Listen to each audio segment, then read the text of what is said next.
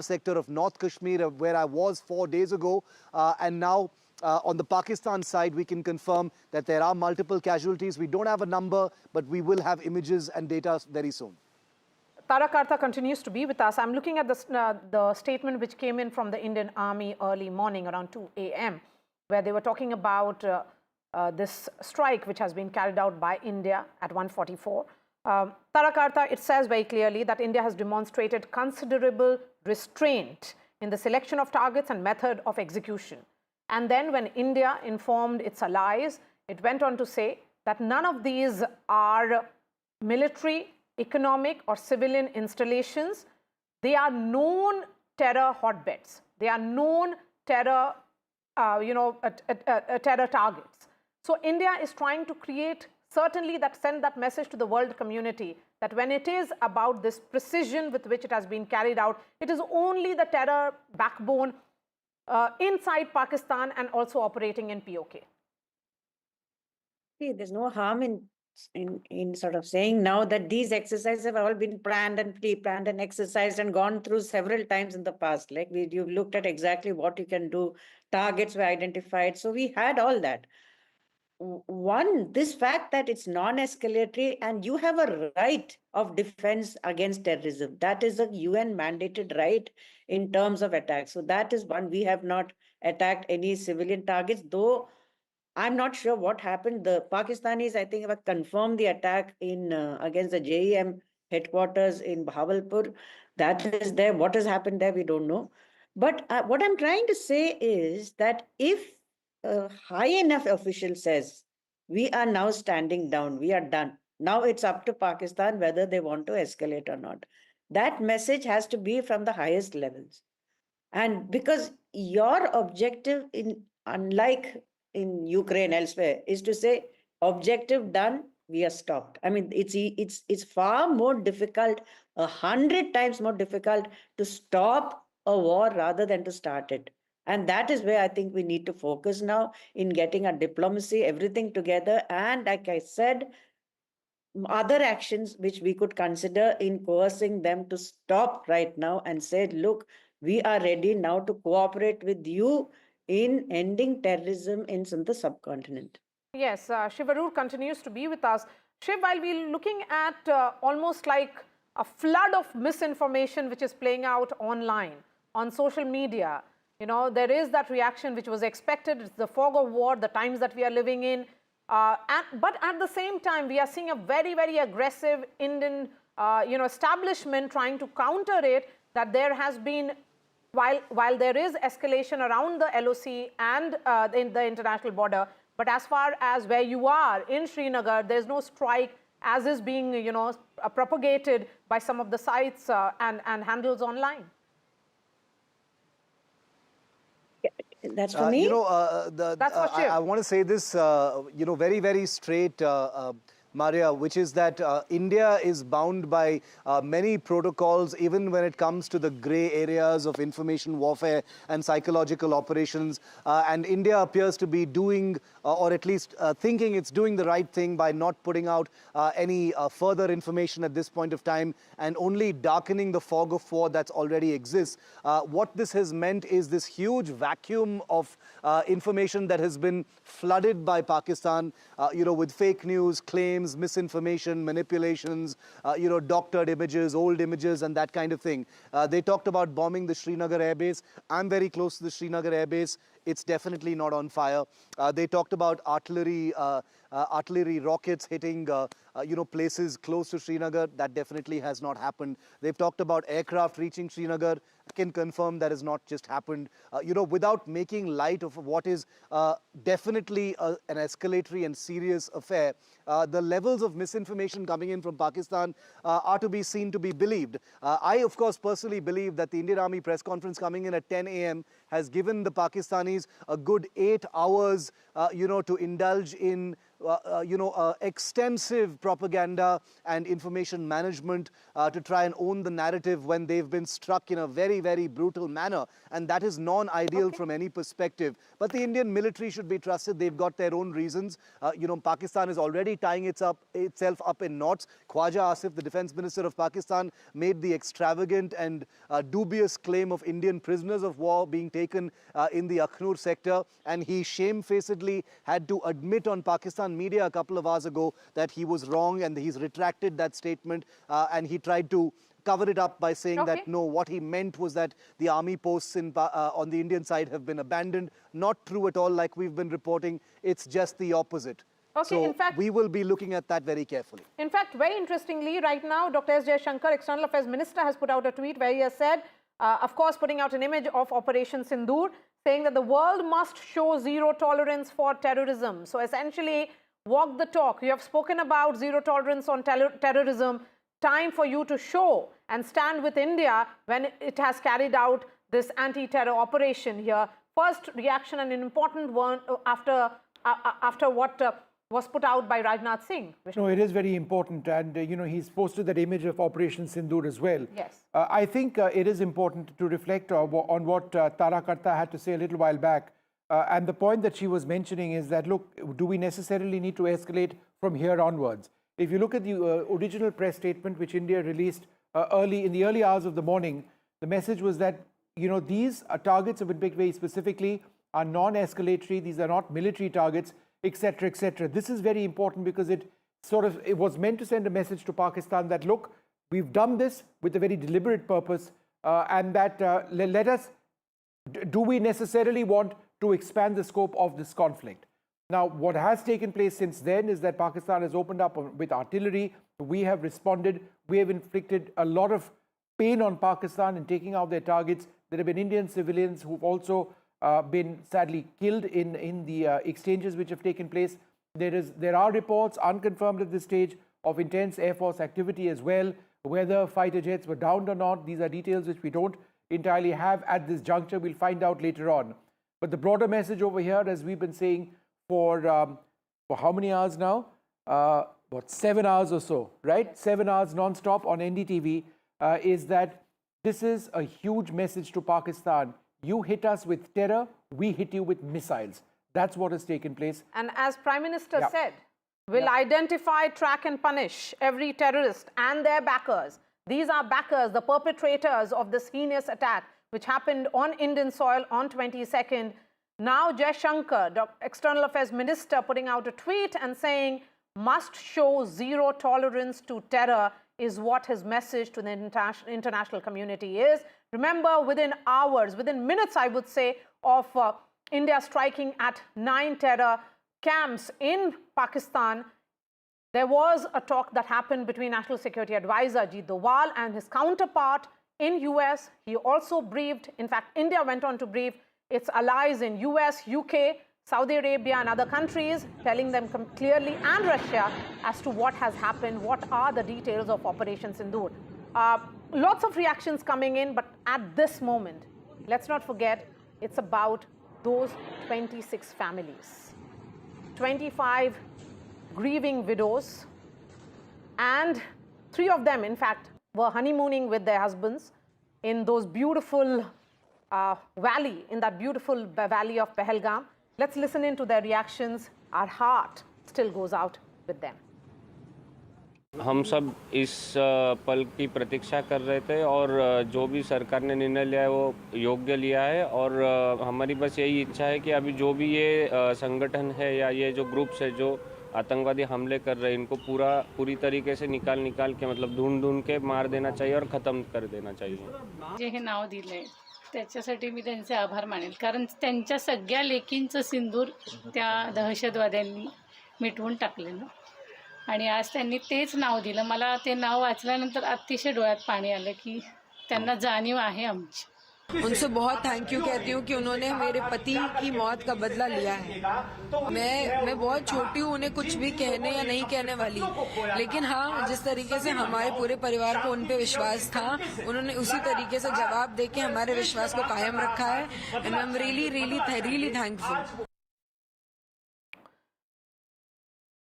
All right, well, that emotional response from the family members who've lost so much, it just reminds us of what these terror attacks were all about. It was a strike at the heart of India. It was a strike on families. It was a strike on people who were tourists who had nothing to lose except they wanted to travel to Kashmir, a part of our country, to enjoy themselves. And look what has happened now. India and Pakistan involved in intense military duels right now after India responded to the Pahalgam terror attack by hitting Pakistan with a volley of missiles in an operation conducted by the Air Force and the Army, possibly the Navy as well. We are waiting for more details on that. The deepest strikes from India to Pakistan, 150 kilometers in one place, since the 1971 war. We've not seen this during Balakot. We've not seen this since the 1971 war. Multiple areas, 9 targets, all taken out. Yes, and it's coming on a day that India was carrying out drills, will be carrying out drills as well, the first since 1971. It becomes important because particularly in the wake of what has happened around 140 is what we are being told. Of course, details will emerge when the Indian Army will hold that press conference at 10 a.m. at the National Media Center here in the national capital. Shiv Arur continues to be with us. Countries are backing India. A lot of reactions coming in. And we are also seeing now Turkey come out in support after Pakistan. India, in fact, back Pakistan now, as expected. That's not much of a surprise here. But Shiv, let's look at the fact here of what should we expect at 10 a.m. Are we expecting a press conference only by the Indian Army? Because now it's happening at the National Media Center and we have seen the significance of this place. Should we expect other services and their representation as well? I sincerely hope so, Maria. At this point of time, the military is being very tight-lipped as to what the composition of that press conference is likely to be. Remember, after the after the surgical strikes happened in 2016, it was the Director General then of Military Operations, Lieutenant General Ranbir Singh, who had held the press conference at that time. He went on to become the Northern Commander of the Indian Army. After Balakot, there was no press conference, though Air Chief Marshal B.S. Dhanoa, who was the Air Chief at that time, did talk to the press, and then it was left to the Indian Air Force, to hold a press conference. It became a big mess. This time, I'm wondering what it's likely to be. Is it going to be the Indian Army once again that conducts the press conference? Is it going to be tri-service? It is not clear just yet. But apart from who's going to address the press conference, the more important aspect is what the format is going to be. Exactly. Our colleague Rajiv Ranjan has reported that it is likely to be just a statement being read out with some scant details of this operation, with no Q&A and no follow-up questions from the media. I hope that is not the case, because right now, as we've been discussing since 2 a.m., there are a multiplicity of questions. There's a great deal of misinformation that's being put out that is growing roots because, there are no factual rebuttals taking place. We're holding on to a lot of unverified information regarding of fighter aircrafts being shot down, etc. Because we've decided to only go with authentic information from our forces, not because we're timid about reporting military aircraft losses which are factored into escalations of this kind in any military confrontation. So it's nothing to be embarrassed about in that sense. But given the number of loose ends, missing pieces, fog of war, disinformation, fake news, social media narrative and propaganda, I am hoping this is going to be a substantive press conference, because that is the order of the day, and that will also signal that real lessons have been learned after 2019, when it must be admitted that India just allowed Pakistan to walk away with information warfare narrative and psychological operations. No, that's very important. There's also another strand of information coming in, something which we perhaps would have expected. The Turkish foreign minister reacting in solidarity with Pakistan. Now, Turkey has been arming Pakistan as well. Relations between India and Turkey have been fairly troubled in recent times. But the fact that you've got Turkey, their foreign minister, saying that Turkey stands in solidarity with Pakistan against India's unprovoked aggression, violating Pakistan's sovereignty and killing innocent civilians, is an indicator of how this relationship between India and Turkey needs to be looked at very, very closely indeed. Why does Turkey, a major nation, a major European nation, find it so difficult to accept that terror resides in Pakistan. That has always been the case. There is overwhelming evidence which has always been there. They continue to back Pakistan, which is a state sponsor of terrorism, as we have seen time and time again. But on the other hand, and near Turkey, Israel, which has come out in firm support for India, with their foreign minister saying that Israel supports India's right for self-defense, terrorists should know that there is no place to hide from their heinous crimes against the innocent. So several other reactions will also be coming in. But for the moment, let's quickly move on to the headlines at this hour. India's resounding response to Pahalgam. India strikes back with Operation Sindoor.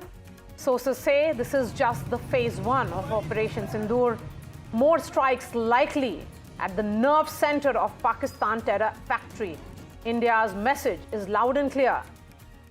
In fact, details are coming in that the 9 targets which have been chosen by India, 4 are inside Pakistan, 5 in Pakistan-occupied Kashmir. Sources say casualties are there in Pakistani army. External Affairs Minister Jaishankar tweets, must show zero tolerance to terror. Operation Sindoor, what we know of this strike, it is right inside Pakistan, 150 kilometers inside Pakistan. Prime Minister Modi monitored the operation through the night.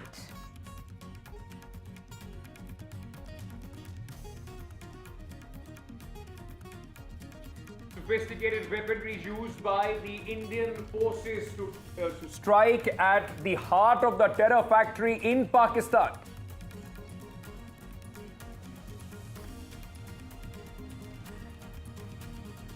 It's cornered. Pakistan resorts to arbitrary firing along the line of actual control and along the LOC and international border.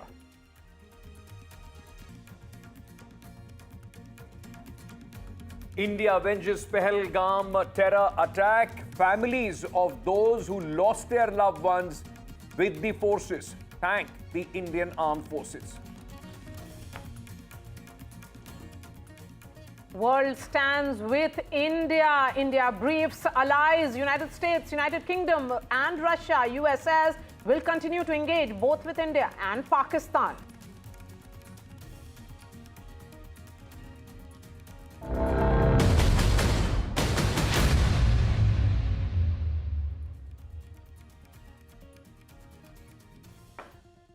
Good morning, viewers. For all of you who are joining us at this moment, India has avenged Pahalgam. All those who lost their lives, the grieving families have come out in support and have actually said that what has happened at 1:44 a.m. this morning is what they were expecting and nothing less. India has actually struck at 9 terror hotbeds in Pakistan, going deep inside Pakistan. In fact, there are 4 points inside Pakistan, going to the extent of going inside with 150 kilometers. Terror headquarters of Lashkar-e-Toiba, Jaish-e-Mohammed have been hit in this precision strike, which all the 3 forces of the Indian Army, Navy and the Air Force have conducted together. 26 innocent, those who died in Pahalgam, their deaths have been avenged. A strong and loud message has been sent to Pakistan.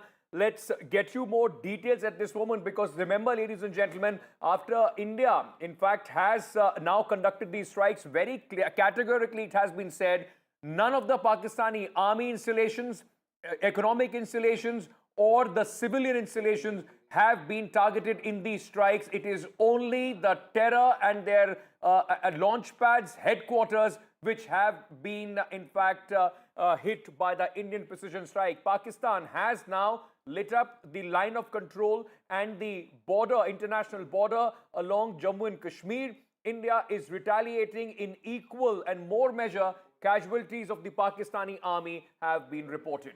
In 2 hours from now, the Indian Army will be holding a press conference. At 11 a.m. is when the Cabinet Committee on Security Affairs meets.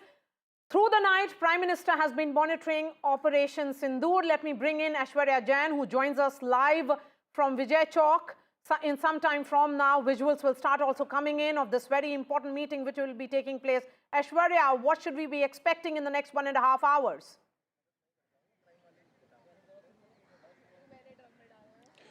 Well, first the press conference, a joint press conference by the Ministry of Defence and Ministry of External Affairs at the National Media Centre. What we have been told is that a statement will be read by the representatives from the Ministry of Defence regarding Operation Sindoor. It is, of course, post that what we will see is the CCS that will be chaired by Prime Minister Narendra Modi at 7 Lok Kalyan Marg, and post that a full-fledged cabinet meeting in which, of course, there would be the government would be briefing about the entire operation to the cabinet colleagues as well, and what decisions perhaps the government of India takes now to combat the reaction of the Pakistani side, and how the India's response would be. But very important to note over here is government of India, ticking each and every box possible, and all of those smaller meetings that led to the bigger action that India had done, all were in alignment. And of course, now what we're hearing is from different political parties as well. The statements have coming in. All are unitedly supporting the government and certainly backing our Indian armed forces. And that's where we have been also told that the government might call the all-party meeting later today or tomorrow to brief the political parties as well. So certainly it is a joint plan of action that we can see perhaps in next 2 or 3 days in terms of what government's internal action would be. But certainly all eyes would be at 10 a.m. when the Ministry of Defence and Ministry of External Affairs would be conducting that press conference. Yes, so India has executed Operation Sindoor, which is a calibrated military response to the Pahalgam terror attack, in which terror hubs in Pakistan, including Mudrike and Bahawalpur, have been targeted. I can see Sunil Prabhu, who continues to be with us. Sunil has been reporting since 2 a.m. from right outside Rajnath Singh's residence. Rajnath Singh, the Defence Minister, Sunil, in fact, within minutes of the detailed press release which was put out by the Ministry of Defence, said, Jai Hind ki Sena. That was a message that how India has achieved what Rajnath Singh also, the Defence Minister, had spoken about just 24 hours back, that whatever Indians are expecting, that sentiment is going to be reflected in India's action.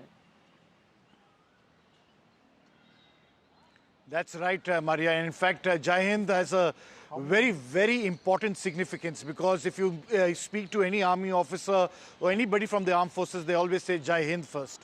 And that's important. And when you say Operation Sindoor, you know, the mark it signifies a lot with the red, vermilion. It makes that very, very important distinction that India is avenging what has happened to innocent people who lost their lives. They had no relation to terror or to the incidents that had happened, and Pakistan-sponsored terrorism has and made them a victim.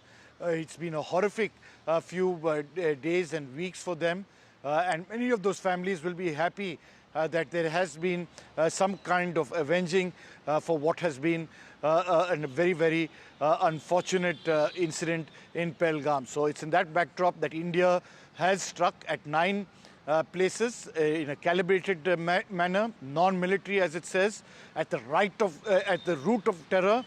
People who have been responsible for Pak-sponsored terrorism on our borders, be it the Jaish-e-Mohammed, be it the Lashkar-e-Toiba.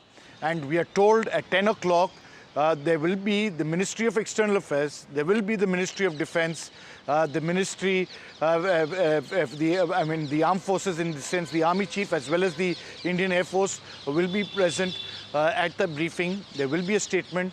We'll wait and see how things play out, but definitely these are very, very tense moments, because we'll now have to see what does our neighbor on the other side decide to do, whether they will respond or not. And those are, extremely important steps, and what is the response that we do in this backdrop. So it's a critical state, thing. But at this, it's tense moments. But we'll wait and see, Maria. Absolutely, how because things where play it out goes from in the here, next, it all few depends on hours and Pakistan. Because India has demonstrated its capacity. We have only hit the terror targets, nothing else. But there is a lot of significance in what and the areas which have been targeted. Let me go across to Vishnu Shom, our colleague, just to give you a sense of how important and significant are these strikes. All right, well, let's just bring you a map, give you a full idea of where it's taken place. What makes it particularly significant is that none of these were shallow strikes, which is what took place in 2016 during the surgical strikes. 2019 was somewhat deeper, but Bahawalpur doesn't lie west of Jammu and Kashmir. It lies west of Rajasthan and Punjab, approximately 150 kilometers from the international border. 150 kilometers from the international border means that the strike which took place over here in Bahawalpur is the deepest strike that has taken place by India on a target in Pakistan since the 1971 war. If we move further north, there have been strikes which have taken place along the line of control and the international border as well. These are some of the major areas. There have been others as well where strikes have taken place. In the Muridke area, there's been another major terror camp which has been targeted. That lies 30 kilometers or lay 30 kilometers inside Pakistan. In the Sawai camp, again 30 kilometers inside Pakistan. Gulpur, another area which is struck. There have been other areas as well, but these are some of the main ones where India has gone in. The point being that from approximately 25 to 35 kilometers in the line of control and the international border area of Jammu and Kashmir to 150 kilometers opposite Rajasthan and Punjab, these strikes have gone in using long-range weaponry. As a result of this, this entire area, all across, going all the way north along the line of control and the international border, that has been active. It has been active as a result of very heavy shelling which has taken place from Pakistan. India has responded. We have inflicted significant casualties all across the line of control. This, of course, is the boundary as we claim it, the line of control a little bit inside, and that is where we have actually hit Pakistan very hard. Our sources confirming that there have been casualties on the Pakistani side as well. Let's move on now to the next page, give you a few more details of what exactly the situation is. So do we have any more graphics that we can bring up for our viewers? Right, so this is important. Again, this is Bahawalpur, what I was talking about, 150 kilometers west of Punjab, Rajasthan. It is the terror group Jaish-e-Mohammed's headquarters. The headquarters of the Jaish-e-Mohammed has been blown up. That's the significance of this particular target. It is absolutely critical. After so many decades of terrorism, India has destroyed the headquarters of the Jaish-e-Mohammed. Bahawalpur was a planning hub for several major terrorist attacks which took place. There are other important points which are also there. Let's focus a little bit now on Muridke. I was talking about Bahawalpur earlier on. Let's talk about Muridke. This is the major base of the Lashkar-e-Toiba that has been taken out and destroyed. These were very precision-guided weaponry. We use scalp missiles, long-range cruise missiles, hammer missiles as well. Muridke, why is that important? Because the 2611 Mumbai attackers had trained over here. Right over here, 30 kilometers inside Pakistan. That camp is gone. Let's focus on Gulpur. Gulpur is over here, a little bit to the north, along what appears to be the line of control. Right, the LOC, Gulpur is a launch pad for attacks in the Rajouri and Poonch area in 2023-2024. Sawai is over here, or opposite or near Gujranwala in Pakistan. That was an important terrorist area as well. And Kotli, another area, we haven't marked all of them. Sarjal, Barnala, these are all close to the line of control areas where terrorists were trained. We often use the words terror training camp. These weren't just terror training camps or launch pads. This is what the hub of Pakistan's terror network. Many of those, including the main camp of the headquarters of the Jaish-e-Mohammed, has been blown up. Yes, let's now look at this video which has been put out by MyGov, which is the official handle of the government of India, and then I'll go to the reporters.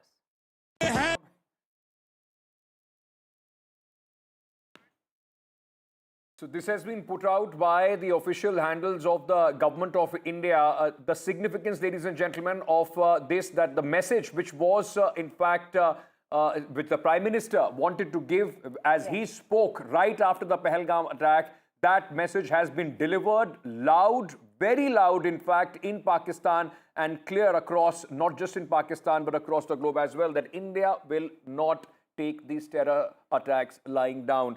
Now, remember, these are very, very significant action that has been taken place. Like Vishnu was also explaining just a moment back, inside Pakistani territory in mainland Pakistan, possibly for the first time since the 1971 war, that an operation of this nature has taken place in POK, Pakistan-occupied Kashmir as well. But right at the head, where you see the big bad boys of terror, the Pakistan's main export to the world, where they sit in their headquarters, even the message has been sent that they are not safe even if they sit deep in Pakistani territory. Nazir, Masoodi, Aishwarya, my colleagues are with us. Nazir, very quickly coming to you at this moment, heightened sense of security in Srinagar. Now, of course, the city would have woken up to what has been happening. It has been an uneasy night with the kind of air activity that we have seen over Srinagar. What's happening at this moment in Srinagar? Well, the schools around Srinagar airport have been closed. As we have reported earlier, schools in all the border districts across Jammu and Kashmir have been closed, which include Jammu, Kutwa, Samba, Poonch, Rajouri, Kupara, Baramulla, and Gurez as well. So it's a tense situation. There's multiple things which have been happening on the ground. Border areas have borne the brunt of Pakistani shelling, and even the marketplace like Tangdar have been ravaged by this heavy artillery shelling from Pakistan. 3 civilians have been killed, over a dozen have been injured. Condition of some of the injured is stated to be critical. It is very, very tense and difficult situation for the people living in the borders. Many have lost their homes and the business centers as well. In Pulwama, when fighter jet appears to have crashed during the night, and Air Force officials and the police is on the spot right now to clear the wreckage. So that's unclear what exactly has happened, but there have been several instances during the night. It was really night of confusion. There was massive air activity going on. But important thing this time is, unlike 2016 and 2019, when Pakistan was in denial mode, whether it was surgical strikes after Uri terror attack or it was the Balakot strikes after Pulwama suicide attack, both the times Pakistan was in a denial that nothing has happened, no damage has been caused. This time they are saying there have been 8 casualties, even as they claim all of them are civilian, mostly men and children. But the fact is, these places which have been targeted have been known as the terror headquarters, like the Jaish-e-Mohammed headquarters in Bahawalpur, Burdiki, this Lashkar-e-Taiba, or Markaz-e-Dawat Rashad, which was originally its name, and the Hizbul Mujahideen headquarters in Muzaffarabad and Kotli. All these places have been targeted during the by India, and clearly this time BVR technology has been used, which is beyond visual range technology has been used. You need not necessarily go inside and hit them, like it happened when Abhinandan had to eject from his fighter jet, and then he was captured for some days there. And eventually Pakistan was forced to release him and he moved back to India. But this time BVR technology was used to hit all the terror targets in Pakistan. 9 sites have been, targeted, and it has caused substantial damage also to Pakistani military installations across the line of control, as India has hit back very, very severely with artillery guns. Yes, and the name of this entire operation, Operation Sindoor, cannot be missed either. It is that vermilion, that's what it stands for, Sindoor. It's symbolic of married women, worn by married women in India. And among those, remember on 22nd what played out? The men were separated from their spouses, their families, and they were shot dead. And among them was Lieutenant Vinay Narwal, a naval officer who was on honeymoon with his wife Himanshi Narwal. They had been married just 4 days ago. His wife has spoken out after this Operation Sindoor. Let's listen in. ये बहुत ही अच्छी बात है कि जो उन्होंने मोदी साहब ने बदला लिया है और मैं उनके साथ हूँ, जनता उनके साथ है और हमारा सारा परिवार उनके साथ है। सेना के जवानों को मैसेज देना चाहेंगे आगे भी वो लड़ाई लड़ रहे हैं? मैं वो सेना के जवानों को यही मैसेज देना चाहती हूँ कि आगे बढ़ते रहो और ऐसे ही बदला लेते रहो कि कि ऐसी कोई घटना दोबारा न घटे, उनको मुंह तोड़ जवाब देना ऐसे ही देना चाहिए। लेकिन अब लगता है कि जो आपके अंदर आक्रोश था जिस तरह से सब हुआ पहलगाम के अंदर, अब जब बदला लिया है तो अब क्या कहना चाहेंगे कि वाकई आक्रोश पूरा हुआ जो आपके मन में चल रहा था? हाँ जी, मैं बहुत खुश हूँ उसके लिए, बहुत ज़्यादा ही खुश हूँ और आगे मेरे हस्बैंड ही बोलेंगे। श्रद्धांजलि मिली आपको लगता है उन तमाम लोगों को जिनकी जान गई पहलगाम में, सभी लोग? हाँ जी, उन सभी को श्रद्धांजलि मिली है कि भाई उनकी जान जायज रही है, वो जो शहीद हुए हैं उनको न्याय मिला है। ऑपरेशन हम सब इस पल की प्रतीक्षा कर रहे थे और जो भी सरकार ने निर्णय लिया है वो योग्य लिया है और हमारी बस यही इच्छा है कि अभी जो भी ये संगठन है या ये जो ग्रुप्स है जो आतंकवादी हमले कर रहे हैं इनको पूरी तरीके से निकाल के मतलब ढूंढ के मार देना चाहिए और ख़त्म कर देना चाहिए। जे हे नाव दिलंय त्याच्यासाठी मी त्यांचे आभार मानेल, कारण त्यांच्या सगळ्या लेकींचं सिंदूर त्या दहशतवाद्यांनी मिटवून टाकलेलं आणि आज त्यांनी तेच नाव दिलं। मला ते नाव वाचल्यानंतर अतिशय डोळ्यात पाणी आलं की त्यांना जाणीव आहे आमची। उनसे बहुत थैंक यू कहती हूँ कि उन्होंने मेरे पति की मौत का बदला लिया है। मैं बहुत छोटी हूँ, उन्हें कुछ भी कहने या नहीं कहने वाली, लेकिन हाँ जिस तरीके से हमारे पूरे परिवार को उन पे विश्वास था, उन्होंने उसी तरीके से जवाब देके हमारे विश्वास को कायम रखा है and I am really thankful. हमें ऑपरेशन सिंदूर के बारे में न्यूज़ चैनल से मतलब हमारे परिवार वालों के कॉल आए हमें और तब पता चला कि भारत ने जो पहलगाम में हमला हुआ था उसके ऊपर आज उन्होंने रिएक्शन मतलब उनको उत्तर दिया है इसके बदले में एयर स्ट्राइक करके। पहले तो मिशन का नाम सुन के हम लोगों को बहुत मतलब मैं तो बहुत रो रही थी सुन के। सिर्फ इतना बताना चाहूँगा कि मेरे पिताजी को और मेरे दोनों मामा को और जितने भी 28 लोग हैं उनको शांति मिली होगी ये देख के। और मेरा सिर्फ इतना कहना है कि ये सिर्फ एक अटैक नहीं होना चाहिए, जितने भी है सबको नेस्तनाबूद कर देना चाहिए। All right, so just in a couple of hours from now, an hour and a half is when that important press conference will take place. I think just to contextualize what has taken place, we've shared the details with you. We will continue to do that. There have been about 9 terror camps in Pakistan, some very deep inside Pakistani territory, which have been struck.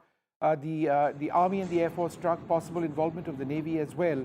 But where does this now go? The situation is very fluid, it's unclear, it's very, very tense. The line of control in the international border have entirely opened up. Very intense artillery duels taking place. India has inflicted damage significant, including casualties on the Pakistani side along the international border and the line of control in Jammu and Kashmir and counter artillery shelling. But the question that needs to be asked is, what happens next? Are we done? Is it over? Is India going to look to go in with more strikes, or does this end over here? Does Pakistan accept this? There have likely been Air Force activity and Air Force operations as well, which have taken place. There are reports of fighter aircraft which may have gone down. We are waiting for more confirmation on that. 10 o'clock is going to be crucial.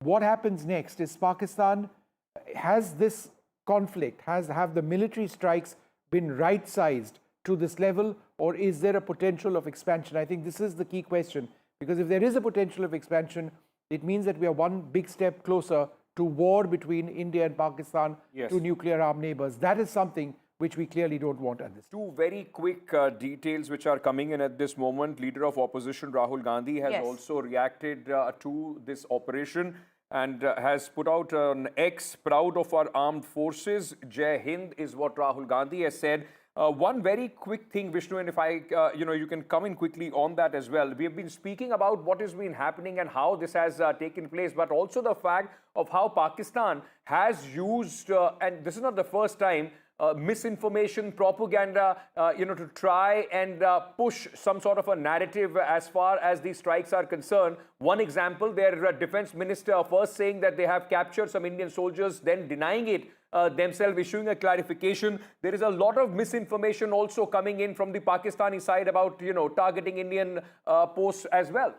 There's a huge amount of misinformation which has come out. And let me spell out what those are, because this is confirmed that this is misinformation. Number one, 15 locations hit inside India by missiles as a retaliatory strike by Pakistan. Fake news. Srinagar Air Force Base struck by the Pakistan Air Force. Fake news. A brigade headquarters of the Indian Army destroyed. Again, fake news.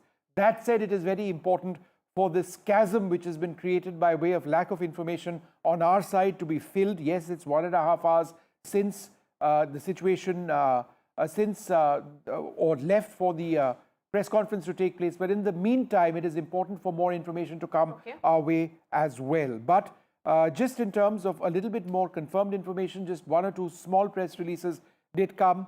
Pakistan resorted to arbitrary firing, including artillery shelling from posts across the line of control and the international border. 3 innocent civilians have lost their lives. In subsequent information, which was shared to us by defense sources, India has retaliated heavily to that. And my sense is that that may not have ended immediately. Okay, we have our reporters also joining us at this hour. Vasudha Venugopal is joining us from outside the Prime Minister's residence, which is 7 LKM. Aishwarya continues to report from Vijay Chowk, very close to South Block, where some meetings will be happening any moment now. Vasudha, coming to you. Prime Minister Narendra Modi has been monitoring the entire Operation Sindoor through the night.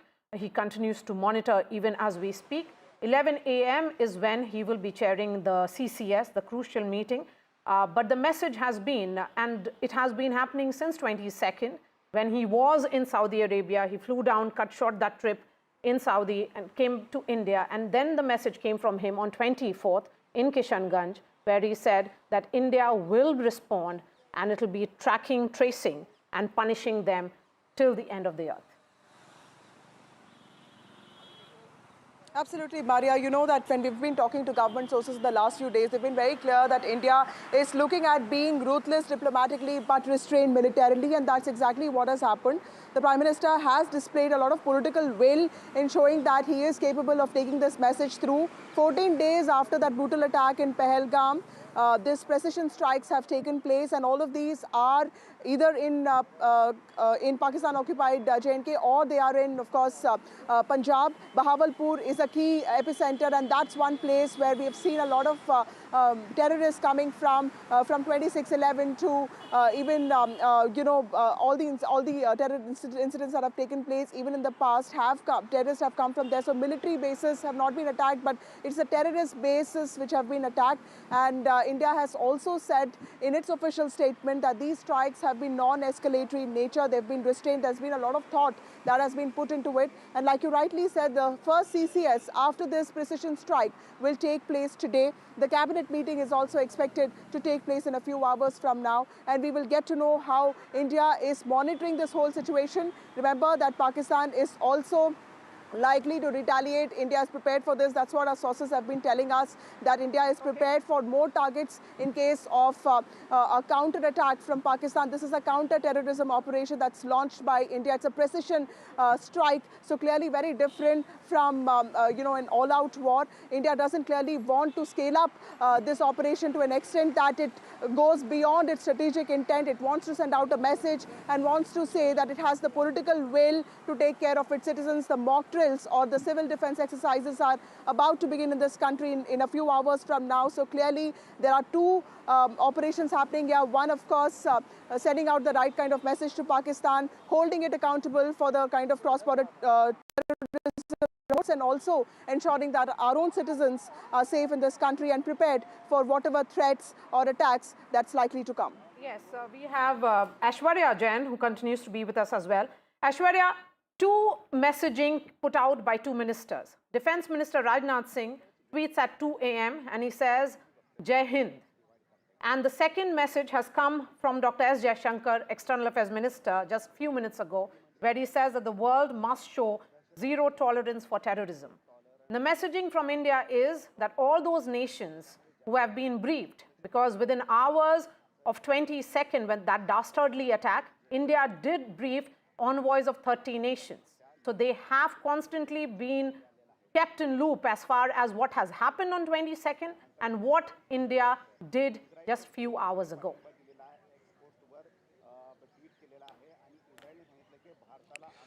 Well, since the Pahalgam terror attack, I've been tracking all of these meetings that were taking place in the national capital, be it on the front of Ministry of External Affairs.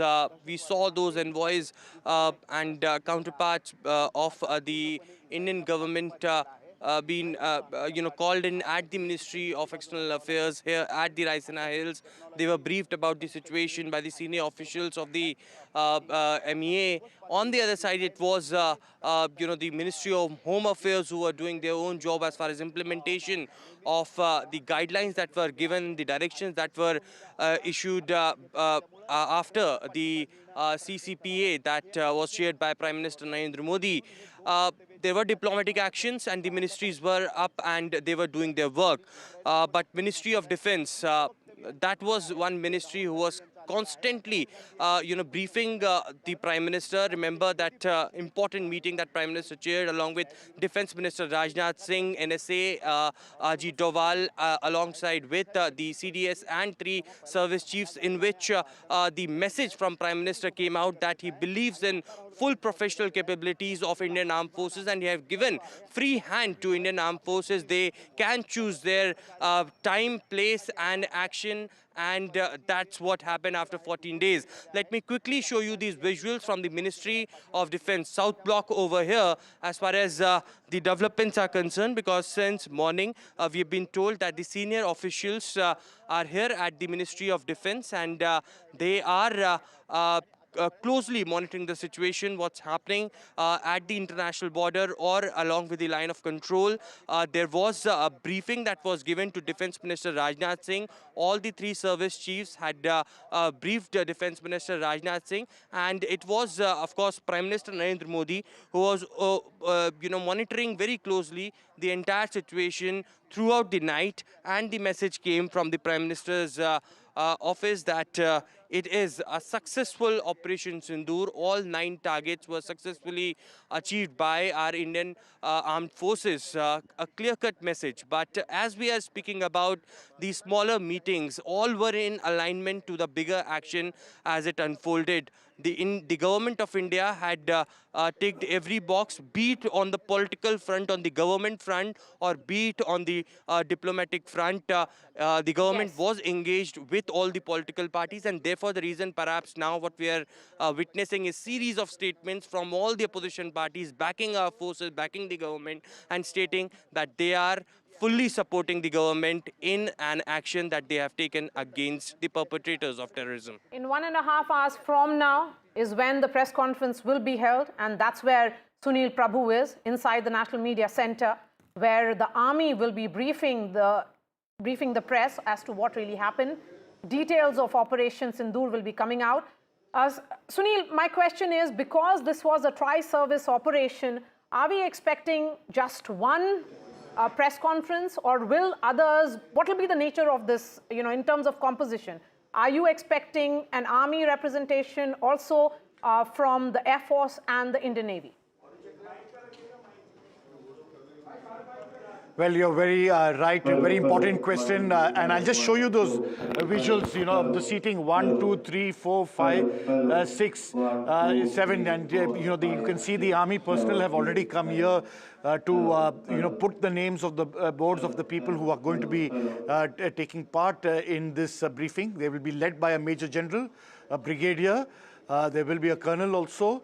And as you rightly pointed out, there will be somebody from the Indian Air Force who will be present. We are also told the MEA spokesperson will be there to be part of this entire, so that India speaks in one voice to the world and sends a very correct message about what exactly is happening, Maria. And, these are statements which will be extremely carefully watched.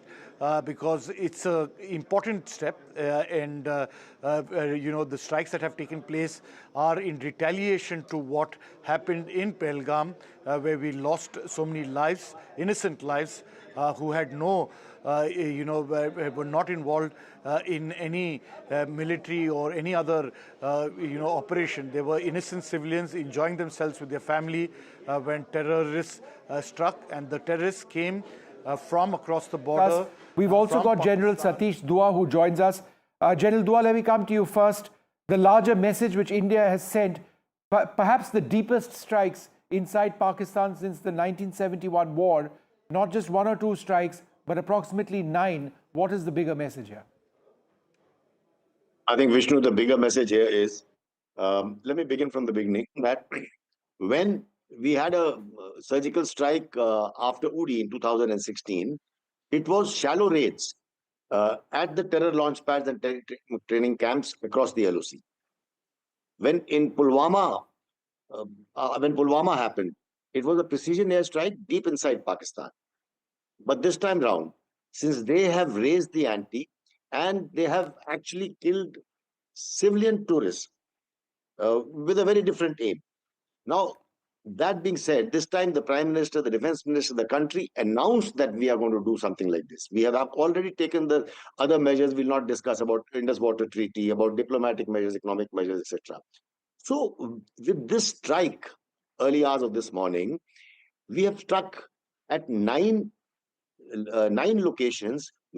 As Prime Minister said, we will not only hit the terrorists, but also the terror ecosystem across the border. And that is precisely what we've done. There are 2 things in this. Before I come to the message, I think striking at the headquarters of LET, the Jaish-e-Mohammed, this is the kind of strike at the ecosystem. And for the first time, it is not only deep inside Pakistan, 4 locations in Punjab have been struck. Now, Punjab, everyone knows, is the heartland of Pakistan. And this time round, Murid Ke is 30 kilometers from Lahore. So these are the kind of, this message that goes across now is very clear. I'm sorry I'm interrupting you here. Just give us a moment, because my colleague Radhika is in Mumbai at this moment, and she's joined by one of the victims of the Pahalgam terror attacks. Their family is with Radhika. This is a significant moment, Radhika, for the people, those who lost their loved ones in that dastardly terror attack. Absolutely. This was a significant moment as far as families of the victims are concerned. 64-year-old Dilip Desley lost his life when he was on a holiday with his wife, and he was shot dead in front of his wife. This is what happened. He was from Panvel, and I am with his relatives, Dilip Desley's relative Prajakta as well as Sanjay. Of course, a retaliatory step has taken place. India has attacked Pakistan in several of the terror infrastructure. Do you see this as a sense of justice for families of those who lost their loved ones? Honestly, sense of justice, that would be a right answer. A person has already been lost. So only thing is what Honorable Prime Minister has done, a huge respect to him for what he has done today. But I can't say it's injustice for our family. All right. What do you want to say, sir? Is there some sort of closure for a family member? I have a strong belief in my government, and I am very happy and proud. But the only thing is that ensure that this is not repeated, because even a small single loss is a big loss for a family. And it is not the one person who is get affected, it is a hell lot of people get affected.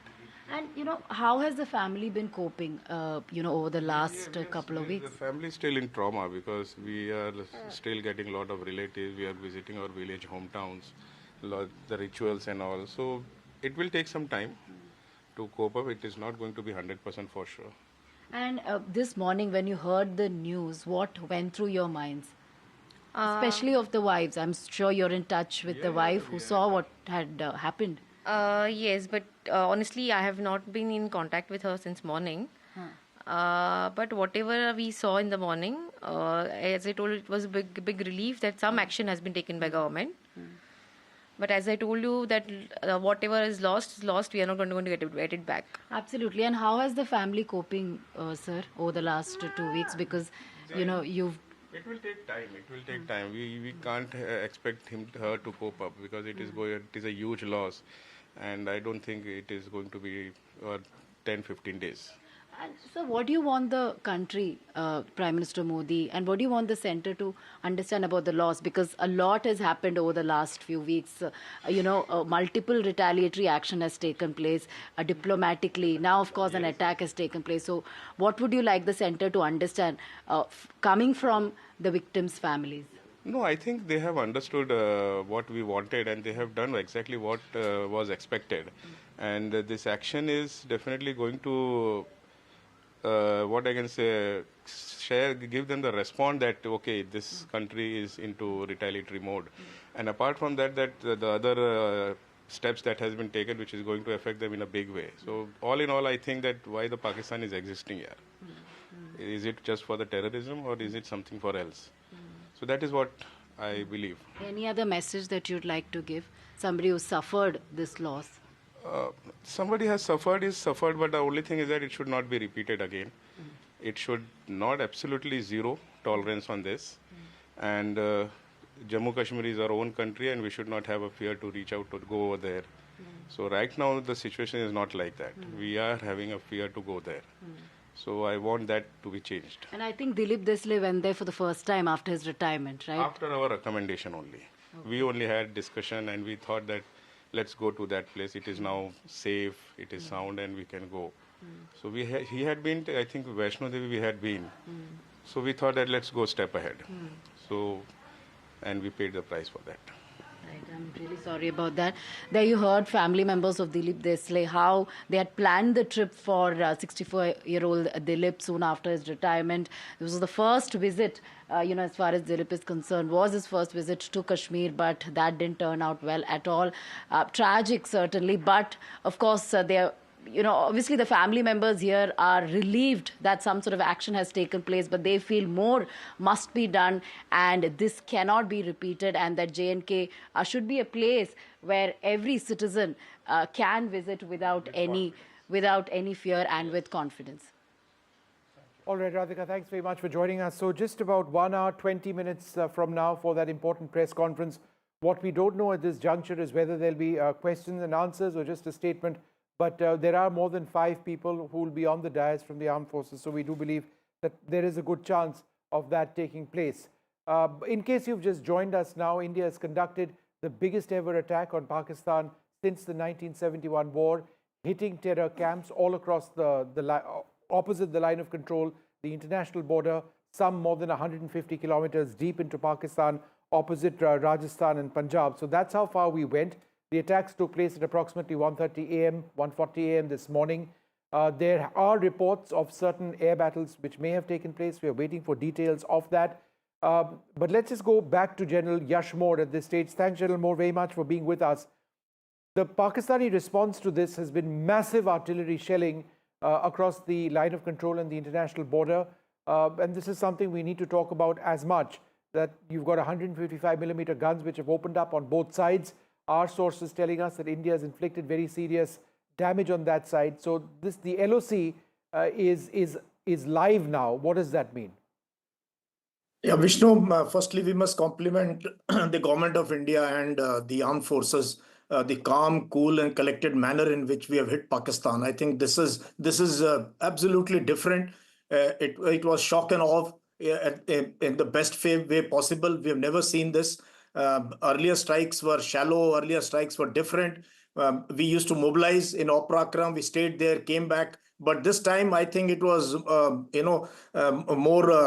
better calculated, better synergy between the forces and, of course, the nation at large. So compliments to the forces to have done this. Now, coming to the, strike proper and what is going to happen on the LC. See, the philosophy of proactive stance is very clear. We have hit them hard.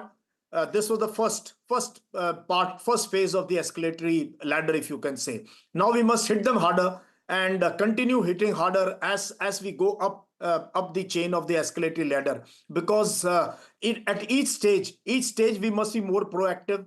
We must be more aggressive. because we have hit all targets which are of Lashkar-e-Toiba and Jaish-e-Mohammed. No military targets have been hit or installations where Pakistan Army and all is there. So probably once the retaliation comes back, then we will be having second list, third list, and many other options will be available to the forces. Many other target lists will be there, which will be activated now. So I think this is time to stay strong, stay united, and do not believe in a lot of Pakistani propaganda that would have started or is already started on the social media. Vishnu. First response, sir, and as expected from Pakistan, of course, they try and push in as much propaganda as they can to try and build some sort of a narrative for them, but very quickly, because we are talking about specifically, in the border areas, heightened sense of alertness of, anticipating any misadventure from Pakistan. My colleague Gurpreet is joining us at this moment from Firozpur, very close to the border between India and Pakistan in Punjab. Gurpreet, if I may come to you, we are seeing how in Jammu and Kashmir schools have been shut. There is heightened sense of security all across the state. What are you witnessing in Firozpur? Well, yes, of course, we have seen in Punjab border areas, a lot of precautions have already been taken by the local administration. And if we can talk about specifically Firozpur, we have seen all the schools have already been shut down here. Earlier, they have decided to conduct a mock drill here, but now the local and civil administration, they are already in touch with the forces also. They are trying to take a lot of precautions so that they will be able to see and sense the condition which is going on between India and Pakistan at this point of time. We have some of the local people also who have also seen 1971 war. We have seen the people, they are also very aggressive because this is the time to show unity with the nation at this point of time. We will talk to them. तो आपने 1971 की war भी देखी, आज दोबारा देखा है कि जैसे इंडिया ने बड़ा एक्शन किया है स्पेसिफिकली क्योंकि टेररिज्म को अपरूट करने की कोशिश की जा रही है. बिल्कुल 1971 में लड़ाई देखी है हमने. उस टाइम बहुत ज़्यादा दहशत थी. उस टाइम हरियाणा में रहता था, उसमें सब लोग डरे हुए थे, पता नहीं क्या होगा क्या नहीं होगा. आज भी फिरोजपुर में वही माहौल है. स्कूल सारे बंद कर दिए गए हैं. लोगों में डर है कि आगे क्या होगा. लड़ाई से बहुत ज़्यादा माहौल डरावना हो गया है. हर आदमी डरता है. आपने भी लगातार देख रहे हैं कि जैसे देश में लगातार टेंशन बढ़ रही है. स्पेसिफिकली हमने देखा कि जो इंडियन गवर्नमेंट है उसका वो है कि जो टेररिज्म है वो ख़त्म करना चाहिए. तो इसको लेके आज जो स्ट्राइक की गई है, बिल्कुल ठीक किया. जो मोदी सरकार ने किया बिल्कुल ठीक किया. ये होना चाहिए. जो खून खराबा हो रहा है इसका जवाब देना ही पड़ेगा. ये जवाब ना दे तो हम कमज़ोर हो जाएंगे. इसका जवाब जो दिया मोदी ने बहुत अच्छा जवाब दिया. आज फिरोजपुर के हालात बहुत माड़े हैं, बिजनेस ठप हो चुका है. फिर भी हम बॉर्डर में बैठे हैं, हम उनके साथ बैठे हुए हैं. जो होगा अच्छा होगा. तो आप भी इस समय जो सिचुएशन देख रहे हैं इसमें जैसे लगातार देख रहे हैं कि बॉर्डर एरिया फिरोजपुर होने के नाम पे लोगों में भी यहाँ पे आक्रोश है कि जो टेररिज्म की रोज़ एक्टिविटी क्रॉस द बॉर्डर होती है उसको कहीं ना कहीं स्नब किया जाए, ख़त्म किया जाए. जो फिरोजपुर बॉर्डर पे बैठे हैं ना, हमने तो 65 की लड़ाई पहले देखी, 1965 की, फिर 1971 की लड़ाई देखी. लेकिन जो अब लड़ाई है वो टेररिज्म की है. वो टेररिज्म ज़रूर ख़त्म होना चाहिए. बॉर्डर वालों में बहुत उत्साह है कि ये जो मोदी साहब कर रहे हैं ये बहुत अच्छा कर रहे हैं और ये ख़त्म होना चाहिए. इसका ख़त्म होने जो कारण है वो सिर्फ यही है और कोई एक्शन नहीं ले. यही एक्शन जो ले रहे हैं बिल्कुल ठीक है. इसी से वो थोड़ा सा टल पड़ेगी, वरना तो ये बंद नहीं होगा. Well, clear word from the people of this border area from Firozpur. They say the way the Indian government has already taken this initiative to uproot terrorism from across the border. They have already appreciated and they have also shown the solidarity with the nation at this point of time. Though we have seen multiple precautions have already been taken by the local administration and all the schools have already been shut down here in Firozpur area and specifically in district Firozpur. Back to studio. All right. Well, we're just going to come back and again a reminder, 1 hour, 10 minutes or so is when that press conference will happen. And there will be word, I'm sure, hopefully clarity on the extent of the air battles which have reportedly been taking place as well.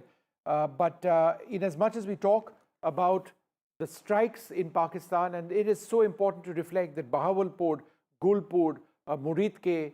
These are some of the areas where India has really hit Pakistan. The Hizbul Mujahideen camp near Sialkot has been blown up. The Jaish-e-Mohammed's headquarters in Bahawalpur has been destroyed.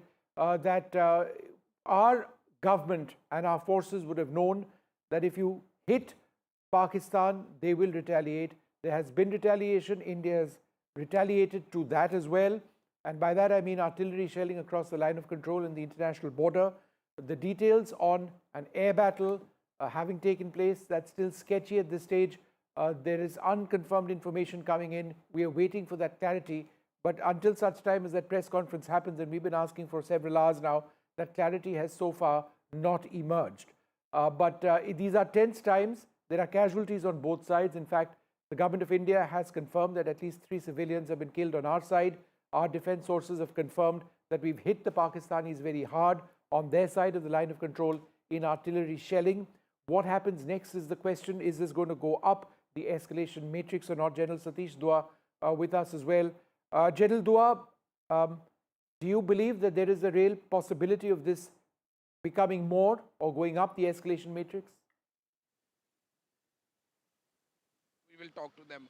So, all right. We don't have General Dua, but General Moore, would you like to take? Yes. Would you like to take that question, General Moore? Yeah, see, knowing Pakistan and Pakistan military, this is the time for them to they look for this anti-India.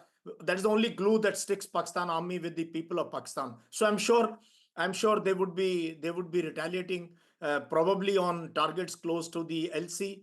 But for them to find targets not going to be easy. If they hit military targets, then the second phase will hit very harder. Any of their formation headquarters, brigade headquarters, divisional headquarters, ammunition dumps, fuel dumps, all that will also become a target. So let's wait and watch.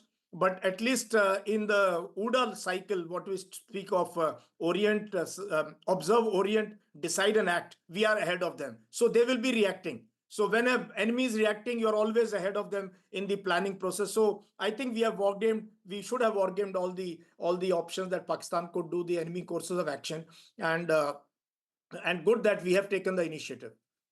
General Moore, while we know about Bahawalpur, Muridke, there are other places also within POK, Savai, for example, Sarjal, Barnala. These are infiltration routes which have been destroyed by India.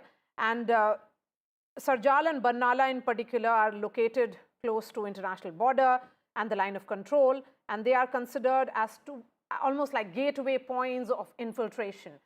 India has chosen its target carefully, calibrated it, and calculated it. And that's why it's saying that it's a strike with great precision, and it's not a strike on a military installation, neither it's a strike on a civilian or an economic installation. I think that it's a brilliant planning, especially hitting Muridke. We've all commanded formations very close to Muridke. It's so close to the border. And Muridke was always the headquarters of Lashkar-e-Toiba. So hitting Muridke, hitting Bahawalpur, deep into Pakistan's Punjab province. So it sends a message also to the local people also, because wherever these, you can say this terror factories or madrasas where they really, nobody likes them around. So I think sooner or later, if these are really destroyed and they don't come up, then it's the best thing possible. In the target that we have hit in POK are exactly the routes where the Pakistan army gets these people together, trains them for some days, and then depending on the time and this thing, they launch them across the LC into in any parts of Jammu and Kashmir. So I think very well calibrated targets, very well hit. And as per reports are concerned, there has been absolutely, we caught them napping. The time, the date. Imagine we planned the mock drills today, and the news that was going around was that probably the strikes will take place after the victory parade in Moscow. So there is amazing amount of, in spite of, there is so much transparency in the battlefield today. But I think we were able to surprise them really well. So hats off to all the planners who've done this brilliant action. While in the Dead of the night, Pakistan woke up with these strikes from India. The message and the bang of these strikes is now being heard all across the world. There are countries, those who are reacting to what India has done. Most countries, and I must underline this, have supported India's retaliation as India's right after the Pahalgam terror attack. Let me go across to our colleague Arjun, who's joining us at this moment from the news pit to give us a sense of how the world has reacted to Operation Sindoor. Arjun, That's go ahead. absolutely right, Ankit. You put things into perspective very clearly and properly. The latest, in fact, statement coming in from the Israeli envoy to India, Reuven Azar, and I'm quoting him here, where he mentions Israel supports India's right for self-defense. Terrorists should know there's no place to hide from the heinous crimes against the innocent. For our viewers joining us right now, in fact, I'll repeat the Israeli envoy's statement where he says Israel supports India's right to self-defense. Terrorists should know there's no place to hide, in fact, from their heinous crimes against the innocent. We've got one more recent statement being released, and this is being released by Japan's Chief Cabinet Secretary, where he says, in regard to the terrorist attack that occurred in Kashmir on the 22nd of April, our country firmly condemns such acts of terrorism. Now, these were two of the latest statements which have in fact come out right now. Meanwhile, the United Nations, America, all other countries are also very carefully following the developments. Not only all of these statements in fact come at the back of Pakistan being slammed at the UNSC, at the emergency closed-door meeting it had in fact called, prior to which our External Affairs Minister had spoken to all the non-permanent members, and also Prime Minister Modi, with his unparalleled outreach to other world leaders, had already briefed them. Back to you, Ankit. Arjun, the significance of the fact that India was constantly keeping its allies informed. Soon after the terror strike, which happened on our soil on 22nd, there was a briefing which was held in the Ministry of External Affairs of 30 envoys. Thereafter, we had seen India carry out its diplomatic offensive, and now the military offensive, and National Security Advisor making that call. But before that, there are some sound bites which have come in. Arjun, just stay with us. Let's listen in to all the reactions coming in. No, it's a shame. We just heard about it just as we were walking in the doors of the Oval. Just heard about it.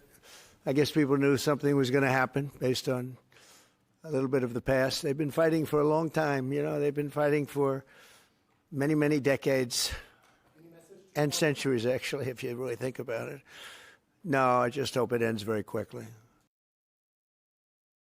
Okay, Arjun, a word on that the need and the diplomatic finesse displayed by India through and through, that it kept its allies informed. Well, all these latest statements coming in actually underline the prowess of not only the Indian military, but also the External Affairs Ministry, and in fact, Prime Minister Modi, as you mentioned, Maria, we've been seeing repeated outreaches to international leaders and foreign ambassadors, as you mentioned. Right after the attack, the External Affairs Minister, in fact, convened a meeting and briefed all of these ambassadors, which is really important. This was in the build-up to what happened at the UNSC, where Pakistan was in fact cornered and questioned on its ties with terrorist outfits, including the Lashkar-e-Toiba, among others. And this was, of course, followed by Operation Sindoor, the strikes, and the international community again coming to India's fold and slamming Pakistan-sponsored terrorism. All right, Arjun, thank you so much. And the viewers who are joining us at 9 a.m., the headlines that we are tracking this hour: India has avenged the terror strike which happened on our soil on 22nd of April. India's resounding response to Pahalgam. India strikes back at Pakistan. Operation Sindoor is carried out. 9 targets struck, 4 inside Pakistan, 5 in POK. Sources say that Pakistan Army has suffered casualties.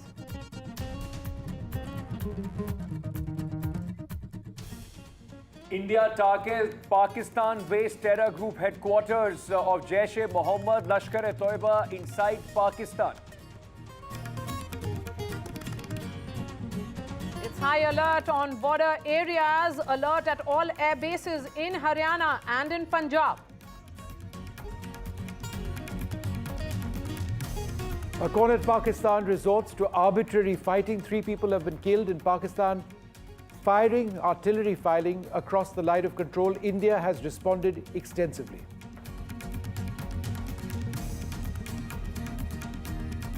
As India avenges Pahalgam terror attack, victims' families thank the forces, say they are proud of Indian armed forces. India briefs its allies in US, United Kingdom, UAE and Russia. United States says will continue to engage with India and Pakistan.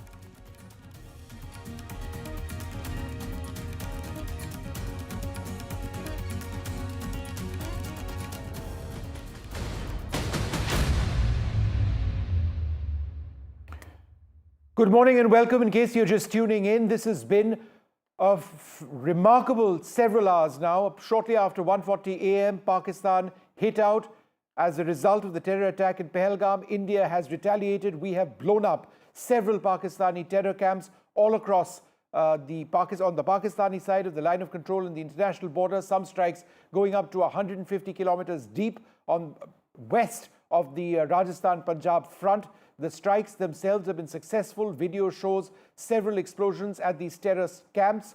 The base, the headquarters of the Hizbul Mujahideen has been blown up. Some of the major terror camps of the Lashkar-e-Toiba have been destroyed. These are the most in-depth strikes done by India since the 1971 war on Pakistan. We're going to get reactions very soon. We hope to be joined by the former Army Chief General Bikram Singh in a little while from now. But in the last little while, Pakistan has responded through artillery, shelling, 155mm gun shelling across the international border and the line of control. India has retaliated, but there have been casualties there on both sides. Very significantly, in less than an hour from now, a press conference by the Defence Ministry where we will get clarity on just what has taken place. Yes, and the Prime Minister's office has communicated that the Prime Minister was monitoring the entire Operation Sindoor through the night. It was the Defence Minister Rajnath Singh who put out a tweet lauding the Indian forces, and then came the reaction from External Affairs Minister, who says that the world must actually believe and walk the talk on zero tolerance to terrorism. There will be an all-party meeting which will be chaired by the government as well, where the government will be briefing all the political parties. In the last few hours, all the reactions which have come in from the Congress to other parties, the regional players, have been of standing with the Indian forces. The entire political class of India is speaking in total solidarity and in unison as India has avenged 26 innocent lives lost in Pahalgam. We have Shivaroor joining us live from Srinagar. We also have Vasudha Venugopal joining us from 7 LKM. That's where the Cabinet Committee on Security Affairs will be held any moment. In fact, that's going to begin at 11 a.m. I can see Nazir joining us as well from Srinagar. Beginning with Shiv. That's right, but very important, as both my colleagues were saying, it is going to be at 10 a.m. when we'll have more official clarity on how and what has happened as far as Pakistan is concerned, and a lot of questions about what has transpired on the Indian side, some unconfirmed reports also coming in, and a lot of propaganda from the Pakistani side. But Shiv, without further ado, coming to you at this moment, you're out and about Srinagar in a heightened sense of security at this moment, a lot of tension also in the air, because already the LC and LOC and the international border have been lit up with the indiscriminate firing from Pakistani side. Ankit, we've just returned. We're on the road towards the forward areas, including Uri. We've just been turned back on this highway.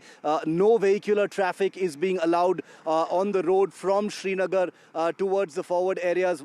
After this particular broadcast, we're going to try and make it back towards those forward areas, because this is still an evolving situation. We've worn our protective gear in order to make it clear that we are from the press, because there's a huge amount of traffic congestion in that area, especially in Shiri in the Baramulla sector where we've been reporting from. Remember, Uri, Baramulla, Kupwara are completely lit up as far as the line of control is concerned. Nobody is being allowed access to the extreme forward areas where the actual artillery fire is taking place. Extensive damage is being reported on the Indian side, the civilian side of both Kupwara and Uri, but a huge amount of damage to military infrastructure, including Pakistan Army posts, is being reported on the Pakistan side of the LC of both Kupwara, Uri, as well as south of the Pir Panjal in the Rajouri Poonch sector. Remember, the other aspect of this entire unfolding story from Operation Sindoor is what's happening in the air. Indian fighter aircraft, Pakistani fighter aircraft have been involved in an air battle of sorts since late last night. There are a lot of claims and counterclaims which we hope to get clarified very soon. There appear to be some military losses as far as fighter aircraft are concerned on the Indian side as well as the Pakistan side. Lots of misinformation by way of old videos, old images from news clippings being put out by the Pakistan media and the Pakistan ISPR at this point of time in order to make it look like they're dominating the narrative. But a lot of myth busting is taking place already on social media. But there is a huge information vacuum right now. So two aspects of what we're looking at in the wake of Operation Sindoor is A, what's happening at the line of control, because that is the live escalating situation right now, which could expand into the international border if it is not contained. The other is the aerial aspect of it. All of this, of course, in the wake of 9 targeted strikes on terrorist infrastructure from Bahawalpur to Muzaffarabad to Kotli to Muridke and to 5 other targets in Pakistani Punjab as well as Pakistan-occupied Kashmir. In fact, in 45 minutes from now is when the press conference will be addressed at the National Media Center, and that's where Sunil Prabhu is. Sunil, what can you tell us? I can see you right inside the National Media Center. That's right, Maria. And in fact, just I want to show you the army officials. There's going to be a PowerPoint presentation, so the entire world and everybody can watch that. There's, the armed forces are already here. The army, Indian Army personnel. There will be also from the Indian Air Force, and we'll wait and see who else is part of these deliberations. But this is clearly a sign the entire tri-services, the Navy, the Air Force as well as the Army and the Chief of Defence Staff's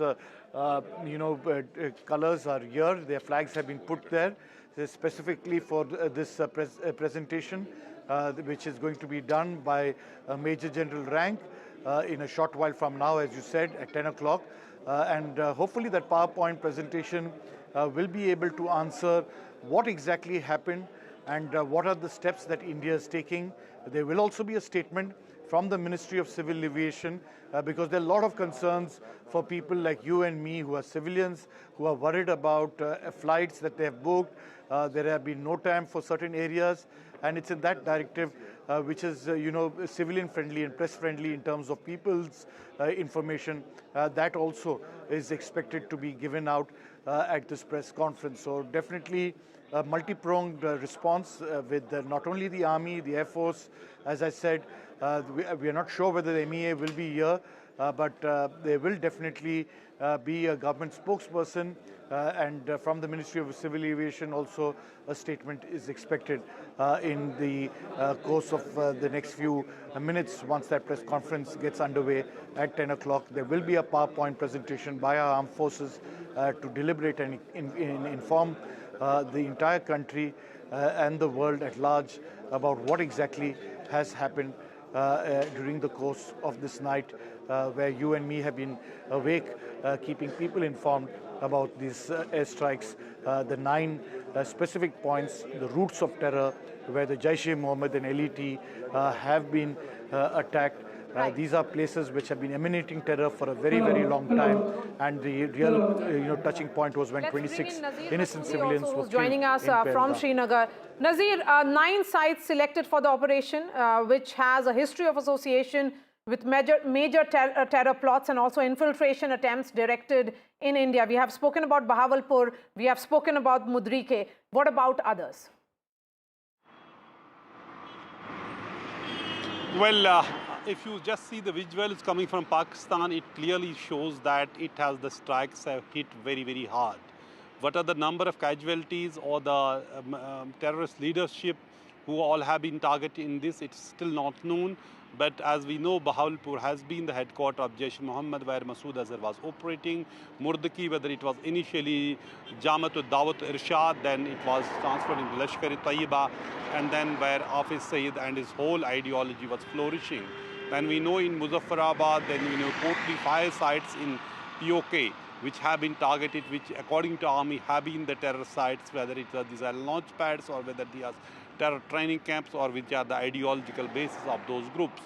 Pakistan has admitted eight casualties. However, they are saying they are all civilians, most of them children and women. Having said that, this is first time they are admitting casualties. They are admitting it has hit them very hard, unlike 2016 or 2019, when they were in a denial mode despite the fact there was a surgical strike and there was also Balakot strikes as well, air strikes as well. But this time India has hit very deep and very hard, deep inside Pakistan in Bahawalpur. But here also there has been apparently some losses of air forces. Some fighter jets apparently have been lost in this fight with Pakistan here. We will be waiting for the official word on that. What is the amount of loss and how it has happened? But during the night, it was a chaotic night. One update is important that the artillery shelling on the border has stopped right now. This halt. But during the whole night till morning, it was raining. These bombs were raining, artillery shells were raining. It just caused huge damage to the property and the lives to the border areas, particularly in Tangdar area, wherein the main marketplace has also been hit by the shells. 3 civilians have been killed, over a dozen have been injured. 4 injured have been brought to Baramulla Hospital, and I spoke to some of the doctors and they say they are all stable and they have received minor injuries. But the kind of situation it has created after Pahalgam terror attack, India has sent very loud and clear message that if you there by India. Nazir, thanks very much for sharing those details with us. What I'd like to do at this stage is just point out to our viewers some of the areas which have been struck. Now, this is not exhaustive. There are 9 targets. We will try and bring out those 9 targets later on. But the key point we are mentioning over here is right from the line of control going into the international border, going west of the border between Punjab and Rajasthan, India has struck. Bahawalpur Key, this is the Jaish-e-Mohammed's camp, that has been blown up. That lies 150 kilometers approximately inside Pakistan. The other areas which have been struck, Muridke, 30 kilometers inside Pakistan, the Savai camp, about 30 kilometers, Gulpur, 35 kilometers inside Pakistan-occupied Kashmir. So just broadly speaking, some of the areas which have been struck are west of the line of control in Jammu and Kashmir. Other areas which have been struck are west of the line of control. As a result of India's strikes, all of which were successful, and these actually list a few of the other camps. We have not marked all of them over here. They're all between 15, 10, 8. So some of them are very shallow strikes. Some of them are strikes in depth. These are, by which I mean Bahawalpur, the most in-depth strikes which India has conducted on Pakistan since the 1971 war. What has also taken place is that this entire front on the line of control between India and Pakistan going down to the line of control, to the international border, which you don't see very clearly over here, the international border is now completely alive. There is very heavy artillery shelling which is taking place over there. Let's move to the next point, give you a few more details of what it is that we are talking about, the significance of the operations. Quickly change the point, all right. The Bahawalpur camp, that's what I was talking about. The terror group Jaish-e-Mohammed's headquarters has been destroyed. Let's move to the next point where we can talk about Bahawalpur again. It is a planning hub for major operations and attacks. Let's keep going from point to point so that we can tell our viewers. Muridke. Muridke is over here, 30 kilometers inside Pakistan. It's a major base of the Lashkar-e-Toiba. Why is Muridke important? Because the 26/11 Mumbai attackers had trained over here. That has also been destroyed by India. Let's go to a few of the other points which we have over here.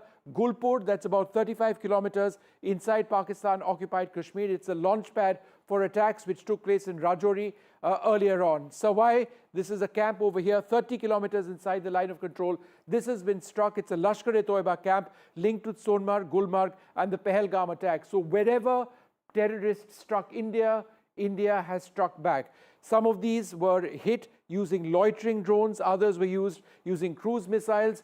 Kotli is another area which was struck. This was a bomber training hub, 50 plus terrorists. We don't have that on the map right now. We'll try and bring that for you in a little while from now. So several areas have been struck by India, including Sarjal and Barnala. These are all close to the line of control and the international border. That's what we have at this juncture in terms of the strikes that India has carried out very successfully.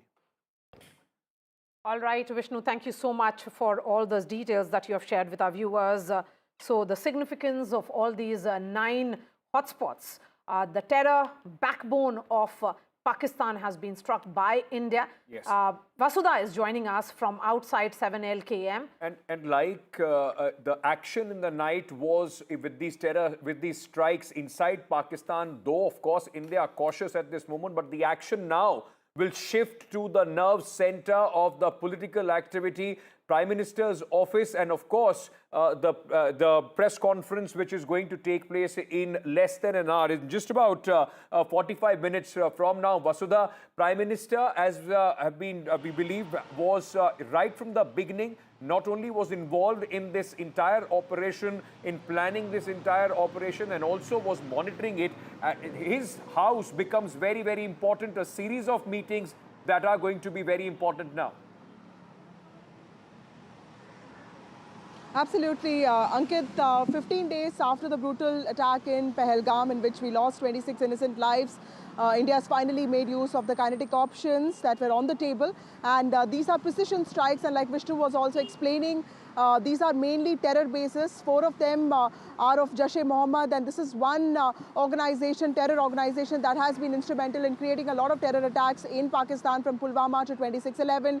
3 of them belong to Lashkar-e-Toiba. In fact, the Resistance Front, which is a wing, in fact, it is the LAT that has been morphed into Resistance Front in the last few years. That camp has been hit in Bahawalpur, and of course Hizbul Mujahideen as well. Today, all the action shifts to the Prime Minister's office in just a bit from now, when a CCS meeting will take place. And the cabinet meeting is also expected to take place in just a bit. Because remember, while we talk about the precision strikes and what's happening in Pakistan, there's a domestic narrative, there's a domestic situation that also needs to be managed, because Pakistan is going to retaliate. India is prepared for that militarily, and also domestically it has to make that kind of arrangements, like Sunil was saying, from flights to transport to logistics to preparing the country for any threat that can come from a hostile neighbor and an angry neighbor, an aggressive neighbor like Pakistan. India needs to be prepared. So what I'm told is that in the CCS meeting, the Prime Minister is going to be explained, is going to be told as to what really are the options right now, what needs to be, what are the areas that need care right now, and what really happened last time. Remember, he was in the PMO, he was monitoring Operation Sindoor. In fact, sources have also told me that this name has come from him because Operation Sindoor also denotes something very emotional to the Indian community, to the Hindu community. And also remember that most of the victims in this attack were men, married men. So clearly there's a very angry Prime Minister sending out a message that he has the political will to see this through. Absolutely. The political will displayed by Prime Minister, undoubtedly, and something which he had said when he addressed the nation through that rally in Bihar, where he had said clearly that India will identify, trace and punish every terrorist and their backers, the backers who were sitting in Bahawalpur, the backers who were sitting in Muridke, and 7 other target points which have been targeted by India. I can see Gurpreet joining us. Gurpreet, go ahead, speak to people, give us a sense of what the sentiments are on ground. Well, we are reporting from district of Firozpur, and this is the border area of international border area of Firozpur. So we will have some people with us. We will talk to them. So you have seen the way Indian government has already initiated action against terrorism. So how do you see? कैसे देख रहे हैं आप? I am living in Firozpur. ये आपने जो हमारी सरकार ने, इंडिया गवर्नमेंट ने, प्राइम मिनिस्टर ने जो किया स्टेप, ये बिल्कुल ठीक किया है. पब्लिक के हिसाब से ये स्टेप बहुत ज़रूरी था और ये उन्होंने बिल्कुल ठीक किया और होना चाहिए था. लोग डरते जरूर हैं, लेकिन साथ साथ लोगों में उत्साह भी है, हौसला भी है कि ये स्टेप करना बहुत ज़रूरी था, जिससे दुश्मन कमज़ोर हो और दुश्मन का हमारे पे हावी ना हो।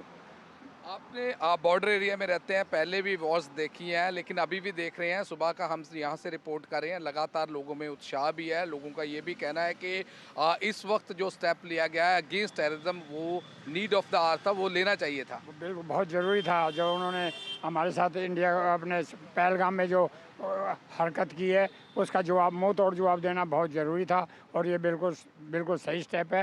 लोगों में इस चीज़ की बहुत खुशी है। और मैंने 1965 की लड़ाई भी देखी है, 1971 की भी लड़ाई देखी है। उसके हिसाब से इस टाइम ये अपने पास ताकत बहुत है। इस टाइम उनको सबक सिखाना बहुत ज़रूरी था, हो गया था इस टाइम। देख रहे हैं कुछ दिनों में यहाँ ब्लैकआउट भी हुआ, लोकल कई मीटिंग हुई, आज पूरे स्कूल भी बंद किए गए हैं। लोकल एडमिनिस्ट्रेशन है जो लगातार फोर्सेस से टच में है, क्योंकि यहाँ पे काफ़ी बड़े मात्रा में फोर्सेस भी यहाँ पे उनका पूरा एरिया है। तो क्या लगता है कि जो ये स्टेप्स ले रहे हैं, जो चीज़ें कर रहे हैं, कहीं ना कहीं लोगों में एक मैसेज भी जा रहा है कि लगातार जो सरकार है वो टेररिज्म के खिलाफ लड़ रही है और लोगों में भी उत्साह पाया जा रहा है? बिल्कुल ठीक। ये लोगों में बड़ी खुशी है इस बात की कि इस टाइम ये बहुत ज़रूरी था टेररिज्म के खिलाफ होना में, और उनको मुंह तोड़ जवाब देना। तो लोगों में डर है, लेकिन खुशी भी है साथ साथ कि जो कुछ सरकार कर रही है पब्लिक के लिए बहुत अच्छा कर रही है। चाहे ब्लैकआउट हो या चाहे जो भी स्कूल बंद हो, ये सब पब्लिक की प्रिकॉशंस के लिए है और पब्लिक की सेफ्टी के लिए हमारी सरकार और which is coming now.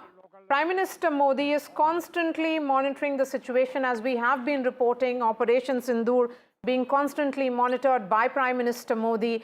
National Security Advisor Ajit Doval has been briefing Prime Minister on a regular basis, is what we can tell our viewers.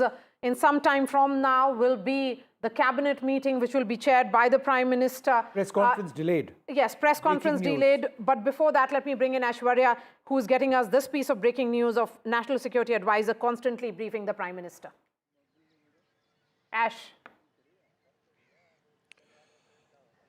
Well, Prime Minister Narendra Modi has been briefed by NSA Ajit Doval, and Prime Minister is monitoring very closely about the developments and the current situation along with the line of control, and also about Operation Sindoor, as there has been multiple strikes that India had conducted on the Pakistan mainland as well as Pakistan occupied Jammu and Kashmir. Prime Minister is right there at 7 Lok Kalyan Marg just before the cabinet meeting. Is being briefed on regular intervals by the National Security Advisor. Of course, there are several rounds of meetings that have taken place in the last few days, and all in alignment with this very attack of India, giving a befitting response to the terrorist attack on the Indian soil. Yesterday as well, it was NSA Ajit Doval who reached 7 Lok Kalyan Marg. I was right there at PM residence. He briefed Prime Minister for almost 40 minutes yesterday as well, and that's how a series of meetings have taken place. Prime Minister was engaged with the developments. He was briefed by from Defence Minister to the senior officials from the Defence Ministry, and all were the part of the action that India is going to take. Just the information that is pouring in is as well that Prime Minister is still at 7 Lok Kalyan Marg. He has been briefed by NSA Ajit Doval just before the CCS that he will be chairing, and also soon after that there would be a full-fledged cabinet briefing. Of course, the all-important briefing by joint press conference by the Ministry of External Affairs and Ministry of Defence had been postponed by 30 minutes. So now it will start at 10:30 because of the developments that are taking place along with the line of control. All right, so important, in fact, news coming in at this moment. The press conference, which was to begin at 10 o'clock, will now be starting at 10:30 a.m. So half an hour delay as far as this press conference is concerned. Very, very important briefing there by the Indian government, by the armed forces, as far as this entire operation is concerned, to try and get more clarity and a lot of questions which, in fact, at this moment, that the reporters have more clarity and information will come from this press conference at this moment. But what we know is that the press conference has been delayed, from 10 to 10:30. Vishnu, Maria, any particular reason that we know about why this has been moved forward? I think it's just in terms of getting a little bit more information. The situation is fairly dynamic. There would be new developments. There would be new information which they're looking to clear at this stage. There is a lot of information now which needs to come in. We should be getting more details on that. What we can say is that what took place from approximately 1:30 p.m. is far more than just the missile strikes and the other weapons which were used to strike Pakistani terror camps. There was an air battle which also likely took place. We don't know the extent of it. There are some reports of fighter jet losses. This would have been factored in by our armed forces. If we go kinetic, then Pakistan would retaliate. So this would be something that needs to be assessed. Perhaps time would be needed for that. Also, the situation along the line of control and the international border in terms of artillery shelling, very, very active. Several areas have been hit. 155mm gunfire taking place over there. Several Pakistani posts have been struck. What I have been told that there have been significant casualties inflicted on the Pakistani side as well on the line of control in the artillery shelling and on the international border. Pakistan's firing is indiscriminate. Just in the last little while, even United Nations posts in the Poonch sector have seen artillery shells from Pakistan landing in the vicinity. So it's all active now. Is this going to be kept at this level? Is there going to be more? All of these things we need to really keep a lookout on. But these are extremely tense times. And one final word, air travel. If you are traveling, please look out, speak to your airline, because lots of airports across India are shut down at this stage, primarily in Jammu and Kashmir and in Rajasthan. Okay. And the families of these 26 victims have spoken out and they have thanked the security forces, perhaps even saying that the action taken by India is a reflection of the sentiments of 140 crore Indians. Harshal Lele, who is the son of Sanjay Lele, who lost his life in the attacks, the cowardly attacks that took place on the 22nd of last month. India has finally retaliated, and let us try and understand from him on what are his initial reaction to this attack. Harshal, first of all, tell me, when did you get to know about the kind of reaction that India has given to Pakistan? Yesterday midnight. I was awakened till late. I don't know why I was not able to sleep. My friend actually messaged me that, are you awake? I said yes. So he told me to switch on the TV. So I got to know like that around 2 to 2:30 at that time. Have you been awake for many nights in the last 15-16 days, or was it something special that made you keep awake last night? I was awake for last 15-16 days during late night. But yesterday, previously I was sleeping but wasn't able to sleep. Yesterday, on my own I was awake. I was, I don't know why, but I didn't go to the bed. I was just kept scrolling the mobile. So maybe that was a sign for me that something is going to happen. Harshal, everyone is talking about the sense of justice, right? That we have given justice to those who lost their lives. Do you think that this in any way completes the sense of justice? Yes, it is a justice, but it will be my humble request to the government as well as all three departments that the operation should not stop here. This operation should continue to the point that there should not be a single terrorist left in the POK or even in Pakistan. In the last 15 days, a lot of people were talking about what is the way in which India is going to retaliate. Is it going to be satisfactory, not satisfactory? Personally, you are the one who have lost the most as compared to any other countryman. Has the the product been worth the wait for last 15 days? Yes, it's worth. I was knowing that something is going to happen because all the meetings were continuously going on. We even stopped the river water. So I knew something was going to happen, but I would say that this should not be the end. This should be the beginning of the operation. Okay, thank you so much.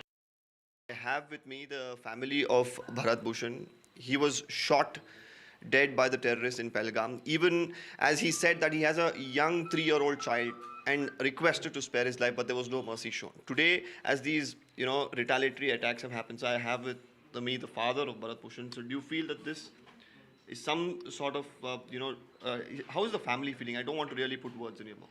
Family is in a difficult state. Every day they are suffering like anything. Yeah.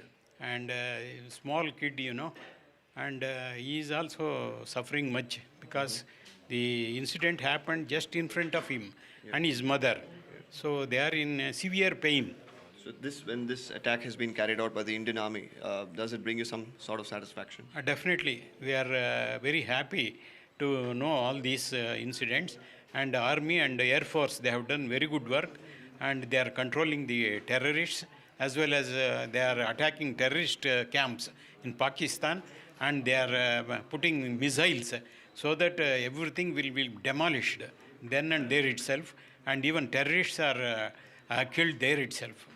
Absolutely. And while many of them have in the past said that, including the families of several of the victims, that they are not looking for any sort of vengeance. They're looking for safety measures. They're looking to ensure that the government in the future ensures that such an incident does not occur. But right now, with such an attack that's being carried out, Operation Sindoor being carried out, somewhere for the family, is it relief that if those terrorists who are a part of Pahalgam or any other people who could carry out such an attack, them being eliminated, does that bring you some level of satisfaction?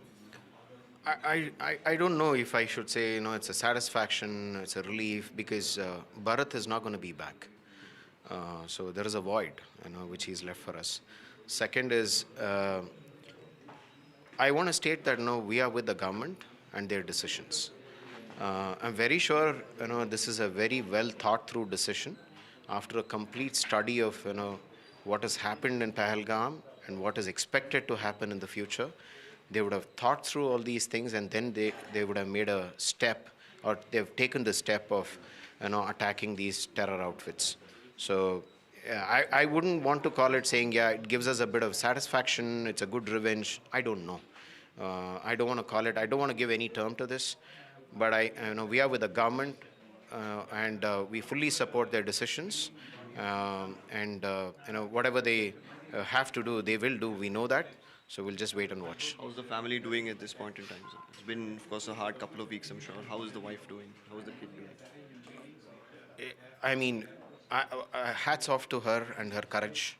She lost the most important person of her life in front of her, and still, she had the courage to hold the kid, bring him down safe from Baisaran to Pahalgam. I don't think many could do that. She's going through a lot of pain. She's in a lot of pain at the moment. She's struggling. My family is struggling. All of us are struggling. We only realize when I look at the photograph of Bharat with the garland is when I realize saying he's not there. I mean, initial week was more the shock. Now it's the pain which all of us are going through at this point in time.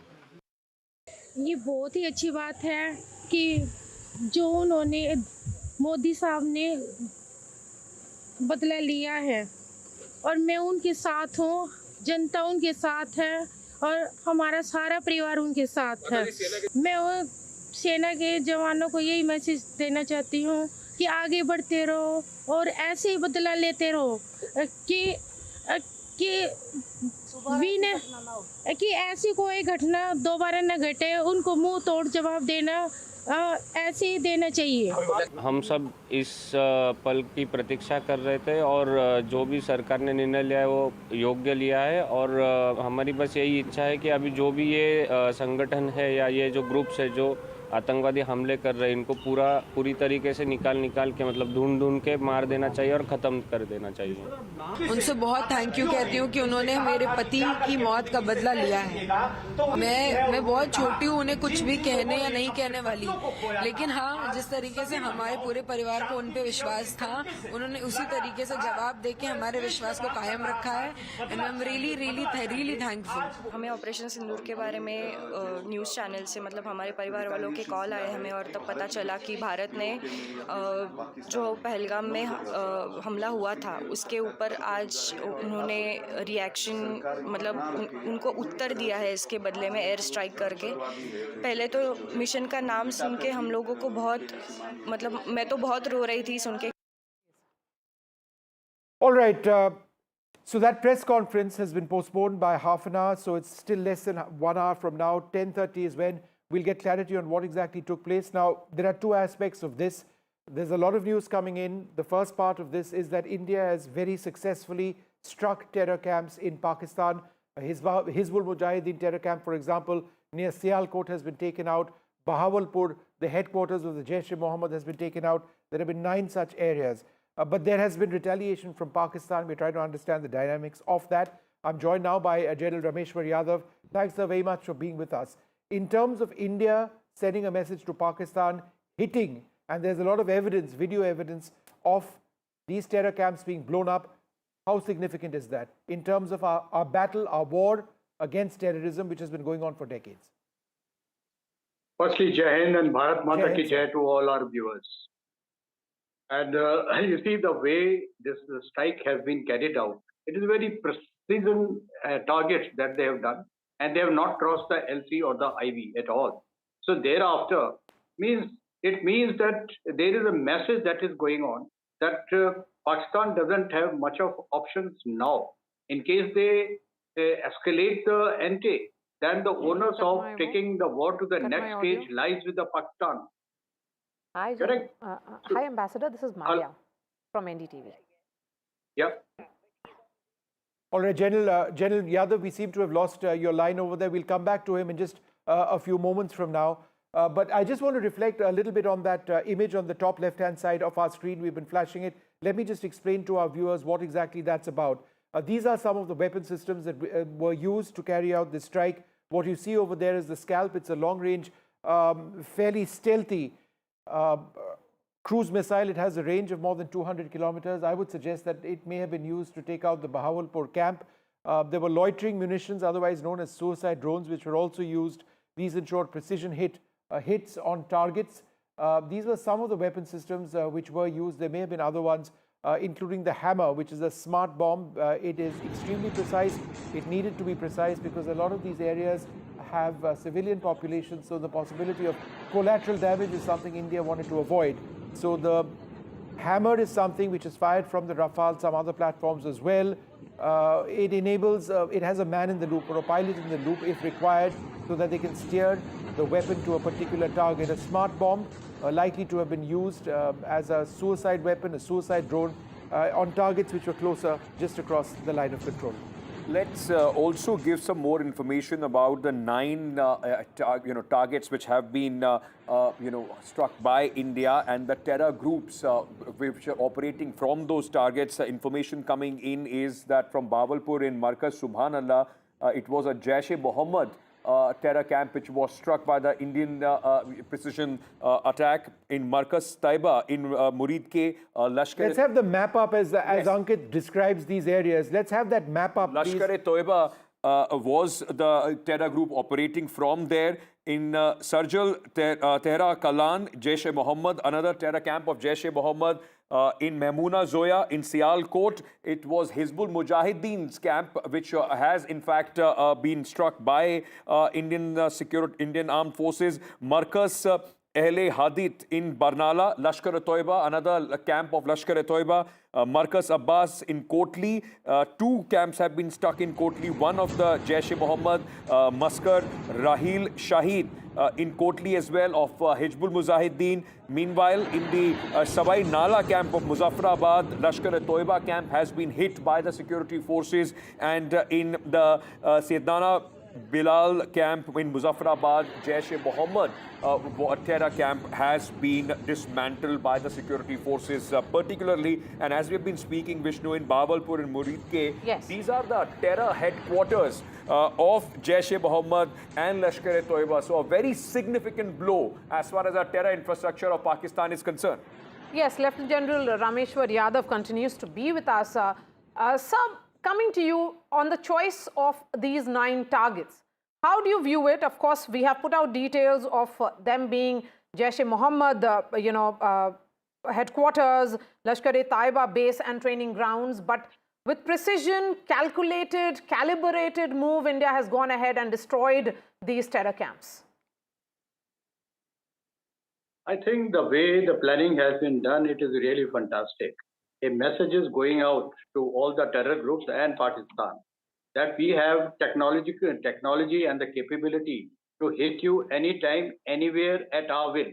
So that means a message beyond terror camps is that we are in a position to hit any of your military installations, any of your strategic assets that you have, and any of the individuals that you have that we want to eliminate. So that is our capability. India has showcased its political will to cross the IB and LC and hit Pakistan deep inside their territory, number one. And second thing, we have demonstrated the technological edge that we have over Pakistan. And you see, if you look at the history, in all the wars, whichever side had better technology, they have been the winners. So a big message is going out to Pakistan as of now. And I would also say the way we have calibrated all our moves, it has been more than 14 days that we have taken to plan out the entire strategy that we have, and we have struck now. And in the prior to that, we have taken economic measures, we have taken diplomatic measures, thereby giving time to Pakistan to mend their ways. But since they did not, so now the military, which is the last option in a statecraft, so we have used military option, and that too on a very small sample that we have. Minister Amit Shah has just come in with a statement right now. Bring down his audio for a moment. I just want to read out this breaking news. Proud of our armed forces. Operation Sindoor is Bharat's response to the brutal killing of our innocent brothers in Pahalgam. The Modi government is resolved to give a befitting response to any attack on India and its people. Bharat remains firmly committed to eradicating terrorism from its roots. So a very, very strong response from Amit Shah. We haven't seen, Maria, correct me if I'm wrong, anything from the Prime Minister as yet, right? Not yet from the Prime Minister. We've seen the External Affairs Minister, Dr. S. Jaishankar, as well. And Rajnath Singh. And Rajnath Singh, the Defence Minister. Yes. So Home Minister Amit Shah putting out a tweet, rather an elaborate one, the first among all the Raisina Hills ministers. First came the reaction from Defence Minister around 2 a.m. Then it was around 7 a.m. that External Affairs Minister had put out a reaction, and now Home Minister Amit Shah saying that the Modi government is resolved to give a befitting response to any attack on India and its people. Bharat remains firmly committed to eradicating terrorism from its roots. Remember, Prime Minister Modi has been monitoring this entire Operation Sindoor through the night, and the National Security Advisor, the CDS, and all operational details have been shared with the Prime Minister on a minute-to-minute basis. Right. All right, joining us now, the former Air Chief Marshal R.K.S. Bhadoria. Ankit? Yeah, so thank you for speaking to us. I very quickly want to understand from you, this is, I was just seeing the reaction that you have also put out on X, a very significant action which has been taken by our security forces. We have been discussing here on NDTV, the importance of all the three services taking part in this action, which has gone deeper into Pakistan, possibly their targets which have been attacked ever since 1971, sir. Yeah, absolutely correct. Deeper, wider, the connotations of selecting the kind of targets that have been selected. Okay, the visuals coming in. Their entire... just a moment, Air Chief Marshal Rakesh Bhadoria. These are the visuals coming in of Rajnath Singh now leaving his residence. Where is he headed? We'll know about it in just a bit. Remember, Rajnath Singh was the first minister to put out details. In fact, he had just said just 3 words, Jai Hind was his word when he put out that tweet at 2 a.m. He also spoke to all the service chiefs about this operation. So the Raksha Mantri at this moment, Vishnu, heading out. So now the big movement as far as the top political leadership is concerned is in fact now we are seeing on the streets of the national capital. Yes, that's right. So they're all headed back to their not their residence. I would suggest they've been monitoring this throughout the night. Perhaps he's headed to South Block or even 7 LKM. We'll know about it in just a bit. For the CCS meeting, maybe. That's around 11. So, but Rajnath Singh will perhaps be discussing with the Prime Minister as to what should be shared by the Indian Army and other forces in that press conference, Tri-Services press conference, which is going to take place at 10:30 a.m. Air Chief Marshal Rakesh Bhadoria, please continue. Sorry. Yeah, so I was saying, the kind of target selected, it's very clearly the 9 targets after a lot of, I'm sure, due diligence and deliberation. And the tri-service targeting, all services involved, whatever targets were selected, they've been hit. All the videos and visuals coming and photographs coming from across are indicating the kind of damage. Therefore, overall, a very strong message, a very robust response to the heinous attack at Pahalgam, I think. Honorable Prime Minister had very clearly said unimaginable punishment for the terrorists and their backers and supporters. And here it is. It is exactly in line with that. The significance you have spoken about, it was a coordinated joint operation. India has sent a strong message, but it's coming also that, today is a sense of preparation which is going on. India is the pan-India 259 district, which is witnessing that mock drill which is happening. What happens now in terms of how, after 9 terror bases struck by India, what happens now in terms of our preparation? So firstly, the pan-India drill, it becomes apart from a drill, actual implementation of this kind of actions that need to take place when you prepare for any kind of conflict, or when you expect any kind of attack. Uh, as I see, as most of the people I think expect, Pakistan would respond in some manner or the other. If they are rational, they would want to de-escalate, but I don't think they are thinking rationally, and there would be some kind of response and some kind of attack. For the optics within their country, they will also choose similar number of targets. That's what I feel, and choose to attack some of these targets. So the level of that attack is to be seen. I think on our part, we need to defend very effectively, minimize the kind of damage that is possible, and thereafter calibrate the next move. So it is something that would pan out today and tomorrow, and we'll see how the things go. But as far as I think, our defense forces have taken a very strong action, and they would be prepared for any kind of escalation that in the interim may take place.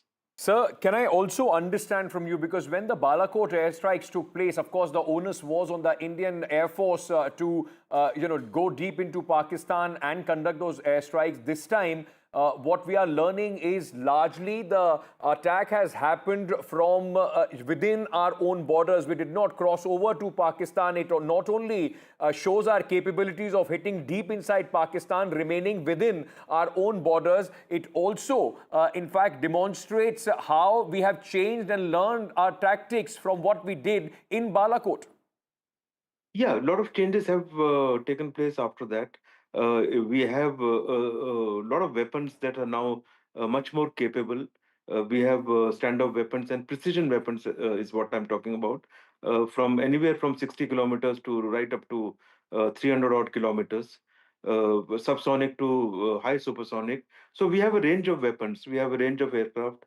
Most effective being the Rafale, the last induction, very capable if you see with scalp and hammer.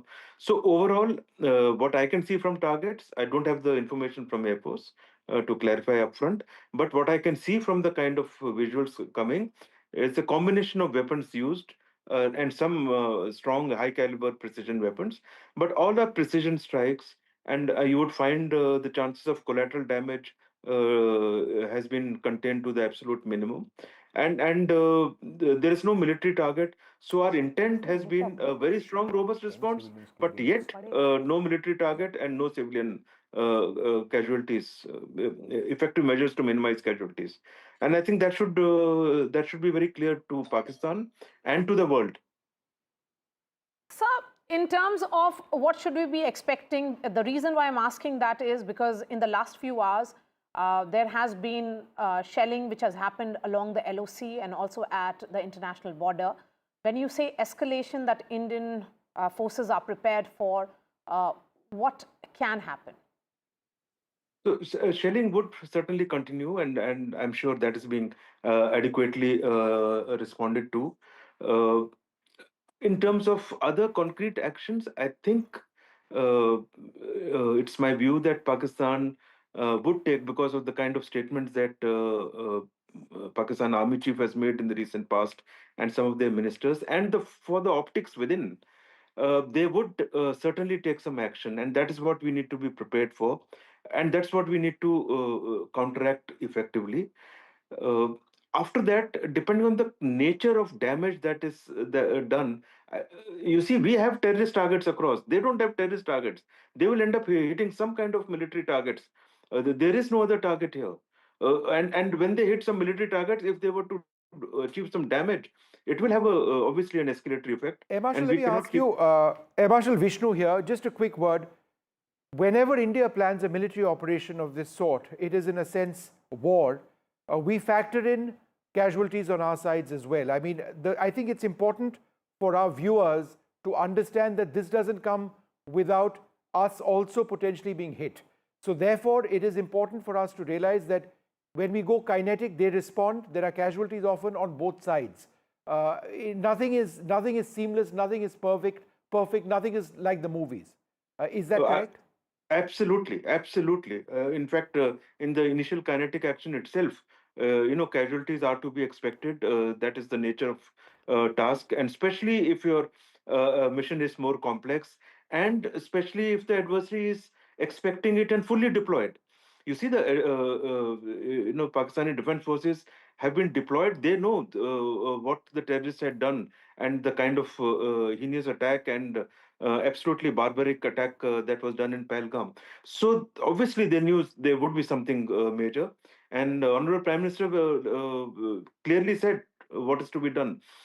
With this kind of activation, obviously the level of damage can be expected in the actions that are taken, any kinetic action.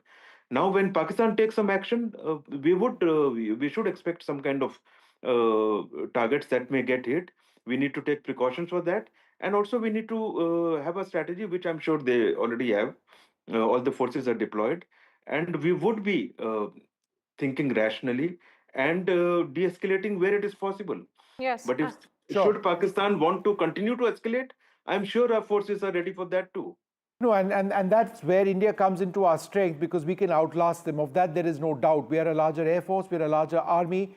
But what I can share with our viewers at this stage is that the artillery shelling is absolutely intense. It is continuing now across the line of control, all across the international boundary, and we are inflicting serious damage on the Pakistanis. 3 civilians on our side have sadly lost their lives. But Air Chief Marshal, thanks very much for being with us. The message, however, in all of this is absolutely clear. If Pakistan hits us with terrorists, we will hit them with cruise missiles. That's something that's been done. Unlike Balakot, the video evidence this time is absolutely clear. There has been extensive Air Force activity which has been there. There has been Army activity as well. So that's the situation on the ground right now. There has been a piece of breaking news which is coming in now is that the schools and colleges and other educational institutions have been closed. Where? In Jammu, Samba, Kathua, Rajouri and Poonch. They will remain closed today. So the border districts in Jammu, schools have been shut. This is a precautionary measure, as we have been saying, the civil defense a drill which is being carried out, but then more so because of artillery shelling which is continuing along. In fact, as we were fearing, and we've been talking about this, that these kind of action, no matter how successful they are, they don't come without a cost, and civilians have lost their lives on the Indian side because of the shelling that Pakistan is continuously, in fact, indulging in at the moment on the LOC. India has also responded, and there is significant damage that our forces have, in fact, done to the Pakistani forces, in response to these artillery shellings. But unfortunately, 10 people have lost their lives. This is, at this moment, ladies and gentlemen, as we have been saying since 2 a.m., it's a developing situation. It's a dynamic situation. A lot can happen. A lot is, at this moment, happening on the line of control and the international border, as well as here in the national capital, where the Prime Minister and the political leadership of the country is taking stock not only of the operation which has been conducted, but at this moment, the repercussions which we are seeing both at the line of control and if there is any other provocation from the Pakistani side. Let's very quickly, ladies and gentlemen, once again remind you that the press conference which we were waiting for, the Tri-Services press conference, is going to take place now at 10:30 a.m. So just about 37 minutes from now, that Tri-Services press conference is going to take place. And very, very importantly, just before that, we saw those visuals of the Raksha Mantri getting out of his house. We yet don't know where Mr. Rajnath Singh has gone, but he will have have a very, very important role to play. Of course, briefing the Prime Minister, taking stock of the situation and the preparedness as the country now is after hitting back at Pakistan, making Pakistan pay a price for its terrorist activities. We are now waiting at this moment of how and where it goes from here. Maria, very quickly, just a word about Operation usually there is a cabinet meeting as well. After the CCS, there is a cabinet meeting as well. And usually we have seen a cabinet briefing after the cabinet meetings. Is there going to be that briefing which usually the INB minister does after a cabinet meeting? That may not happen at the moment. What we are getting a sense is that any kind of briefing will be coming in only from the Army and Indian Armed Forces, because at 10:30 is when the Tri-Services briefing happens. Which will be followed by more details, perhaps, which will continue to come from the government, because it's a developing situation, it's a dynamic situation, as we have been saying, Ankit. The Pahalgam killers, which widowed 25 women, have got a befitting reply. The perpetrators of the terror attack have got a befitting reply. Justice is served is the message that is coming in from the government of India, certainly. But what exactly are these locations? Let's look at those locations, and Vishnu is standing by to give us details of these 9 terror hotbeds and terror launch pads. All right, well, in case you've just joined us, this has been the big story. India has hit Pakistan very, very hard. There have been 9 places which have been struck across the international border and the line of control. These are all terrorist hotbeds. The headquarters of the Jaish-e-Mohammed in Bahawalpur has been blown up. In Murid-ke, one of the headquarters of the Lashkar-e-Toiba has been blown up. There have been other strikes which have been taking place as well. So just in terms of the expanse from Pakistan-occupied Kashmir, Muzaffarabad down to Kotli, Gulpur, Bhimbad, these are areas on the line of control, and these are areas where India has struck shallow, 25 to 30 kilometers across the line of control and hit them. From Sialkot down, is the Sialkot sector. The strikes which we have carried out are in that sector, but on the Pakistani side. So therefore, from here, it's roughly the international border which starts. Now, the international border continues all the way over here. And as you go south further, south of Murid-ke, you're in the Punjab, further down south, Rajasthan. So between Punjab and Rajasthan, 150 kilometers to the west is the target which has been struck in Bahawalpur. Now, as a result of all of this, and the key point is that there has been video evidence of these strikes. In the Balakot strikes, there was almost no video evidence which emerged. But there is credible video emerged of massive explosions taking place. In other words, the strikes did go through.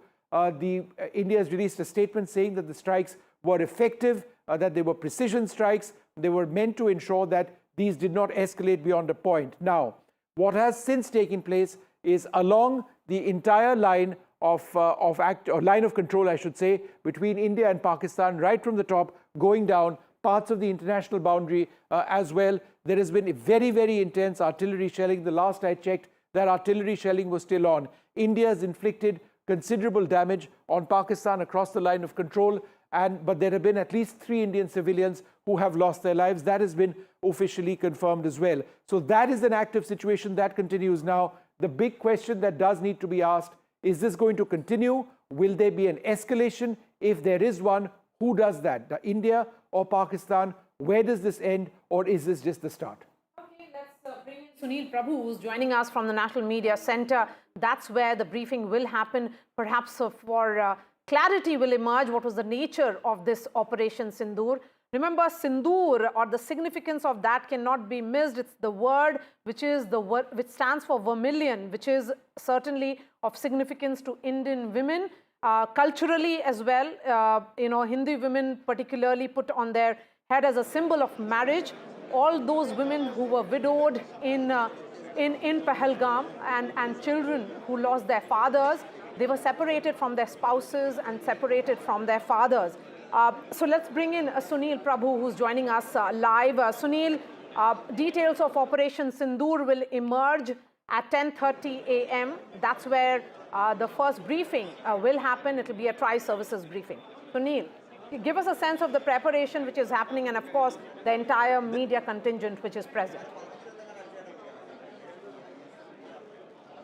So, Maria, just on that Sindoor thing, I mean, this is something that the Prime Minister himself chose in terms of a code name, very significant, as you said, the vermilion for women, Indian women in particular, and the fact that they targeted innocent men. And really, this is something that he wanted to restore in terms of honor. He's, of course, been monitoring the situation along with the National Security Advisor. As you can see, all the service chiefs' flags are here. The army, which had come in earlier in the day, earlier in the hours of the morning, still present, still speaking and doing the background checks to be ready. The Foreign Secretary of India, Mr. Vikram Misri, who is an old foreign security of India, one of India's top diplomats, Pakistan, Bangladesh, Sri Lanka, and the list carries on, is going to be briefing us along with hopefully. Right, Sunil, I'm just going to interrupt you so that we can share a couple of important details which we've now got with us. These are details of the strike, and I'm going to move to the map. If I can just move across to the map to give our... Let's first quickly just spell out all right, the number and locations which of are these coming strikes. 24 precision strikes located across 9 locations. Let's have that map up so it actually shows all of the areas: Muzaffarabad, Kotli, Bahawalpur, Rawalkot, Chakswari, Bhimber, Neelam Valley, Jhelum and Chakwal. These are the broad areas.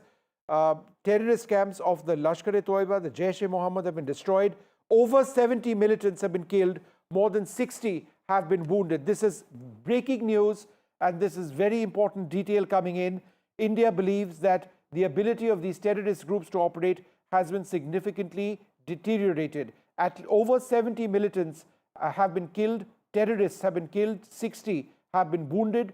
The ability of these groups to operate successfully has suffered. Pakistan has officially confirmed at least 9 civilian deaths and 38 injuries. 2 individuals apparently are missing. Very interestingly, Vishnu, it also summarizes that once again signifies as well that no Pakistani military facilities were hit as far as these strikes are concerned. Though Pakistan has been reporting at this moment 9 fatalities and 38 injuries on their side, but India in this report which has come in says over 70 militants have been neutralized as far as the strike is concerned. Meanwhile, in the international reaction section, it says UN and United States have called for refrain.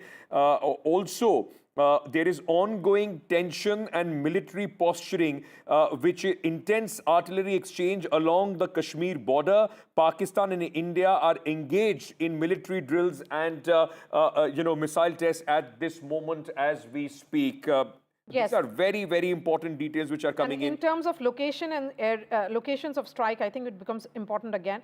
The 9 high-valued terrorist-linked locations are Muzaffarabad, as we have been reporting, Bahawalpur as well, Bhimber, Neelam Valley, Jhelum, Chakwal, Rawalkot and Kotli. These are the locations, and each of these locations had long been monitored by the Indian intelligence for harboring extremist elements. Functioning as an operational basis of facilitating terrorist movements is what the Indian Army says. And the selection of these targets reflected a sophisticated integration of satellite surveillance, human intelligence, and intercepted communication that identified specific buildings and compounds associated with Lashkar-e-Taiba and Jaish-e-Mohammed. So it is with great precision that India has gone ahead. Yes. And the use of high accuracy standoff weapons ensured minimal collateral damage and surgical impact on intended targets. Very interestingly, and Vishnu, you can also come in on this. I'm just reading the conclusion of this report because largely we have covered few parts, but importantly it says that this Operation Sindoor was more than a military response. It was a statement of strategic resolve. Through 24 precisely coordinated missile strike across 9 terrorist-linked locations, India demonstrated that it would no longer tolerate cross-border terrorism nor the complicity of state institutions that enable it. That's right. So it is a statement of purpose, and that's absolutely clear. But I think in terms of operational details, a few have been revealed in this government document, which says that Operation Sindoor was remarkable for its expansive footprint and precision. The use of high accuracy standoff weapons ensured minimum collateral damage. This is exactly the way we've been reporting it, and surgical impact on intended targets.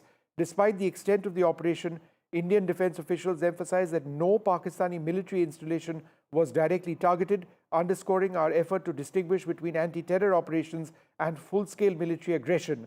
The operational timing was significant as well, and it was carried out effectively. So all of these point to precision strikes with extremely advanced weapons, striking very with accuracy, with minimal collateral damage. But there have been casualties both on the Indian and on the Pakistani side, not just as a result of the airstrikes itself, but also because of the artillery shelling that's been taking place. Let's go across to NDTV's Nazir Masoodi, who joins us at this stage. Nazir, what are some of the details that you're picking up? Well,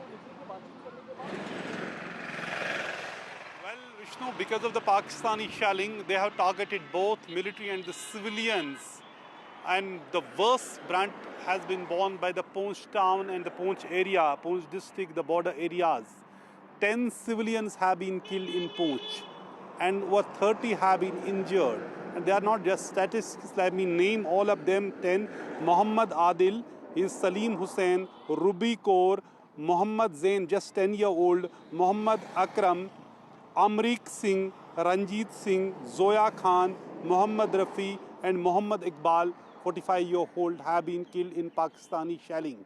You can see India saying they have targeted targets. They have attacked terror targets, and no military site was targeted, and no civilian site was targeted. But you can see the shelling from across the border. We have seen from Tangdar to Keren and then Poonch Rajouri to international border. There have been huge loss of lives and the property because of the Pakistani shelling. There are reports there have been some aircrafts have been hit because of the Pakistani, missile attacks, and we are waiting for the confirmation. But there are reports of some loss. But it is a huge, huge tragedy which is unfolding in the border areas. 10 civilians have been killed in Poonch district alone, and more than 30 have been injured. The statement which has been put out, the details which have emerged from the Indian Army, they are underscoring the point and trying to make that distinction that this was an anti-terror operation and very different from full-scale military aggression. They are trying to make that distinction, saying clearly that no Pakistani military installations were targeted, directly targeted to be specific, underscoring India's effort to distinguish between anti-terror operations and full-scale military aggression. And the operational timeline was swift. Important details here again. The operational timeline was swift. Within less than an hour, all missiles had struck their designated targets. The strikes were synchronized to avoid detection and maximize the element of surprise. Real-time footage from UAVs confirmed the destruction of target facilities, and the decision to target deep into Pakistani-administered territory was a departure from the prior doctrine and marked a new level of strategic assertiveness. And the 9 terrorist points that have been struck, the details of which have come in now, is Muzaffarabad, Kotli, Bahawalpur, Rawalkot, Chakswari, Bimber, Neelam Valley, Jhelum and Chakwal. What is the significance of all these areas? Muzaffarabad, Bahawalpur and Rawalkot we know. Vishnu, if you can elaborate particularly on Neelam Valley, Jhelum and Chakwal. All right, so these are all areas very close to the line of control. Most of these are on the, opposite the line of control. We've seen a lot of artillery shelling recently over these areas. These are all areas where there have been incursions of terrorists as well, often. But we've got some news coming in, more details on what's taking place now. Let's go across to Aishwarya, who joins us. Aishwarya, there's some important meetings taking place now. Tell us about that.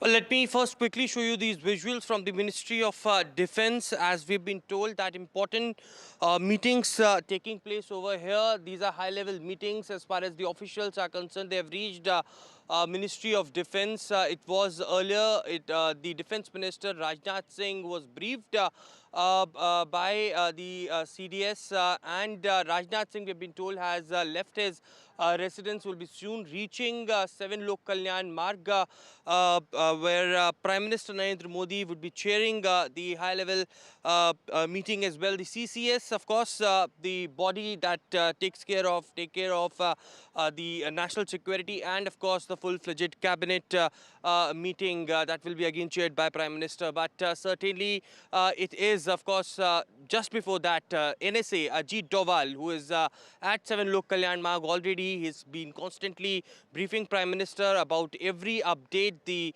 press conference being delayed by 30 minutes, that clearly had suggested that there are more operational details that needs to be pulled out from from these locations, and that are being gathered. And finally, at 10:30, what we will see is that press conference, a joint press conference, of course, by the Ministry of External Affairs and the Ministry of Defence. But as I mentioned, that senior officials have reached the Ministry of Defence as I was speaking, and high-level meetings are underway at the South Block as well. All right, high-level meetings in the South Block. In 20 minutes from now, we expect a press conference to take place. I believe the Foreign Secretary, Vikram Mistry, will be addressing that press conference. There will be representatives, obviously, of the armed forces. There will be a senior officer of the Indian Air Force who will be involved as well in this. So that's the presence. All right, we've got Vasudha as well with us. Vasudha, the Prime Minister has kept track overnight of these operations. What else can you share with us? Well, Vishnu, this is a big political moment for him, and also this is the Prime Minister showcasing his political will to take this through. Remember, Maria was also talking about how the Prime Minister, just 2 days after what happened in Pahalgam on 22nd of April, that brutal attack, spoke in Bihar, and he talked about how Pakistan will receive a befitting answer. When I spoke to my sources, they said that these precision strikes, the ones that you've been explaining about, are completely different in scale from what happened, from how India responded after Uri in 2016 and also after Pulwama in 2019, because these have been high precision strikes. There have been massive 24 missile strikes, 9 specific locations, and also hitting out at the terror bases of Jaish-e-Mohammed and Lashkar-e-Taiba, 2 important organizations, terror funding groups which have actually created a lot of terror attacks in India. And remember that civilian and military bases have not been attacked. India has used a very calibrated approach in this. It has been pushing for ruthless diplomatic moves in the last 12 days, which is why we saw India make those important moves at UNSC and also FATF, and also putting the IWT in abeyance. But kinetic options were always on the table, and India knows that with the kind of global stature it has and with the kind of message that it wants to give out to Pakistan, kinetic options are important. Hence, these military strikes have taken place. In a short while from now, after the press conference by MEA and of course the army officials, the CCS will meet at the Prime Minister's residence, and I come to you just outside the Prime Minister's residence. The first cabinet meeting is also going to take place. Remember, there's a domestic narrative, there's a domestic situation that also needs to be managed in terms of flights, logistics, a lot of other things, preparing the country, civilians, for what is to be expected next, the kind of threats and also hostilities that can be expected from Pakistan, because my sources tell me that India is prepared for retaliation from Pakistan. So the Prime Minister will be meeting his ministers,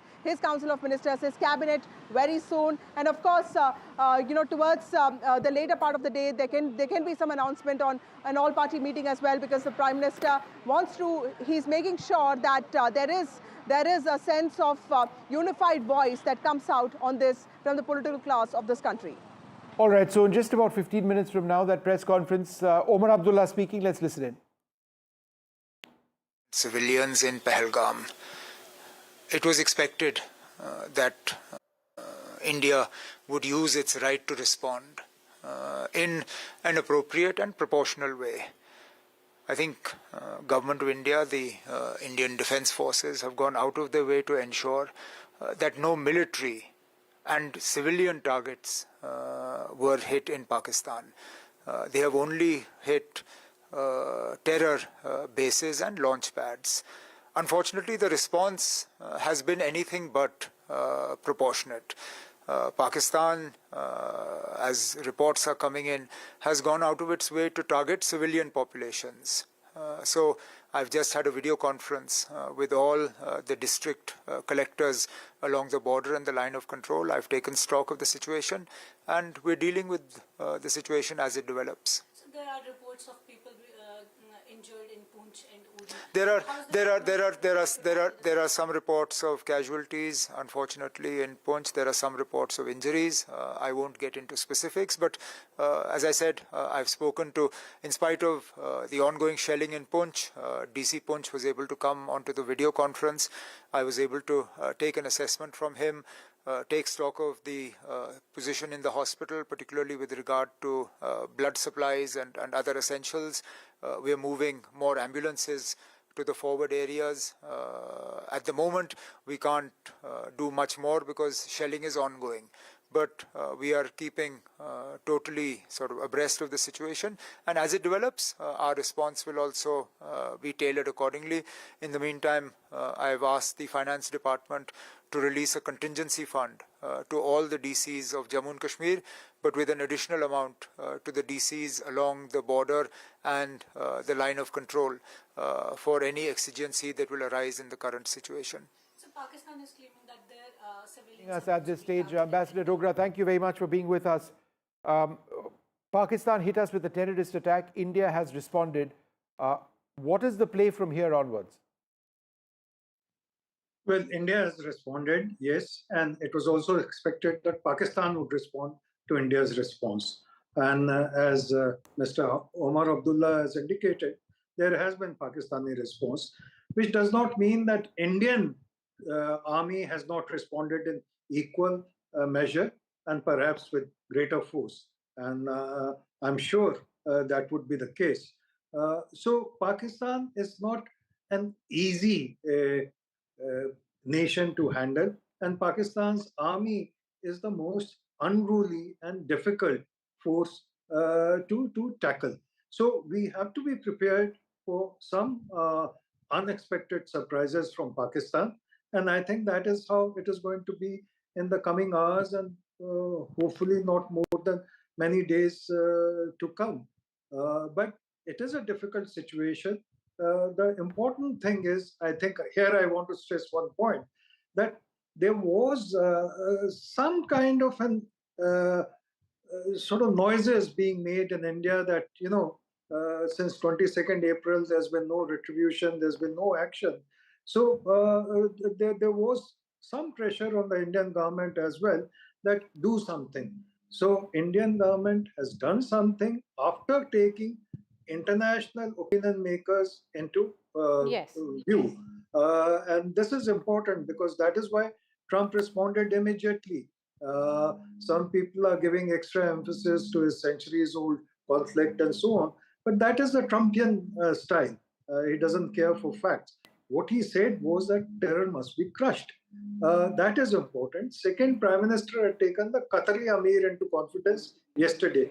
And that again was important on a day when OIC was passing its usual resolution. Because Qatar has been host to Hamas, Qatar has been host to Taliban, and Qatar has some links with some other elements in Pakistan. So Qatar came out with a very forthright and forceful statement against terror. So preparations were on for some days. Naturally, it was not possible for government to share everything with the public. Now, one thing we must bear in mind is that Pakistan, successfully or unsuccessfully, is an overdrive with the international media, be it the media in UK or USA. Its ministers have been busy burning the wires since late yesterday night. Yes. So we must also tackle that part of the show as we have tackled the preparations for the strike today night. I think, Ambassador, the fact that it will be Vikram Misri, who is the Foreign Secretary, who will be briefing the media, is an indication enough as to how India is looking at it, whether it will be indeed this Operation Sindoor will be a deterrent or will it be a spark for future confrontation is the big question that is before India at the moment. But the fact that National Security Advisor Ajit Doval spoke to his counterpart, India has also briefed UK, US, UAE, Russia is an indication of how it is, willing to take its allies along in this counter-terror fight. Yes, Maria, you're right. In fact, that is what I emphasize, that India has taken care to take along its friends, allies, sympathizers, and like-minded countries on the issue of terror and terrorism. The fact that Vikram Misri, who's a very capable officer, is addressing the press conference is itself a message to the world of what India had to do in order to confront terror, which has been bleeding India for the last 3 decades and more. So it's a good step by the government of India to ensure that it is a joint conference, as it happened during Kargil, and Vishnu should know very well. So Vikram Misri and supported by officers from MOD would be the right approach, and that is what government of India is taking. Yes, so Vikram Misri was the one, in fact, Foreign Secretary was the one who briefed the press soon after, the first set of diplomatic offensive were announced, which included the Indus Water Treaty being put on hold. And now it will be Foreign Secretary along with, the officers from Indian Army and Indian Air Force, Vishnu, who will be briefing the press. Yeah, there'll be an Army officer, an Air Force officer as well. Vikram Misri, the Foreign Secretary, very much the right person in a situation like this. Yes. Because in as much as we're talking about the military strikes, it needs to be contextualized in the overall dimension of India's international relations, the signals we are sending, our fight against terrorism, and perhaps he's best placed to make this statement. I just think it's important to tell our viewers that this may not be done yet. What do I mean by that? We just need to wait and see. There's an announcement. Let's listen. Yeah, let's go across. Let's cut across to it. The event would start at 10:25. I'm sure by now most of us would have read the media invite, and it clearly says, and I repeat for that thing, just for a matter of fact, I repeat it. It clearly states that this is a press brief. As of now, in this press brief, no questions will be taken. So I request you, please adhere to it. And 10:25 we start. Request to please settle down. Thank you. The breaking news before the breaking news comes in is that there will be no questions taken. And this is exactly what we were talking early in the morning. Hopefully, and this is disappointing. And I think that there are questions which are being asked, and these are valid questions. And these questions are being asked because exactly there is intense misinformation that has been taking place. Pakistan has owned this disinformation space. Therefore, the need for clarifications and questions is important. We did not do this after Balakot. We needed to have done this today. This statement hopefully will be extensive and answers all queries. We will know in a little while. Meanwhile, another important information coming in. Chief of Defence Staff has met the Raksha Mantri. Defence Minister has met the CDS, and of course remember that this would be specifically with respect to what is happening and at this moment the options and how India is preparing itself for any kind of escalation. We are seeing one part of that escalation already at the line of control and the international border along Jammu and Kashmir, but for any other escalation that Pakistan could indulge in, of course these are very significant meetings which are taking place in the national capital. All right, Shiv is all right, Shiv has sent us this report because remember he is in Srinagar and he's been moving at this moment. While we are waiting for the couple of minutes before this briefing starts of Operation Sindoor, let's take a look at this report sent by Shiv.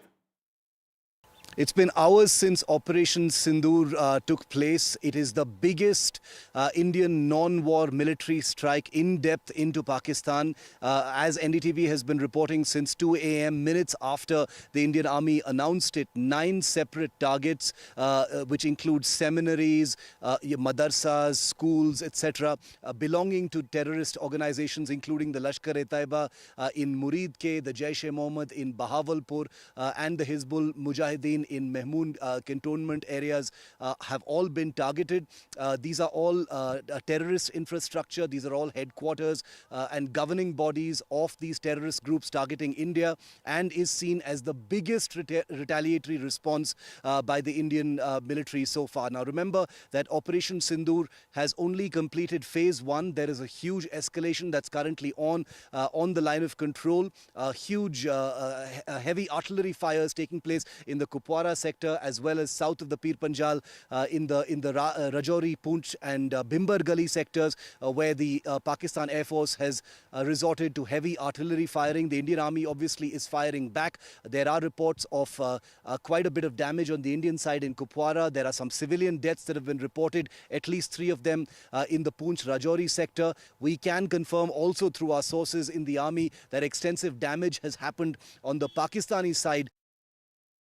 You can see 3 chairs now inside the National Media Center. That's where the briefing of Operation Sindoor will happen. Foreign Secretary Vikram Misri will be leading this entire briefing along with the Wing Commander Vyomika Singh and Lieutenant Colonel Sofia Qureshi. The message will come in from the government. It will be a statement which will be read out, highlights of which is now available with the media, which talks about 24 missile strikes across 9 locations, which includes 4 in Pakistan and 5 in Pakistan-occupied Kashmir. So targets which included, which were terror pads of Lashkar-e-Taiba and Jaish-e-Mohammed, and no Pakistani military facilities were hit, has been the briefing which has come in from the Indian Army. Indian Army going ahead and giving more details in terms of how it all played out and how it happened in a matter of less than an hour. A synchronized strike which happened within less than an hour. All missiles had struck their designated targets. The strikes were synchronized to avoid detection and management of surprise, and real-time footage from UAVs confirmed the destruction of target facilities. But the Prime Minister had been monitoring this entire Operation Sindoor through the night. He was up. He was giving all the details of it he was giving all the details, getting all the details from the National Security Advisor. The selection of intercepted communication that identified specific buildings and compounds associated with groups like Jaish-e-Mohammed and Lashkar-e-Taiba.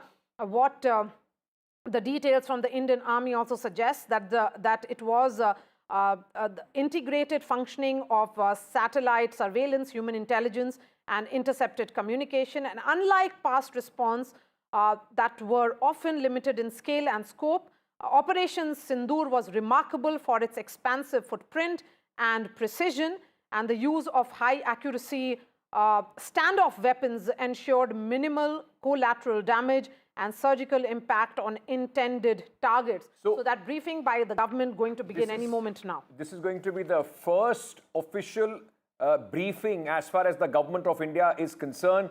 We have been continuously saying that there are going to be 2 officers from the Indian Air Force and the Army, along with the Foreign Secretary, who are going to... Let me just jump in here, if I can, Ankit, for a little bit.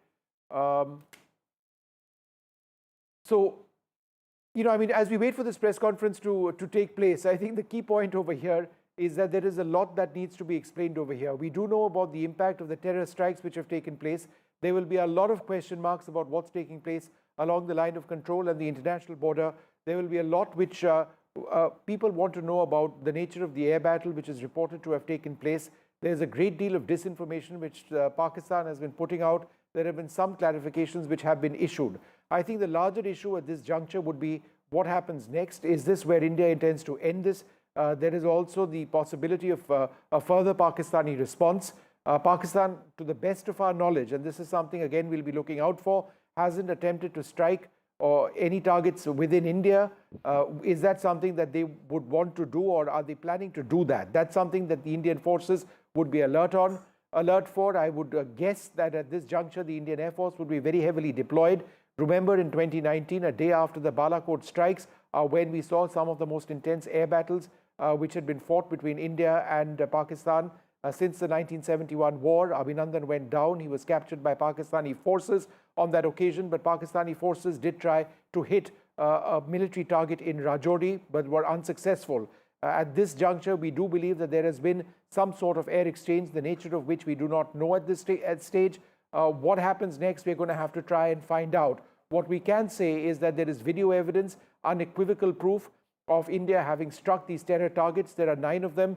The deepest one is in Bahawalpur, 150 kilometers inside Pakistan, opposite Punjab and Rajasthan. Several other camps, approximately 20 to 25 kilometers across the line of control. So that press conference being addressed by Vikram Mistry, the Foreign Secretary of India, scheduled to begin anytime now. Along with Lieutenant Colonel Sophia Qureshi and Wing Commander Byomika Singh, who will be joining the Foreign Secretary for this briefing. Very clearly, just any moment now it is going to start. You can see the logo and of the Government of India with Operation Sindoor. So this briefing is going to be the first time that we hear about this operation officially from the Government of India, apart from that, a brief press release which was put across by the Ministry of Defence right at 1:44 a.m. This morning, as the world woke up to India hitting back and avenging what had happened in Pahalgam. There is a lot which is happening at this moment. Situation is still very, very hot, ladies and gentlemen, as far as the line of control and the international border in Jammu and Kashmir is concerned. That is where Pakistan has chosen to retaliate. Civilian areas on the Indian side are being targeted by the Pakistani artillery and is being responded to by the Indian security forces. And what we have learned also is that heavy damage has been inflicted on the Pakistani army. All right. News just coming in that Defence Minister Rajnath Singh has now reached 7 LKM, Prime Minister Modi's residence, and that's where the Prime Minister has been monitoring this entire developing situation since late last night. He has been constantly briefed by the CDS, that is the Chief of Defence Staff, and also by the National Security Advisor. What we can tell our viewers is that this briefing, which is being held in the National Media Center, is going to begin any moment now. The presence of the Foreign Secretary becomes important. Remember, he was the one who briefed the press soon India carried out its diplomatic offensive. And now it is important for India to ensure that its allies in the global sphere, allies are on board as India, tells the world what really happened with regards to Operation Sindoor, a powerful, a significant message which has been sent to Pakistan with all kind of, as it continued to sustain and support cross-border terrorism. All right, so that international dimension is critical. The fact that the Foreign Secretary is going to be addressing the press conference means that he will be referring to that in this, while by and large there have been voices of concern from several countries, including the United States. There have been 2 messages, one from Turkey and one from China, which India would have expected but are unfortunate. Turkey has backed Pakistan entirely. Turkey is an ally now, or a friend of Pakistan's. They've been arming Pakistan as well. That's a cause of huge concern. Vishnu, let's just very quickly go across to our colleague Vasudha Venugopal as we are waiting for this press conference to begin. Vasudha is at the Prime Minister's residence at the 7 LKM. Let me very quickly, Vasudha, as we are learning, the Defence Minister has reached Prime Minister's residence. Very, very important with all that is happening at this moment. Absolutely, Ankit. And what I understand is that I can see his car right here. He just reached about 8 minutes ago, and then it's important that to know that Rajnath Singh, the Defence Minister, the Raksha Mantri, also met the chiefs of the armed forces before the strikes began. That's what sources are telling NDTV. And more importantly, this meeting comes just before the country is sort of briefed, country is told about what really happened. There's going to be that important press conference by MEA and also the officials from the armed forces. So this is an important thing, and it will have a lot of ramifications, geopolitical ramifications, and also, how is India preparing for the, for the retaliation that is likely to happen. So clearly, an important meeting with Rajnath All right, Singh, the meeting Foreign the Secretary Vikram Mistry over there. Let's just listen in.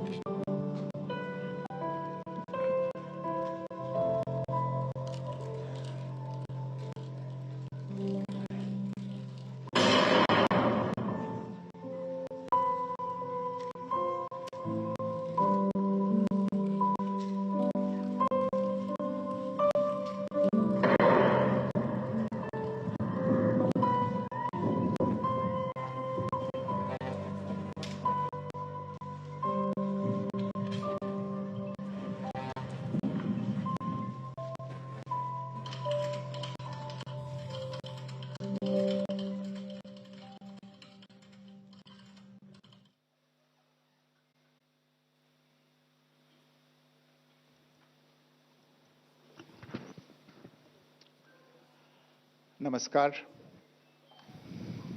इस briefing में शामिल होने के लिए आप सभी का धन्यवाद। जैसा कि आप सभी जानते हैं, 22 अप्रैल 2025 को लश्कर-ए-तैयबा से संबंधित पाकिस्तानी और पाकिस्तान प्रशिक्षित आतंकवादियों ने भारत में जम्मू और कश्मीर के पहलगाम में भारतीय पर्यटकों पर बर्बरतापूर्ण हमला किया। 25 भारतीयों और एक नेपाली नागरिक को कायरतापूर्ण मौत के घाट उतार दिया गया। मुंबई के 26 नवंबर 2008 के हमलों के बाद ये भारत में हुई किसी आतंकवादी हमले में मारे गए आम नागरिकों की संख्या की दृष्टि से सबसे गंभीर घटना है। पहलगाम का हमला अत्यधिक बर्बरतापूर्ण था, जिसमें वहां मौजूद लोगों को करीब से और उनके परिवारों के सामने सिर पर गोली मारी गई। हत्या के इस तरीके से परिवार के सदस्यों को जानबूझकर आघात पहुंचाया गया। साथ ही उन्हें यह नसीहत भी दी गई कि वे वापस जाकर इस संदेश को पहुंचा दें। यह हमला स्पष्ट रूप से जम्मू और कश्मीर में बहाल हो रही सामान्य स्थिति को बाधित करने के उद्देश्य से किया गया था। चूंकि पर्यटन फिर से अर्थव्यवस्था का मुख्य आधार बन रहा था, इस हमले का मुख्य उद्देश्य इसे प्रतिकूल रूप से प्रभावित करना था। पिछले वर्ष आप सभी जानते हैं 2.25 करोड़ से अधिक पर्यटक कश्मीर आए थे। इस हमले का मुख्य उद्देश्य इसलिए संभवतः यह था कि इस संघ राज्य क्षेत्र में विकास और प्रगति को नुकसान पहुंचाकर इसे पिछड़ा बनाए रखा जाए और पाकिस्तान से लगातार होने वाले सीमा पार आतंकवाद के लिए उपजाऊ जमीन बनाने में सहायता की जाए। हमले का यह तरीका जम्मू और कश्मीर और शेष राष्ट्र दोनों में सांप्रदायिक दंगे भड़काने के उद्देश्य से भी प्रेरित था। इसका श्रेय सरकार और भारत के सभी नागरिकों को दिया जाना चाहिए कि इन प्रयासों को विफल कर दिया गया। एक समूह ने खुद को रेजिस्टेंस फ्रंट TRF कहते हुए इस हमले की जिम्मेदारी ली है। यह समूह संयुक्त राष्ट्र द्वारा प्रतिबंधित पाकिस्तानी आतंकवादी समूह लश्कर-ए-तैयबा से जुड़ा हुआ है। यह उल्लेखनीय है कि भारत ने मई और नवंबर 2024 में संयुक्त राष्ट्र की 1267 कमेटी की सैंक्शंस मॉनिटरिंग टीम को अर्धवार्षिक रिपोर्ट प्रस्तुत की थी, जिसमें TRF के बारे में साफ इनपुट दिए गए थे। इससे पाकिस्तान स्थित आतंकवादी समूहों के लिए कवर के रूप में TRF की भूमिका सामने आई थी। इससे पहले भी दिसंबर 2023 में भारत ने इस टीम को लश्कर-ए-तैयबा और जैश-ए-मोहम्मद के बारे में सूचित किया था, जो TRF जैसे छोटे आतंकवादी समूहों के माध्यम से अपनी गतिविधियों को संचालित कर रहे हैं। इस संबंध में 25 अप्रैल को UN सिक्योरिटी काउंसिल प्रेस वक्तव्य में TRF के संदर्भ को हटाने के लिए पाकिस्तान के दबाव पर भी ध्यान दिया जाना चाहिए। पहलगाम आतंकवादी हमले की जांच से पाकिस्तान के साथ आतंकवादियों के संपर्क उजागर हुए हैं। रेजिस्टेंस फ्रंट द्वारा किए गए दावे और लश्कर-ए-तैयबा से ज्ञात सोशल मीडिया हैंडल द्वारा इसको रीपोस्ट किया जाना इसकी पुष्टि करता है। चश्मदीद गवाहों और विभिन्न जांच एजेंसियों को उपलब्ध अन्य सूचनाओं के आधार पर हमलावरों की पहचान भी हुई है। हमारी इंटेलिजेंस ने इस टीम के योजनाकारों और उनके समर्थकों की जानकारी जुटाई है। इस हमले की रूपरेखा भारत में सीमा पार आतंकवाद को अंजाम देने के पाकिस्तान के लंबे ट्रैक रिकॉर्ड से भी जुड़ी हुई है, जिसके लिखित और स्पष्ट दस्तावेज उपलब्ध हैं। पाकिस्तान दुनिया भर में आतंकवादियों के लिए एक शरण स्थल के रूप में पहचान बना चुका है। यहां अंतर्राष्ट्रीय स्तर पर प्रतिबंधित आतंकवादी सजा पाने से बचे रहते हैं। इसके अलावा पाकिस्तान ने इस मुद्दे पर विश्व और फाइनेंशियल एक्शन टास्क फोर्स जैसे अंतर्राष्ट्रीय मंचों को जानबूझकर गुमराह करने के लिए भी जाना जाता है। साजिद मीर का मामला, जिसमें इस आतंकवादी को पाकिस्तान ने मृत घोषित कर दिया था और फिर अंतर्राष्ट्रीय दबाव के परिणाम स्वरूप वो जीवित पाया गया, इसका सबसे स्पष्ट उदाहरण है। यह स्वाभाविक है कि पहलगाम में हुए इस हमले से जम्मू और कश्मीर के साथ साथ भारत के अन्य भागों में भी आक्रोश देखा गया। हमलों के बाद भारत सरकार ने स्वाभाविक रूप से पाकिस्तान के साथ संबंधों को लेकर कुछ कदम उठाए। आप सभी उन निर्णयों से अवगत हैं जिसकी घोषणा 23 अप्रैल को की गई थी। तथापि यह आवश्यक समझा गया कि 22 अप्रैल के हमले के अपराधियों और उनके योजनाकारों को न्याय के कटघरे में लाया जाए। हमलों के एक पखवाड़े के बाद भी पाकिस्तान द्वारा अपने क्षेत्र या अपने नियंत्रण वाले क्षेत्रों में आतंकवादियों की इंफ्रास्ट्रक्चर के विरुद्ध कार्रवाई करने के लिए कोई स्पष्ट कदम नहीं उठाया गया है। उल्टे वो इनकार करने और आरोप लगाने में ही लिप्त रहा है। पाकिस्तान आधारित आतंकवादी मॉड्यूल्स पर हमारी खुफिया निगरानी ने संकेत दिया है कि भारत के विरुद्ध आगे भी हमले हो सकते हैं। अतः इनको रोकना और इनसे निपटना दोनों को बेहद आवश्यक समझा गया। आज सुबह, जैसा कि आपको ज्ञात होगा, भारत ने इस तरह के सीमा पार हमलों का जवाब देने और उन्हें रोकने तथा उनका प्रतिरोध करने के अपने अधिकार का प्रयोग किया है। यह कार्यवाही नपीतुली, नॉन एस्केलेटरी, आनुपातिक और जिम्मेदारीपूर्ण है। यह आतंकवाद की इंफ्रास्ट्रक्चर को समाप्त करने और भारत में भेजे जाने वाले संभावित आतंकवादियों को अक्षम बनाने पर केंद्रित है। आपको यह भी स्मरण होगा कि 25 अप्रैल 2025 को संयुक्त राष्ट्र सुरक्षा परिषद ने पहलगाम आतंकवादी हमले पर एक प्रेस वक्तव्य जारी किया था, जिसमें आतंकवाद के इस निंदनीय कार्य के अपराधियों, आयोजकों, फाइनेंसरों और प्रायोजकों को जवाबदेह ठहराने और उन्हें न्याय के दायरे में लाने की आवश्यकता पर जोर दिया गया था। भारत की आज की इस कार्रवाई को इसी संदर्भ में देखा जाना चाहिए। Good morning. Thank you all for joining this briefing. As you are all aware, on April 22, 2025, Pakistani and Pakistan-trained terrorists belonging to the Lashkar-e-Taiba carried out a savage attack on Indian tourists at Pahalgam in Jammu and Kashmir in India.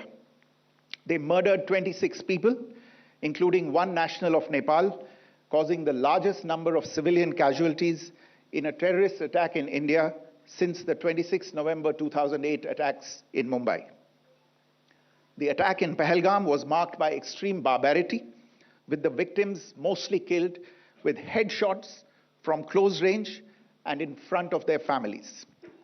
Family members were deliberately traumatized through the manner of the killing, accompanied by the exhortation that they should take back the message. The attack was clearly driven by the objective of undermining the normalcy returning to Jammu and Kashmir. In particular, it was designed to impact the mainstay of the economy, tourism, with a record 23 million tourists visiting the valley last year.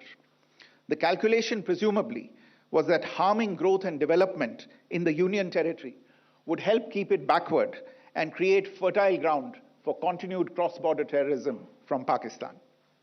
The manner of the attack was also driven by an objective of provoking communal discord, both in Jammu and Kashmir and the rest of the nation. It is to the credit of the government and the people of India that these designs were foiled. A group calling itself the Resistance Front has claimed responsibility for the attack. This group is a front for the UN-proscribed Pakistani terrorist group Lashkar-e-Taiba. It is notable that India had given inputs about the TRF in the half-yearly report to the monitoring team of the UN's 1267 Sanctions Committee in May and November 2024, bringing out its role as a cover for Pakistan-based terrorist groups. Earlier too, in December 2023, India had informed the monitoring team about Lashkar and Jaish-e-Mohammed operating through small terror groups such as the TRF. Pakistan's pressure to remove references to TRF in the April 25 UN Security Council press statement is notable in this regard. Investigations into the Pahalgam terror attack have brought out the communication notes of terrorists in and to Pakistan. The claims made by the Resistance Front and their reposting by known social media handles of the Lashkar-e-Taiba speak for themselves. Identification of the attackers based on eyewitness accounts as well as other information available to law enforcement agencies has also progressed. Our intelligence has developed an accurate picture of the planners and backers of this team. The features of this attack also tie in with Pakistan's long track record of perpetrating cross-border terror in India, which is well documented and beyond question. Pakistan also has a well-deserved reputation as a haven for terrorists from around the world, with internationally proscribed terrorists enjoying impunity there. In addition, Pakistan has been known to willfully mislead the world and international forums, such as the Financial Action Task Force, on this issue. The Sajid Mir case, in which this terrorist was declared dead, and then, in response to international pressure, brought back to life, found alive and arrested, is the most glaring example. The latest attack in Pahalgam has understandably generated deep anger in Jammu and Kashmir and in other parts of India. Following the attacks, the government of India naturally responded with a set of initial measures relating to our engagement with Pakistan. You're all aware of the decisions that were announced on the 23rd of April. However, it was deemed essential that the perpetrators and planners of the 22nd April attack be brought to justice. Despite a fortnight having passed since the attacks, there has been no demonstrable step from Pakistan to take action against the terrorist infrastructure on its territory or on territory under its control. Instead, all it has indulged in are denials and allegations. Our intelligence monitoring of Pakistan-based terrorist modules indicated that further attacks against India were impending. There was thus a compulsion both to deter and to preempt. Earlier this morning, as you would be aware, India exercised its right to respond and preempt as well as deter more such cross-border attacks. These actions were measured, non-escalatory, proportionate, and responsible. They focused on dismantling the terrorist infrastructure and disabling terrorists likely to be sent across to India. You would also recall that the Security Council on 25th April 2025 had issued a press statement on the Pahalgam terror attack, underlining, and I quote, the need to hold perpetrators, organizers, financiers, and sponsors of this reprehensible act of terrorism accountable and bring them to justice, unquote. India's latest actions should be seen in this context. Joining me for this briefing on our actions earlier this morning are Colonel Sophia Qureshi and Wing Commander Vyomika Singh. I will request them to share some details regarding Operation Sindoor with all of you.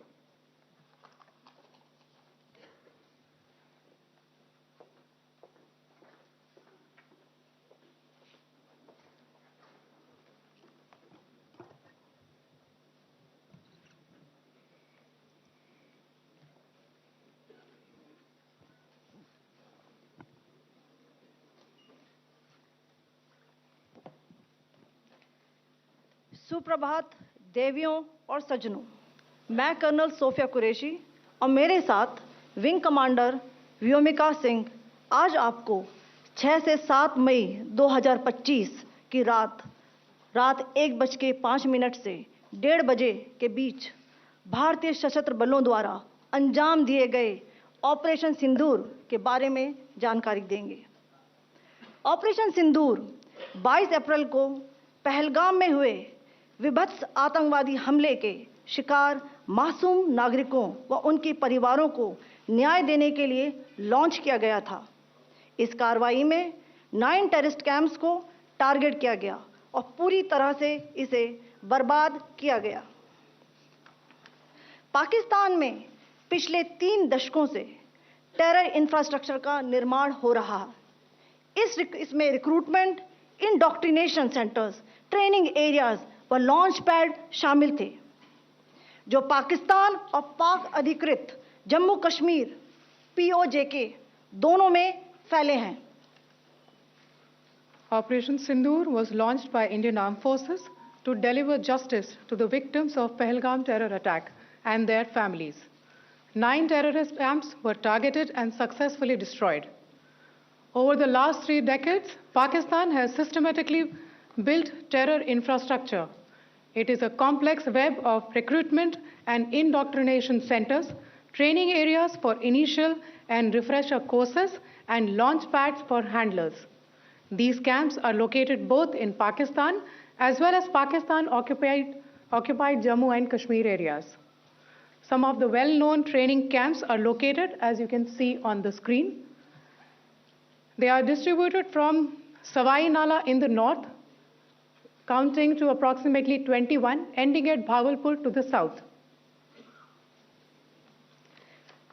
इन लक्ष्यों का चयन विश्वसनीय intelligence सूचनाओं के आधार पर हुआ ताकि आतंक गतिविधियों की रीढ़ तोड़ी जा सके और यह खास ध्यान दिया गया कि निर्दोष नागरिकों और सिविलियन इंस्टॉलेशन को नुकसान न पहुंचे।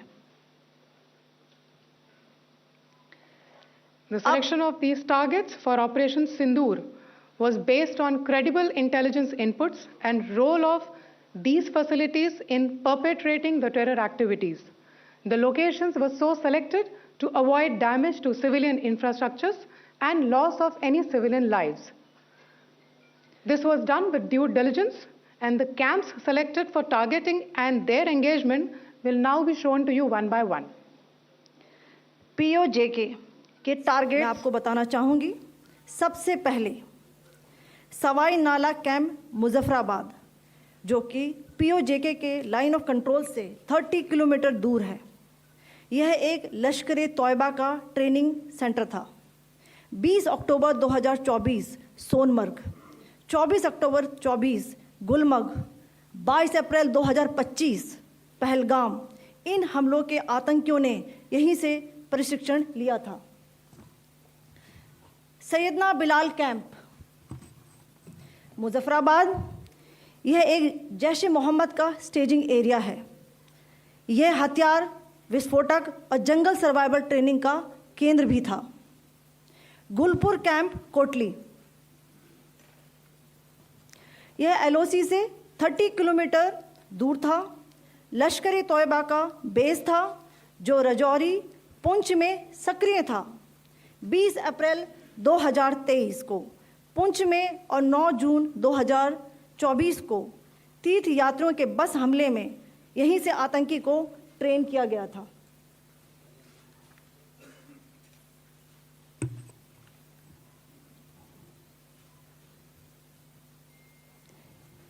बरनाला कैंप बिम्बर, ये LOC से 9 किलोमीटर दूर है। यहाँ पर हथियार, हैंडलिंग, IED व जंगल सर्वाइवल का प्रशिक्षण केंद्र था।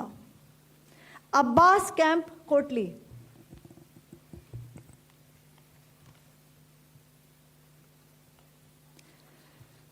यह LOC से 13 किलोमीटर दूर है। लश्कर तोयबा का फिदाइन यहाँ तैयार होता था। इसकी कैपेसिटी 15 टेररिस्ट को ट्रेन करने की थी।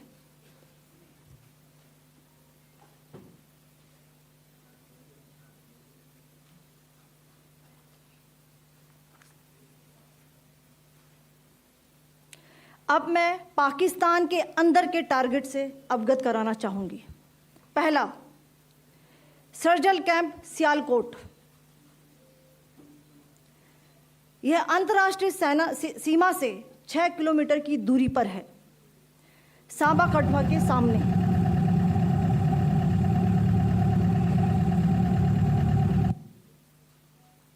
मार्च 2025 में जम्मू एंड कश्मीर पुलिस के 4 जवानों की जो हत्या की गई थी, उन आतंकवादियों को इसी जगह पर ट्रेन किया गया था।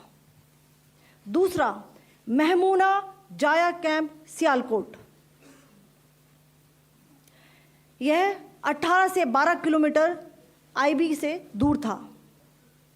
हिजबुल मुजाहिदीन का बहुत बड़ा कैंप था। यह कठुआ जम्मू क्षेत्र में आतंक फैलाने का नियंत्रण केंद्र था। पठानकोट एयरफोर्स बेस पर किया गया हमला भी इसी कैंप से प्लान और डायरेक्ट किया गया था। मरकज ताइबा मुरीद के, यह IB से 18 से 25 किलोमीटर दूरी पर है। 2008 के मुंबई हमले के आतंकी भी यहीं से प्रशिक्षित हुए थे। अजमल कसब व डेविड हेडली भी यहाँ ट्रेन हुए थे।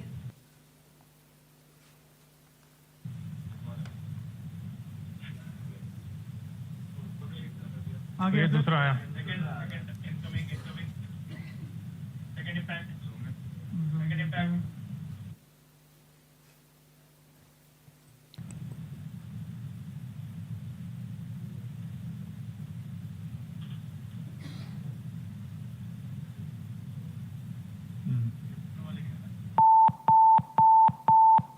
टारगेट 10 हुआ है सर अभी। टारगेट 10 हुआ, एंक्लोजर सेम ही है। 7 it is hit the target. हाँ हाँ।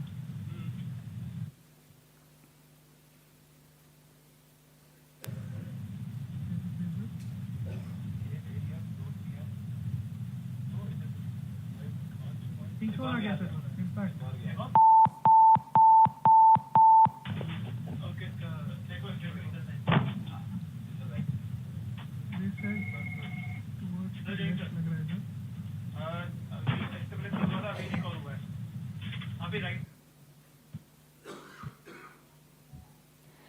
मरकज सुभान अल्लाह भावलपुर, ये इंटरनेशनल बाउंड्री से 100 किलोमीटर दूर है।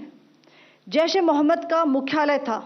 यहाँ पर रिक्रूटमेंट, ट्रेनिंग व इंडॉक्ट्रिनेशन का केंद्र भी था। शीर्ष आतंकी अक्सर यहाँ आते थे। मैं आप सबको बताना चाहती हूँ कि किसी भी सैन्य ठिकाने का निशाना नहीं बनाया गया और अभी तक किसी तरह की नागरिक क्षति की रिपोर्ट नहीं है। धन्यवाद। जय Hind. The strike on the terror camps were undertaken through precision capability, as shown to you. A niche technology weapons with careful selection of warheads was ensured so that there will be no collateral damage. The point of impact in each of the target was a specific building or a group of buildings. All the targets were neutralized with clinical efficiency, and the results reiterate the professionalism of the Indian Armed Forces in the planning and execution of their operations.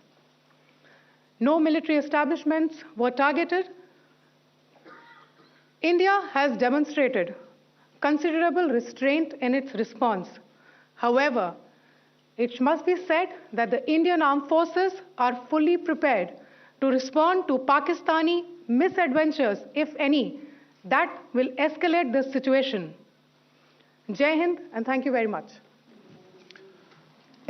Ladies and gentlemen, friends in the media, I ask your indulgence today in view of the fact that this is still an evolving situation. We will therefore not be able to take questions and answers today, but we will come back for more updates and more briefings shortly. Thank you all very much for joining us this morning. Thank you. Jai Hind. All right, so this is the big breaking news coming in right now. The government has held its press conference after the strikes on Pakistan. There have been several strikes which have taken place after the Pahalgam terror attack. The strikes took place between 1:05 a.m. in the morning and 1:30 in the morning. Operation Sindoor, terror infrastructure was struck, launch pads were struck, the targets were selected with due diligence.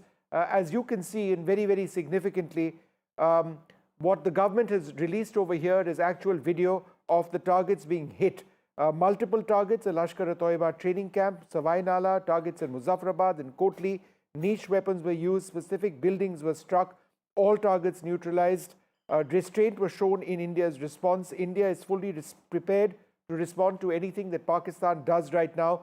That's the message. There was a colonel, there was a wing commander, and there was the Foreign Secretary of India. No questions were taken at that press conference, but there was an indicator that in press conferences in the future, more answers would be given. Just a few more details before I go across to Maria, who's also tracking this closely. This followed the Pahalgam terror attack where 26 were killed. This was the worst attack on civilians since 26/11. The terrorists were executed through headshots. This was an attempt to hit tourism, an attempt to spread communal strife. Lashkar Front was involved in this, and only denials from Pakistan were received over the last few days. India's response, therefore, was measured, responsible, non-escalatory, I should say, is how this was characterized. Once again, the attacks took place between 1:05 a.m. and 1:30 a.m. Maria. Yes, and Vikram Mistry there, the Foreign Secretary, saying that in these 15 days, because India carried out these strikes against Pakistan terror camps only after 15 days. So he said clearly that there was no demonstrable action by Pakistan, only denials had come in, and these strikes were non-escalatory in nature, and Indian armed forces are also prepared to respond in case of any kind of retaliation which may come in from Pakistan. But these visual proofs, the video proofs which have come in, become particularly important, and we will be joined by our reporters in just a bit. But the significance cannot be missed. The important highlights is of this detailed press conference, the briefing which came in from the National Media Center here in the National Capital. It was a coordinated launch of 24 missile strikes, which actually targeted 9 high-value terrorist-linked locations. And even as we speak, even as this press conference has just concluded, there is a high-powered meeting which has begun at the Prime Minister's residence, Home Minister Amit Shah, Defence Minister Rajnath Singh and other senior party leaders are meeting the Prime Minister even as we speak. Aishwarya is joining us live. Aishwarya, this huddle has begun and India has now released proof of that strike which happened, which was carried out in those 25 minutes. 25 minutes is all it took, and in those 25 minutes, 9 terror camps completely destroyed. Aishwarya, just before I come across to you, we come across to you, I just think, Maria, it is so important to reflect that video was actually released. Remember, after Balakot, video was not released. Multiple videos indicating that all of these strikes were under monitoring by drones and they were filmed as the weapons went in. In one case, I could see a weapon being dropped from what appeared to be a drone or a suicide drone. We do know that these were used as well. The videos proving India's case, we hit Pakistan and we hit them hard.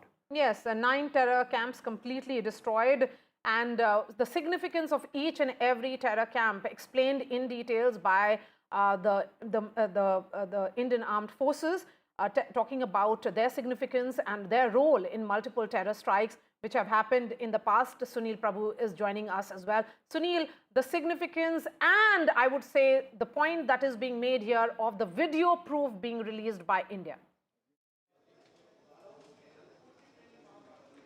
You're absolutely right, Maria. First of all, the symbolism. 2 women officers, Colonel Sophia and Wing Commander Singh, backed along with the Foreign Secretary Vikram Misri to give the background. And we have seen a number of briefings, but this is the first time in independent India that we are seeing the operations so clear. They have given every possible detail, the videos, the targets from the command and control center of showing where they have attacked, the significance of why they're doing it, who are these camps, where are they, who are the people who have been supporting, and where there have been terror being struck, where are the camps, for example, where David Headley was trained and others along with them. And it's in that backdrop that those targets were chosen and the way that they've used with precision to ensure that they are able to succeed in their mission. So a lot of frankness, a lot of very clear details, very well prepared by the Indian Armed Forces and the Ministry of External Affairs to really give us, and as the Foreign Secretary explained very categorically, this is an evolving situation. At this present juncture, we cannot take questions, but we will definitely be back with more briefings and updates. This is a fluid, this is a diplomatic, this is a tense situation, and really everybody will have to watch very carefully as we see and wait to see how things pan out in the next few hours. The Foreign Secretary said as he concluded that press conference was that the situation remains fluid, which is why they don't want to take questions right now. That points to what we've been saying all along. This is not over and done with. There could be a lot more. Whether Pakistan chooses to escalate further is something that really Pakistan needs to decide. As far as India is concerned, in our press statement as well, it was mentioned that the targets which were picked were non-escalatory. There was a sense that we were sending a message that has been reiterated. There has been a lot which has taken place since then, including very heavy artillery strikes along the line of control and on the international border as well. But whether Pakistan comes back to try and hit ground targets in India or not, at this juncture, we do not know. But I think, and this is the point I will repeat before we go across to Aishwarya, is that release of video footage, something which was missing during both the surgical strikes and during the Balakot strikes, is very, very important on this particular occasion, because it makes India's point that if you come and hit us with terrorism, we will hit you with missiles and bombs. That's right. And the extent of this entire operation becomes significant because India reiterating that there was no Pakistani military installations which were directly targeted. Aishwarya is joining us. Aishwarya, even as this briefing ended, there is an important huddle which is happening at 7 LKM. Give us the details, who all have arrived.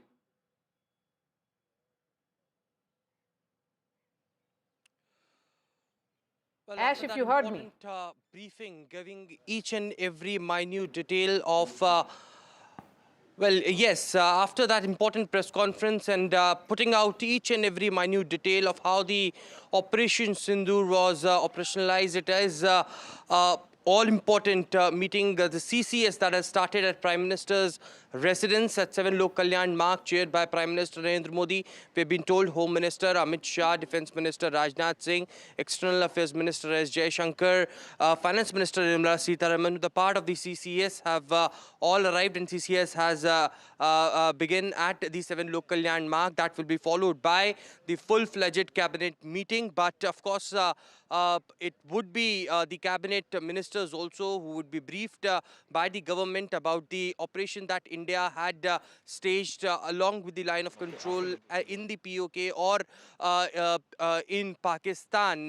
But remember what Wing Commander stated while concluding the statement that she gave. She stated that if any misadventure by Pakistan, that will be dealt accordingly. And certainly that was a point that India clearly made, that if retaliation happen, India is well prepared for it. And also clarifying from that press conference that there was no civilian that were injured or even had been neutralized by this attack. So clearly, a press conference which had given proofs to the entire world that has shown the intention of those terror outfits, the hub of the terror outfits being destroyed by India, and that's the kind of response that India had given.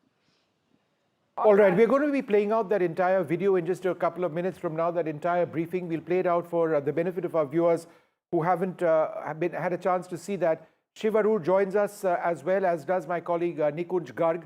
Nikunj, let me come to you first. The broader sort of statement message over here, to me, seems to be quite clear. If you hit us with terrorism, this is how far we can go. These were not shallow strikes. These were deep strikes. Absolutely. And I think Foreign Secretary summed it up when he said that the perpetrators of terror are in Pakistan. Pakistan is a state sponsor of terror. And we retain the capability to strike deep within Pakistan.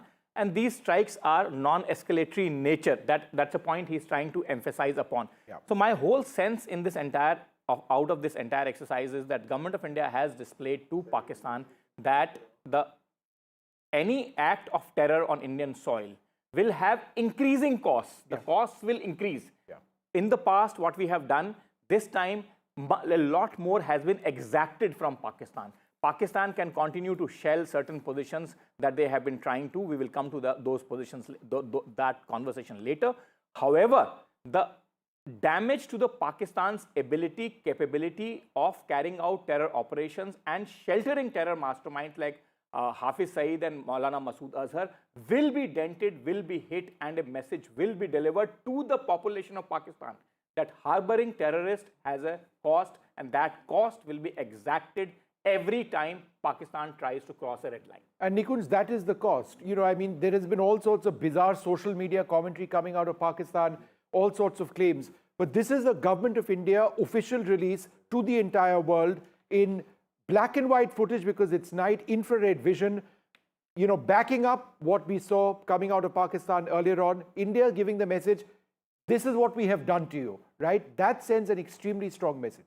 Yes. Absolutely. It was missing during the surgical strikes and 2019. Balapur. Absolutely. And also the whole thrust of that briefing by the military officers and the Foreign Secretary was that, look, we are not going to pull any punches in exposing to the world that you harbor a terror infrastructure that is deep inside the Pakistani territory. And that's where these strikes have been carried out. Till now, we were limiting ourselves to the areas near LOC, the launch pads, etc.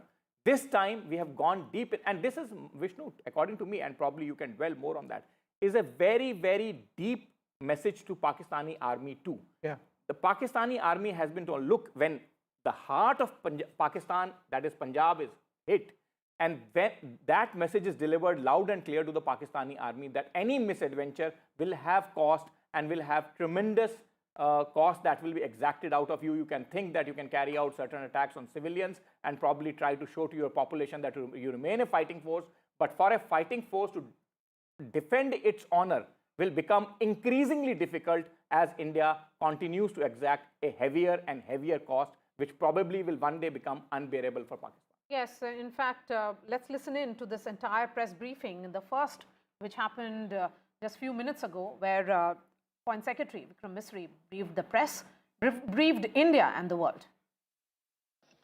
Good morning. Thank you all for joining this briefing. As you are all aware, on April 22, 2025, Pakistani and Pakistan-trained terrorists belonging to the Lashkar-e-Taiba carried out a savage attack on Indian tourists at Pahalgam in Jammu and Kashmir in India. They murdered 26 people, including one national of Nepal, causing the largest number of civilian casualties in a terrorist attack in India since the 26 November 2008 attacks in Mumbai.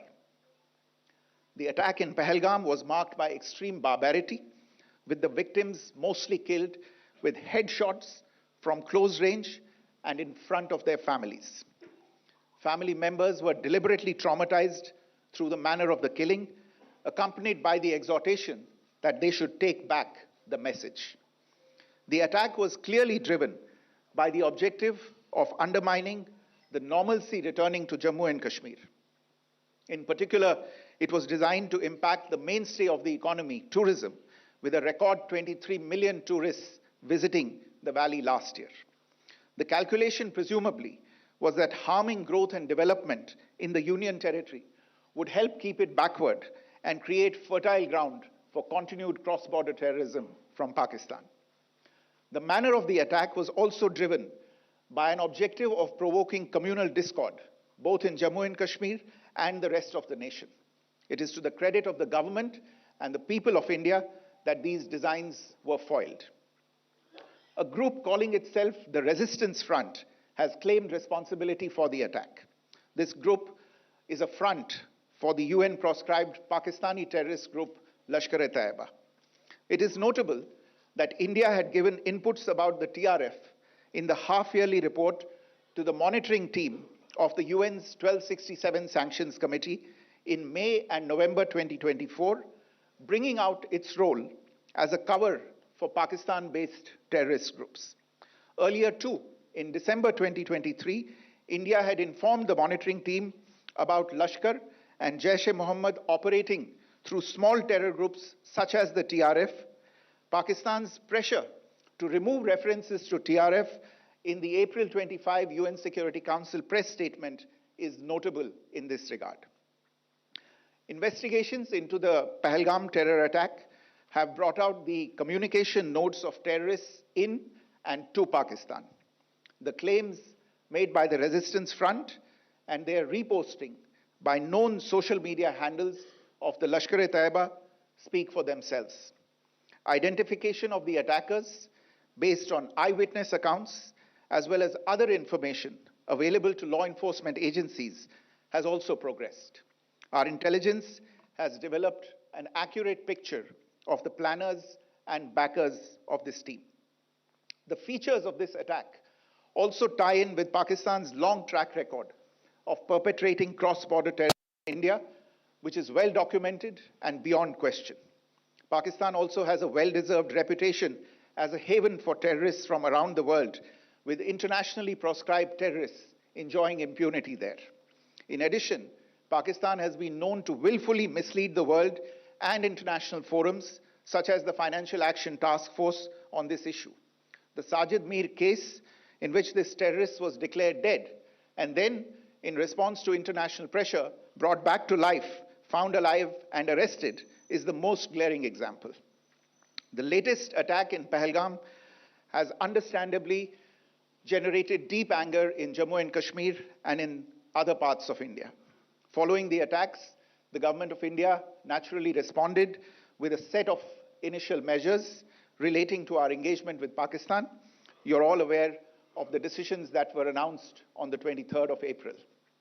However, it was deemed essential that the perpetrators and planners of the 22nd April attack be brought to justice. Despite a fortnight having passed since the attacks, there has been no demonstrable step from Pakistan to take action against the terrorist infrastructure on its territory or on territory under its control. Instead, all it has indulged in are denials and allegations. Our intelligence monitoring of Pakistan-based terrorist modules indicated that further attacks against India were impending. There was thus a compulsion both to deter and to preempt. Earlier this morning, as you would be aware, India exercised its right to respond and preempt as well as deter more such cross-border attacks. These actions were measured, non-escalatory, proportionate, and responsible. They focused on dismantling the terrorist infrastructure and disabling terrorists likely to be sent across to India.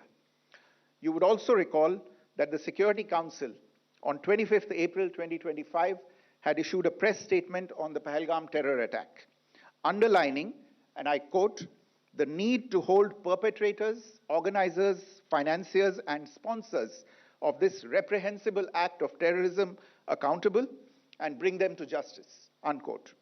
India's latest actions should be seen in this context. Joining me for this briefing on our actions earlier this morning are Colonel Sophia Qureshi and Wing Commander Vyomika Singh. I will request them to share some details regarding Operation Sindoor with all of you.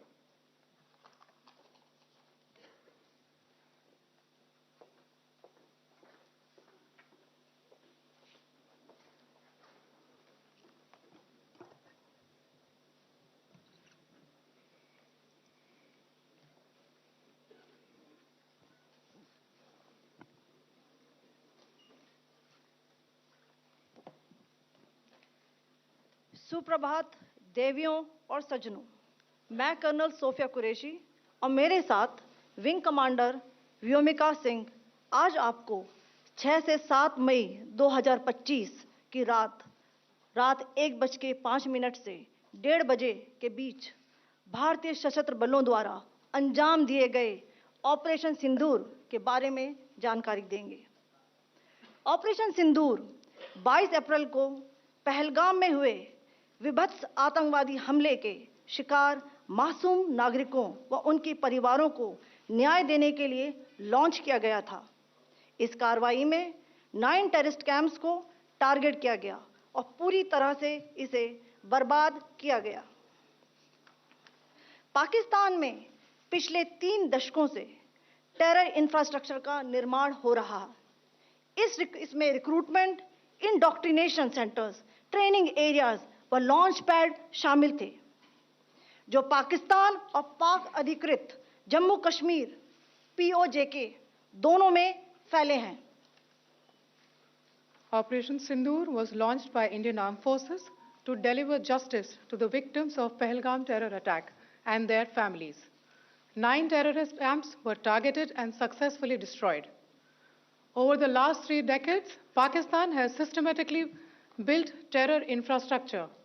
It is a complex web of recruitment and indoctrination centers, training areas for initial and refresher courses, and launch pads for handlers. These camps are located both in Pakistan as well as Pakistan-occupied Jammu and Kashmir areas.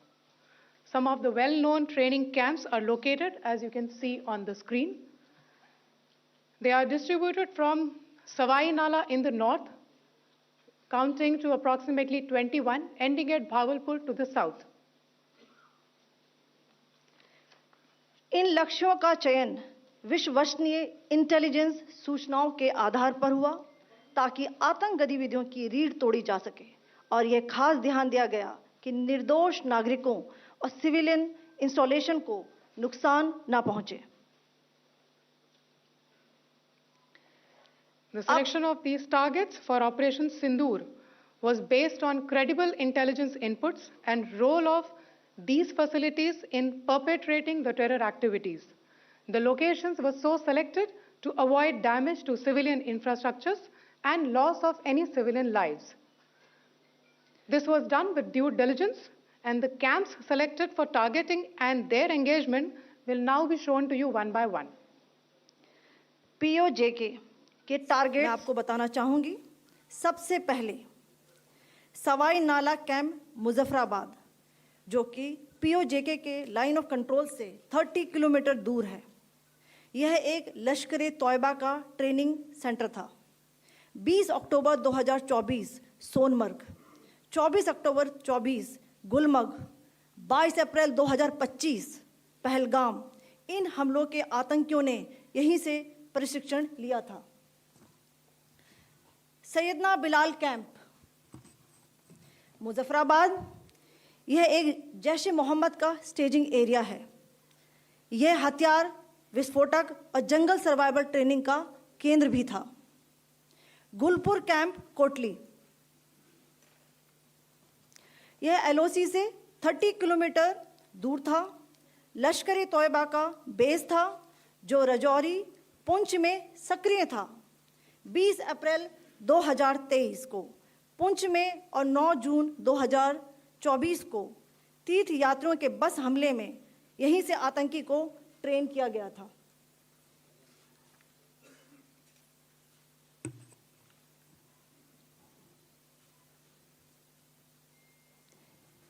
Barnala camp बिम्बर, ये LOC से 9 kilometre दूर है। यहाँ पर हथियार handling, IED व जंगल survival का प्रशिक्षण केंद्र था। अब्बास कैंप कोटली,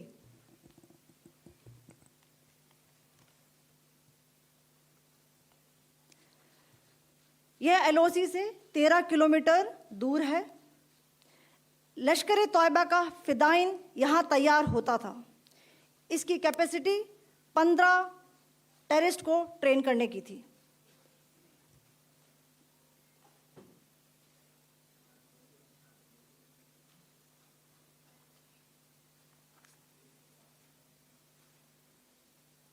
अब मैं पाकिस्तान के अंदर के टारगेट से अवगत कराना चाहूंगी। पहला, सर्जिकल कैंप सियालकोट, यह अंतर्राष्ट्रीय सीमा से 6 किलोमीटर की दूरी पर है, सांबा कठुआ के सामने।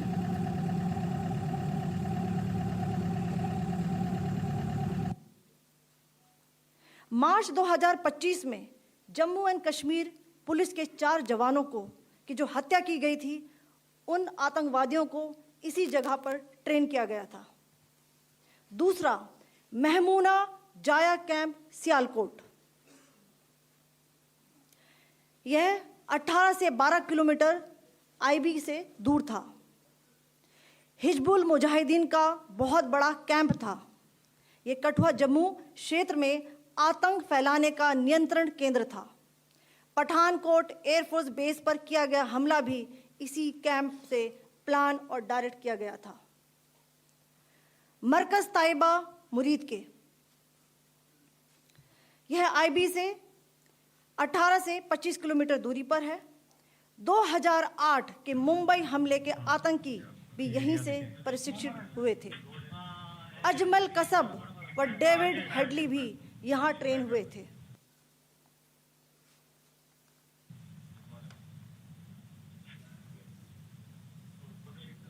आगे दूसरा आया।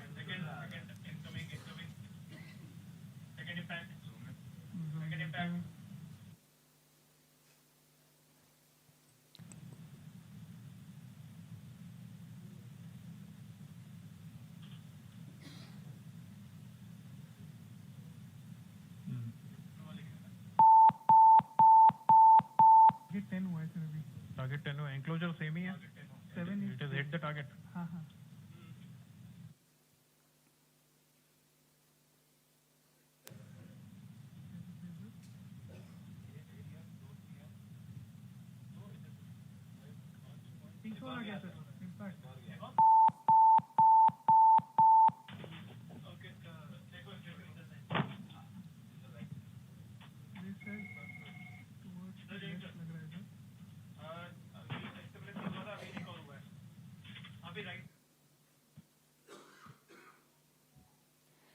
मरकज सुभान अल्लाह भावलपुर, यह इंटरनेशनल बाउंड्री से 100 किलोमीटर दूर है। जैश ए मोहम्मद का मुख्यालय था। यहाँ पर रिक्रूटमेंट, ट्रेनिंग व इंडोक्ट्रिनेशन का केंद्र भी था। शीर्ष आतंकी अक्सर यहाँ आते थे।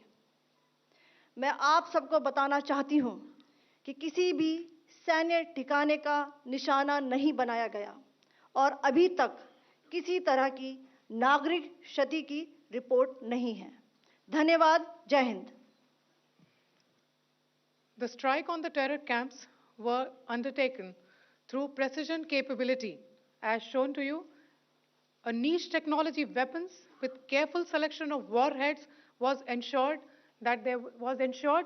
so that there will be no collateral damage. The point of impact in each of the target was a specific building or a group of buildings.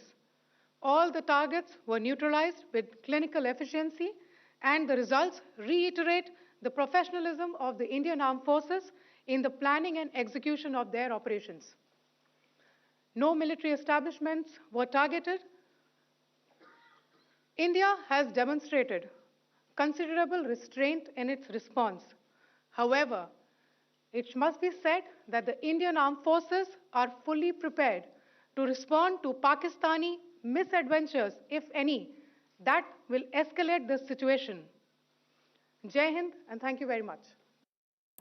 Colonel Sophia Qureshi and Wing Commander Vyomika Singh briefing the media with regards to Operation Sindoor, a briefing of this nature, which is certainly high on symbolism as well. Two women in uniform leading a mission named after Sindoor, which is vermilion, a mark of strength, sacrifice and Shakti.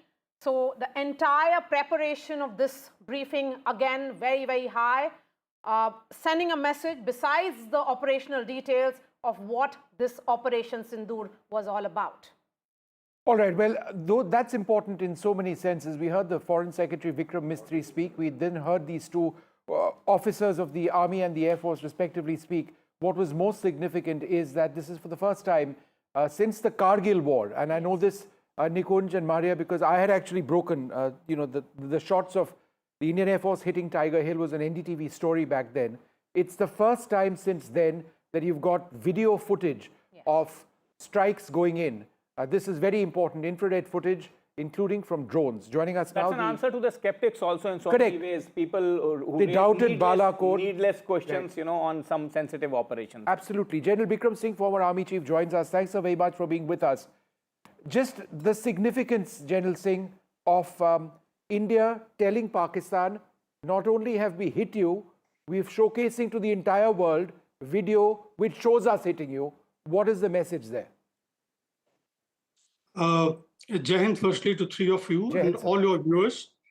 I think the right message has gone across to Pakistan. Firstly, let me compliment the decision makers of our country. At the apex level, the Honorable Prime Minister, under whose aegis we've had the whole of government approach dealing with Pakistan.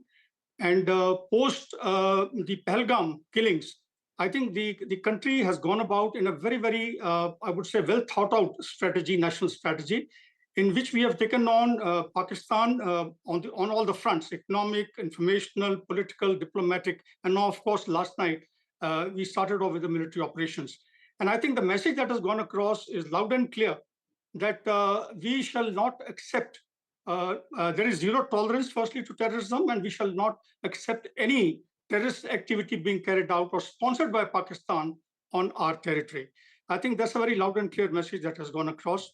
And but along with this, I would like to also highlight that while we have, I heard the Foreign Secretary, he's called in terms of non-escalatory, action that we have taken. While it meets the connotation of jus ad bellum. Now, jus ad bellum is a concept that is followed while using force, using kinetic means. It is, last resort, chances of success, proportionality. So proportionality has been ensured. But the only point I would like to give out now is to everybody that let's not be complacent with regard to calling it non-escalatory. It will get escalated given the conditions, the dynamics in Pakistan, given the conditions under which the pressure that at the moment would be on the chief of the Pakistani army, on the terrorists, and they're going to leverage the potential of terrorists to take us on. Therefore, the risk management has got to be ensured at the strategic level, at the operational level, and at the tactical level.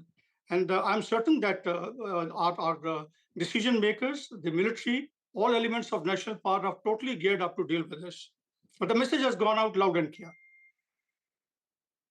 The message that is coming in from the Indian establishment certainly is also that there is no civilian infrastructure which has been targeted, no Pakistani military installation which were directly targeted. India has ensured minimal collateral damage, and it was known terror bases or known terror hotbeds which have been subject of Indian target. That's a message that is going to the world, that this is not against Pakistan, but the terror state that Pakistan has become. Absolutely, Maria. I mean, this is another message that has gone across. And let me tell you, I didn't talk about it because the Indian military is a very responsive, accountable element of national power. It will go exactly as per the diktats of the Honorable Prime Minister and what the government has told it to do. Therefore, the operations have been calibrated, and we've used precision ammunitions. The strikes have been precision. The camps have been targeted while ensuring that there's no collateral damage. And that has been the hallmark of our operations throughout. That we have scrupulously stayed away from ensuring any collateral damage in our operations. I want to ask you one specific question, which probably would be at the top of the mind of most of the population on both sides.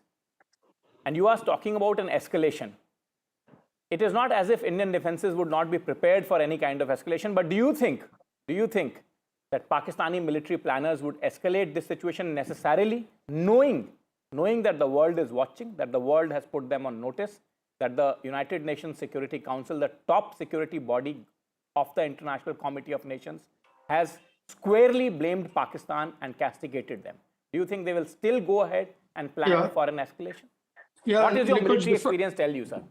Right. You see, Nikunj, besides the military experience, firstly, I brought it out in my initial, my speech, my wording that, look, we are geared up. I'm certain that, when such operations are launched, there is risk management is ensured not only at the tactical level, but at the operational and also at the strategic level.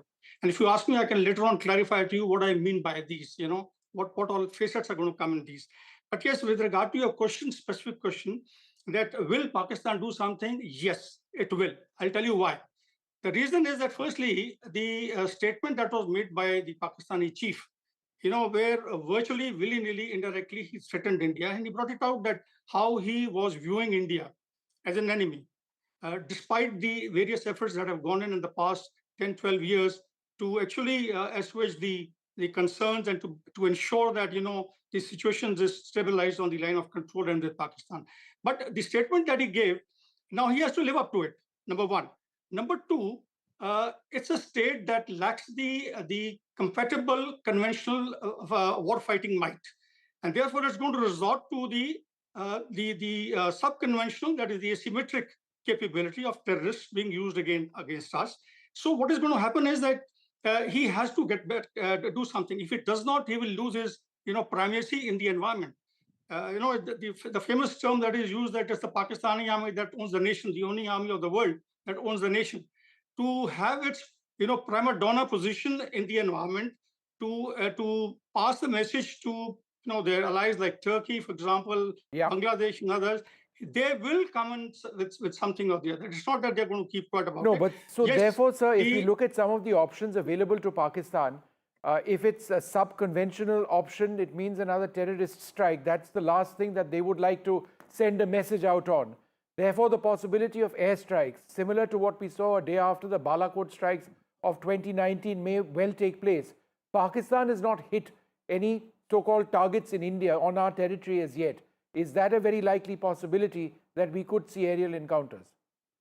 Well, Vishnu, firstly, let me compliment our intelligence agencies. I think they've been very precise in giving us the information. So is the military. All security agencies have done a wonderful job. But yes, they are going to definitely, there's going to be a fillip to the insurrectionists, to the proxy war activities in J&K along the line of control, and also certain other areas. And let me tell you, I won't be surprised if they start actually activating their sleeper cells in various parts of our country, joining Nepal, where we know very well they've had their sleeper cells. Siliguri corridor, Bangladesh, from there to our 7 northeastern states. These kind of things you got to be careful about. And I'm certain, let's be very clear, as I told you earlier, we got very, very competent political leaders, military leaders who are leading this entire initiative. And they would have taken all measures. Risk management would have been ensured to the minutest, as far as the strategic, operational, and technical risks are concerned. Yes, I feel that they will resort to maybe a limited airstrike. If they don't do it, then the chief of the Pakistani army is going to lose his stature in the environment. All right, General Bikram Singh, thank you very much for joining us. But I think that word of caution, which you've you mentioned, is very significant. General Singh, just before we leave you, one short question: what is the situation on the line of control, given the intense artillery shelling between India and Pakistan? This, in fact, when I commanded my battalion, on the line of control, this used to be a daily affair. So our troops are absolutely, accustomed to this kind of firing, and we also are retaliating and firing back. Let me tell you, our defenses are robust. We have weapon systems with us which can neutralize the enemy, guns or missile sites from where they are firing. We have that, firstly, the will is there. Let me tell you this. The political will has throughout been there. The free hand has been given to the army, as the Honorable Prime Minister brought out. And you be rest assured, and the nation should be rest assured that things are going to be under control on the line of control. All right, General Singh, thank you very much. And we shall maintain the moral ascendancy. All right, so thanks so much for sharing your thoughts. I think it is important. It's not done as yet, possibly. If Pakistan chooses to escalate, then there could be more strikes from their side. The Indian Air Force is fully defended, fully on defense at this stage, as is the Indian Army. There are hectic artillery duels now taking place on the line of control. Point there, Vishnu. He says that, the LC skirmishes, you shouldn't add too much we factored that in. Yeah, a value to it, because he says that, if you get drowned in the regular news or the regular noise that Pakistan creates, then you are only giving Pakistan that kind of additional leeway or importance, which is avoidable. Yeah, no, that's true. Let's bring in the reporters who are tracking the story from ground. We have Vasudha joining us from 7LKM, and Aishwarya is joining us from Vijay Chowk in the national capital. Coming to you, Vasudha, first, because that's where the crucial huddle of the ministers is happening with the Prime Minister. This is almost like a CCS taking place, so perhaps the cabinet will happen a little later. What can you tell us? Are we expecting another briefing by the government, or this is it for today? Well, Maria, I'm standing right outside the Prime Minister's residence, and this is a place that saw a lot of action last night. The Prime Minister, like you know, in fact, we've all been reporting that he has been monitoring Operation Sindoor, since it started. It's a 25-minute high-precision strike that happened, and I'm told by my sources that Operation Sindoor, the name itself came from the Prime Minister, because this is not just a move against Pakistan. This is also a justice for for Indian families, specifically for the women of this country. Many of them who lost husbands in this brutal attack in Pahalgam on 22nd of April. Sindoor is also something very symbolic to the Indian community. This is where the CCS meeting is going on. In fact, Rajnath Singh arrived here first, and he arrived here just 10-15 minutes before the press briefing began on Operation Sindoor. After that, it was Amit Shah, the Home Minister, who arrived. I'm told that Dr. S. Jaishankar, JP Nadda, everybody is still there, and the CCS meeting is on. After that, of course, the cabinet meeting will take place, and that is important because, remember, there's a domestic situation that also needs to be managed. It's a domestic narrative. There are logistics that have to be planned, because India is also planning to ensure that it has the right steps in order if a retaliation takes place. Vikram Misri, the Foreign Secretary, put it out very clearly that this is about a proportionate, responsible, measured response that India has taken. It's all about attacking the terror bases which have been not just funding terror but also preparing terrorists to come and attack India. And this has been going on for 3 decades, is what Colonel Sofia Qureshi also said. And this time, like you rightly pointed out, the scale of this precision attack is much more than what happened in Uri in 2016 or what happened after Pulwama in 2019, because this time we also have visual evidence. So this time the country is also prepared to set this global discourse that India knows how to respond proportionately without really hitting out at civilians or, for that matter, even military installations, but hitting where it hurts the most, and also, something that serves justice to its own citizens. Okay, let's go quickly across to Gurpreet Chinna, who joins us. Gurpreet, preparations in border areas, that's of concern right now, and that may well be particularly important at this juncture, since it's not yet clear if Pakistan intends to end things now? What's been happening around you?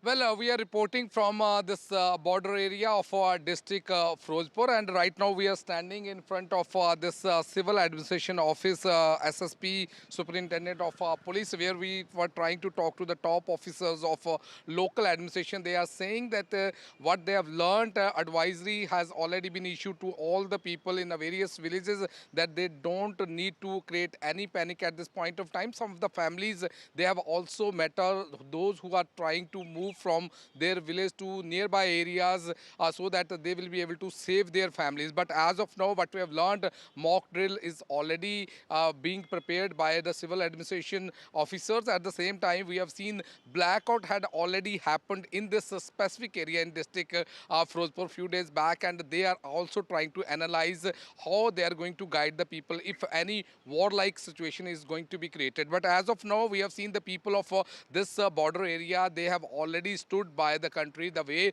they have already initiated this war against terrorism, and the way they have already taken action against those who are involved in Pahalgam terror attack. They say at this point of time, this is the right time, this is the need of the hour to uproot this terrorism from all over the world. The way we have seen a lot of lives have been sacrificed because of this terrorism which is growing and which is being trained from across the border. So as of now, if we can talk about the spirit of these border area people, they are, that is very high, and they are saying that whatever the country is going to take action against those who are involved in Pahalgam attack, these border area people will be stood by this. This is the same thing which we learned from the top officers of the civil administration. They are saying they have been in touch with the forces also. They are also guiding the people at this point of time. They are also trying to find out how they can get through these messages which should be given to the people so that no panic situation will be on the ground. So we have to wait and watch what strategy they are going to opt in the coming days. As of now, what we have seen, multiple meetings are being made at the local administration, so that they will be able to totally in touch and support the country in this cause which they have already initiated action against this terrorism and this drive which has already been initiated by the Indian government, and we have seen the multiple action had already been taken across the border. Back to studio. Let me now go to Aishwarya. Aishwarya, young man, another day of very hard work for you. Now getting out hot outside. You keeping track of all the meetings there on the north and south block side of the New Delhi? Are the meetings in South Block still continuing? Are the defense brass still inside the South Block? Is Raksha Mantri at Prime Minister's residence, or is he back in the South Block? What are the status of the meetings on both on the Raisina Hill, both on the north and the south side? Do give us a detailed briefing. Well, there has been a continuous movement of senior officials from both the Ministry of Defence as well as Ministry of Home Affairs.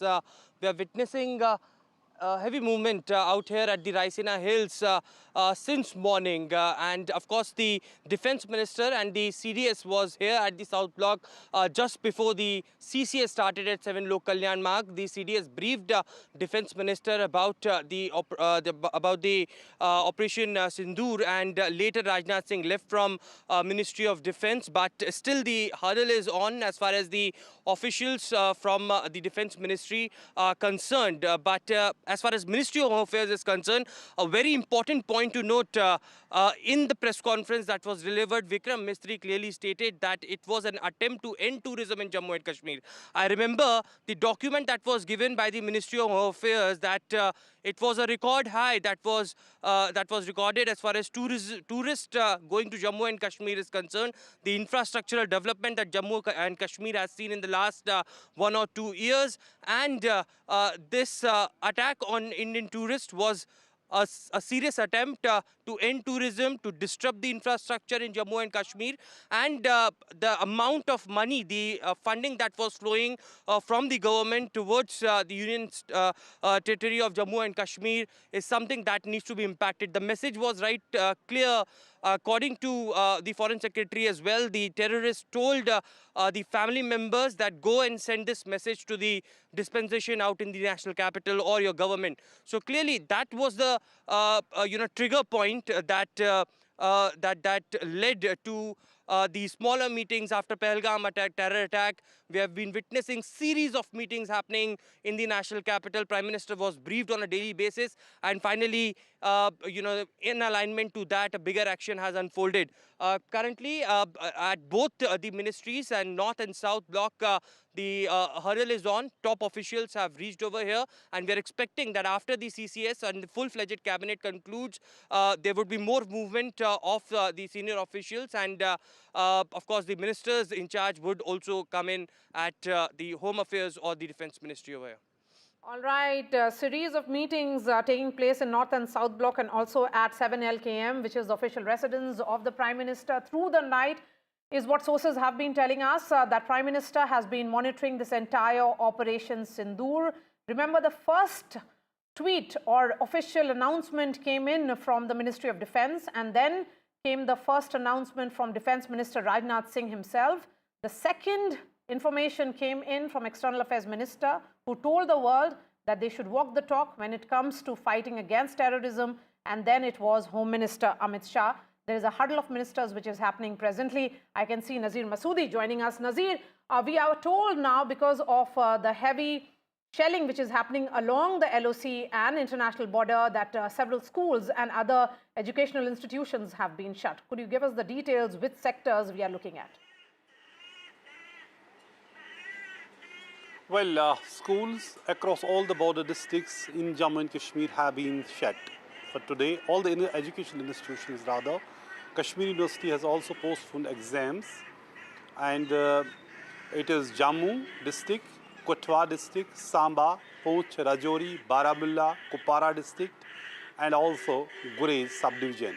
Whereas all the schools and educational institutions have been shut as a precautionary measure.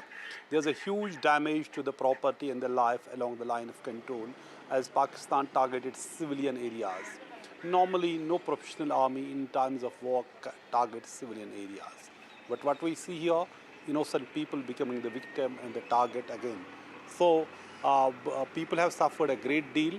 Jammu and Kashmir Chief Minister Umar Abdullah is holding an emergency meeting with the DCs of all the border districts to see what best possible help can be given to the people who have been affected by this Pakistani shelling. They resorted to artillery shelling.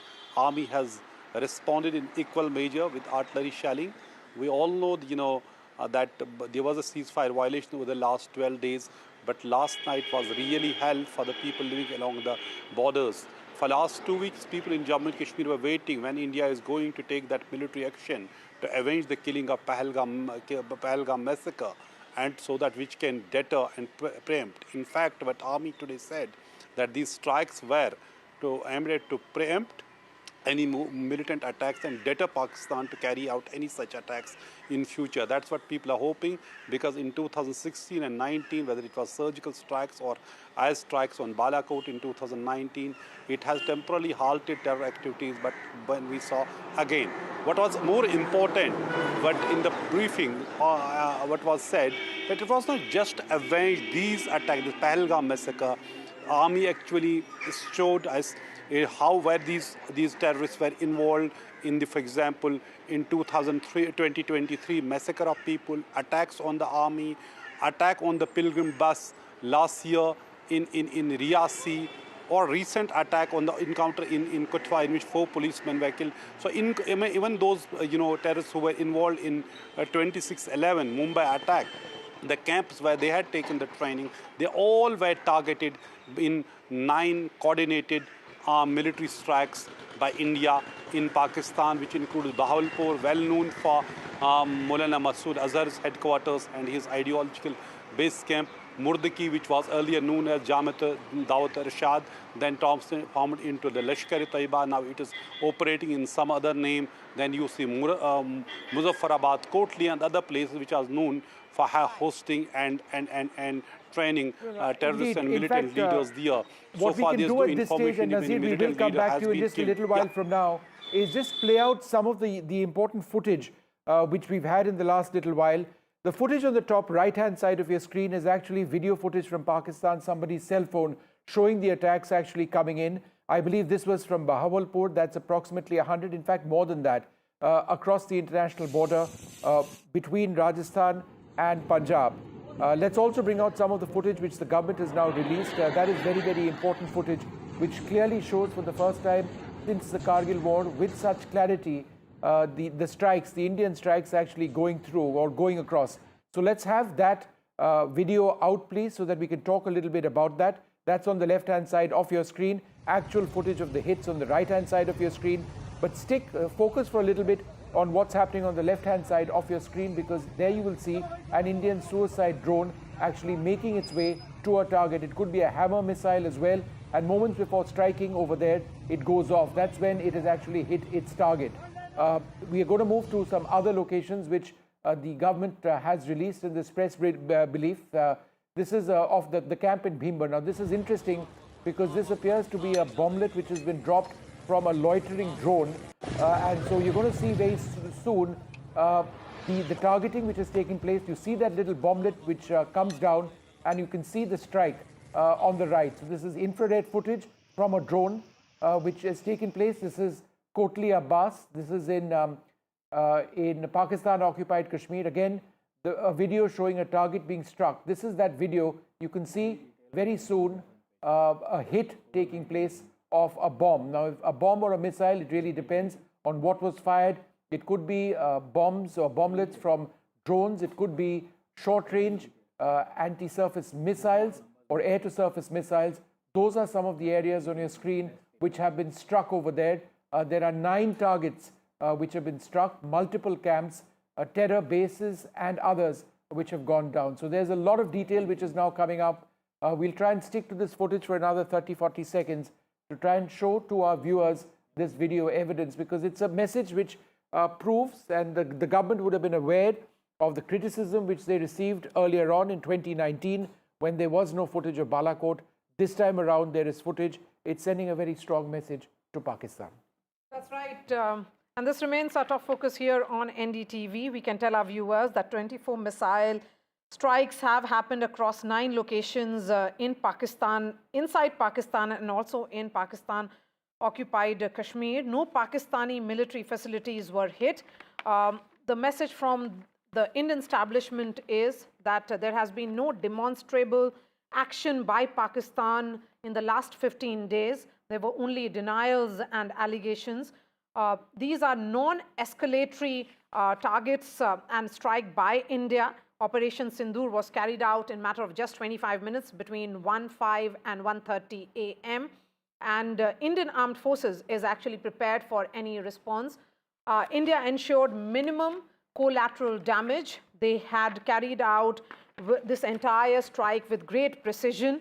The operation, as we have been saying, was, the targets were highlighted, and these were target and terror camps of Lashkar-e-Taiba and Jaish-e-Mohammed. These included trainers and logistic officers who had been operating with impunity in the relative safety of Pakistan-administered Kashmir territory, and intelligence assessments and post-operation indicated that key communication nodes were also taken out. Our reporters continue to track the story because there are a series of meetings that are taking place at 7 LKM, Prime Minister Modi's residence. In fact, now there is a special report which has been sent by Shivarur from Ground Zero. Let's listen. We've just arrived in Baramulla. We're making our way towards the line of control in the Uri sector. That lies just a few kilometers ahead from here when we'll be reaching Uri. Now, obviously, the Vikram Misri, the Foreign Secretary, and the 2 lady officers from the Army and the Air Force have provided an extensive briefing on what we already know. They talked about the targets that have been attacked. They've provided, very importantly, they've provided imaging video footage of the actual strikes, which adds a visual layer to Operation Sindoor, which was not there at least thus far.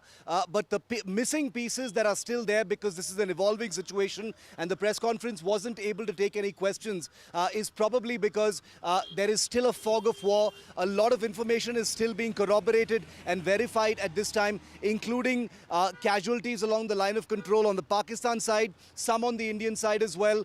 Information about fighter aircraft on both sides having been shot down, and the details of the escalation on the line of control, especially in Rajouri, Poonch, where the artillery shelling is heaviest at this point of time, and in Kupwara sector of North Kashmir, which is just north of where I'm standing right now in Baramulla district. We'll be reaching Uri in a very short while from now, where we will hopefully get a first-hand view of what this escalation is actually looking like. Suffice it to say that the two big points made by the Foreign Secretary were A, that these strikes were punitive in nature and preemptory in nature, trying to stop further attacks from these Pakistani terror camps. And the second point is that India reserves the right to escalate right back at Pakistan should it indulge in any misadventure. Those are the exact words. We're in Baramulla. We'll be reporting next from LOC in Uri. That's the update at this time. Kashmir Chief Minister Omar Abdullah has also spoken out. Let's listen in. I think Government of India, the Indian Defence Forces have gone out of their way to ensure that no military and civilian targets were hit in Pakistan. They have only hit terror bases and launch pads. Unfortunately, the response has been anything but proportionate. We are in this situation because of them. If they had not targeted our innocent civilians in Pahalgam, we wouldn't be here. This ceasefire had held along the line of control for a number of years now. We did not provoke this. We have responded to a provocation. Now it is for Pakistan to realize that our response was limited to what happened to us in Pahalgam. They must be careful not to escalate things beyond control.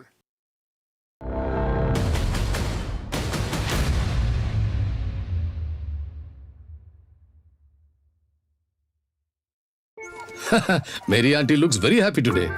Her 2.5 lakh rupees got saved. What good did she do?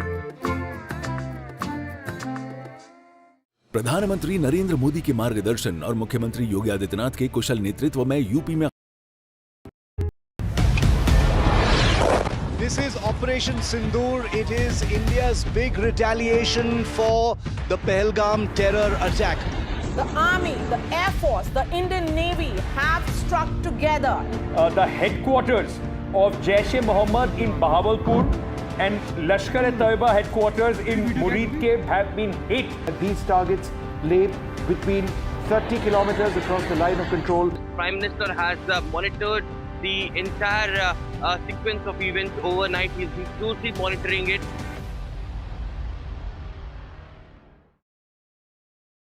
Caste enumeration should be included in the forthcoming census. पहली बार देश में आजादी के बाद ये फैसला किया गया है. For this decision we were waiting since long. This has been only possible with our Prime Minister's decision. Rahul ji जो सोचदार है मोदी जी ने अडॉप्ट कर लिया, अच्छा है. राहुल गांधी के सर्टिफिकेट के लिए राहुल गांधी को क्रेडिट देने के लिए कोई निर्णय नहीं किया. They have always used it as a political weapon, and now that weapon's gone.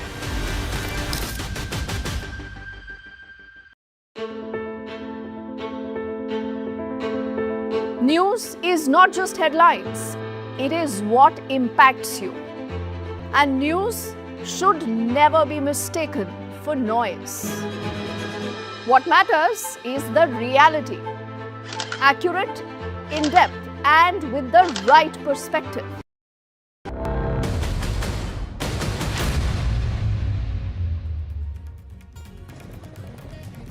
India avenges Pahalgam attack. 25 minutes of precision strikes carried out between 1:05 and 1:30 a.m. this morning. India rains fire on Pakistan terror hubs inside Pakistan and in POK. Video proof of India's Pahalgam revenge. Government releases videos of Operation Sindoor. 9 targets hit, 70 terrorists killed. Pakistan terror factory dismantled.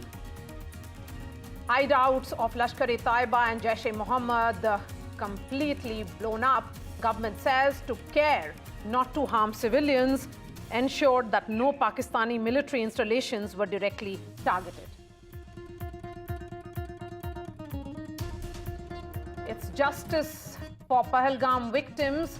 Victims' families say that government was committed to our cause. The bereaved families have welcomed India's response.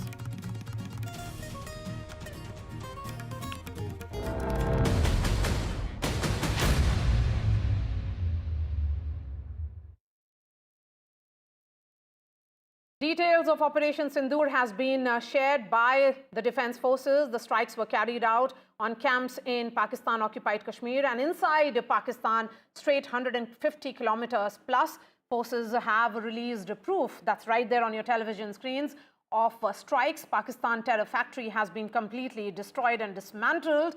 They have been reduced to rubble in just a matter of 25 minutes.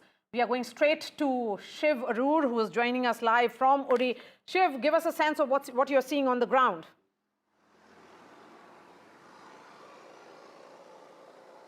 Well, I'm not far from the line of control in Uri sector. We've just arrived in the Uri sector and we're an hour away from that press conference that was just held by Vikram Misri, the Foreign Secretary. And as you rightly just pointed out, visual evidence of strikes adding a huge layer of compelling proof of the accuracy of those strikes, in addition to all of those mobile phone videos that have come out from civilians in Muridke, Bahawalpur, Kotli, Muzaffarabad, Sialkot and elsewhere. The details coming out from that press conference clearly showing that the Indian military, the Indian armed forces and the government are not going to let grass grow under their feet as far as putting forward specific information is concerned.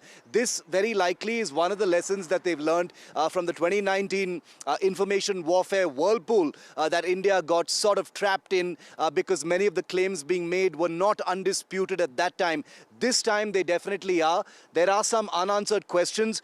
Behind me at the line of control in Uri sector, we are told that there is shelling going on. We will of course be going until a secured area. Uri town has been completely, people have fled from there. It's completely empty. We are told we'll have a look for ourselves in a short while from now. The forward villages which no one has access to at this point are being shelled. We don't have any information just yet about any casualties or civilian casualties over there, but we do know that civilian casualties have taken place in the Rajouri-Poonch sector of the line of control, that's south of the Pir Panjal mountains in the Jammu division. But here in the Uri sector, as it has been for the last 2 weeks, huge escalation using artillery, but this is something that the Indian Army was prepared for. It had been watching artillery rolling in towards the line of control in Uri and Kupwara sectors and was fully prepared. Like we've been reporting, huge amount of damage to Pakistan Army posts, not just in Uri, Kupwara, but also in the Rajouri-Poonch area that we've been reporting. Yes, since you are reporting from Uri, Shiv Arur, Nikunj, you have a question for Shiv. Yes, I just wish to ask you one question, Shiv, that you now almost very close to ground zero, you know, I mean, the theater of action is almost, you're there in that zone, so to say. What is it that you are sensing? I mean, is there active gunfire still on? Has it ended? Are there more preparation that is visible on the ground from each side, or at least from our side? And what is the overall reaction of the civilian population? Please dwell on that. You know, just 2 kilometers before we arrived at this spot where Uri actually begins, we saw, a convoy of vehicles actually fleeing, which contained some, civilians who appeared to be leaving from Uri. So we actually spoke to them. They weren't willing to speak on camera, but we asked them precisely the question that you're asking. Is there still gunfire happening there? They said that Uri town is a ghost town right now. Everyone has left. All shop shutters are down, and you can hear artillery artillery booming. You can hear intermittent gunfire even during the morning hours. So way after Operation Sindoor happened between 1:05 and 1:30 a.m., apparently as recently as 11 a.m., there apparently has been gunfire in Uri. We're just about 15 to 16 kilometers from the LC itself. We'll be reaching there, and I'll be able to answer your question firsthand about the gunfire sounds and artillery. But we've been hearing from our contacts that that entire area, the villages there have completely been evacuated and abandoned, even though there are bunkers over there, and the gunfire is definitely audible. We should be able to hear it just a few kilometers from now. Shiv, first of all, be careful. Take care of your personal safety. That is paramount. Very important points being made by Shiv Arur there, that just about half hour back, we are at 12:05, and till about 11:35, he has first-hand eyewitness accounts narrating to him that active gunfire was on the line of control, which means that Pakistanis are wanting to keep the LOC hot and India is retaliating in equal measure. So that's a very significant point coming directly from the ground zero, where Shiv Arur has very valiantly tried to reach almost the ground zero where this actual skirmish is taking place currently. But Shiv, be careful about your security, your personal safety. Now moving to Nazir Masoodi. Yes, Nazir, Shiv was giving us details of what's really happening, along the LOC. He's very close to that location. Tell us what's happening where you are. Well, I'm on way to Kupara, and here the police have stopped the media. They are not allowing to go beyond, and rightly so. They're saying that it is a situation where we don't want that media should go to these areas which should not be shown right now, and we are very careful when it comes to even that particular check post to show. We are not showing, or any security force movement.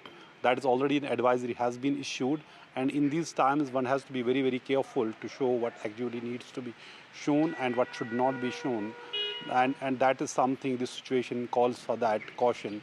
Having said that, it is a tough situation for the people living near the border. The whole night was all about loud explosions. Large number of people have lost their homes, they have lost their shops, businesses, and then some people have lost their lives also. We don't know exact number, has not come from the officials yet, but there's a loss of life as Pakistan has targeted civilian areas, their properties, their shops, for example. Space is not just a destination. It is a declaration of curiosity, courage, and collective progress. India's space journey reflects this spirit. From launching a small rocket in 1963 to becoming the first nation to land near the south pole of Moon, our journey has been remarkable. Our rockets carry more than payloads. They carry the dreams of 1.4 billion Indians. India's achievements are significant scientific milestones. Beyond that, they are proof that the human spirit can defy gravity. India made history by reaching Mars on its first attempt in 2014. Chandrayaan-1 helped discover water on the moon. Chandrayaan-2 gave us the highest resolution images of the moon. Chandrayaan-3 increased our understanding of the lunar south pole. We built cryogenic engines in a record time. We launched 100 satellites in a single mission. We have launched over 400 satellites for 34 nations on our launch vehicles. This year, we docked 2 satellites in space, a major step forward. Friends, India's space journey is not about racing others. It is about reaching higher together. Together, we share a common goal to explore space for the good of humanity. We launch a satellite for the South Asian nations. Now, the G20 satellite mission announced during our presidency will be a gift to the global South. We continue to march ahead with renewed confidence, pushing the boundaries of scientific exploration. Our first human space flight mission, Gaganyaan, highlights our nation's rising aspirations. In coming weeks, an Indian astronaut will travel to space as part of a joint ISRO-NASA mission to the International Space Stations. By 2035, the Bharatiya Antariksh Station will open new frontiers in research and global cooperation. By 2040, an Indian's footprints will be on the moon. Mars and Venus are also on our radar. Friends, for India, space is about exploration as well as about empowerment. It empowers governance, enhances livelihoods, and inspires generations. From fishermen alerts to Gati Shakti platform, from railway safety to weather forecasting, our satellites look out for the welfare of every Indian. We have opened our space sector to startups, entrepreneurs, and young minds. Today, India has over 250 space startups. They are contributing to cutting-edge advancements in satellite technology, propulsion systems, imaging, and much more. And you know, it is even more inspiring that many of our missions are being led by women scientists.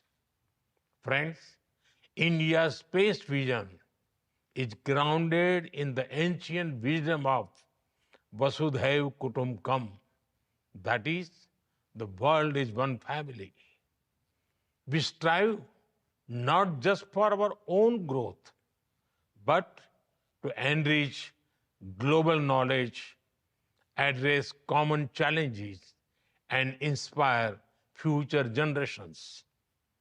India stands for dreaming together, building together, and reaching for the stars together. Let us together write a new chapter in space exploration, guided by science and shared dreams for a better tomorrow. I wish you all a very pleasant and productive stay in India. Thank you.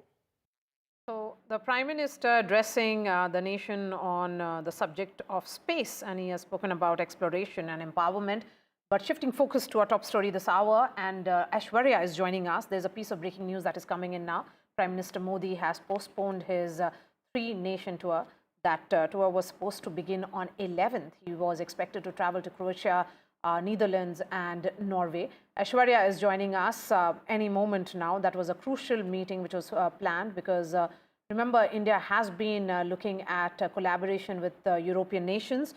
There has been repeated messaging which has been coming in also from External Affairs Minister Dr. S. Jaishankar, who had said only recently that Europe cannot preach if they are not really practicing. The message was with regards to their dual speak on the issue of terror camps and cross-border terrorism. So India's... And this is that part of the Europe with which we wish to engage more, Maria.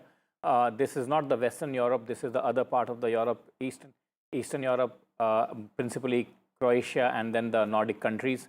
Aishwarya is joining us live, Maria, and we can talk to him. Yes, Ash, give us the details. I mean, the Prime Minister postponing it. It is perhaps on expected lines. The Prime Minister is expected to be in India. It's a developing situation, a dynamic situation, as we have been saying. There could be retaliatory, attack by Pakistan, although we are certainly being careful and hopeful that Pakistan understands that India's target has been specific and also only and only on terror camps inside Pakistan.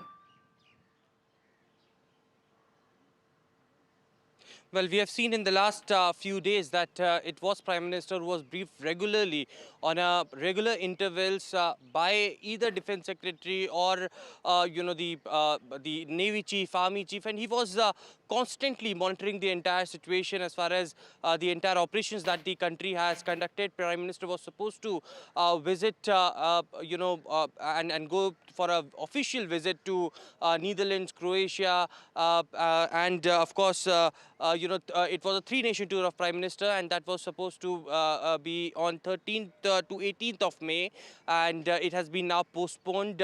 It has not been cancelled as far as the official message from the Prime Minister's office is concerned. It has been postponed as of now, and Prime Minister will later visit these three countries. But certainly the focus of the government and Prime Minister will be certainly on the entire operations that are taking place as far as the Indian Armed Forces are concerned, and how there could be a possible retaliation from the Pakistani side.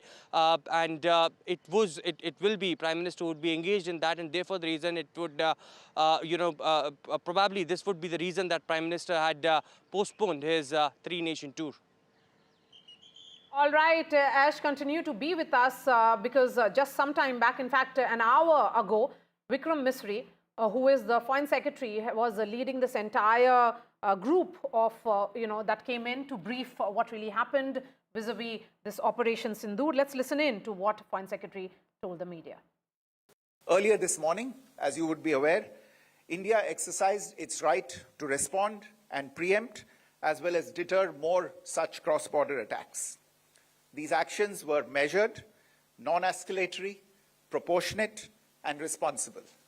They focused on dismantling the terrorist infrastructure and disabling terrorists likely to be sent across to India.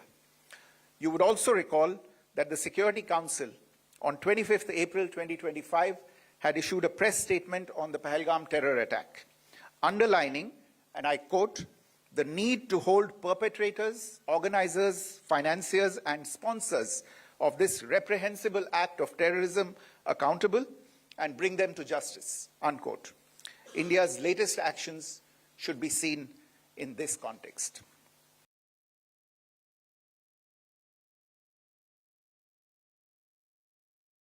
The features of this attack also tie in with Pakistan's long track record of perpetrating cross-border terrorism in India, which is well documented and beyond question.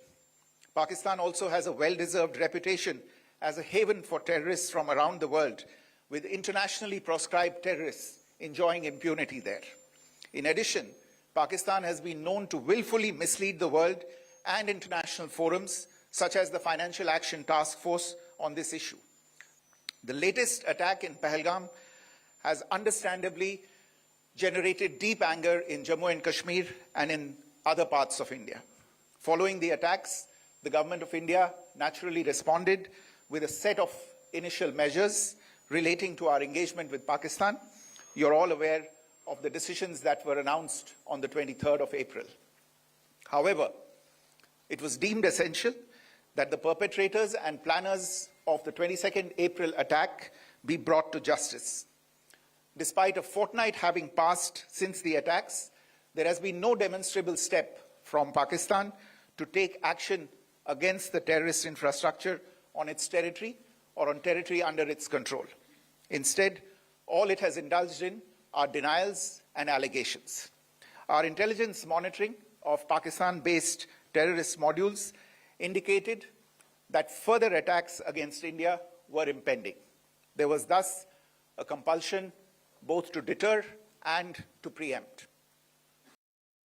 Two women officers, in fact, accompanied the Foreign Secretary in this briefing, reflecting that very important messaging which has come in, and the name of this entire operation, which is Operation Sindoor, an anti-terror operation, in a way honoring those women who were widowed by the terrorists because their men were killed in Pahalgam attack. Let's listen in to what Wing Commander said in that press briefing, which happened an hour ago.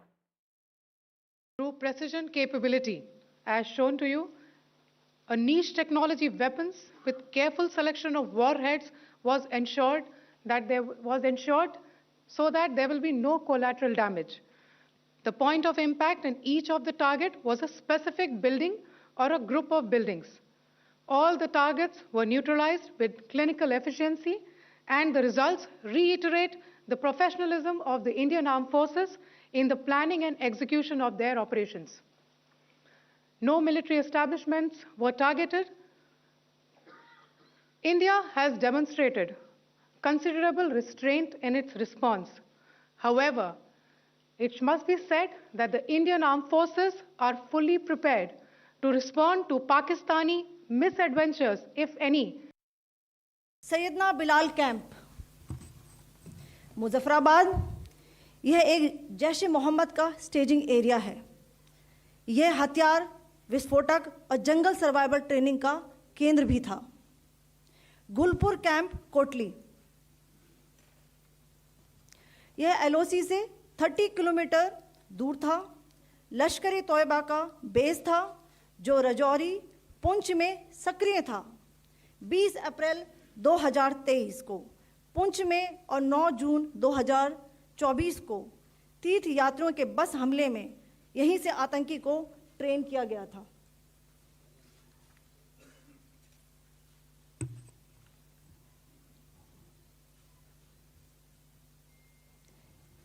Barnala camp, बिंबर, यह LOC से 9 kilometre दूर है।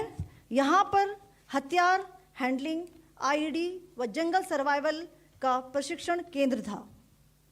Abbas camp, Kotli, यह LOC से 13 kilometre दूर है।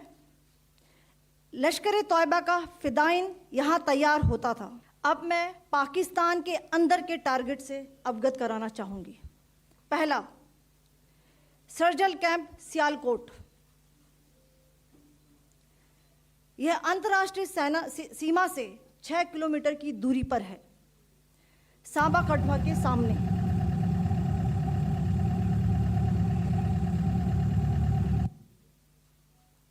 मार्च 2025 में Jammu and Kashmir police के 4 जवानों की जो हत्या की गई थी, उन आतंकवादियों को इसी जगह पर ट्रेन किया गया था। दूसरा, महमूना जाया कैंप, सियालकोट, यह 18 से 12 किलोमीटर आईबी से दूर था। हिजबुल मुजाहिदीन का बहुत बड़ा कैंप था। यह कठुआ जम्मू क्षेत्र में आतंक फैलाने का नियंत्रण केंद्र था। पठानकोट एयरफोर्स बेस पर किया गया हमला भी इसी कैंप से प्लान और डायरेक्ट किया गया था। मरकज ताइबा, मुरीद के, यह आईबी से 18 से 25 किलोमीटर दूरी पर है। 2008 के मुंबई हमले के आतंकी भी यहीं से प्रशिक्षित हुए थे। अजमल कसब व डेविड हेडली भी यहाँ ट्रेन हुए थे। मरकज सुभान अल्लाह, भावलपुर, यह इंटरनेशनल बाउंड्री से 100 किलोमीटर दूर है। जैश ए मोहम्मद का मुख्यालय था। यहाँ पर रिक्रूटमेंट, ट्रेनिंग व इंडोक्ट्रिनेशन का केंद्र भी था। Let me now go across to our colleague Vasudha. Vasudha reporting from outside the Prime Minister's residence. Vasudha. Home Minister Amit Shah has just left Prime Minister's residence. It appears that the crucial series of meetings that were happening, that were taking place at Prime Minister's residence, have now finished. What is it, other than the Cabinet Committee on Security, that in your sense, it is too early for me to ask you that question, that, you know, what are you gauging from your sources? But in your sense, what is it that is being discussed now? Is it about success of the Indian operation, or potential Pakistani response, or both? Well, Nikunj, let me tell you that I'm right outside the Prime Minister's residence, and this road opposite me was completely full of vehicles today. The entourages of several ministers had come in just about an hour and a half ago, and in fact, around 10:15 is when Rajnath Singh, Defence Minister, arrived. He was one of the first to arrive, and within 10 minutes, even as the briefing was going on by Colonel Vyavika Singh and Wing Commander Sophia Qureshi, and of course the Foreign Secretary Vikram Misri, Amit Shah arrived, and now just 4 or 5 minutes ago, all the vehicles have left. So the cabinet meeting is over, the CCS meeting is over. We are told that in the cabinet meeting, the Prime Minister has listened to all of them very intently. He has been briefed again and again. In fact, there's no need for that as well, because he has been, at his residence, trying to find out what really is happening. He's been monitoring the entire operation, and Operation Sindoor is not just a military strike. This is also a move of justice to the country, because Sindoor is very integral to the Indian sentiment. The word itself evokes a lot of sentiment. It's core to the Indian family system, and that's what the Prime Minister, that's why the Prime Minister really came up with this name, because remember, of the 26 dead, all of them are males, and in fact, most of them, were married, and it was in front of the wives and children that they were attacked, they were killed, and the wives were often told to go and tell Prime Minister Modi that this happened. So clearly, this is a marker of how India seeks revenge and justice, but at the same time also is diplomatically ruthless with Pakistan, because we also saw with both UNSC and FATF, India worked very hard to create those diplomatic channels and isolation for Pakistan. But now I'm told that in the cabinet meeting, the Prime Minister has taken stock of the domestic narratives, ensuring that logistics are in place. There's a narrative, there's a situation that has to be managed within the country, and Pakistan is all set to retaliate, is what my sources are saying, which is why the country is also, India is also prepared for that. Now, the Prime Minister, I'm told, is in a wait-and-watch mode. At the same time, he is monitoring the entire situation, ensuring that India remains completely prepared, and civilians of India, the citizens of India, also know what is happening, which is why we also saw this extensive briefing by 3 senior officials with visual evidence, something that we didn't see in 2016 and also in 2019, which is why this time India is far more prepared to answer the world and also answer the people of this country, to basically defend its own point of view and say and prove this as something that was important for justice. Vasudha, before I let you go, let me ask you one more question, and that is that Prime Minister, we have just got the news. I'm quite sure that decision probably would have been taken earlier, but we have just got the news that Prime Minister has cancelled his multinational trip, multi-nation trip to Europe. Now, that clearly signifies that as the head of the state, he wants to be in the country and he wants to monitor all the developments that are happening vis-a-vis Pakistan and vis-a-vis our neighborhood and larger security matrix personally. And that's quite quintessential Prime Minister Modi, isn't it? Absolutely, Nikunj, you're right, and this is what the Prime Minister did even with his Russia trip. He was supposed to travel to Moscow on the 8th of May for the parade day, and this was an important occasion for Russia, which has been a great friend of India, because this also is 80th year of Soviet Union's victory on Nazi Germany, and this was important for India as well to show its friendship towards Russia. But Prime Minister cancelled that trip. In fact, on the 22nd April, he rushed back to India as soon as he heard the news of this brutal attack in Pahalgam. He cut short his Saudi Arabia official trip. In fact, he raised this terror attack even with MBS in his official dinner. And then, of course, the latest is that he has cut short his trip to Croatia, Netherlands and Norway, which was very important. Remember, in this whole tariff war that's picking up, Europe has become very important for India also from the trade point of view. So this trip was considered important because this was also a move for India to strengthen its bilateral treaty. But nothing comes before national security, nothing comes before justice, and nothing comes before safety of the country, which is what this is. Which is what is being reflected by the Prime Minister yet again cancelling another important trip abroad, and this is a three-nation trip to Europe. That's right, Vasudha. Thank you so much for joining us. And remember, on 22nd, when that terror attack happened in Pahalgam, Prime Minister Modi was in Saudi Arabia. He cut short that visit as well and returned to India. So that sense of urgency, certainly ensuring that when it is about nation first, Prime Minister Modi is really in New Delhi. He is monitoring the situation by every minute. Javed Ashraf, former ambassador of India to France, is joining us. Ambassador Ashraf, how do you look at the situation? India, of course, briefing US, UK, UAE, but what is it that India should be prepared for in terms of reaction from other countries? Well, first of all, let me say that, it takes a great deal of political courage, political daring, and a sense of responsibility at the leadership level of the Prime Minister to undertake an operation of this magnitude. And also want to congratulate the Indian Armed Forces, particularly the Air Force, for the precision strikes. Remember, Bahawalpur and Muridke have been the crucible of terrorism for a very, very long time. Since at least the 1980s, we've been bringing them to the world's attention. Now, what happens from now onwards? One, we'll be having to be dominating the battle of the narratives. And this has got to be in the three important respects globally. One, that our attack was justified. Second, that it was measured with no collateral damage and that we took out terrorist camps. There were no civilian or military targets. And third, the outcomes were visible. I mean, because the last time during Balakot, there was, they managed to create a fog of confusion in Pakistan that nothing was achieved. So we have this narrative to present. That's one. The second, internationally, we have to be able to get the world to accept this as a legitimate right to defend on behalf of India. Now, remember, historically, since at least the 90s, what we have seen is that the world's attention shifts from terrorism to preventing the war between the two countries. And there are many countries that start equating the victim and the attacker, in the sense Pakistan and India. And we have to be sure that we do not get back into that trap. So this operation was planned to be swift, to achieve the political and the security objectives with minimal risk, minimum economic fallout, and in a manner that the escalation could be controlled. We also have to watch out for hybrid warfare, which is that cyber attacks, information warfare.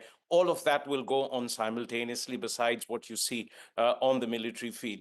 So this is also a moment of great responsibility for us diplomatically, and that we have to not just at this point of time get the world to accept the action that we have taken, but also to, in a sense, ensure that Pakistan is treated as a sponsor of terrorism, because hitherto the world has differentiated in some way between terrorism emanating from Pakistan that affects them and terrorism that affects us. And we've got to be sure that we push it pretty strong. And so far, I think the world has, in a sense... Ambassador Ashraf, let me ask you one question. I asked earlier before you joined the broadcast, I asked General Bikram Singh, former Chief of Army Staff, that does he think that a retaliation from Pakistan is imminent?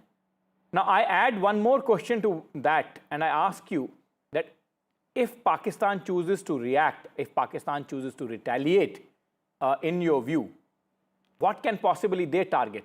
We have targeted the heavens of terror. We have targeted the Mecca of terror, global terror. What can possibly they target? You see, again, you have to, we have a war game that scenario as well. Now, if Pakistan retaliates, they'll have to retaliate in terms of our military installations, military establishments, etc. Now, that's an actual act of war. That's an escalation that takes us into a full-scale conventional war. In that event, of course, we have obviously a number of retaliatory options. There are the possibilities. We have much higher level of superiority in terms of naval power. Also in terms of our air power, there, of course, ground forces are well positioned. I think it would be perhaps it's hard to, wars are always a series of escalation of unanticipated developments. But I would say that Pakistan would have a limited objective of inflicting a limited damage, trying to win the battle of narratives, play the victim, and satisfy its domestic audience that it stood up to a much larger adversary and that had tried to bully it. I mean, that would serve its objective as long as it feels that India would not then go on to the second order and a third order steps after what we have done in terms of the taking out the 9 terrorist camps. So they will also be calculating how much staying power they have. And getting into retaliating against military targets in India would invite a massive retaliation and a legitimate one from India too. Yes, that's the concern. That's the concern, because if Pakistan chooses to escalate it and targets military bases or military targets, then possibly it will evoke a second or a third reaction. So you have to see that it's all a game of probabilities as well. I mean, sitting in Delhi, our planners will also be trying to get as much human intelligence and technical intelligence into what is the actual Pakistani calculations and thinking beyond their public rhetoric. And we will also be taking into account what their readiness and preparedness is. What is their staying capacity for a long duration war? What is the state of their economy? What is the level of supplies they have? And there are different modes through which you put pressure. So I think that once we attack Pakistan and we take out these 9 camps, we have also taken into account the risks that escalation and our capacity to contain it, manage it, and dominate that escalation. And that is something that we would have taken into account, because if they do target, and we've been very particular in pointing out that we've not targeted civilian or military installations. And therefore, if they do retaliate militarily in terms of military assets or military installations, then I think we would be prepared for a pretty strong response. And remember that there is an economic asymmetry, a capability asymmetry. And I don't think we will fall into the trap of the nuclear rhetoric, which they keep sometimes bandying about. Yes, Ambassador Ashraf, India has managed to communicate to the world that this was an unprovoked aggression, an act of terror which happened on 22nd. And that's the reason why there has been support which has come from just about every nation which has been affected by terrorism in one way or the other. Now that we are looking at it, do you see that India, and if you look at the mix, or should I say the composition of the press conference, it was the Foreign Secretary and 2 Indian officers who addressed the press conference. So India is repeatedly communicating to the world. First it did after 22nd when the terror attack happened, and now after having carried out these strikes against terror camps, that there is a need for constant engagement with all these nations, not just the allies as we look at them, but also envoys of multiple nations as we did on 23rd. So, our diplomatic initiative is going to be intense and very comprehensive. One, we will reach out to all the countries in the world. It isn't just about the United States or our European allies or, Japan or Korea, or the countries in the Gulf, our partners in Africa. We will be reaching out to everyone to convey the correct picture. And it's important we do that, because we've done that at every time we have been hit by terrorism on this scale from Pakistan, and that we have retaliated. It's very important. One is that bilaterally we engage all the countries with evidence and with evidence of what we've done. That's number one. The number two is what we are already doing in the UN Security Council and the UN framework. And remember, despite being a non-permanent member at this stage, Pakistan was not able. At first, it asked for a closed-door meeting. It obviously didn't want to be castigated in public. And therefore, it asked for a closed-door meeting, knowing what it would going to face from other members, permanent and non-member. That's the second part. And the third is that we will now go back to putting them on FATF, and also taking a number of other steps, including at the IMF, at the World Bank, at the Asian Development Bank, because it is very important for us to be able to convey to the countries that their assistance to Pakistan eventually ends up helping the military continue with its unremitting hostility towards India, practiced through this unconventional asymmetric politico-military instrument of terrorism. So it'll be a very comprehensive engagement. But remember, we should not, we have to keep this as an ongoing process, not something that subsides after our rage and revenge period is, in a sense, over. Because despite taking out these camps, we can't be sure that new ones will not crop up, or they will not find new recruits to the cause. So this is something that we'll have to continue pressing, and to ensure that, as Dr. Jaishankar, our External Affairs Minister, said, and that Prime Minister has said repeatedly, that the world must have a zero tolerance towards terrorism, and there cannot be good terrorism or bad terrorism. That terrorism that affects the West is of a different level than terrorism that affects us.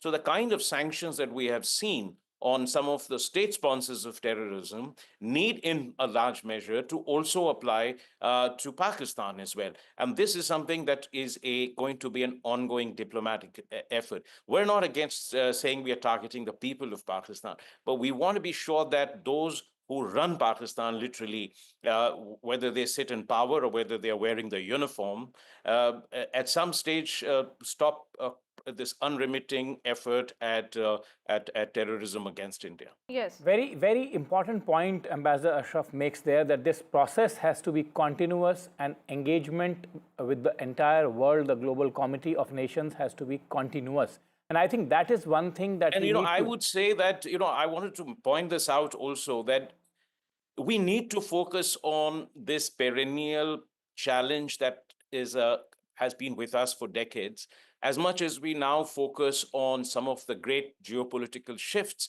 and the opportunities that the global shifts are creating for us, because this is at the fundamental level important for India's security.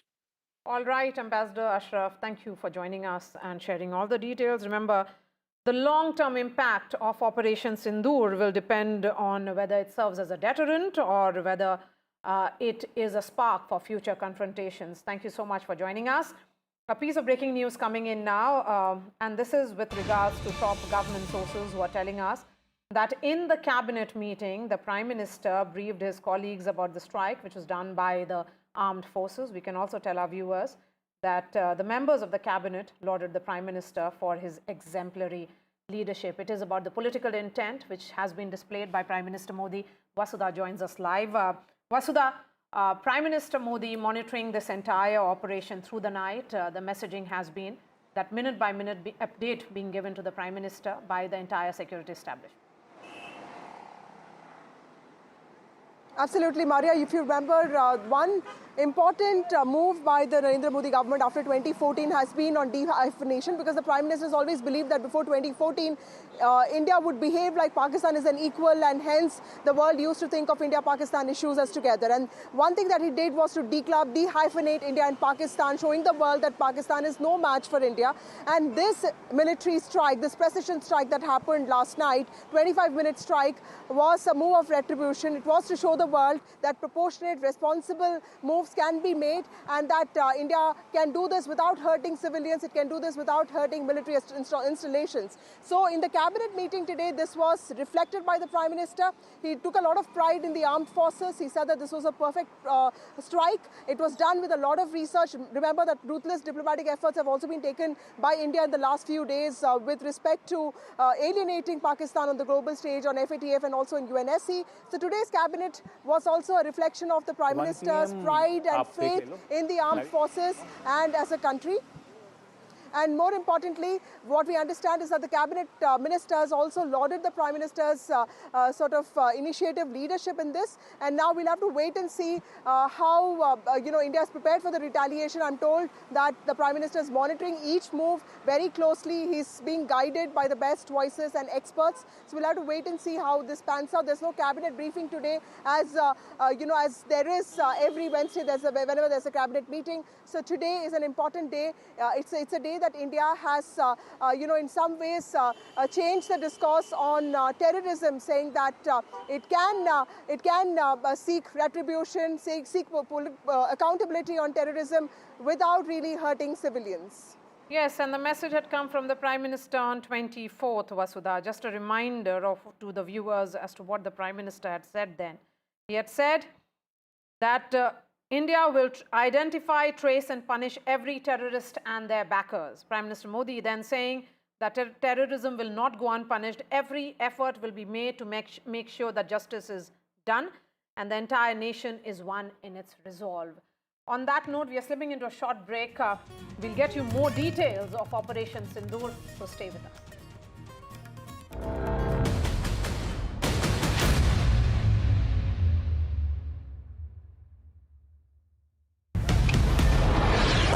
This is Operation Sindoor. It is India's big retaliation for the Pahalgam terror attack. The Army, the Air Force, the Indian Navy have struck together. The headquarters of Jaish-e-Mohammed in Bahawalpur and Lashkar-e-Taiba headquarters in Muridke have been hit. These targets lay between 30 kilometers across the line of control. Prime Minister has monitored the entire sequence of events overnight. He's been closely monitoring it.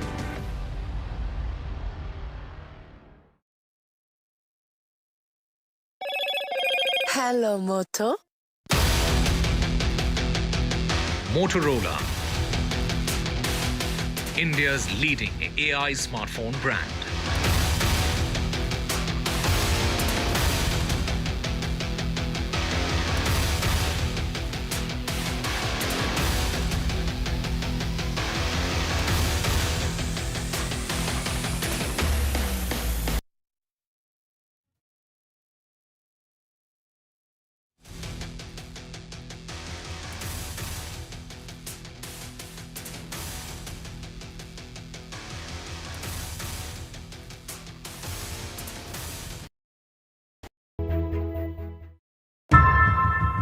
How often have you turned away from debates that descend into endless fights?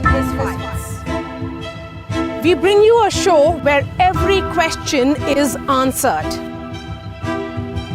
where every debate finds its resolution, where every story finds its conclusion, where opinions collide but facts prevail, where stories unfold with insights and trust. When the noise ends, the last word begins.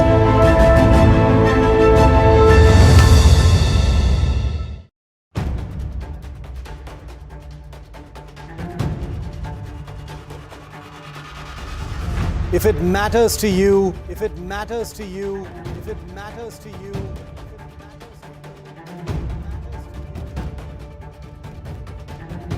it matters to India. It matters to India. It matters to India. And it matters to me. And it matters to me.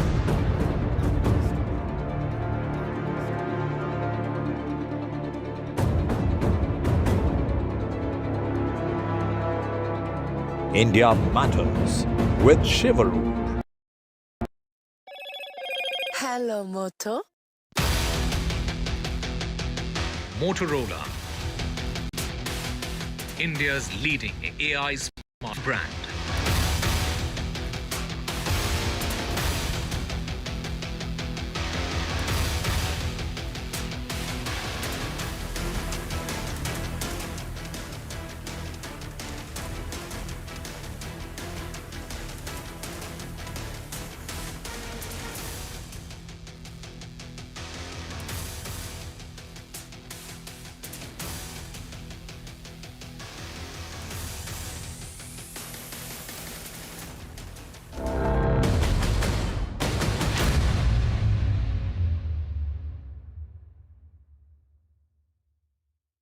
ये बहुत ही अच्छी बात है कि जो उन्होंने मोदी साहब ने बदला लिया है और मैं उनके साथ हूँ, जनता उनके साथ है और हमारा सारा परिवार उनके साथ है।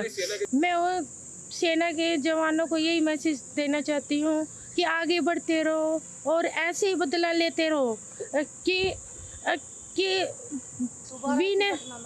कि ऐसी कोई घटना दोबारा न घटे, उनको मुंह तोड़ जवाब देना ऐसे ही देना चाहिए। हम सब इस पल की प्रतीक्षा कर रहे थे और जो भी सरकार ने निर्णय लिया है वो योग्य लिया है और हमारी बस यही इच्छा है कि अभी जो भी ये संगठन है या ये जो ग्रुप्स है जो आतंकवादी हमले कर रहे हैं इनको पूरी तरीके से निकाल के मतलब ढूंढ के मार देना चाहिए और ख़त्म कर देना चाहिए। उनसे बहुत थैंक यू कहती हूँ कि उन्होंने मेरे पति की मौत का बदला लिया है। मैं बहुत छोटी हूँ, उन्हें कुछ भी कहने या नहीं कहने वाली, लेकिन हाँ जिस तरीके से हमारे पूरे परिवार को उन पे विश्वास था, उन्होंने उसी तरीके से जवाब देके हमारे विश्वास को कायम रखा है and I am really thankful. हमें ऑपरेशन सिंदूर के बारे में न्यूज़ चैनल से मतलब हमारे परिवार वालों के कॉल आए हमें और तब पता चला कि भारत ने जो पहलगाम में हमला हुआ था उसके ऊपर आज उन्होंने रिएक्शन मतलब उनको उत्तर दिया है इसके बदले में एयर स्ट्राइक करके। पहले तो मिशन का नाम सुन के हम लोगों को बहुत मतलब मैं तो बहुत रो रही थी सुन के। इंडियन गवर्नमेंट को बहुत थैंक्सफुल देना चाहता हूँ उसको, ये जो पाकिस्तान ये आपका टेररिस्ट ये अड्डा को मुँह तोड़ ये जवाब दिया है, काफ़ी डैमेज किया है। और अभी इंडियन ये फौजी वालों से भी मैं दरख्वास्त करूँगा सतर्क है, क्योंकि पाकिस्तान वालों के भरोसा नहीं है कब वो फिर ये अंदर से फिर कब ये हमें नुकसान पहुंचाने के लिए उन लोग जो स्टेप लेंगे, तो सतर्क रहने के लिए उन लोग को भी मैं दरख्वास्त करूँगा। मोदी जी अभी ये जो स्टेप लिया है हमारे ये फौजी लोगों को ये मुँह तोड़ जितना भी आतंकवादी है उनको मुँह तोड़ जवाब देने के लिए जो स्टेप लिया मोदी को मैं थैंक्सफुल देना चाहता हूँ।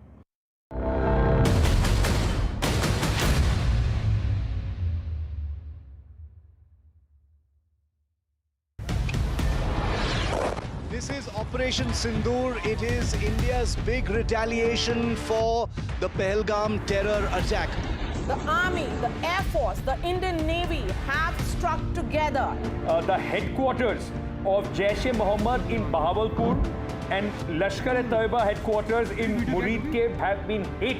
These targets lay between 30 kilometers across the line of control. Prime Minister has monitored the entire sequence of events overnight. He's been closely monitoring it.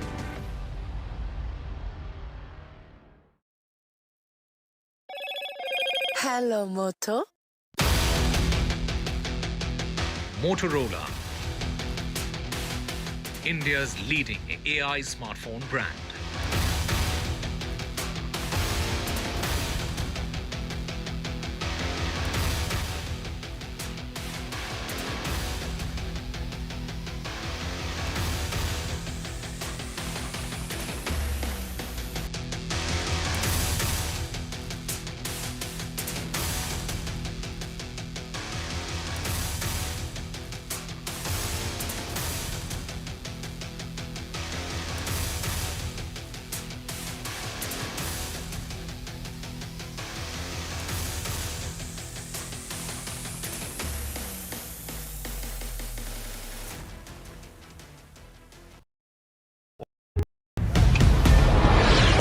This is Operation Sindoor. It is India's big retaliation for the Pahalgam terror attack. The Army, the Air Force, the Indian Navy have struck together. The headquarters of Jaish-e-Mohammed in Bahawalpur and Lashkar-e-Taiba headquarters in Murid have been hit. These targets lay between 30 kilometers across the line of control. Prime Minister has monitored the entire sequence of events overnight. He's been closely monitoring it.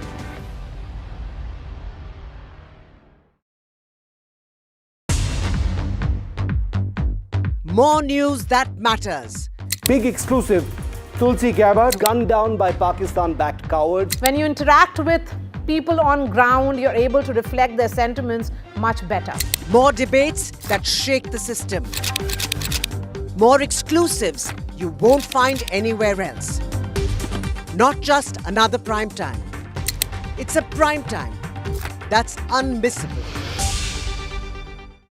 I've been reporting on all issues big and small from Andhra Pradesh, Telangana, rest of South India bringing you all the action, all that you need to know, all that you want to know. The energy of Maximum City is infectious. I'm bringing that energy in our news coverage from financial capital Mumbai. Covering from the southernmost part of India over the last 23 years, I bring in-depth and 360-degree coverage from the Dravidian heartland. The land of Mishti, also known for its bitter politics. I have seen much water flow under the Howrah Bridge, covering Bengal in all its vivid colors. India's IT capital is always bustling, a city full of startups, stories and surprises. And I keep you ahead on all the Bengaluru buzz.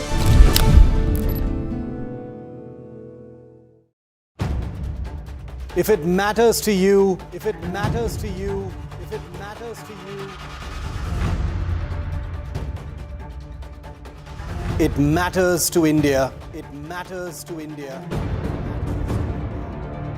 And it matters to me. And it matters to me. India Matters with Shivaru. Only on NDTV 24/7. In today's interconnected world, India's voice is more crucial than ever. When India speaks, the world listens. At NDTV World, we are that voice, bringing you intelligent and insightful news from India and beyond. From geopolitics and diplomacy to economic shifts, migrations, tech disruptions, and the stories of our diaspora. We cover the news that shapes our global future. NDTV World, your new home for global news is here. Caste enumeration should be included in the forthcoming census.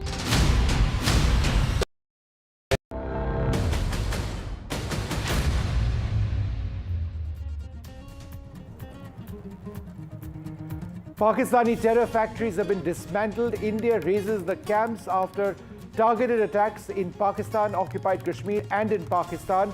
The government says that in the military strikes in response to the Pahalgam terror attacks, India targeted civilians and military targets. They did take out terrorist hubs. Of India's Pahalgam revenge, the government has released videos of Operation Sindoor, as it is known. The government says that the targets were chosen on credible intelligence and video has been released. That's not the video, but we'll bring you the video of what exactly they showed as the strikes went in.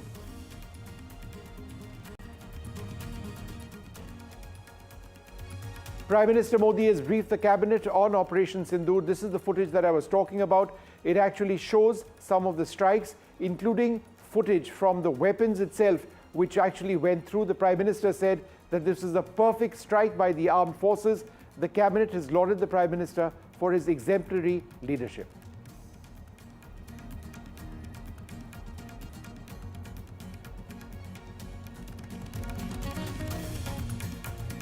Explosions can be seen elsewhere. We'll play that footage out.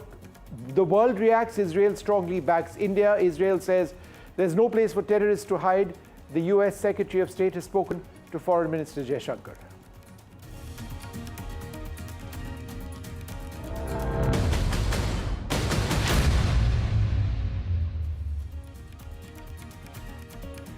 Good afternoon. In case you've just tuned in, the big story we are tracking right now, and we'll bring you all aspects of this, is that in a period of approximately 25 minutes from 1:05 a.m. in the morning to 1:30 a.m. in the morning, 25 minutes of Indian fire on Pakistani terrorist hubs all across the line of control, or on their side of the line of control, and deep in Pakistan itself. So let me give you an idea of what India did in terms of raining fire on these Pak terror hubs. We'll give you as much detail as we can over here.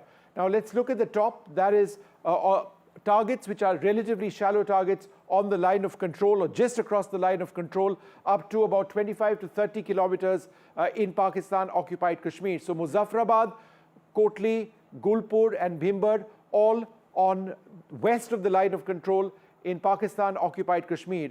But in terms of the Sialkot sector, the Chakamru sector and Muridke, that is all on the international border, west of the international border in Pakistan itself, Pakistan-occupied Kashmir itself. That's where the international border begin. So above the international border in Jammu and Kashmir is the line of control. That's where the international border is. And I'll tell you about the significance about all of these areas in a little while from now. But this is Bahawalpur. Bahawalpur is 100 to 150 kilometers west of Punjab and Rajasthan. It is deep inside Pakistan. The strikes which went down in Bahawalpur, which is where India blew up through our airstrikes, the Jaish-e-Mohammed primary training hub is the deepest strike which has been conducted by the Indian Armed Forces into Pakistan since the 1971 war. It's been called Operation Sindoor. It took place as a result of precision airstrikes which were carried out by the Indian Air Force. Soon after the strikes, there has been a strong retaliation by Pakistan all along the line of control where there has been extensive artillery shelling that was going on even till a couple of hours back.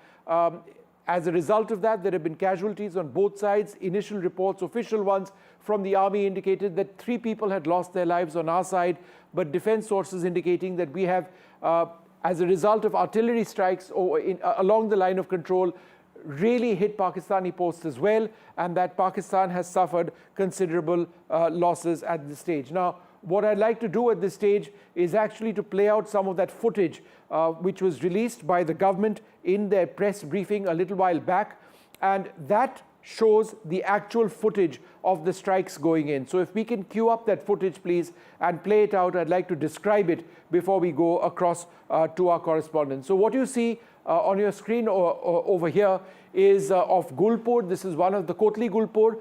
This is of a missile going in to hit its target. The video goes off shortly before the impact. The target itself is destroyed over there. Let's give you more footage. We'll stay with this. Why is this important? This is absolutely critical because unlike in the case of Balakot, what India has been able to do is prove to the entire world that, look, we've done it. There is no controversy over there. And it's here for the world to see. This is in Bhimbar. This is very interesting footage. This is the footage of the strike coming down. That looks to be a small bomblet from an unmanned aerial vehicle, possibly a drone, a small one, and a target over there was actually taken out. This is Kotli Abbas, another terrorist camp. This is before. This is the target, which was what they wanted to hit. This is the footage. Let's just play that video out. That's the video.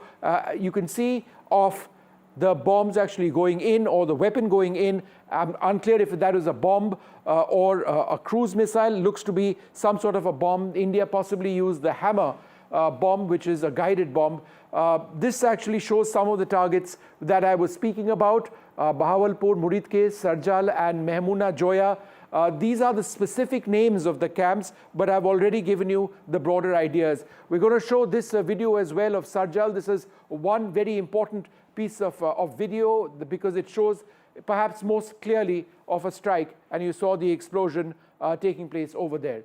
Well, let's just go right across now to our correspondents who've been tracking every aspect of this story. I'm joined by Nazir Masoodi. We've got Vasudha with us as well. We've got Aishwarya and Gurpreet Chinda. Gurpreet is in one of the border areas of Punjab. Where are you right now, Gurpreet? Give us a sense of what's happening around you, particularly with civil drills expected to be taking place. Well, right now we are reporting from a border area of Punjab. This is the district of Firozpur, where we have been talking to the multiple administrative officers since morning. We have seen there is a high alert in all over Punjab, and specifically in the border areas of Punjab, whether it's the district Gurdaspur, Firozpur, Fazilka, Pathankot, they are already on high alert. The second defense line is the Punjab Police. They are already conducting patrolling at the various locations of these areas, and what we have seen as a precautionary measure, they have already shut down all the schools in district Firozpur, in district Gurdaspur and Pathankot also. As of now, what we have learnt that they are already busy in the mock drills. They are also conveying the message to the general and the civil administration so that number of strategic discussions. We're going to go across now to Aishwarya, our correspondent. So Aishwarya, go ahead. Give us an idea of what's happening around you. You were signaling. Go ahead. What's happening? Well, the route is in place as far as Prime Minister's arrival at Rashtrapati Bhavan is concerned. Let me show you these visuals from the Raisina Hills. Prime Minister's convoy is about to reach over here, and he would be briefing the President of India, who is the Supreme Commander of Indian Armed Forces.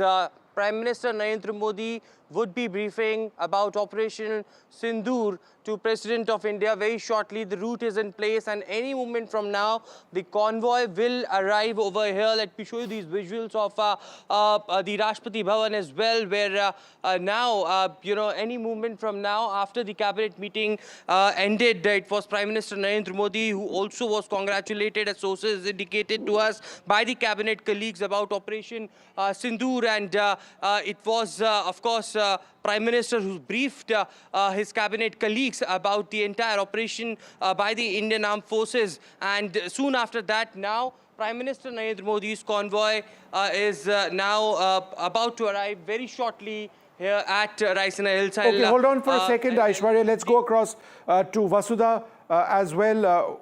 Vasudha, there's a very important... And Aishwarya, don't worry. The moment the motorcade passes by you, we will cut to your pictures. But Vasudha, there's a Cabinet Committee on Security meeting taking place. What's happening?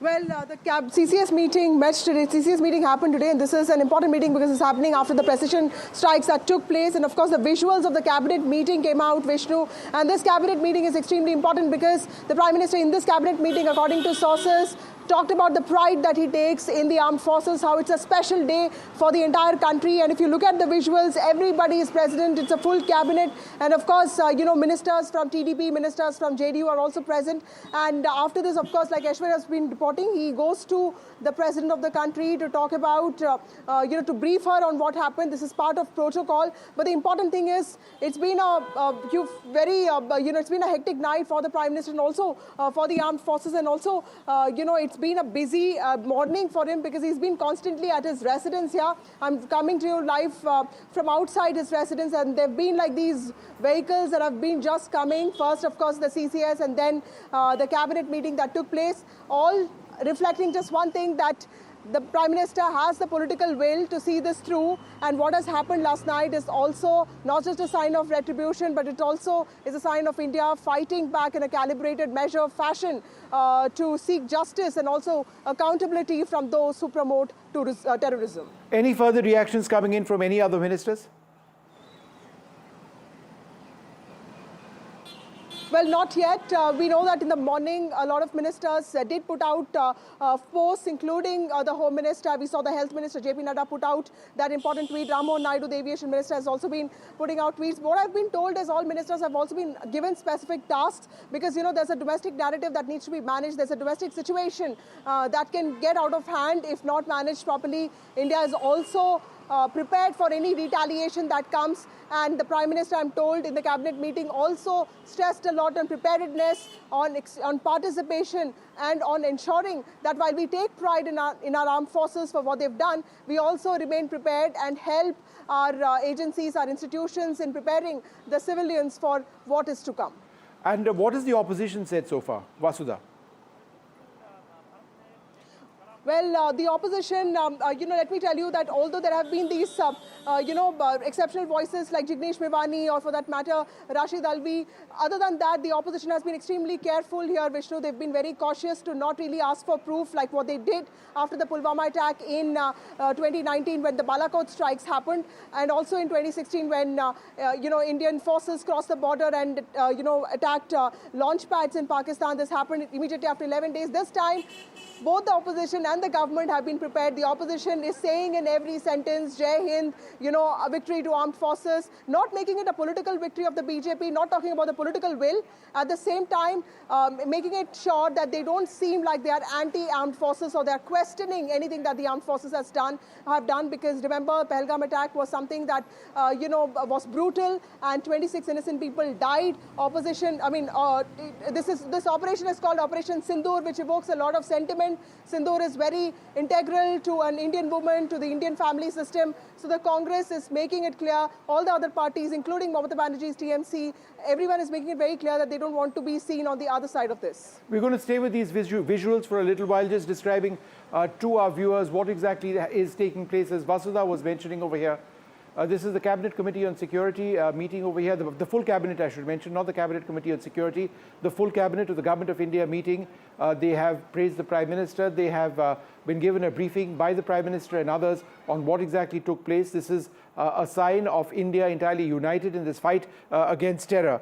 The images that we should be getting in a little while from now are also of a motorcade leading up to the Prime Minister's residence. We expect the President to be briefed in a little while from now, possibly by the Prime Minister. So we are waiting for that. There'll be more reactions which come in a little while from now. But we're going to just describe these pictures in a little while from now. The Prime Minister briefing the full Cabinet entirely backing the government. This is a moment where India needs to stand united, whether it's the government or the opposition. It's been a difficult day for us, a day in which the Indian Armed Forces, showing exemplary bravery, went in, firing missiles, using loitering drones, a lot of advanced technology to take out Pakistan's terror base. It's not gone entirely smoothly as you would expect, with Pakistan having retaliated, certainly along the line of control and the international border. There have been reports of fighter aircraft also having been impacted, a fighter aircraft of the Indian Air Force. There is no detail which has come of that at the moment, but Pakistan has responded. In his press briefing earlier today, the Foreign Secretary, Vikram Mistry, said questions would be answered, but not today because the situation itself is fairly fluid. Let's go across to Nazir Masoodi, who joins us at this stage. Nazir, thanks very much for being with us. What exactly is taking place in Srinagar now? Is there a great deal of tension? I know that air travel has stopped from Srinagar. Give us a sense of what's happening where you are. Well, I was on way to Kupara, but clearly authorities have put restrictions on the media entry into Kupara, not allowing to go because of the sensitivities today. I appreciate that. But the fact is that the news coming from the border areas is not really good. People have suffered a great deal because when Pakistani army targeted civilians and targeted their homes and the businesses and their lives, worse shelling has happened in Poonch, where there have been reports of casualties and large destruction of the civilian properties as well. India has hit where it hurts the most today. As you can see the statement from the Jaish Mohammed chief, this Maulana Masood Azhar himself admitting that his family members have been killed and 4 Jaish terrorists have also been killed. Remember, I was checking, this is the place where actually Jaish's headquarters was, and its ideological base has been. Well, Masood Azhar was operating, his accomplices who are being indoctrinated, sent to India for many We've got breaking news coming in now of an all-party meeting which has been called by the government. Let me go quickly across to my colleague Aishwarya. Aishwarya, stabilize your camera. We are coming to you. We are live on you, Aishwarya. What are the details that you can share with us on this all-party meeting? Well, the government wants to keep every political party on board, and that's something that happened after the Pahalgam terror attack when the all-party meeting was briefed by Defence Minister Rajnath Singh and Home Minister Amit Shah was also present. All the political parties were on board as far as the developments at that point of time unfolded, and the opposition clearly stated that they are together with the government and in whatever response the government of India will give to the perpetrators of terrorism. And now tomorrow at 11 a.m. is something that sources have indicated to us that government has called in an all-party meeting where Defence Minister Rajnath Singh again will be chairing and will be updating about the details of the Operation Sindoor to all the political parties. The agenda behind that is, of course, to keep all the political parties on board when they are completely united. Today, the statements have come in from the Congress President to Leader Opposition Rahul Gandhi that it is the political parties, the opposition parties who salute our Indian Armed Forces, and they are together and united in support of the government. So tomorrow at 11 a.m. is what we can witness another round of all-party meeting after Operation Sindoor. All right, that's a very important development. An all-party meeting scheduled to be held with the government reaching out to the opposition to explain what exactly India has achieved in all of this. The images on your screen over here, what Vasudha was describing a little while back of that Cabinet Committee on Security meeting. I want to go back to what is very much the footage of the day. This is footage of India strikes going in. This is possibly a hammer missile, footage from that coming in. The footage goes off moments before it strikes a target. This is in Kotli, Gulpur. It goes off because it's hit the target. And there is a lot more which has been played out by the government over here. They're going to run through that footage and bring you what exactly it is. Now, this is what they were trying to hit. This is before the target was struck. This is a camp in Bhimber. This is particularly interesting footage because, as you will see very shortly, there appears to be a loitering drone which drops a bomblet that you can see over there. It goes and it hits its target right over here. So you can see the target being hit as well over here. Now, this is the Kotli Abbas terrorist camp. I believe this is a Lashkar-e-Toiba terrorist camp. This is what they were looking to target. This is what they were looking to target. And this is actual footage of the weapon going in. And you're going to see a strike taking place over there. So this is absolutely lucid. And you can see it very, very clearly indeed over here. If the camera can just come back to me so that I can point out what it is that we are talking about. The next couple of shots are particularly interesting because it shows in perhaps more clarity what I'm talking about. So if you can just come back to me, I can point out as we move to the next area which has been struck. This is Sarjal and Sialkot. This is to the west of the international border. This is what they were looking to hit. And now this is footage possibly from a drone or another platform, and you will see an explosion which takes place in Sarjal. This is the area that is being targeted, that was destroyed. You saw that very briefly, a flash as it were.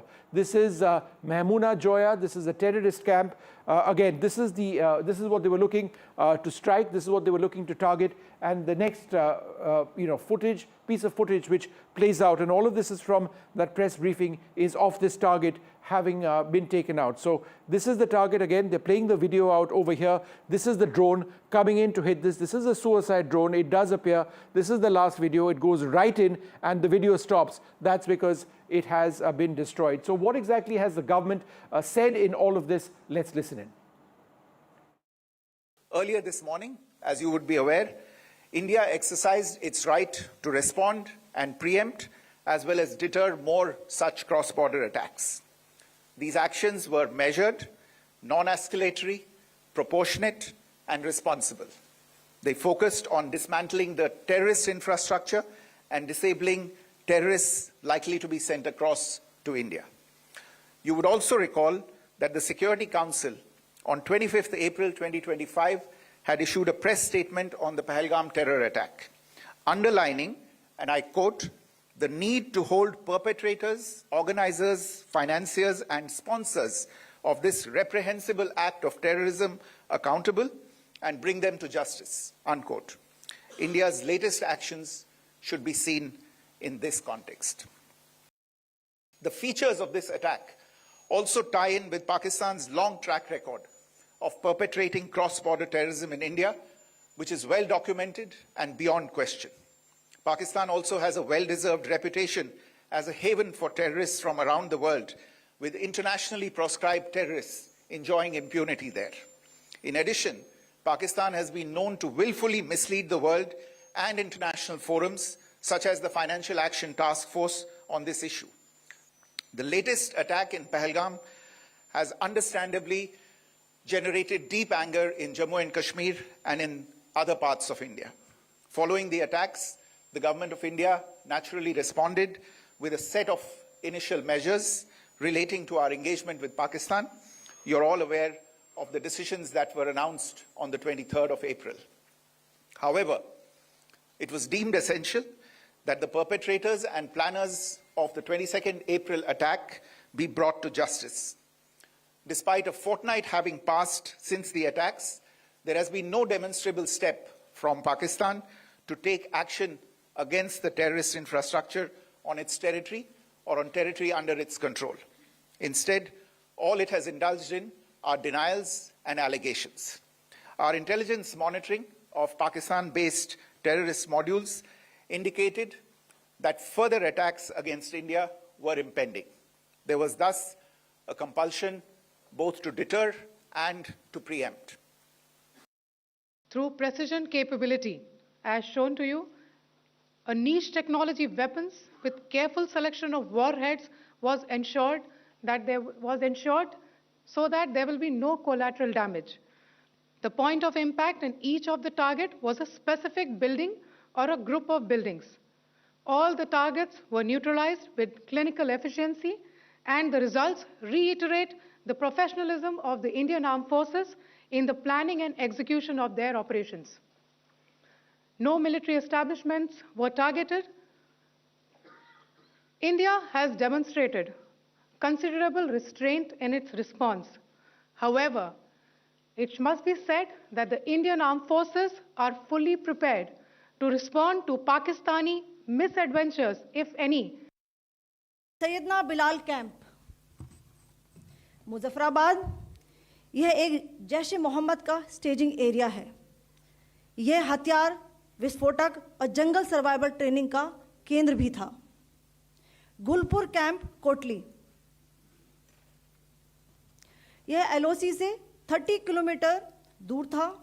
लश्कर ए तोयबा का base था जो रजौरी, पुंछ में सक्रिय था।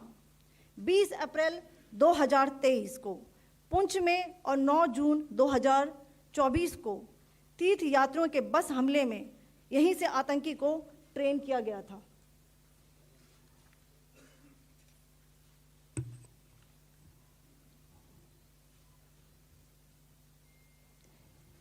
Barnala camp, बिंबर, ये LOC से 9 kilometre दूर है।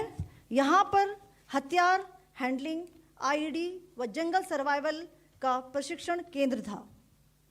अब्बास कैंप, कोटली, यह एलओसी से 13 किलोमीटर दूर है। लश्कर ए तोयबा का फिदाइन यहाँ तैयार होता था। अब मैं Play out those reactions in a little while from now, that briefing by the government. Let's go back to my colleague Aishwarya. The Prime Minister has reached Rashtrapati Bhavan to brief the President. Go ahead, Aishwarya, with your details.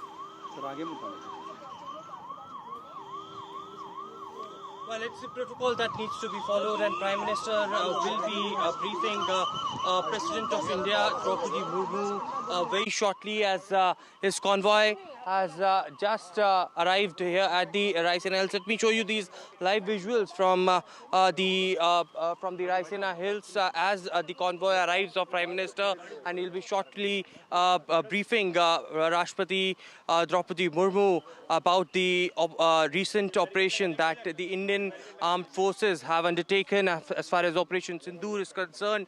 It was, of course, Prime Minister earlier in a day chaired the cabinet and also he was applauded by different cabinet colleagues. The cabinet was also briefed about Sindoor, and soon after concluding that meeting, now Prime Minister arriving here at the Raisina Hills, and he would be briefing President of India, who is also the Supreme Commander for the Indian Armed Forces.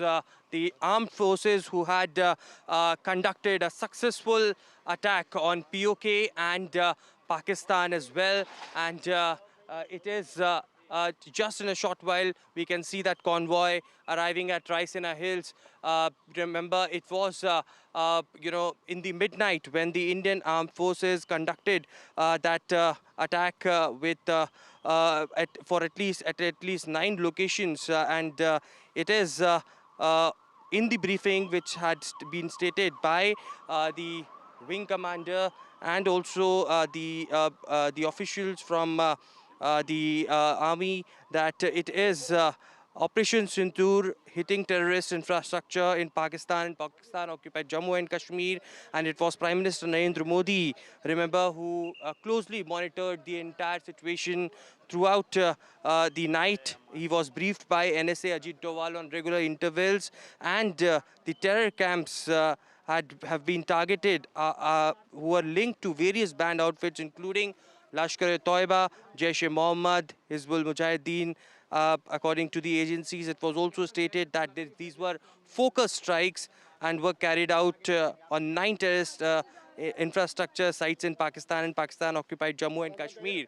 It is certainly, a big achievement for Indian armed forces, and therefore the reason perhaps Prime Minister Narendra Modi would be briefing the Rashtrapati very shortly as his convoy now arrives at the Raisina Hills. It is also, remember, the Prime Minister who was briefed on a regular from Aishwarya as we wait for the Prime Minister to drive up to Rashtrapati Bhavan. The image on the right-hand side of your screen is of the Cabinet, the full meeting of the Cabinet a little while earlier on, where the government has endorsed the moves of the Prime Minister in authorizing the strikes to take place. You see the Prime Minister, Amit Shah, over there as well, and the entire Cabinet of the Government of India. So this is important. It is a statement of support which the government has received. I should also mention that there's been several reactions which has come in from countries around the world. Israel, one of our strongest allies, has backed India 100% in the fight against terrorism.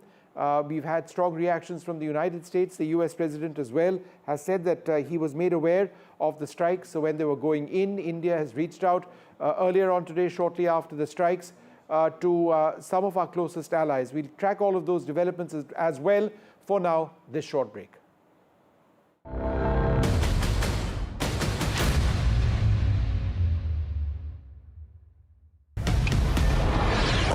This is Operation Sindoor. It is India's big retaliation for the Pahalgam terror attack.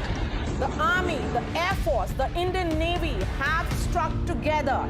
The headquarters of Jaish-e-Mohammed in Bahawalpur and Lashkar-e-Taiba headquarters in Muridke have been hit.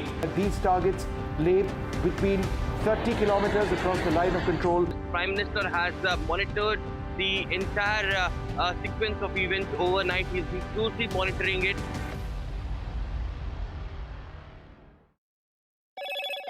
Hello, Moto. Motorola, India's leading AI smartphone brand.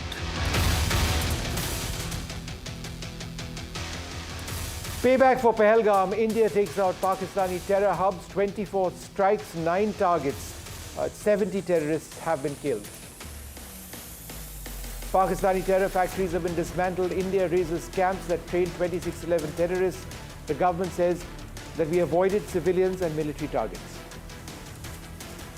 Proof of India's Pahalgam revenge. The government releases videos of Op Sindoor and says that targets chosen were based on credible intelligence.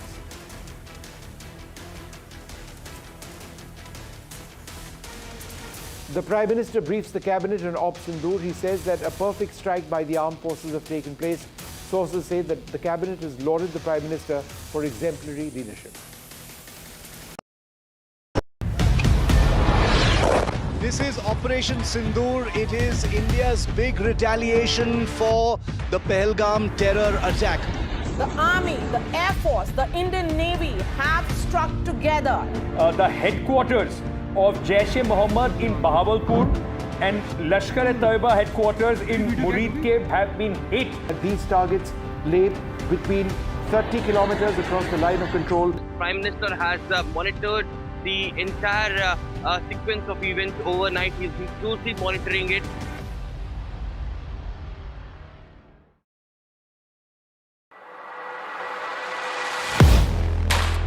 Do you really know the company you invest in? What is the real picture behind presentations and claims?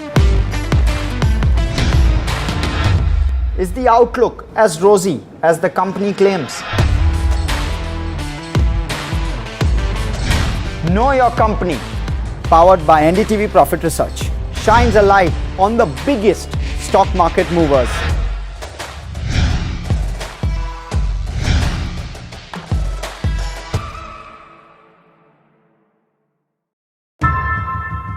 How often have you turned away from debates that descend into endless fights? We bring you a show where every question is answered, where every debate finds its resolution, where every story finds its conclusion. How often have you turned away from debates that descend into The Prime Minister is on his way or is now briefing or beginning the process of briefing the President on India's strikes on Pakistan. Joining us now, my colleague Aishwarya Jain. Aishwarya, tell us what's happening.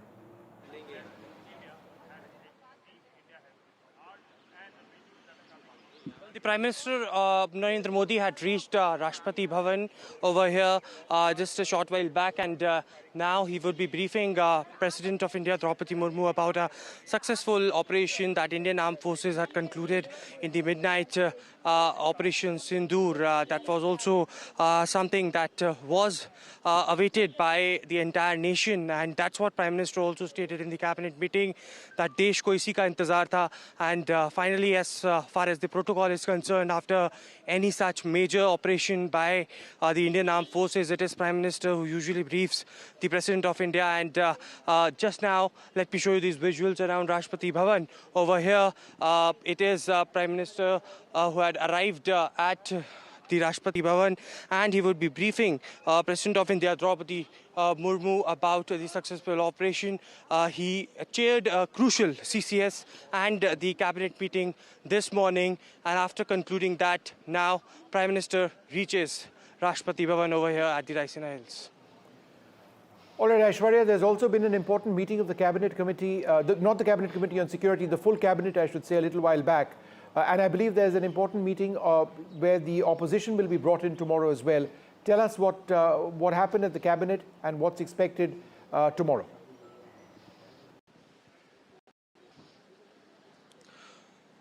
Well, at the beginning of the Cabinet, sources have indicated that it was all the Cabinet colleagues who lauded Prime Minister's efforts and government's efforts on making it possible to attack those terror camps in Pakistan. It was also Prime Minister who briefed the Cabinet colleagues about the entire operation. The entire, briefing lasted for almost 10 to 15 minutes, just ahead of the Cabinet meeting that had taken several decisions in regards to education and infrastructure. But it is, of course, the Cabinet colleagues who had been briefed. Tomorrow is an important day. The government has called an all-party meeting as well. This is to keep all the political parties on board as far as India's decisions regarding these operations, the kind of developments that are taking place along with the line of control, how India is well prepared in terms of the retaliation from the Pakistani side. So all of that would be briefed to the opposition parties. Remember, in the last all-party meeting, it was the unanimous decision that was taken by the opposition, who had supported the government and stated that it will be, at any point of time in response to the terror, and to the perpetrators of terrorism who had come to the Indian soil to kill our Indian civilians. The entire opposition united together in response to the terror attacks. And it is tomorrow as well, we can see a unanimous, a resolution that could be brought in by the government, can be brought by the government. It will be chaired by Defence Minister Rajnath Singh, and Home Minister Amit Shah will also be present in that particular meeting. Today as well at 2 p.m, the sources have indicated that Home Minister would be speaking to the Chief Ministers of different states who are the border states of our country, and there will be specific directions that will be given by Home Minister to the Chief Ministers for those states as well, where there might be the red alert that could be also issued as well. So a series of meetings have been lined up. These 3 to 4 days are very tense, very sensitive in nature, and therefore the reason perhaps the top ministers of the country had been given the directions to reach out to every possible unit to take care of the situation, to deal with the entire situation with enough sensitivity, and therefore the reason perhaps these. We are also told that the Home Minister is going to be chairing an emergency meeting shortly. Do you have any detail about that? That's what I was mentioning. At 2 p.m, Home Minister would be meeting all the Chief Secretaries, the Chief Ministers, the DGPs of the border states of the country. This meeting would be on video conferencing. Home Minister Amit Shah is at the North Block at Ministry of Home Affairs. After the Cabinet meeting concluded, Home Minister Amit Shah arrived over here, and specific directions will be given to these border states and the officials officials over there as well. So, regarding the war-like situation, or if any possible retaliation happens from Pakistan, then what if, directions the Ministry of Home Affairs will give is something that remains to be seen. Remember, it was just yesterday the Chief Secretary who concluded the meeting with all the Home Secretary, I beg your pardon, Govind Mohan concluded the meeting with all the Chief Secretaries of states and union territories regarding the mock drill that the government had decided earlier.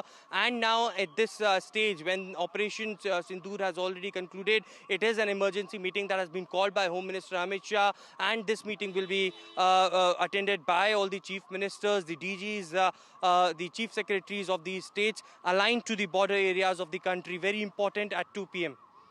All right, thanks very much. We'll come back to you in a little while from now. We are joined now by Colonel Dinesh Nayan. We're also joined by Captain Meera Siddharth Dave. Thank you both very much for being with us. Captain Dave, let me come to you first. Do you believe India's overall objectives have been met in these strikes?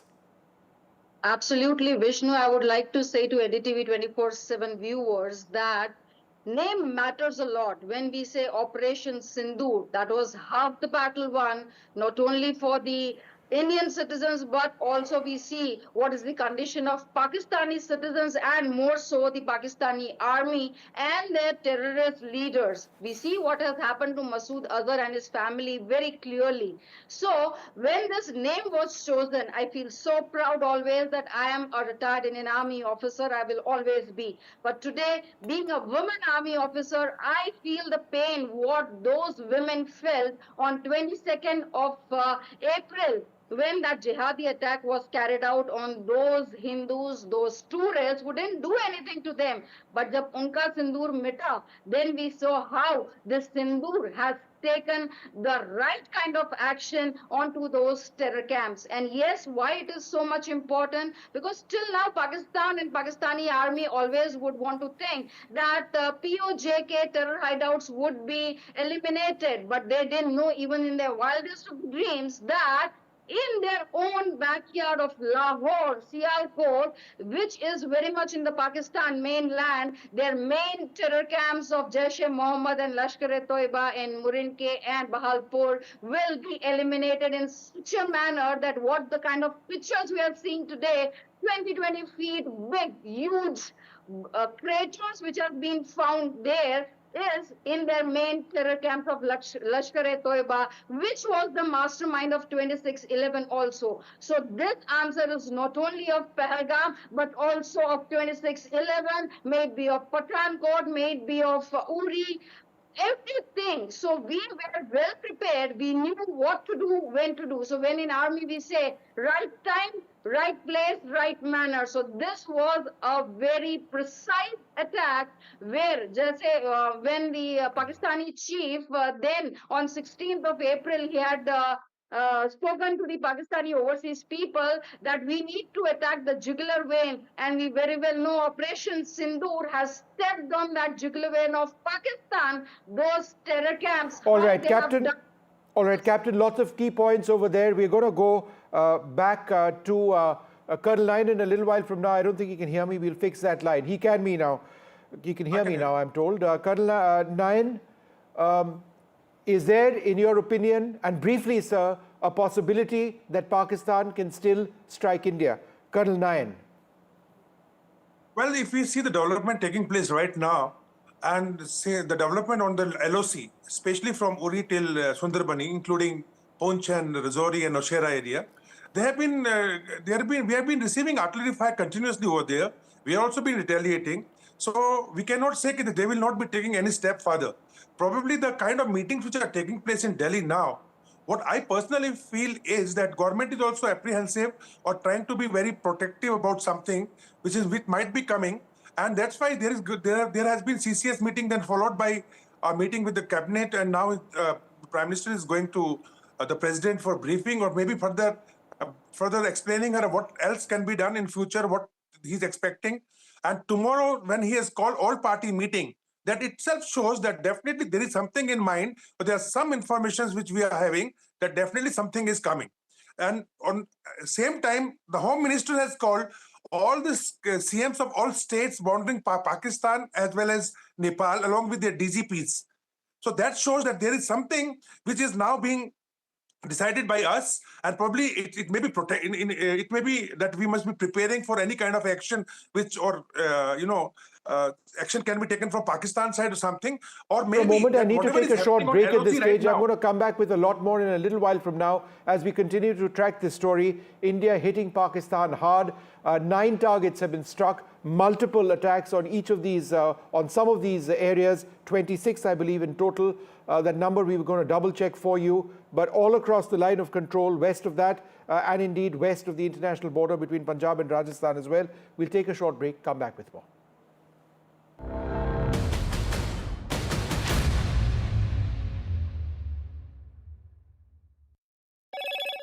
Hello, Moto. Motorola, India's leading AI smartphone brand.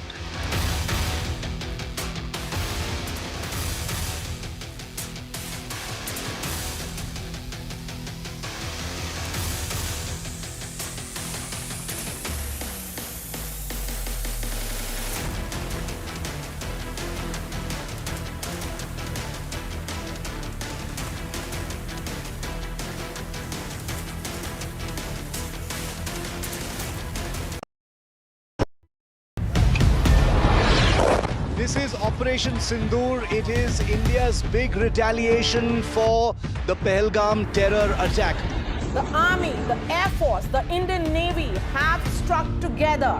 The headquarters of Jaish-e-Mohammed in Bahawalpur and Lashkar-e-Taiba headquarters in Muridke have been hit. These targets lay between 30 kilometers across the line of control. Prime Minister has monitored the entire sequence of events overnight. He's been closely monitoring it.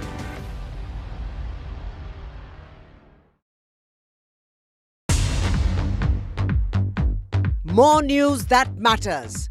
Big exclusive. Tulsi Gabbard gunned down by Pakistan-backed cowards. When you interact with people on ground, you're able to reflect their sentiments much better. More debates that shake the system. More exclusives you won't find anywhere else. Not just another prime time. It's a prime time that's unmissable. I've been reporting on all issues big and small from Andhra Pradesh, Telangana, rest of South India, bringing you all the action, all that you need to know, all that you want to know. The energy of Maximum City is infectious. I'm bringing that energy in our news coverage from financial capital Mumbai. Covering from the southernmost part of India over the last 23 years, I bring in-depth and 360-degree coverage from the Dravidian heartland. The land of Mishti, also known for its bitter politics. I have seen much water flow under the Howrah Bridge, covering Bengal in all its vivid colors. India's IT capital is always bustling, a city full of startups, stories and surprises. And I keep you ahead on all. Hello, Moto. Motorola, India's leading AI smartphone brand.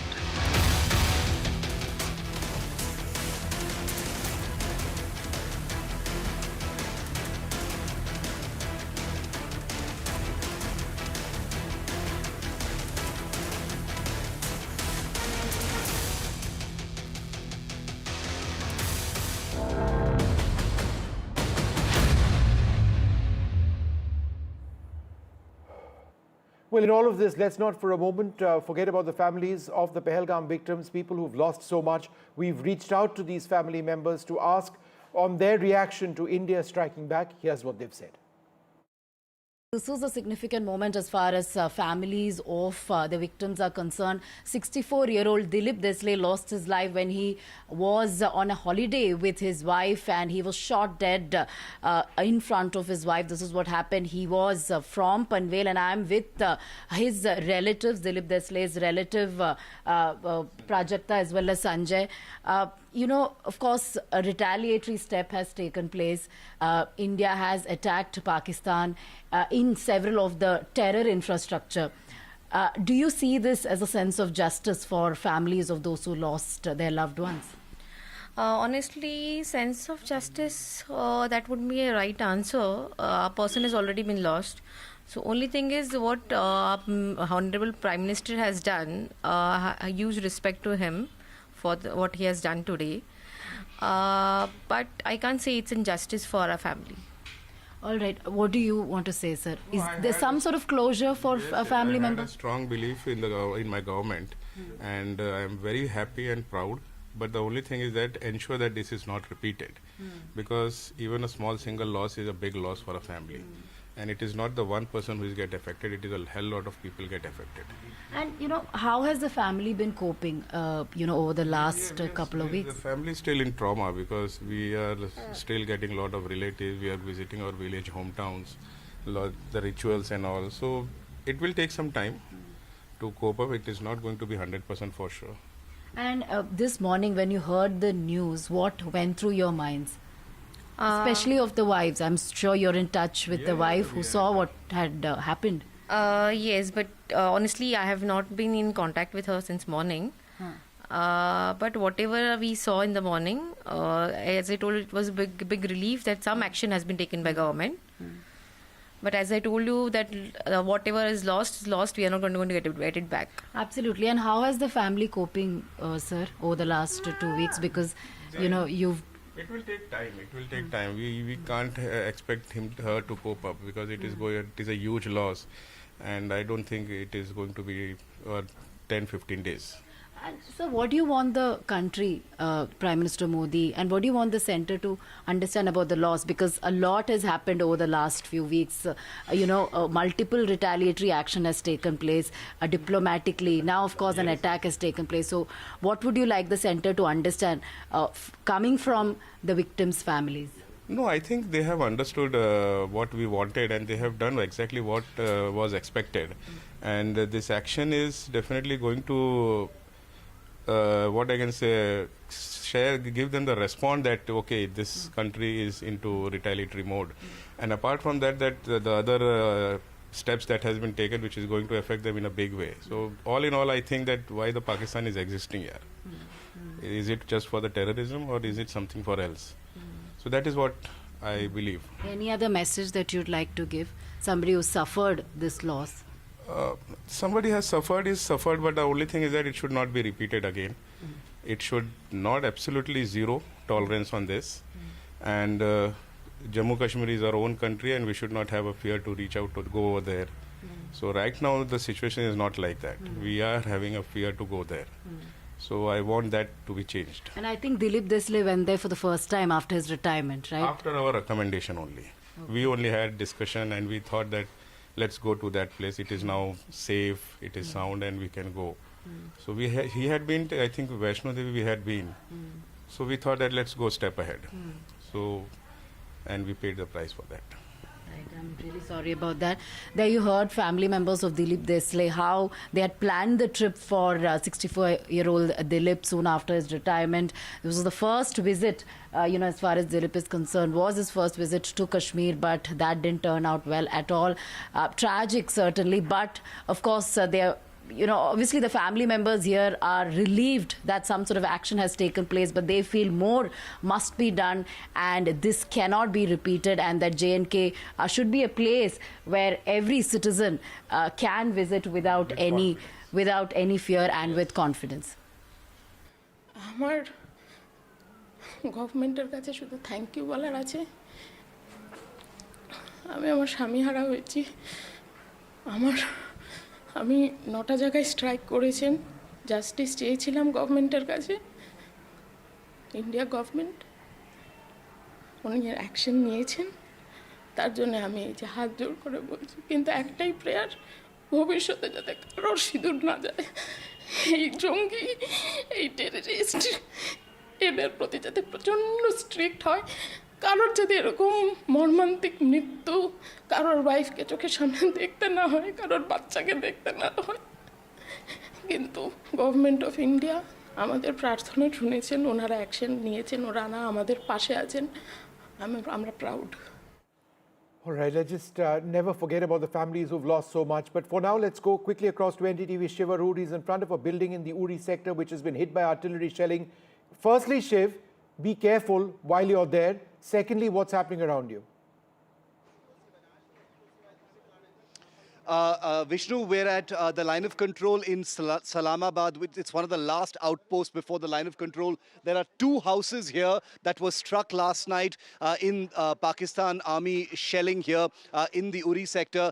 These 2 houses have been completely totaled, completely destroyed.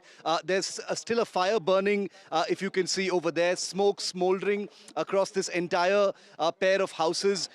Miraculously, no deaths, but 4 people have been severely injured, 2 of them children. One of them has apparently lost a limb as well. They've been evacuated to the Baramulla hospital, which is about 40 kilometers to our rear from here. We're about 10 kilometers from the line of control. Complete damage over here, Vishnu. If you can see that these 2 houses, I'm surprised that anything is left everywhere else, because it looks like a stray shell may have come and landed here. It appears to suggest that the Pakistan Army, which has been aiming and firing directly, targeting civilian areas, has caused damage deeper inside, and one shell or a couple of shells has come and actually landed here. This has all the telltale signs of artillery damage. You can see shrapnel completely ripping through these metal sheets. These are very clear signs of artillery shrapnel that has ripped open these roof sheets. The walls completely broken, and everything is still burning in these houses. This is a place called Salamabad where there have been some casualties. The 4 people from just this small little settlement over here. We are taking due care, but we are told by villagers that there is further damage closer to the line of control. So that's where we will actually be headed next. But the images you're seeing here on NDTV are the first manifestations of what we've been reporting since the morning, that the Pakistan Army has directly targeted civilian areas. This has nothing to do with the military. There's no army over here. The army brigade is way many kilometers behind where we are. This is a civilian settlement. A rural folk live in this area, and this is what a couple of Pakistani shells has done in this place. These are live images, first on NDTV, that we're bringing to you of what targeting a civilian establishment, a civilian area really looks like. And remember that, now it's midday here, but it is very likely that an escalation will begin again. We were told earlier by people who were fleeing from this village and others that the firing took place till as late as 11:30 in the morning. They heard the thuds of artillery fire and small arms fire till at least 11:30 in the morning. So we're wondering whether there might be firing now as well. So we want to quickly get this report done and move out of this place. I'm going to try and get a word in from, if you can just bear with me for a moment. I want to get a word in from one of these people. Sir, इधर आइए. कौन रहते हैं यहाँ पे? कितने लोग जख्मी हो गए इसमें? इसमें 4 लोग. इधर आ जाइए, इधर. हाँ जी. 4 लोग. 4 लोग. 4 कौन? बच्चे? एक 13 साल की बच्ची, एक 4 साल का बच्चा, तो 2 घर के मालिक. हाँ. और क्या ये पाकिस्तान के शेल? हाँ, ये पाकिस्तान का है. रात के 2 बजे का मसला है. तो उससे ये घायल हो गए. तो यहाँ मकानों की बात ही नहीं. मकान कितने बजे गिरे थे ये शेल? 2 बजे. 2 बजे सोए होते हैं. आप कहाँ थे उस टाइम? हमने सुना ये? हाँ, हमने ये भरोसी है यहाँ. हम तो रात को बाहर आ रहे. 2 बजे के बाद हमारे बच्चे भी बाहर आ गए. उधर इधर लगे भागने. क्या करते भाग? सर इधर आइए एक सेकंड. सर, आप यहाँ रहते हैं? नजदीक में रहते? इस्लामाबाद का. कहाँ थे आप जब ये हुआ था? हम तो घर में रात को 2 बजे. आपने सुना ये जब वो बहुत आवाज सुना? क्या आवाज था? वो आवाज था ये शेल की थी जी. अच्छा. पूरे शेल लग रहे थे. एक तो नहीं था ना, बहुत आ रहे थे. कितने शेल? इसको मेरे ख्याल 1-2 लगे हैं मेरे ख्याल में इसमें. 2 लगे. जख्मी लोग बारामुल्ला हॉस्पिटल में हैं. पहले उड़ी लिए, उसके बाद उन्होंने उड़ी वालों ने बारामुल्ला भेज दिए. जी. बारामुल्ला हॉस्पिटल में भी. बुरा है जख्म? वो जख्म तो सर में भी लगी. हमने उसको देखा नहीं है. सुबह हम खुद डरे थे. हम जंगलों में भाग रहे थे. इधर तो हमारे पास कोई है ही नहीं, सेफ्टी है ही नहीं. क्यों? तो इस गांव में डर नहीं है अभी? वो डर तो बहुत है. माल तो आप यहीं पे क्या करेंगे? अपना कहाँ छोड़कर जाएंगे? किसके घर जाएंगे? गरीब शख्स कहाँ जाएगा? हमारे पास कोई बैंकर नहीं है, कुछ नहीं है, तो कहाँ जाएंगे? अगर बैंकर होता फिर अपनी कुछ सेफ्टी होती. बैंकर ही नहीं है. I want all of our viewers to hear what this gentleman has just said. For all of those people who say, why don't you get out of the village? Why are you still standing there? This gentleman and this elderly gentleman here have basically told a truth that needs to sink in. People don't have a choice to leave. They have their livelihoods here. This is their home. They've got their children. They've got their agriculture. They've got their jobs here. And this is what Pakistan has done. India targeted terror sites in Pakistan and Pakistan-occupied Kashmir, and this is how Pakistan has responded by directly targeting a civilian area. Let me take you a little bit deeper. Ashwini will join me a little bit deeper. Let's just show you, it's not just one house. There are two houses that have been completely decimated. We are taking due care because we do realize that that shell ammunition, artillery ammunition was used. But just take a look at the complete destruction of this house. All of the wood has been reduced to coal and charcoal. Nothing is left. All the property is completely destroyed. Look at the remnants here. This metal box here full of vessels, completely mangled and twisted out of shape in the intense heat. Now, I can tell you that an artillery shell brings an absolute hellish amount of heat and energy when it lands. White-hot metal shards fly in every direction, and that's where the injuries actually come from. They tear through concrete. They tear through steel, as you can see. And here it's cut some water lines, which is why this particular room is also flooded. Glass, plastic, everything completely shattered in this particular house. This is a ground report that NDTV is bringing to you from Islamabad, one of the last settlements before the actual line of control. But we are going to travel a little deeper to see the other damage and document with our own eyes the kind of damage that Pakistan has caused to civilian areas. These images are not second-hand, third-hand, first-hand on NDTV's cameras, showing you that Pakistan has deliberately, consciously, and with total amounts of information targeted a civilian area here in Islamabad. This is close to the line of control in Uri. All right, Shiv, there are other areas where you're headed to as well, right? Nearby, where apparently there has been... I think that in just seeing the footage that you put out right now, when Pakistan says that they're just hitting the Indian army, that's rubbish. They're hitting civilian areas. It's abundantly clear, and it's not just where you're standing now, it's other areas as well. I want our viewers to see this. I'm going to call Ashwini a little closer, and I want our viewers to see this. This is a poor family's grain store ablaze right now. It was struck at 2 in the morning. You know, nearly 12 hours ago. 12 hours ago it was struck, and the fire is still burning. It's a huge heap of wheat, which was the food, of a poor family that lived in these two houses, and it is smoldering right now. This is an image that I want to go out to the entire world. Not a military target, not an armed forces target, not a vital establishment, not a vulnerable point. This is a poor family living in Islamabad, Kashmir, close to the line of control, that has been deliberately targeted by a Pakistan shell. And there you have it, their livelihood, probably the rest of their year's supply of wheat, simply burning in a pile over there. There's nothing left of this house. There's nothing more to really say. Rebuilding it will be, a distant dream for this family once they pick up the pieces of their injuries, and their injured children as well. I mean, just look at these images. Where do you actually start? Where do you start picking up the pieces, really, once you come to terms that you've completely lost your home, your livelihood? Some of the fields behind here have also been completely destroyed. The elderly gentleman here tells me that this place will not be fixed. And remember, once attention moves on, who's going to come and repair these houses? These are families that do not even have the wherewithal, to rebuild their houses.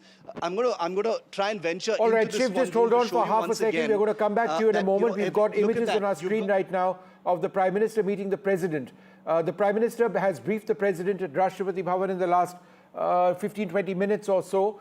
This is very important on a day in which India struck Pakistan, their terror hubs all across Pakistan, whether it's Pakistan-occupied Kashmir or Bahawalpur, and a series of attacks in 9 areas. The Jaish-e-Mohammed's headquarters has been destroyed. Several terror training camps of the Lashkar-e-Toiba have been destroyed. The President, the Supreme Commander of the Armed Forces, would be briefed on all of this, and she would be told about what the overall situation is. Let's go back to Shiv Arur. Shiv, you were showing us some flames. Can you just point that out again and tell us, show me what you were trying to tell us? Yeah, I'm just going to show you. I'm going to show you that. Okay, I'm going to try and maybe step inside here. It's a little dangerous, but yeah. That house is still on fire. You can still see the flames there on our screen right now. Just a testament to what ammunition can really do. Artillery ammunition of the 155 millimeter or 130 millimeter kind has landed in this house. There's a gas cylinder there, very dangerously, lying there on the floor, which could be a hazard. No forensic teams have been able to reach here just yet. The police apparently came for a quick sweep to get the people out, but nothing else has been done. But it's still aflame. The house is still aflame, and it's very likely that it'll probably burn down because much of the superstructure of the houses in this area are made of wood.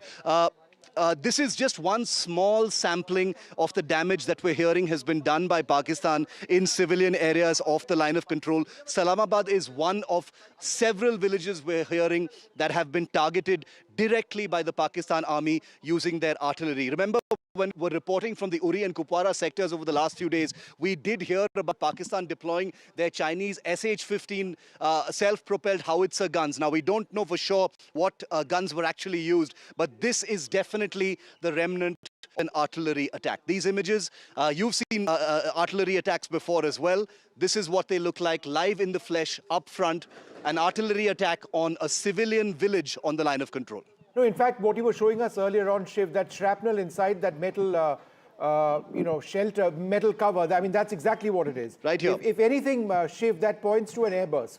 This points to an airburst where, the shrapnel cuts through everything. And this is just thin metal over here, but it's actually, it can cut through steel as well, it can cut through cement as well, and it's that shrapnel. So it's a clear idea, an indicator of what's happening.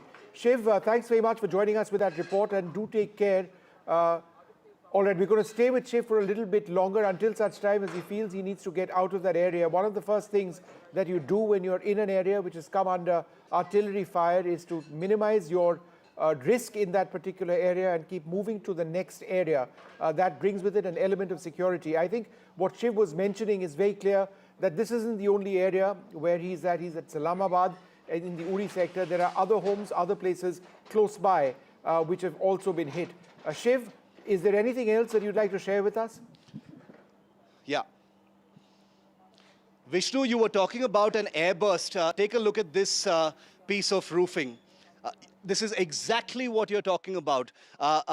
Shrapnel, white-hot artillery shrapnel flying in every direction. Just look at the gaping holes they've cut, like neat oval holes, telltale signs of shrapnel simply ripping through metal. This is really, really thick, hard metal used for roofing. It's resistant to, it's all-weather resistant because, it snows and rains a lot over here. Just look at what artillery shrapnel can do to a strong piece of metal. It has completely mangled it, it has perforated it, it is peppered with gaping holes, and this is basically the story of every piece of roofing that we can see here across three structures of one big house, two houses actually. How much more damage we're going to find as we move on ahead, I cannot say, but this is definitely, a morbid appetizer, I would say, to what we're probably going to find as we get a little closer to the line of control now.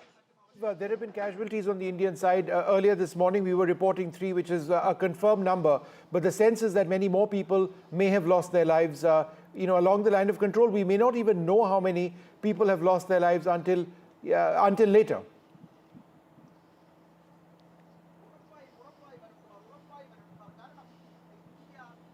Shiv, can you hear me? All right, I think we've lost that line. Yeah, Vishnu, I can hear you. Go ahead. I'm sorry, I didn't know. Yeah, I'm just trying to get to another point to, to show our viewers the damage from another angle, if possible. We're trying to get to the other side of the house. Oh, there you go. This is the real view now of the damage. Here it is. Completely collapsed roof.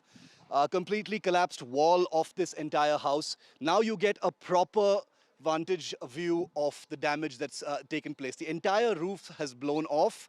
I was trying to look for remnants of the actual shell, but as you know, Vishnu, those are very, very difficult to find because they burst into thousands of little pieces and usually get buried, in walls, in the ground, etc. So not easy to find it anywhere here, but clearly an artillery hit right here at Salamabad village. The villagers here, as you just heard, some of them say, they don't have the luxury of leaving. Many of them have actually fled. We saw a small tempo traveler full of people from Salamabad getting, out of here as quickly as possible. We bumped into them in Baramulla, fearing for their lives. They've left, but many still here because they've just got that helpless look on their faces, saying, where can we possibly go? We can't leave our houses. It's not safe. All our livelihood, all our farms and animals and all those things are here. Everything moving costs money. There's no help from anyone to actually get out of here. So it remains to be seen, whether there will be more damage in Salamabad or elsewhere.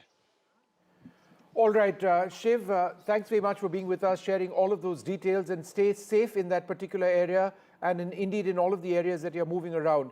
The images that you see on the left-hand side of your screen over there, in fact, now full frame, is the President and the Prime Minister meeting. The President, the Supreme Commander of the Armed Forces, meeting the Prime Minister, who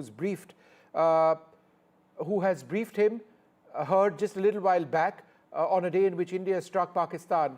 There have been multiple strikes which have taken place. There has been a fair amount of support for India, but it needs to be said, countries like Turkey, which have been allies of Pakistan, countries like China, which have been allies of Pakistan, have supported them. This is all going to be played out at an international level as well at some stage, but India has gained fairly strong support from our partners, such as Israel, which has said that the fight against terrorism must continue and that Israel completely backs India. The United States is one of the countries that India briefed earlier on in the morning. There have been reactions from President Trump as well. The US Secretary of State, the National Security Advisor of India, and the US have spoken as well. Let's go back to Shiv Arur. Shiv, go ahead.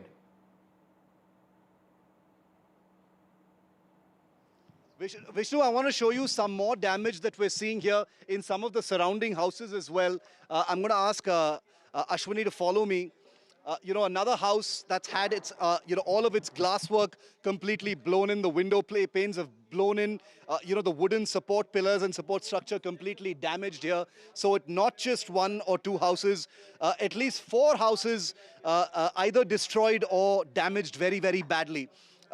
This is a house which still has its carpeting because obviously the fire didn't spread to this particular house. But if you can see here, all the glass pieces, the glass shards here, showing the kind of damage from the shockwave of that artillery landing here that has destroyed this house. The door has completely blown off the hinges. There's another door just lying there on the ground here, and this is right next to this house. The residents of this house have not left. We'll talk to them in just a moment. We can hear their voices inside. Others are, of course, also speaking to them. The more we dwell on these images, the more I'm hoping that people across India and across the world realize, or at least their belief that Pakistan targets civilians is reinforced. It's a default, warcraft of a country that is a terror sponsor that has responded in this manner to India attacking terror targets in POK and in Pakistan. We will be getting more images of this kind because we do know that there are many more villages that have been similarly shelled. All right, Shiv, what happened to the families over there? Just for the benefit of our viewers who've joined in right now, there have been injuries over there in this particular hamlet, right? There have been injuries. We just spoke to someone who told us that there have been as many as 4 injuries, including one person who's apparently lost an arm. A 13-year-old child has also been injured, received a shrapnel injury to the head, and 2 other people have also been injured.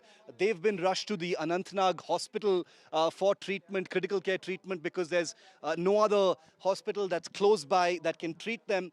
but it's a truly sorry state of affairs. Nobody from that family is still here. Only the neighbors are here to see what's happened to the house. The two gentlemen we spoke to earlier, both neighbors who live a couple of houses away, they say that they were woken up at 2 a.m. by the enormous sound of the shells actually landing. You can imagine what that must have been like. And they're thanking their stars that their houses are still standing. But in small villages like this, where everyone is essentially related to the other, and they all have a very close-knit kind of community, this is what they're left with. This is right in the middle of this little hamlet in Salamabad, where this is all that the people of this village are really left with and what they'll have to do. And they're literally going to have to pick up the pieces. And let's remember, this is perhaps just the beginning.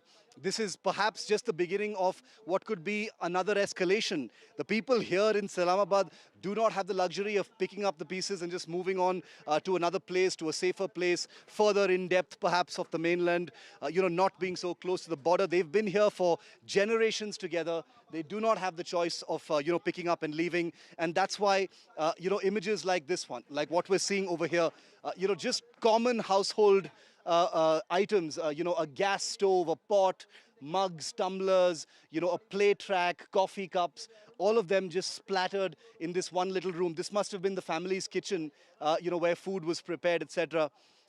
Completely burnt to ashes, bricks and pieces of stone all over the place. I have no idea when that family will come back, or even if they will want to come back to something like this. But this is what Pakistan is doing.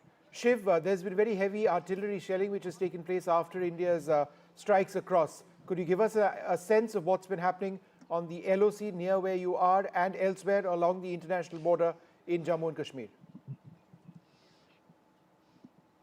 I've just received video footage, which I will be sharing in a moment, of artillery shelling that's taken place at LC Uri late last night. There was a great deal of heavy firing taking place at LC Uri. Heavier firing has taken place at the LC in the Kupwara sectors, especially in Tangdhar. That's where we've been reporting from. There are civilian casualties there yet, but we can't confirm the numbers just yet. But by far the heaviest amount of artillery firing and escalation has happened in the Rajouri, Poonch, Bhimbar Gali and KG sectors, that's the Krishna Ghati sectors, where we are told that there's been a huge amount of damage on the Pakistan side of the LC, where several Pakistan army posts have been destroyed and a lot of casualties have been imposed there. But there as well, there are casualties on the civilian side, because remember, in the Poonch Rajouri area, which we've traveled to as well, there are lots of villages bang on the line of control. The army has confirmed at least 3 casualties so far. That number is almost definitely likely to rise, but we don't have an official number just yet. And on NDTV, we don't play with numbers when it comes to serious military operations and the crossfire between the two countries. We'll leave that to other channels. Here we only provide authentic information. So 3 is the official confirmation so far of civilian deaths due to artillery shelling by Pakistan. All right, thanks very much, Shiv, for being with us. Once again, stay safe. We'll come back to you whenever we can. A great deal of shelling taking place in a lot of areas along the international border in Jammu and Kashmir and also the line of control. But the images on the right-hand side of your screen are some of the areas which India has struck in Pakistan. This is video from Pakistan. The images are after about 1:30 this morning when Indian strikes went in over there, destroying terrorist hubs, absolutely destroying the headquarters of the Jaish-e-Mohammed, hitting major terror camps, camps where people who were involved in some of the worst terror attacks, including 26/11, were in fact trained. We'll come back in just a moment. Stay tuned.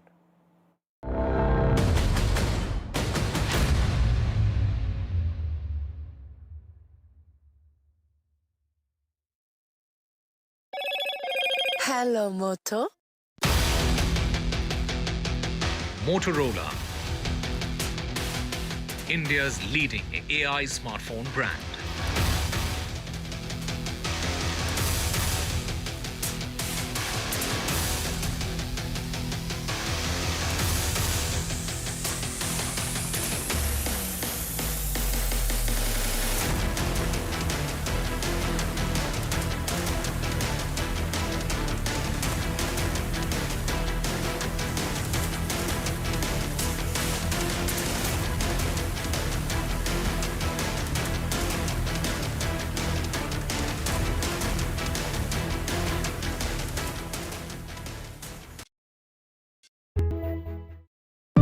today's interconnected world, India's voice is more crucial than ever. When India speaks, the world listens. At NDTV World, we are that voice, bringing you intelligent and insightful news from India and beyond. From geopolitics and diplomacy to economic shifts, migrations, tech disruptions, and the stories of our diaspora. We cover the news that shapes our global future. NDTV World, your new home for global news, is here. This is Operation Sindoor. It is India's big retaliation for the Pahalgam terror attack. The Army, the Air Force, the Indian Navy have struck.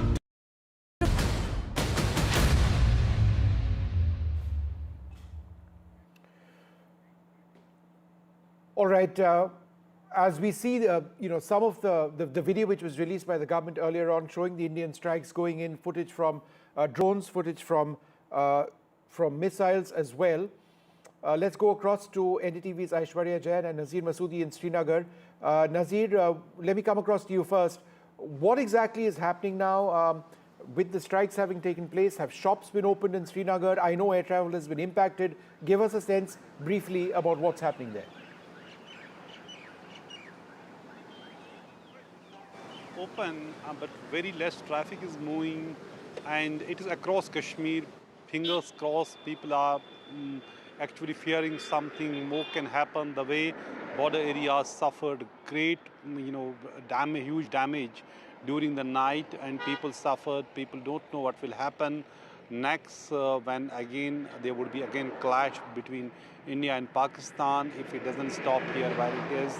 Because India has taken action against terrorists, and I can tell you it is not just Indian claim. We are confirming from independent sources which are from Pakistan. Also, they are even confirming that it was on Jaish headquarters in Bahawalpur, and Maulana Masood Azhar, Jaish chief himself, confirming that it was his family, other terrorists who have been targeted. For the first time, India is hit where it hurts the most, and India is hit at its intended target. And also Murdaki, which was the Jaish Lashkar's headquarters. Earlier it used to be called Jamiat Dawat Rashad. So, and whether it was Kotli, whether it was in Muzaffarabad, everywhere where they have been, militant over operating, or their headquarters or their ideological base, all that has been hit by India. There has been some damage here also. We're waiting for the official numbers, but exactly is the total number of casualties here on this side, particularly in Poonch area and other areas which have suffered damage. There's also been some damage to, air assistance, but the fact is we are waiting for the official confirmation. The fact is that how India is hit, and hit very hard within 2 weeks after Pahalgam terror attack. But on the ground here in the valley, people are really apprehensive what is going to happen next, while the people were actually saying here after terror attack in Pahalgam that there should be retribution and this terror factory should end once for all, and it should not be done in the name of Kashmiris, not in our name, what was always said. And India has actually paid back and very, very hard in the areas which Pakistan would have never. All right, Nazir, hold on for a second. Let's go across to Aishwarya Jain as well. Aishwarya, very important meetings taking place in Delhi today, but also tomorrow, the government taking the set to take the opposition into confidence, right?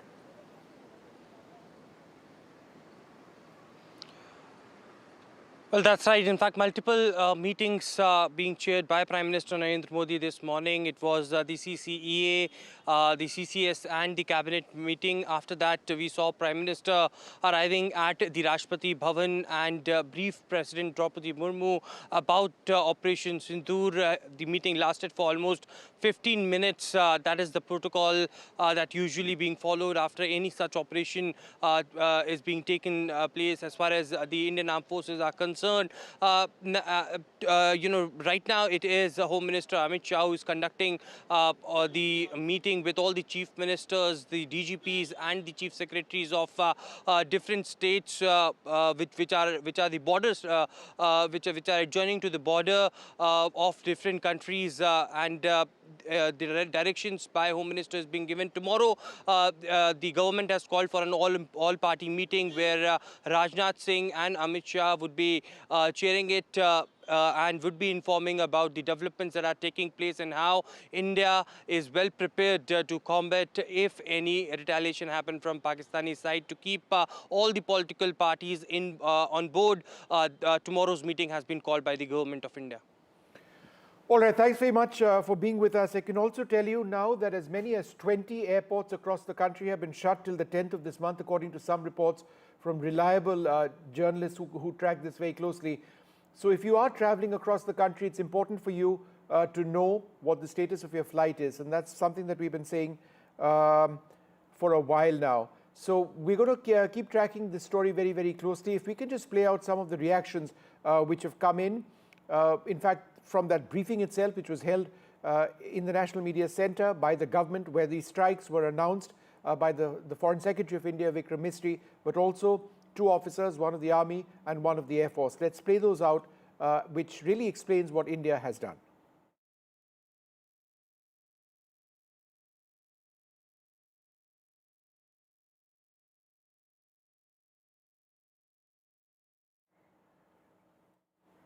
All right, we're just about to show you that footage in a moment from now, but what you see on your screen is some of that video which was publicly released. I cannot stress enough the importance of the release of this video. It indicates quite clearly that Pakistan needs to be sent a message, India wanting to send Pakistan a message, unlike the surgical strikes where there was only very, very sketchy footage, and Balakot where there essentially was none.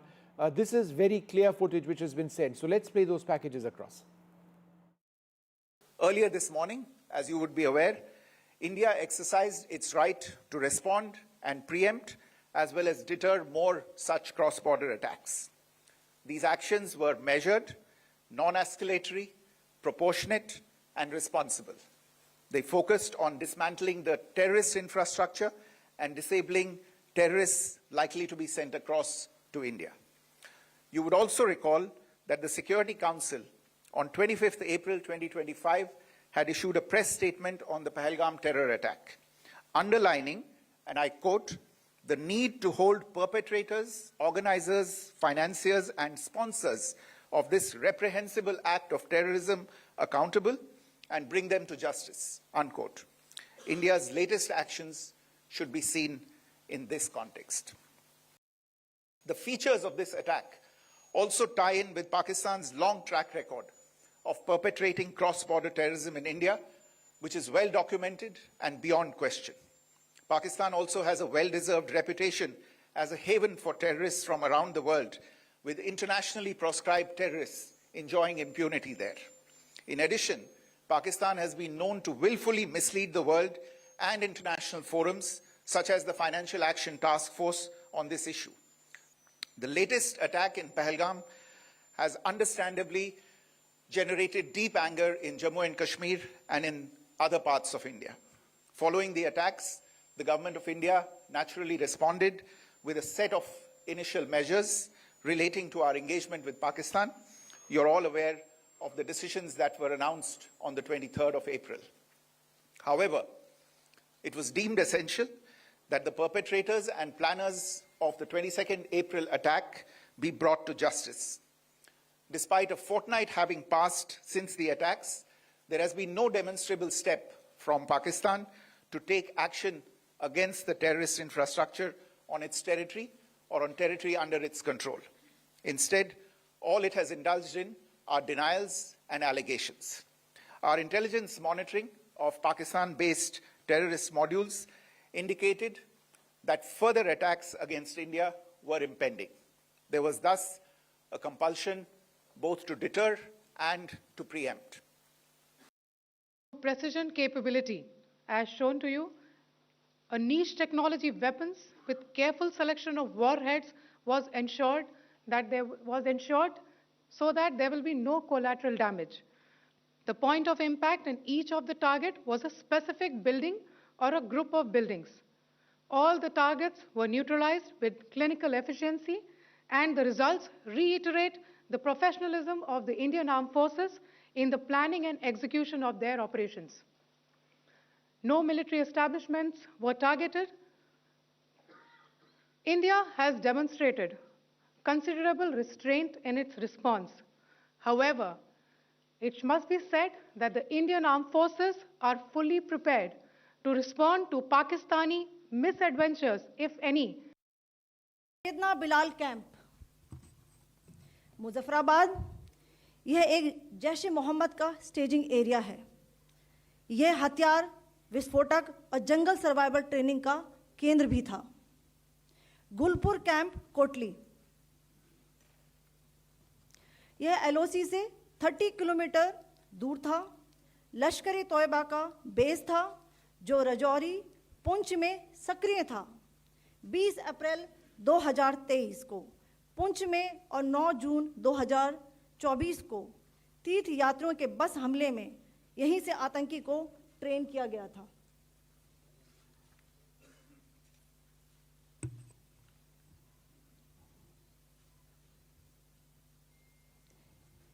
Barnala camp बिंबर, ये LOC से 9 kilometre दूर है।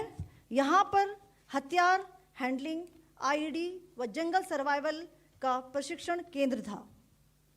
Abbas camp Kotli, यह LOC से 13 kilometre दूर है। लश्कर तोयबा का फिदाइन यहाँ तैयार होता था। अब मैं पाकिस्तान के अंदर के टारगेट से अवगत कराना चाहूँगी। पहला, सर्जल कैंप सियालकोट, यह अंतर्राष्ट्रीय सीमा से 6 किलोमीटर की दूरी पर है, सांबा कठुआ के सामने।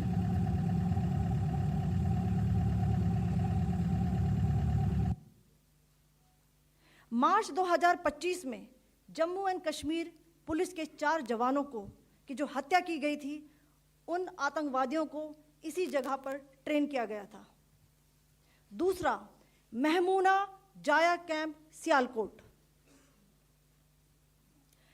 यह 18 से 12 किलोमीटर आईबी से दूर था। हिजबुल मुजाहिदीन का बहुत बड़ा कैंप था। यह कठुआ जम्मू क्षेत्र में आतंक फैलाने का नियंत्रण केंद्र था। पठानकोट एयरफोर्स बेस पर किया गया हमला भी इसी कैंप से प्लान और डायरेक्ट किया गया था। मरकज ताइबा मुरीद के, यह आईबी से 18 से 25 किलोमीटर दूरी पर है। 2008 के मुंबई हमले के आतंकी भी यहीं से प्रशिक्षित हुए थे। अजमल कसब व डेविड हेडली भी यहाँ ट्रेन हुए थे। मरकज सुभान अल्लाह भावलपुर, यह इंटरनेशनल बाउंड्री से 100 किलोमीटर दूर है। जैश ए मोहम्मद का मुख्यालय था। यहाँ पर रिक्रूटमेंट, ट्रेनिंग व इंडोक्ट्रिनेशन का केंद्र भी था।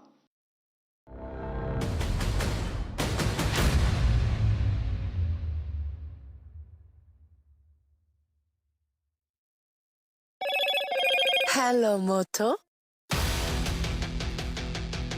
Motorola, India's leading AI smartphone brand.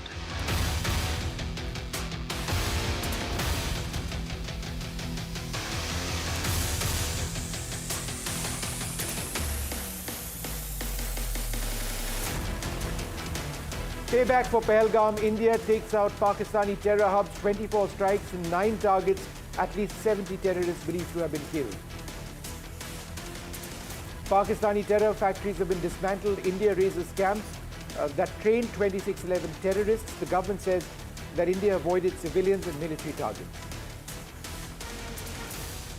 Proof of India's Pahalgam revenge. The government releases videos of Ops Sindoor.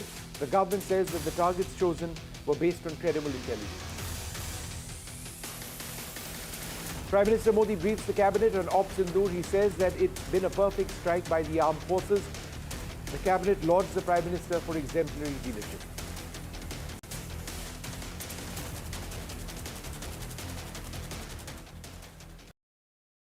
Caste enumeration should be included in the forthcoming census.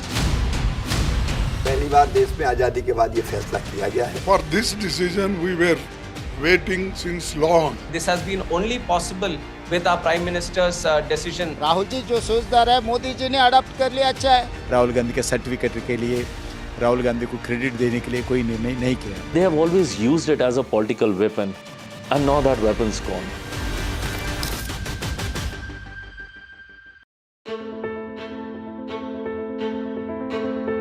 News is not just headlines, it is what impacts you. And news should never be mistaken for noise. What matters is the reality. Accurate, in-depth, and with the right perspective. For over 20 years, I have been a journalist, and never has clarity mattered more than now. At Newsnight, we go beyond the surface. We dissect the details, challenge the narratives, and bring you the unparalleled clarity you deserve in a world clouded by misinformation. We are bold, we are direct. Newsnight, for the news in your interest. Only on NDTV 24/7. Do you really know the company you invest in? What is the real picture behind presentations and claims?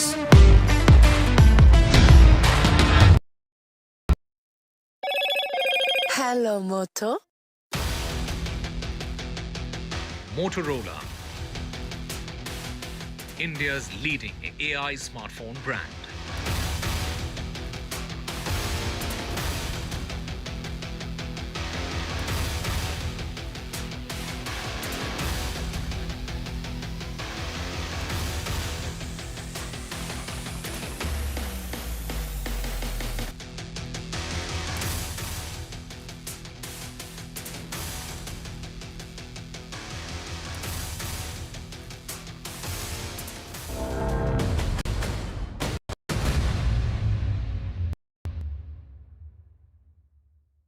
Of the military India on targets in Pakistan. Airspace across Pakistan has been entirely shut down. As far as India is concerned, 20 airports have been shut down. These include Srinagar, Chandigarh, Jodhpur. Airports have been shut down till the 10th of May. The list is a little bit more exhaustive, and we'll try and bring you that entire list in a little while from now. But it is important what has taken place. The message is that you should perhaps consult your airline before you travel in case you are scheduled to travel. But there are 20 odd airports which have shut down, and we'll try and bring you more details of this in a little while from now. We're going to move on now to our guests. General Rakesh Sharma and Air Vice Marshal Manmohan Bahadur join us at this stage. Air Vice Marshal Manmohan Bahadur, is it your sense that it's not the end of it? There's every possibility of a Pakistani attack which might come in. We've hit targets in Pakistan, and very correctly so, but they might retaliate, and that's a possibility, right? That my sense is that it is the case, because the public opinion in Pakistan would demand, what is it that you have done to respond to India's attacks? So my sense is, and I think we are already seeing army action along the LOC. I saw the earlier report of the shelling going on in Poonch area. So that may be a starter, and the shelling, I believe, is only increasing. So we have to be on guard. It's just 13 odd hours from the time we struck. So we have to be on guard, not only on ground, but also in the air. What exactly are their air planners doing to do a similar thing on us? But they are in a quandary, and I suppose they would be in a quandary. We have targeted terrorist targets. What do they target in India? Would they target army installations? Would they target our economic installations? So they, I think, are stuck or would be stuck with what to strike. Because striking a military target or an economic target would mean that we would have to respond again. So the choice of their targeting would be there, but we have to be on guard, absolutely. It's certainly not the end of it.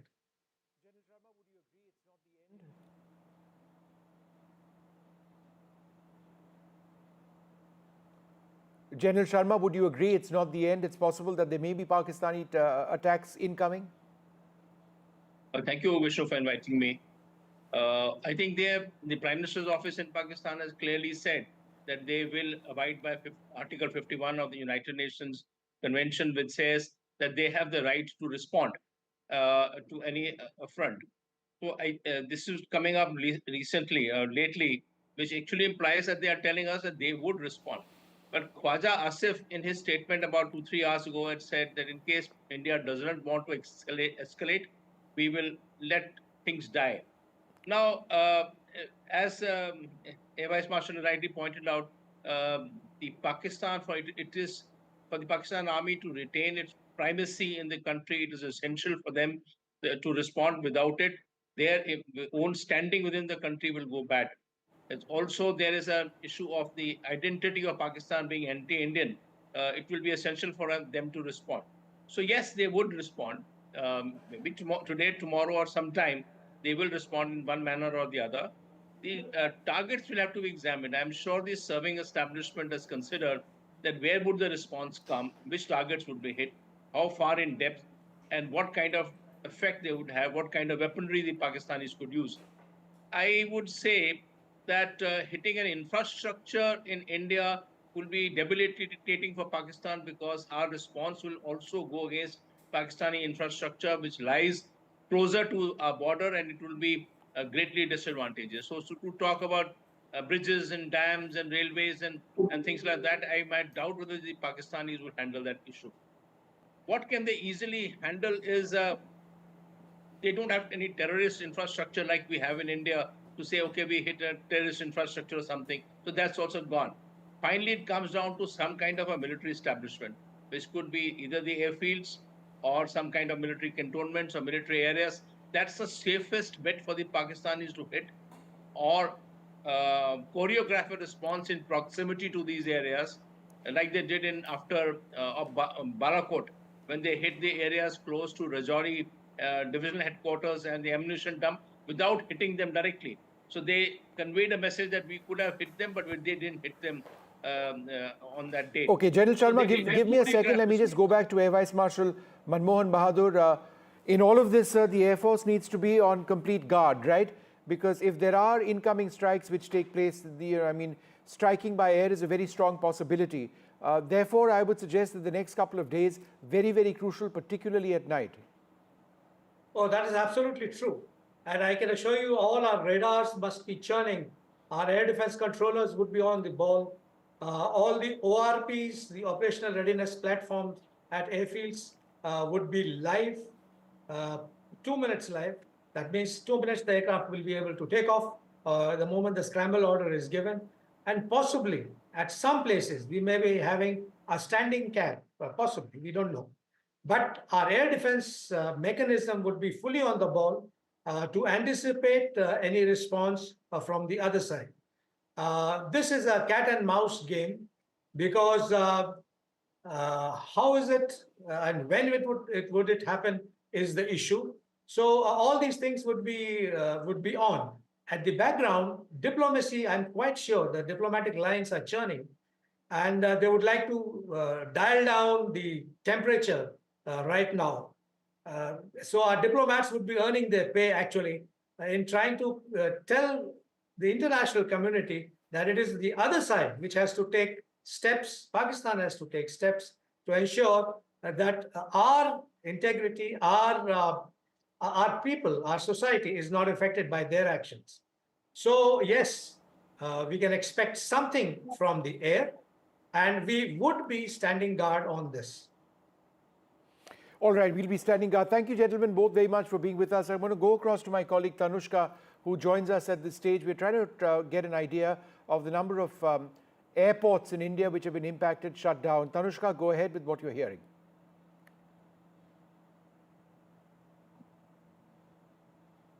Tanushka, you're on air. How many airports have been shut down? Right, precisely, Vishnu. We have around, 20 airports, around 20 airports that have been shut down. This is specifically in North India. So Leh, Thoi, Srinagar, Jammu and Kashmir, Amritsar, Pathankot, Chandigarh, Jodhpur, Jaisalmer, Jamnagar, Bhatinda, Bhuj, Dharamshala, Shimla, Rajkot and Porbandar. These are namely some of the airports which have been shut down entirely in view of the airspace closure between, of course, and also in view of this attack, the Operation Sindoor that India carried out in the intervening night. Several airlines have suspended air travel to parts of northern India, and some of these airports are also shut. What we do understand as of this moment is that over 200 flights have been cancelled after these strikes that targeted 9 terrorist locations in Pakistan and Pakistan-occupied Jammu and Kashmir as well. Airlines such as Air India, Indigo, SpiceJet, Air India Express, Akasa Air, along with several foreign carriers as well, have suspended multiple services due to the resulting airspace restrictions. From Delhi airport alone, over 200 flights have been cancelled. And speaking of airlines, Indigo has also cancelled 165 flights to and fro Jammu, Kashmir, Leh, Chandigarh, Srinagar, Amritsar, Dharamshala, Bikaner and Jodhpur in its recent travel advisories. What we'd also know is that all of these airlines are also maintaining, constant updates and advisories and asking passengers to constantly be updated with respect to their travel plans. And these airports and airlines also continue to will remain discontinuing with their travel or air travel across northern India, especially to the areas that I just mentioned earlier, until May 8th and May 10th with some airports and airlines as well.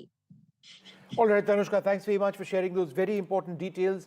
Approximately 20 airports have been shut till the 10th or so. These are difficult and tense times. The fact that they've been shut till the 10th is almost an indicator that the people are worried that there may be some sort of strikes which could be coming in from Pakistan. At this juncture, we don't know, but it's not something that can be ruled out at this stage. We'll take a short break, come back with the very latest.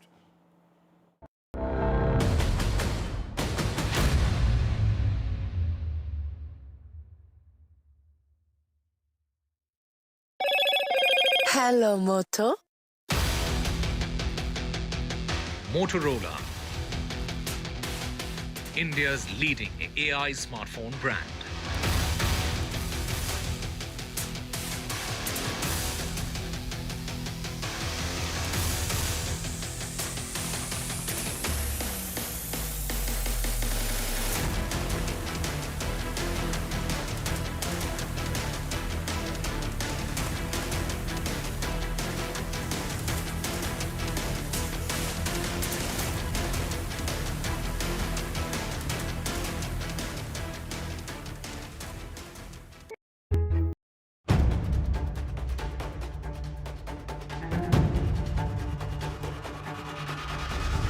If it matters to you, if it matters to you, if it matters to you,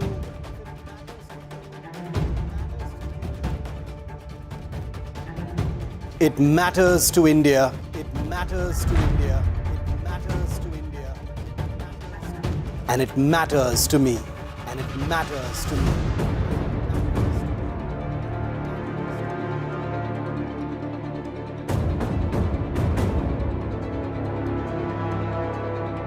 India Matters with Shivaru, only on NDTV 24/7. This is Operation Sindoor. It is India's big retaliation for the Pahalgam terror attack.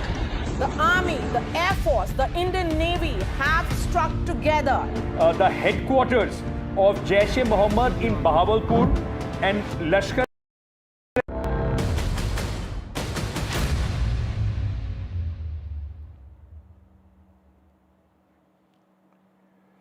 Welcome back. In all of this, let's not for a moment forget about the victims, the families of the victims who lost their lives in the Pahalgam terror attack in which 26 people were killed. We reached out to some of the families to ask for their reaction on India's strikes going in against terror centers in Pakistan. Here's what they said.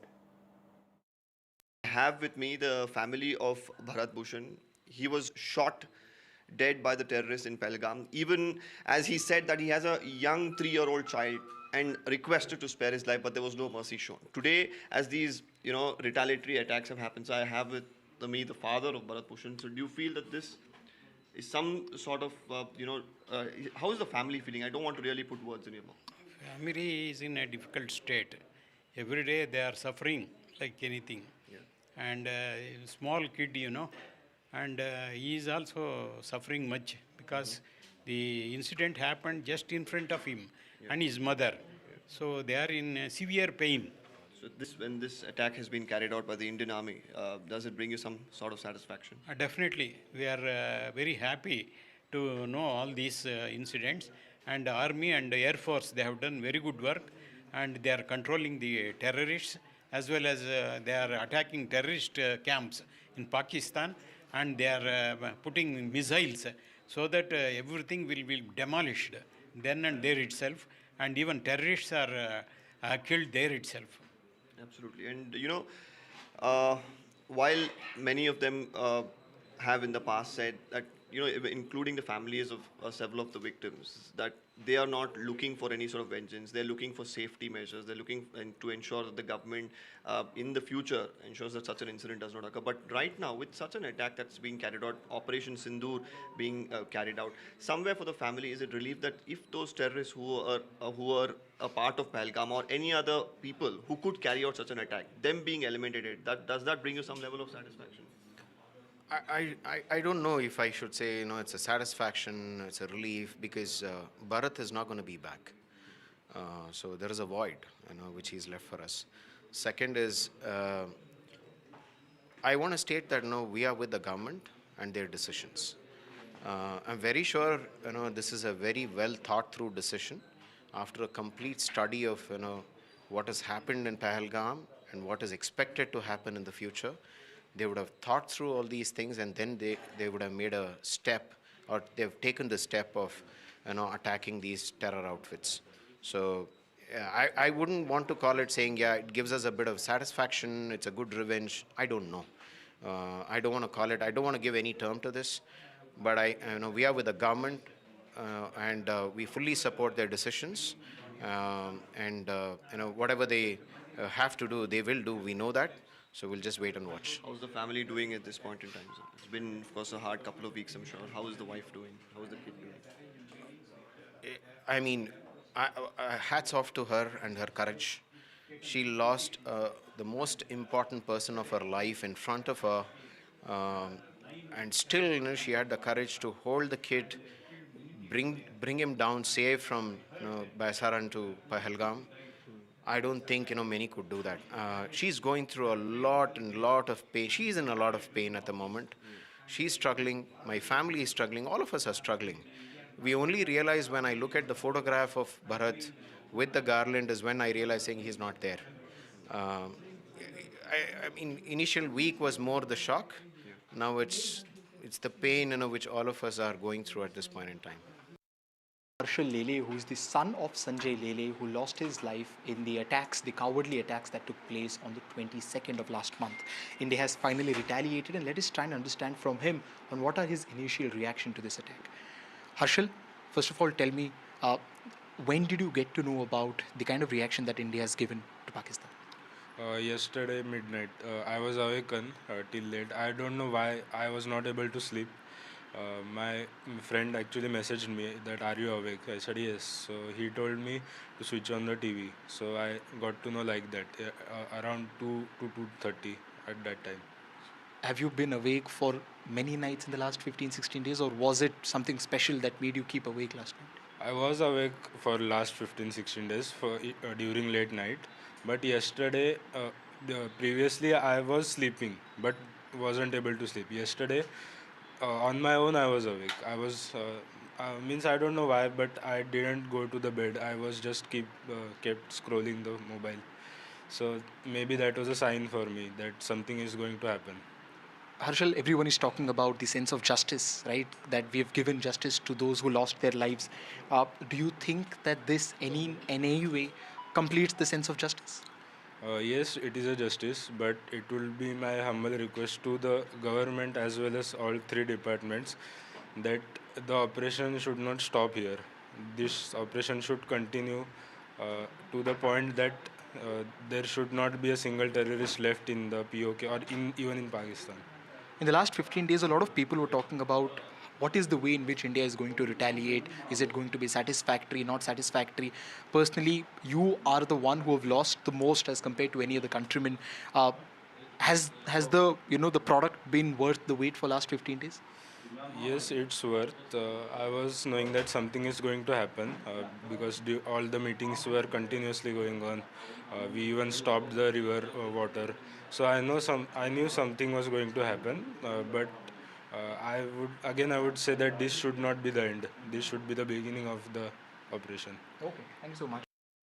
ये बहुत ही अच्छी बात है कि जो उन्होंने मोदी साहब ने बदला लिया है और मैं उनके साथ हूँ, जनता उनके साथ है और हमारा सारा परिवार उनके साथ। सेना के जवानों को यही मैसेज देना चाहती हूँ कि आगे बढ़ते रहो और ऐसे ही बदला लेते रहो कि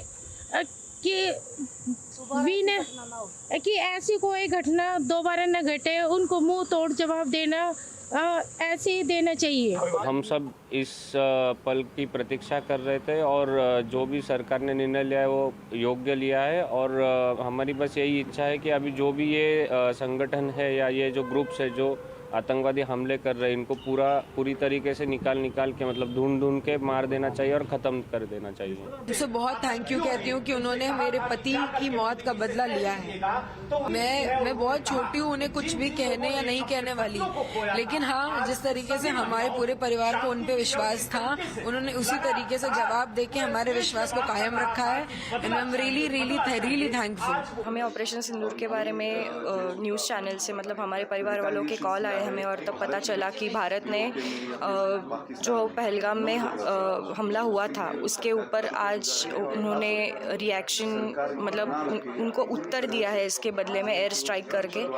पहले तो मिशन का नाम सुन के हम लोगों को बहुत मतलब मैं तो बहुत रो रही थी सुन के। थैंक्सफुल देना चाहता हूँ उसको, ये जो पाकिस्तान ये आपका टेररिस्ट ये अड्डा को मुँह तोड़ ये जवाब दिया है, काफ़ी डैमेज किया है और अभी इंडियन ये फौजी वालों से करूँगा सतर्क है क्योंकि पाकिस्तान वालों के भरोसा नहीं है कब वो फिर ये अंदर से फिर कब ये हमें नुकसान पहुंचाने के लिए उन लोग जो स्टेप लेंगे, तो सतर्क रहने के लिए उन लोग को भी मैं दरख्वास्त करूँगा।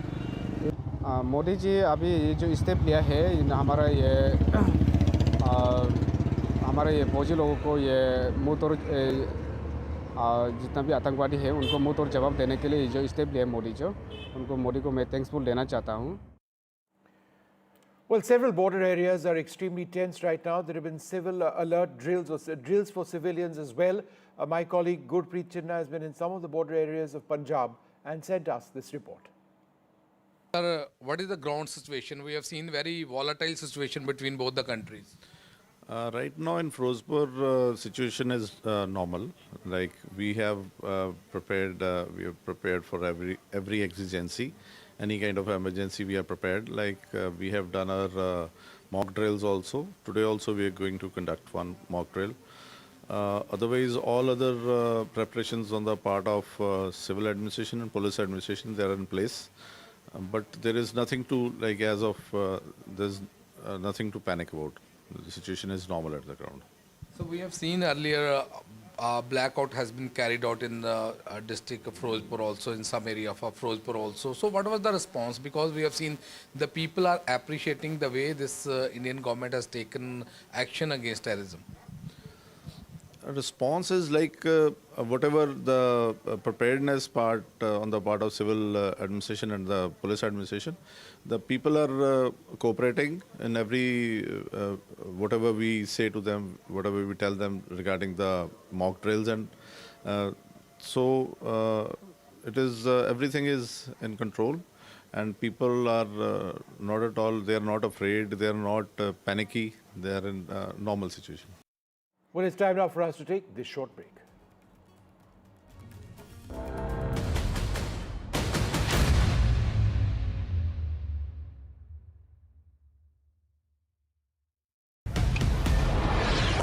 This is Operation Sindoor. It is India's big retaliation for the Pahalgam terror attack.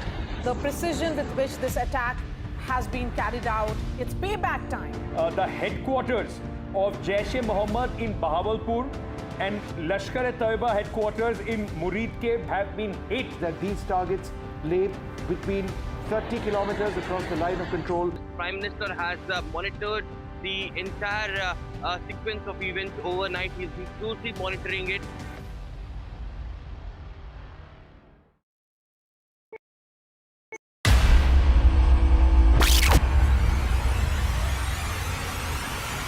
The last 1 month, if you see, the share prices of Genzol Engineering has fallen more than 58%. Why are the rating firms calling the debt payments as default? We have two credible credit rating agencies on March 4th coming and downgrading the stock to D. Statements are consistently being proven wrong, and transactions are being taken place which are different from what they were originally pictured to be. The company claimed it would roll out 6,400 electric vehicles. But what it has rolled out is a shocking scam. Funds meant for the project were funneled allegedly back to the promoters, the Junkie brothers. What did the money buy?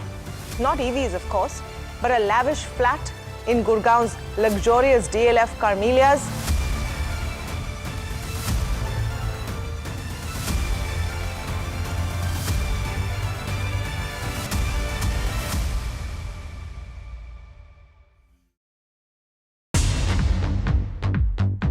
More news that matters.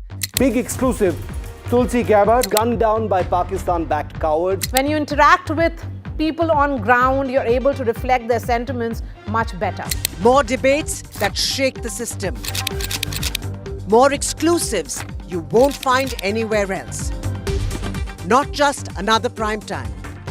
It's a prime time that's unmissable.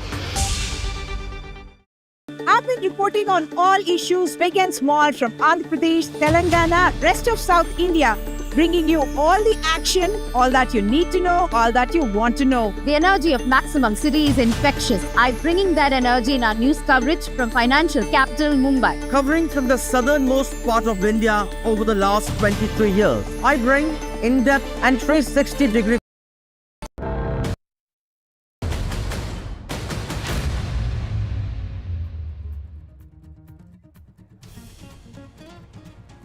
India avenges the Pahalgam terror attack, launches Operation Sindoor. 25 minutes of precision strikes. Prime Minister Modi briefs President Murmu on India's strike on Pakistan's terror camps. Government calls an all-party meeting after Operation Sindoor. The all-party meeting is scheduled for tomorrow, where Home Minister Amit Shah and Defence Minister Rajnath Singh will brief opposition. Security review post-Operation Sindoor as Home Minister Amit Shah chairs an emergency meeting, high-level meeting with the chief ministers of border states underway. World reaction coming in to Operation Sindoor as Israel strongly supports India and says there is no place for terrorists to hide. U.S. Secretary of State Marco Rubio speaks to External Affairs Minister Dr. Jaishankar.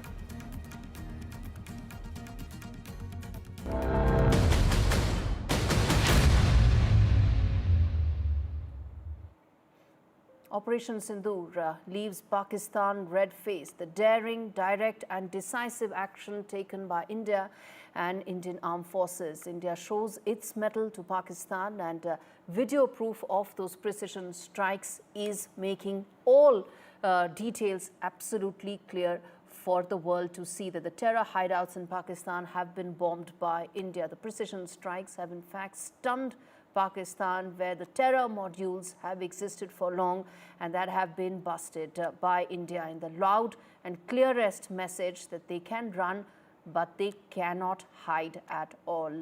In fact, let's get in my colleagues joining me live on this, Gurpreet as well as Aishwarya, to talk to us about some of the next steps that are happening and taking place underway, important meetings that are taking place. Aishwarya, to you first. There have been important high-level meetings that have taken place. President Murmu was also briefed a short while back by Prime Minister Modi. There is another high-level meeting taking place right now. Talk to us about what's happening on ground after Operation Sindoor.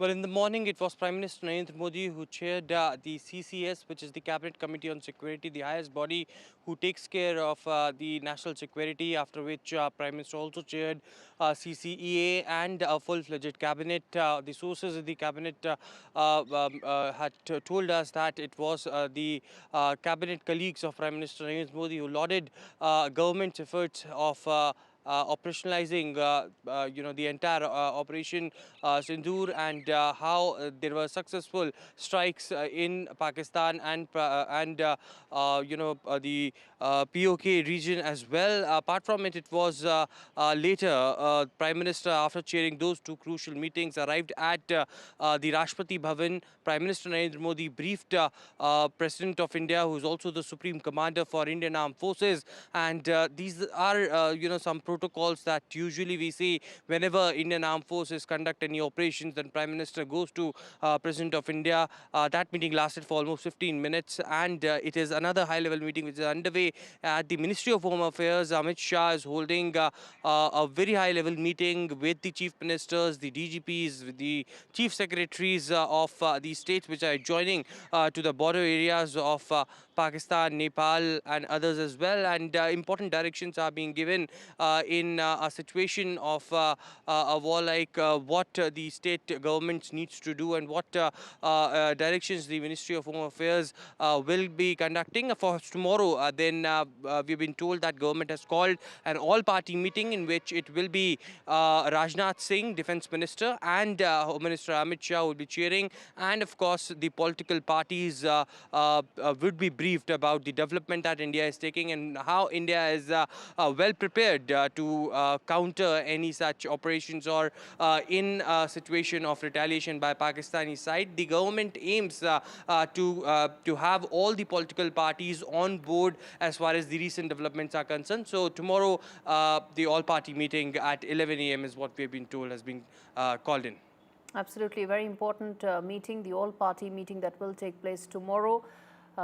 And that is when the opposition parties will be briefed by the Prime Minister on Operation Sindoor. Stay with us, Aishwarya, because I want to now get in Gurpreet to talk more about, some of the border areas after they are put on high alert after Operation Sindoor. Gurpreet is standing by from and joining us from Firozpur, one of the border towns, to explain to us what's the situation on ground, the preparedness after Operation Sindoor. Tell us, Gurpreet, what are your sources telling you, and what's the situation like on ground, especially in Firozpur, a border town?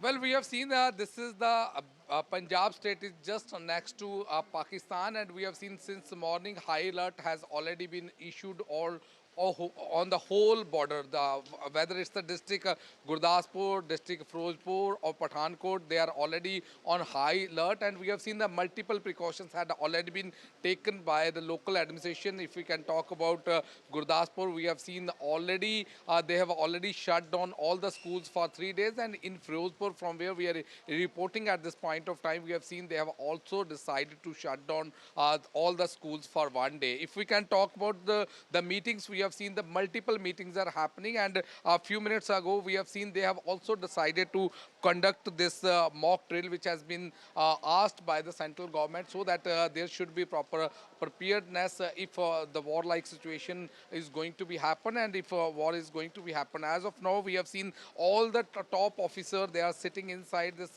municipal office where they are holding multiple meetings, even chalking out a strategy how they are going to deal the situation. We had a word with SSP of Firozpur also. He was saying as of now they are already in touch with the forces, they are already preparing on the ground each and everything, and a mock drill is also being conducted so that the people of this border area should be aware. But as of now, we have seen that he says we haven't issued a single advisory to villagers to leave the village to move other place, but some of the families we have seen they have also started moving from their village to nearby area to stay their relatives so that they can save their lives. But at the same time, we have seen the multiple decisions had already been taken by the administration, because we have seen the retreat ceremony which is also happening in this border area in Firozpur Hossaini wala border, that had already scaled on. They had decided not to hold retreat ceremony here, and same thing is happening at Atari Wagah border.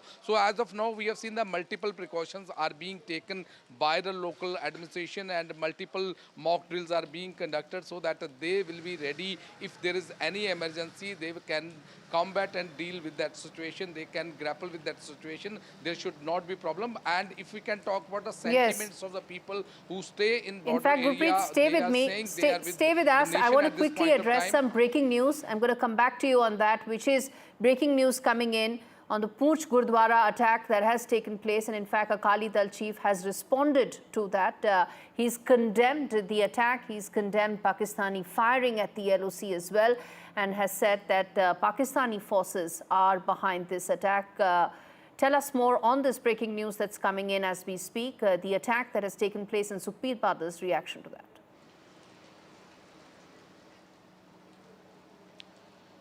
Well, we have seen that everybody condemned the way this attack has been carried out. And if we can talk about this border area, and specifically Firozpur area, people are with the nation. They are saying the way the Indian government has already started taking action against terrorism, there is a need to uproot this terrorism. How many more lives we are going to lose the way we have seen the multiple anti-India activities had been happening, and specifically this after this Pahalgam attack, some of the people, they are saying they are with the nation. They will be contributing to the nation from the forefront if any emergency things are going to be happen on the ground. So in nutshell, if we can talk about border area, the people are very motivated. They are in high spirit. They want that this terrorism should be uprooted, and the India has already started taking action. We have seen the multiple strikes had been taken place on the hides of these terrorists who are involved in multiple cases also. So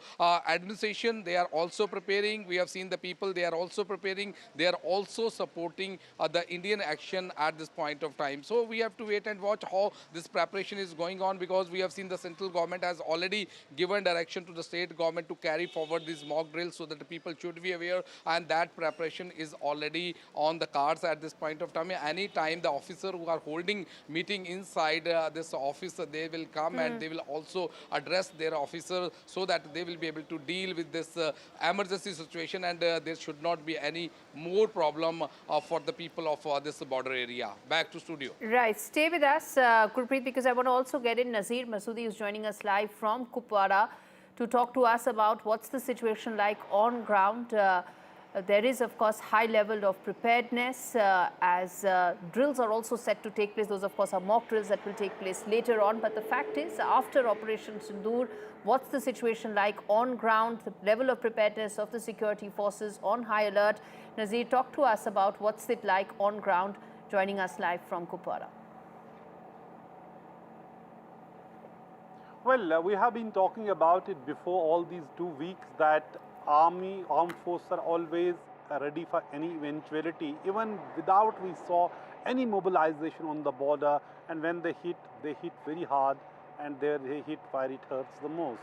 But there has been the huge damage to the property and life here along the line of control, be it Tangdar in Kupwara here, or it is Poonch and Poonch district, which has borne the brunt of this Pakistani shelling, and particularly the civilian areas, houses, shops, and innocent lives have been cut short. So they have been hit, and we are waiting for the official number, what is the total death toll, but several people have lost their lives. All schools in border areas, including Jammu, Kutwa, Samba, Rajouri, Poonch, Kupwara, Baramulla, in all these border district schools are closed, and also sub-district Gurez as well. University also postponed exams for today. So fingers crossed, people don't know what will happen next. There have been some damage or the loss of some arrests as well during this military attack on Pakistan, which has been clearly targeted in those areas which have been known as terror factories or the militant headquarters, like the Jaish-e-Mohammed, Bahawalpur, Murdiki, Lashkar-e-Tayyiba, earlier it was known as Jamatul Dawat Irshad, or the Kotli or Muzaffarabad, where Hizbul camps or the Lashkar camps were being run. So it is much more serious, much more coordinated than it was in 2016 or 2019, when surgical strikes were launched by the army, or then the Balakot airstrikes. This time it has really hit deep inside Pakistan, and unlike the last two times, Pakistan was in a denial mode. This time they are already accepting there have been more than 26 casualties. India has said that they have killed 70 terrorists in this attack, and even there are reports that even Masood Azhar of Jaish has admitted that his 10 family members have been killed and 4 Jaish terrorists have been killed. That is, statement we do. It's not signed or named that Masood Azhar done it, but there's a statement which is saying this. Having said that, it is a very, very tricky situation. For whole night after 1 a.m., there was a massive shelling, artillery shelling going on across the line of control. And in Srinagar city also we heard loud explosions. And then there was some, crash of some aircraft also. We don't know the nature of that crash also. So far, no official statement yet.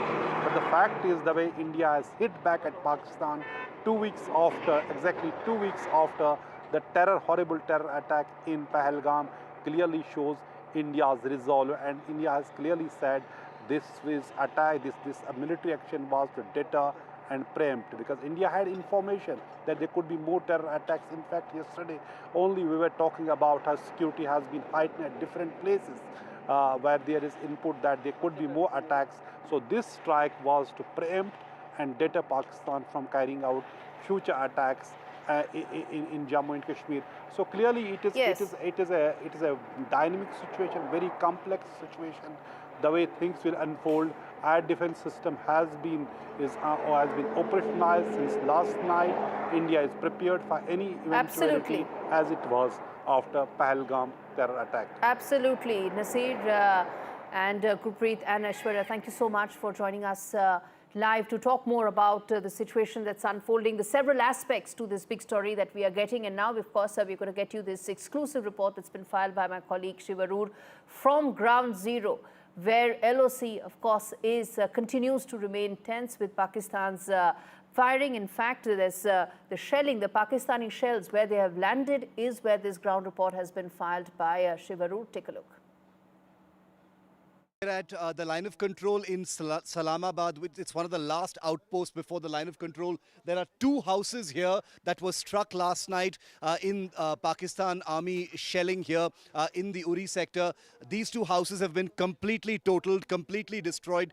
There's still a fire burning, if you can see over there, smoke smoldering across this entire pair of houses. Miraculously, no deaths, but 4 people have been severely injured. 2 of them children. One of them has apparently lost a limb as well. They've been evacuated to the Baramulla hospital, which is about 40 kilometers to our rear from here. We're about 10 kilometers from the line of control. Complete damage over here, Vishnu. If you can see that these 2 houses, I'm surprised that anything is left everywhere else, because it looks like a stray shell may have come and landed here. It appears to suggest that the Pakistan Army, which has been aiming and firing directly, targeting civilian areas, has caused damage deeper inside, and one shell or a couple of shells has come and actually landed here. This has all the telltale signs of artillery. You can see shrapnel completely ripping through metal sheets. These are very clear signs of artillery shrapnel that has ripped open these roof sheets. The walls completely broken, and everything is still burning in these houses. This is a place called Salamabad, where there have been some casualties. The 4 people from just this small little settlement over here. We are taking due care, but we are told by villagers that there is further damage closer to the line of control. So that's where we will actually be headed next. But the images you're seeing here on NDTV are the first manifestations of what we've been reporting since the morning, that the Pakistan Army has directly targeted civilian areas. This has nothing to do with the military. There's no army over here. The army brigade is way many kilometers behind where we are.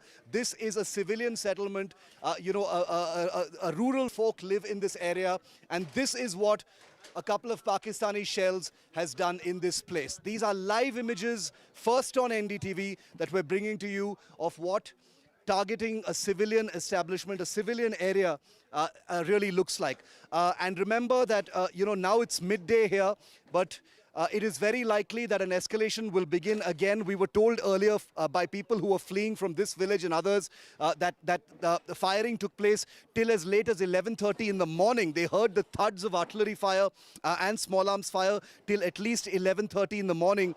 So we're wondering whether there might be firing now as well. So we want to quickly get this report done and move out of this place.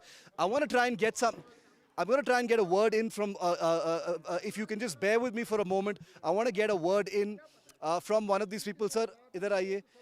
कौन रहते हैं यहाँ पे? कितने लोग जख्मी हो गए इसमें? इसमें 4 लोग. इधर आ जाइए, इधर. हाँ जी. 4 लोग. 4 लोग. कौन? बच्चे? एक 13 साल की बच्ची, एक 4 साल का बच्चा, तो 2 घर के मालिक. हाँ. और क्या ये पाकिस्तान के शेल ये पाकिस्तान का है. रात के 2 बजे का मसला है. तो उससे ये घायल हो गए. तो यहाँ मकानों की बात ही नहीं. मकान कितने बजे गिरे थे ये शेल? 2 बजे. 2 बजे सोए होते हैं. आप कहाँ थे उस टाइम?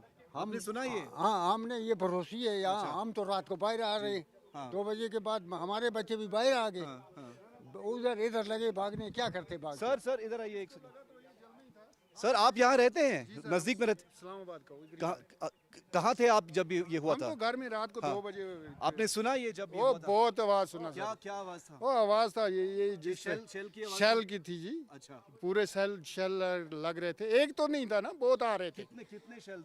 इसको मेरे ख्याल 1-2 लगे हैं मेरे ख्याल में. इसमें 2 लगे. जख्मी लोग बारामूला हॉस्पिटल में हैं. पहले उड़ी लिए, उसके बाद उन्होंने उड़ी वालों ने बारामूला भेज दिए.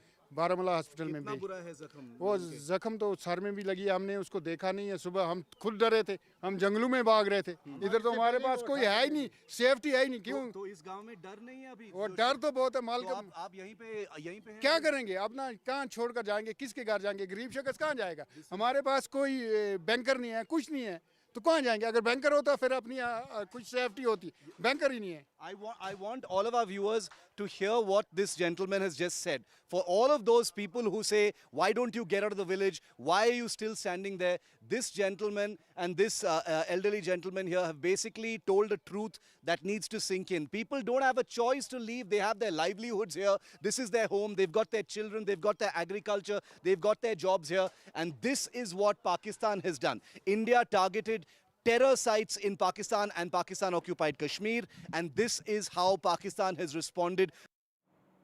That's a very important report that we just played out to show what exactly has Pakistan done in retaliation, hit out at civilian infrastructure. But listen now to these sound bites that I'm going to play out, first of Foreign Secretary and then, of course, of Wing Commander Vyomika Singh as well, to talk about the rationale behind these attacks, the precision with which they only hit the terror modules with absolutely no damage whatsoever to civilian infrastructure or to any military installations. Listen in.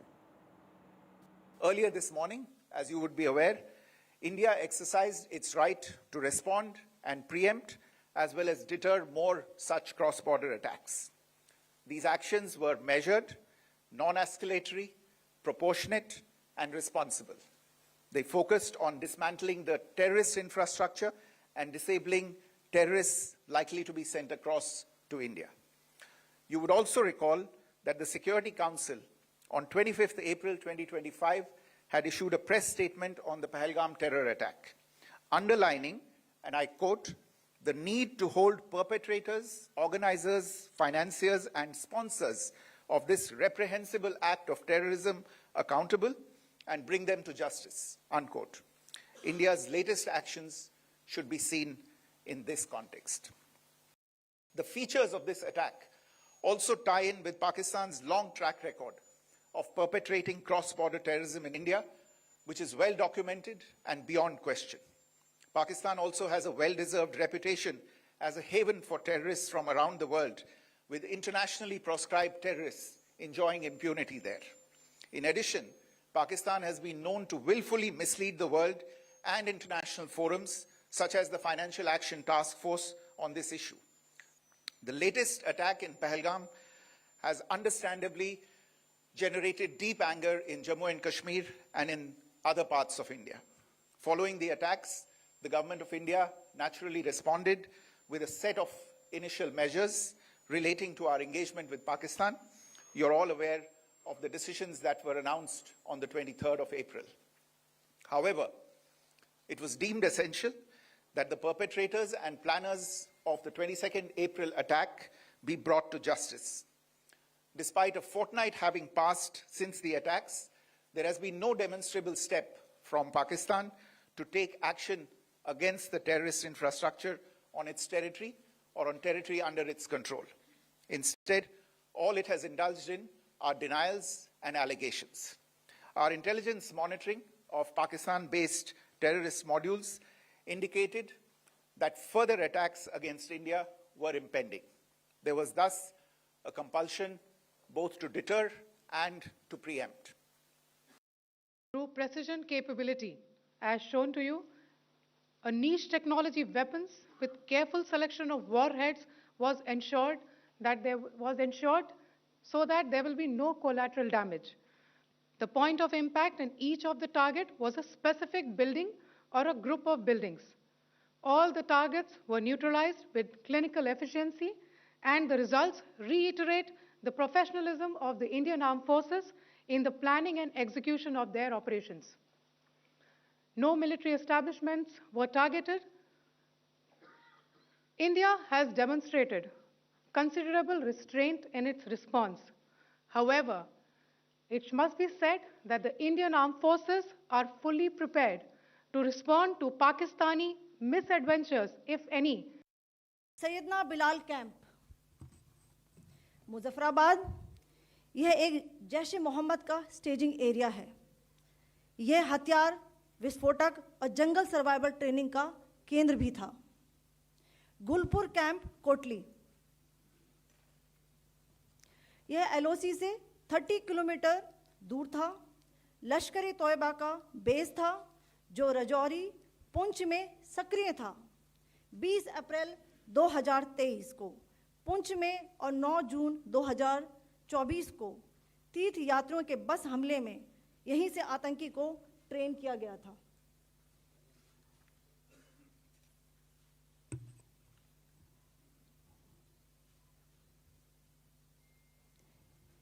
Barnala camp, बिंबर, ये LOC से 9 kilometre दूर है।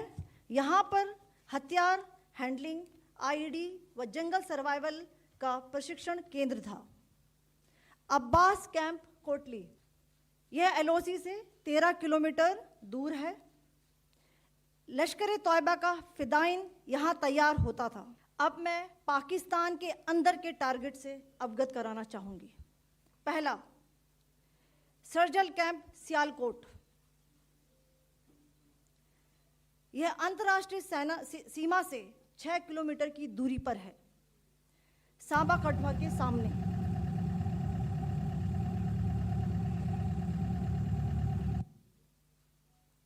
मार्च 2025 में Jammu and Kashmir police के 4 जवानों को की जो हत्या की गई थी, उन आतंकवादियों को इसी जगह पर ट्रेन किया गया था। दूसरा, महमूना जाया कैंप, सियालकोट, यह 18 से 12 किलोमीटर आईबी से दूर था।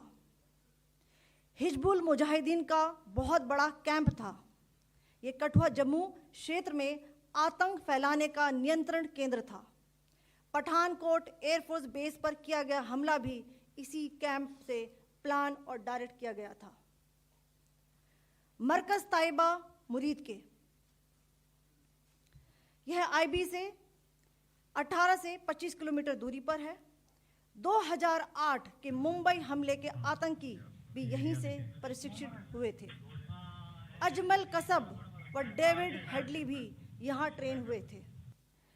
मरकज सुभान अल्लाह, भावलपुर, ये इंटरनेशनल बाउंड्री से 100 किलोमीटर दूर है। जैश ए मोहम्मद का मुख्यालय था। यहाँ पर रिक्रूटमेंट, ट्रेनिंग व इंडोक्ट्रिनेशन का केंद्र भी था। All right, shifting focus now. On your screens are those latest visuals coming in of the Congress Party meeting. Informal meeting of senior leaders of the Congress Party is underway ahead of the all-party meeting that will take place tomorrow. I guess the Congress Party leadership would like to decide its official line ahead of that all-party meeting tomorrow that will take place, when the government will brief all opposition parties about Operation Sindoor. On that note, let's quickly now play out some of those important reactions coming in from political parties across the board on Operation Sindoor. I think Government of India, the Indian Defence Forces have gone out of their way to ensure that no military and civilian targets were hit in Pakistan. They have only hit terror bases and launch pads. Unfortunately, the response has been anything but proportionate. We are in this situation because of them. If they had not targeted our innocent civilians in Pahalgam, we wouldn't be here. This ceasefire had held along the line of control for a number of years now. We did not provoke this. We have responded to a provocation. Now it is for Pakistan to realize that our response was limited to what happened to us in Pahalgam. They must be careful not to escalate things beyond control. As you know from my earlier statements and writings, this is exactly what I thought the government should do, and I'm glad they have done, which is that there is no question in my mind that we had to give some sort of fitting response to the terror attack. The terrorists had to be taught that there was a price to be paid. And sadly, this kind of impunity that they believe they enjoy would have only emboldened them to continue with further attacks. So it was important and essential to give them some sort of response that was a kinetic response. In addition to the diplomatic measures we all know about, the government announced various things, action on visas, all sorts of things. But today, what they have done is a fitting response. We support this attack on behalf of the government of Karnataka. I welcome this attack. And we will be in a position to attack if the Pakistan counter-attack us.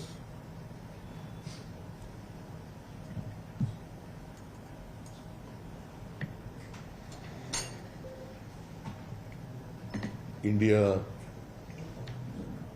will not hesitate to wage a war against Pakistan. Slipping into a very short break, we come back with lots more on the other side. Rolling coverage of India Strikes Back continues. Political reactions, big reactions coming in. And what next? All that and more. Stay with us.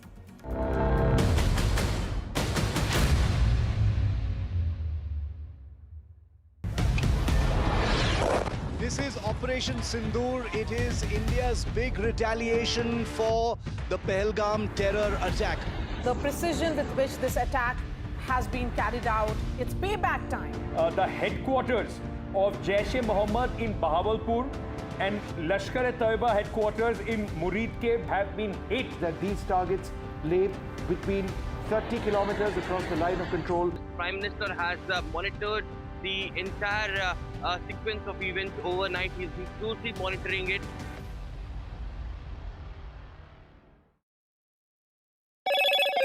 Hello, Moto. Motorola, India's leading AI smartphone brand.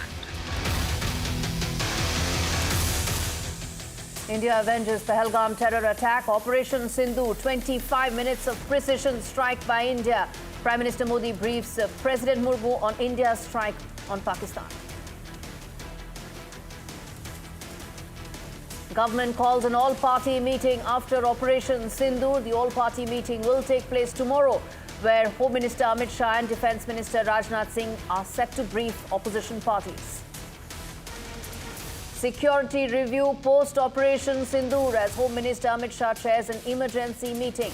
Home Minister's high-level meeting with border CMs underway. World reacts to Operation Sindoor by New Delhi. Israel strongly stands and supports India and says there's no place for terrorists to hide.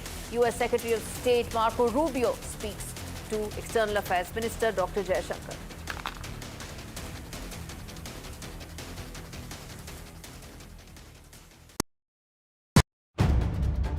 If it matters to you, if it matters to you, if it matters to you,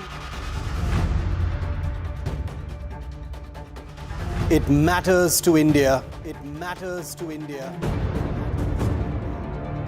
And it matters to me. And it matters to me. India Matters with Shivaru. Only on NDTV 24/7.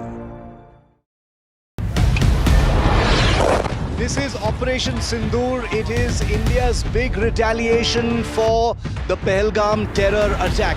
The precision with which this attack has been carried out, it's payback time. The headquarters of Jaish-e-Mohammed in Bahawalpur and Lashkar-e-Taiba headquarters in Murid have been hit. That these targets lay between 30 kilometers across the line of control. Prime Minister has monitored the entire sequence of events overnight. He's been closely monitoring it.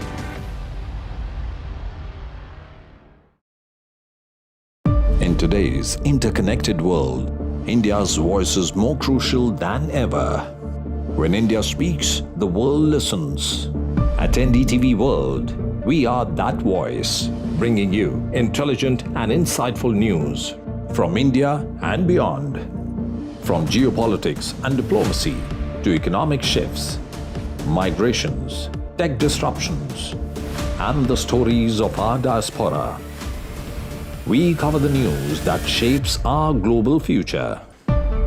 NDTV World, your new home for global news, is here. Caste enumeration should be included in the forthcoming census.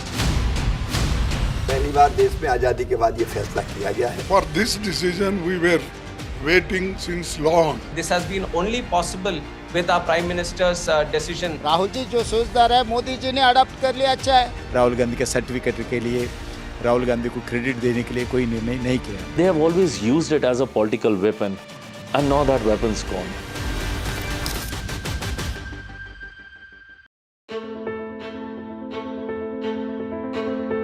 News is not just headlines, it is what impacts you. And news should never be mistaken for noise. What matters is the reality. Accurate, in-depth, and with the right perspective. For over 20 years, I have been a journalist, and never has clarity mattered more than now. At Newsnight, we go beyond the surface. We dissect the details, challenge the narratives, and bring you the unparalleled clarity you deserve in a world clouded by misinformation. We are bold, we are direct. Newsnight, for the news in your interest. Only on NDTV 24/7. Do you really know the company you invest in? What is the real picture behind presentations and claims? Is the outlook as rosy as the company claims? Know Your Company, powered by NDTV Profit Research, shines a light on the biggest stock market movers.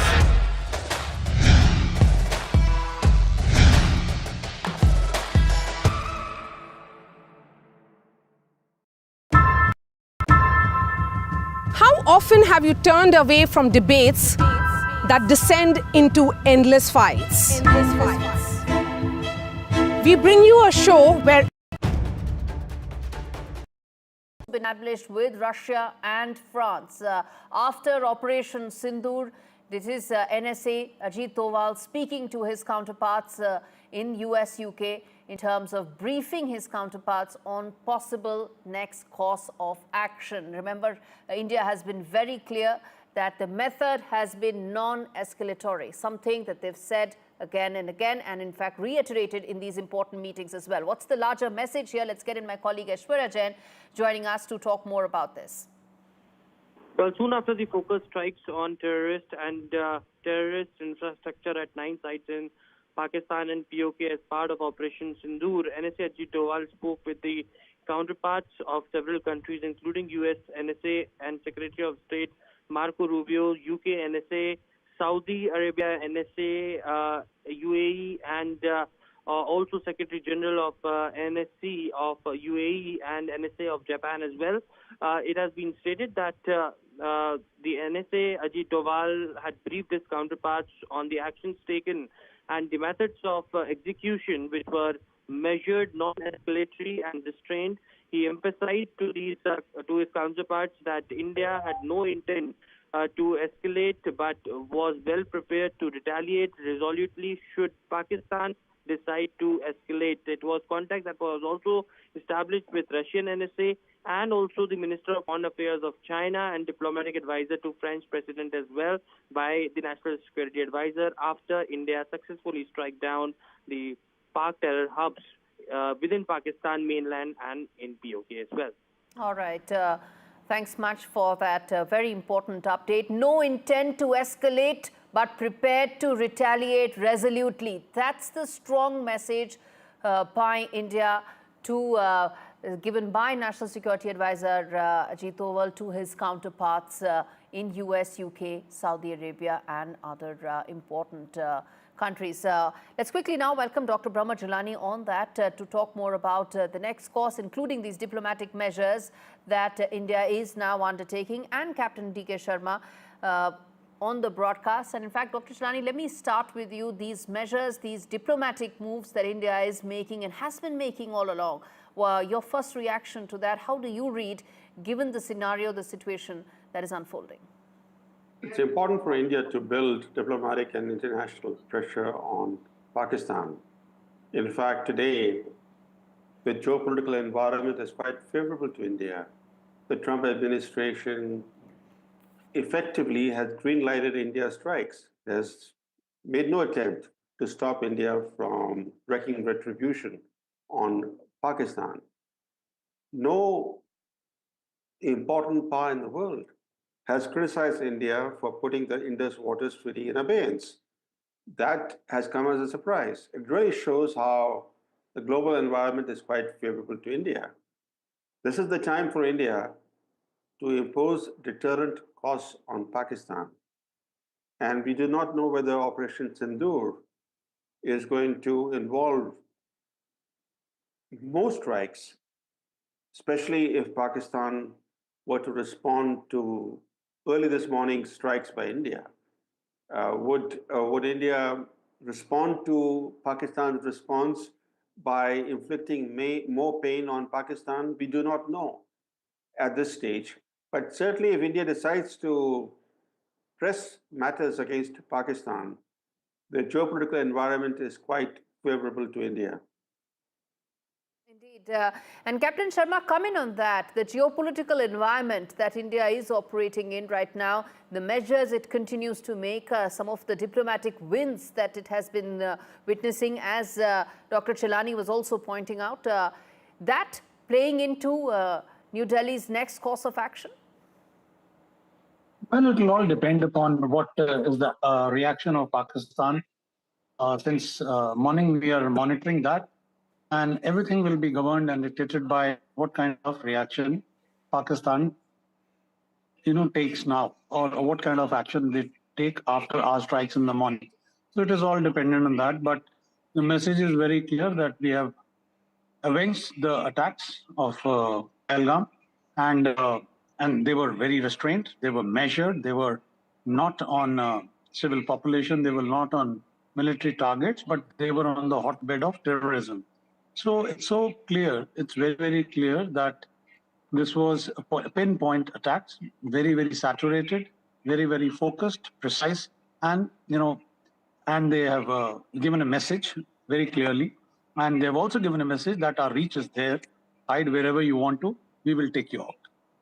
Indeed, that's the very clear message that has come in from India, and of course depends on the next course of action, depends on what will be the move from Pakistan. Also, Captain Sharma, help us understand that going forward, what is it that we should be prepared for? Of course, we are going to be fully prepared. We are resolute in any retaliation whatsoever, something that NSA Dr. Doval also pointed out. But help us understand from here on, what is it that we need to be prepared for? What is it that we need to be absolutely clear in terms of our roadmap going forward? Well, India is very clear that, they did something nefarious, horrendous, and that had to be avenged. There was a lot of pressure, a lot of aspirations of Indians that this kind of an act will not be tolerated, and we waited for it. We took our own time. We calculated all the moves, and we have also taken into account that should it land up into a kind of an escalation, what will be our response? So they did something on 22nd. We did today morning. We avenged it. Now it is up to Pakistan that whether they want to take it forward or they want to, do another misadventure with us. It all depends on their thing, and we are ready. Our forces are deployed. We are absolutely ready, and the resolve is there that this will not go unpunished should they try and do any kind of misadventure. Dr. Chilani, you want to come in there? What do you expect from Pakistan going forward? Do you expect a response from Pakistan after this? Pakistan has vowed to respond, and its response is going to be the way it responded after Balakot airstrike. After Balakot, Pakistan sent a wave of warplanes into India's J&K. They even hit an Indian military base. So Pakistan will try to respond with even a bigger series of strikes against India. So India has to be really prepared. It has to be on full guard. And this time, hopefully, India will respond to Pakistan's response in a much better way than it responded after Balakot. We lost one aircraft at that time. We had an Indian pilot captured by Pakistan, and then there was a mishap where we accidentally shot down our own chopper. This time, hopefully... No, but what are you saying? What is it that we should be prepared for this time around? Yes. Sorry? I'm saying, what is it that we should be prepared and looking at and preparing for this time around? I want to talk about that. I want to talk about Operation Sindoor. Pakistan will seek to take India by surprise at a time of its choosing. It will try to hit India where it finds openings, and India will have to respond to that response. We did not respond to what Pakistan did in response to our Balakot airstrike. This time, India, if it's going to deter Pakistan from continuing to wage cross-border terrorism, India will have to impose tangible costs on Pakistan in response to Pakistan's response to the Indian strikes. So let's be clear that today's strikes are not going to be sufficient. I want to get in a reaction to this from from Captain Sharma. Well, ours will not be a knee-jerk reaction. Let me tell you very, very clearly. We took our own time. We had solid plans. We had solid coordination. It was a tri-service, synchronized attack, multi-pronged. And you see the spread of the 9 targets which we took out in the morning.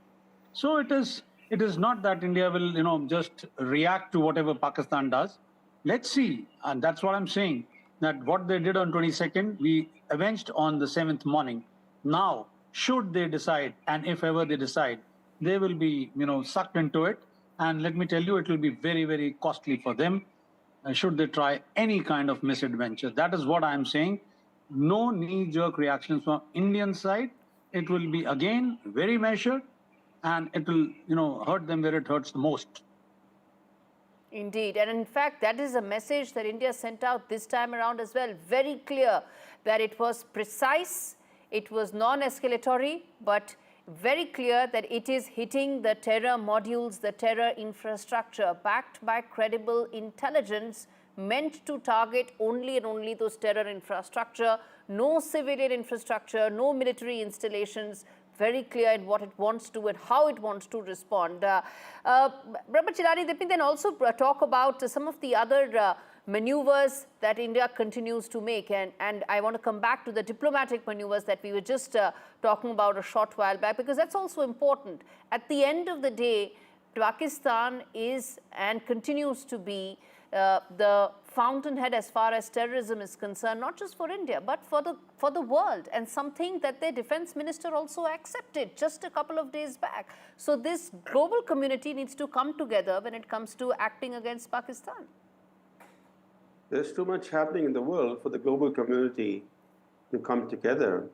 There's so many conflicts and issues dividing the world today. And this is India's fight. India has to do what is necessary to underpin its security. At the same time, India has to build greater diplomatic and international pressure on Pakistan, given the fact that the major powers are on India's side. India has to expose Pakistan's role aggressively at international forums. It has to get the FTF to again place Pakistan on the grey list. India has to build stronger alliances, stronger strategic partnerships with countries that share concerns about terrorism. And India has to strengthen its own deterrence against Pakistan. How is it that the smaller, weaker country is bleeding India for decades now? That has to stop. That means India has to act. India has to act to underpin its own security. It cannot count on the world. No, it's doing that. It's doing just that. And India does not need anybody else when it comes to its own security, its strategic calculus, and its overall strategic matrix. It's doing that, and today's strike is a demonstration of just that. Thank you so much, gentlemen, for joining me. I'm going to slip into a very short break, come back with more news on the other side. Stay with us.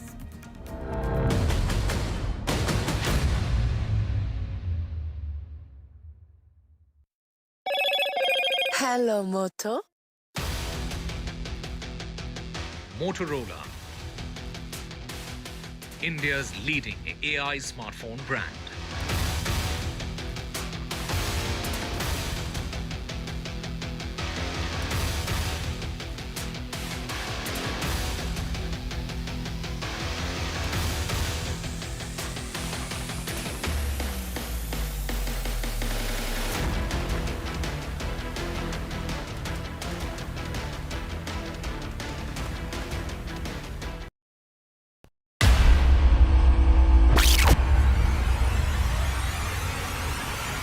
The last 1 month, if you see, the share prices of Genzol Engineering has fallen more than 58%. Why are the rating firms calling the debt payments as default? We have two credible credit rating agencies on March 4th coming and downgrading the stock to D. Statements are consistently being proven wrong, and transactions are being taken place which are different from what they were originally pictured to be.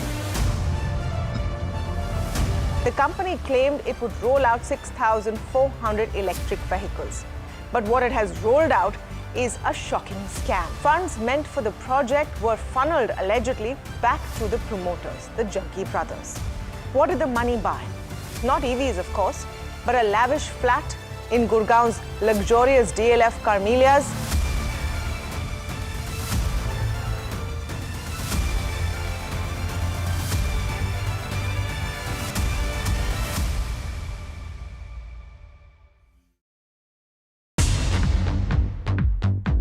More news that matters. Big exclusive.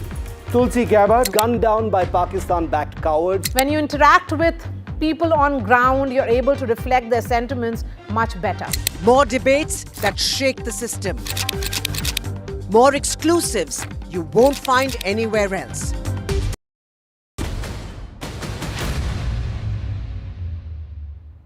Rolling coverage of Operation Sindoor continues. I'm going to cut across to that press briefing by Congress party leadership. भाइयों और दोस्तों, मेरे media के दोस्तों और सारे print media के भी मेरे भाइयों, आज हमने वर्किंग कमेटी मीटिंग बुलाई थी इसीलिए कि ये जो हमारे देश में घटना घटी है और जो सरकार कदम उठा रही है और उसी के साथ हमारे भारतीय सशस्त्र बलों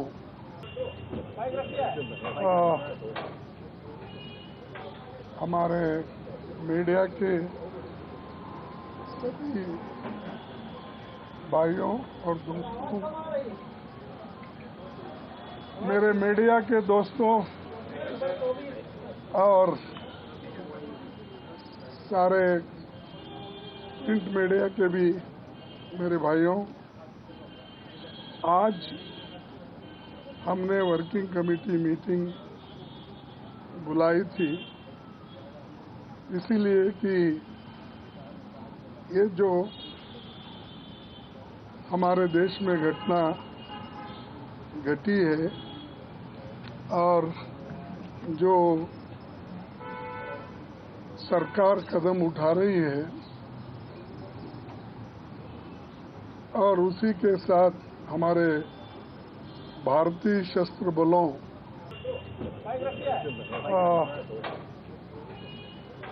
हमारे मीडिया के सभी भाइयों और दोस्तों, मेरे मीडिया के दोस्तों और सारे प्रिंट मीडिया के भी मेरे भाइयों, आज हमने वर्किंग कमेटी मीटिंग बुलाई थी इसीलिए कि ये जो हमारे देश में घटना घटी है और जो सरकार कदम उठा रही है और उसी के साथ हमारे भारतीय सशस्त्र बलों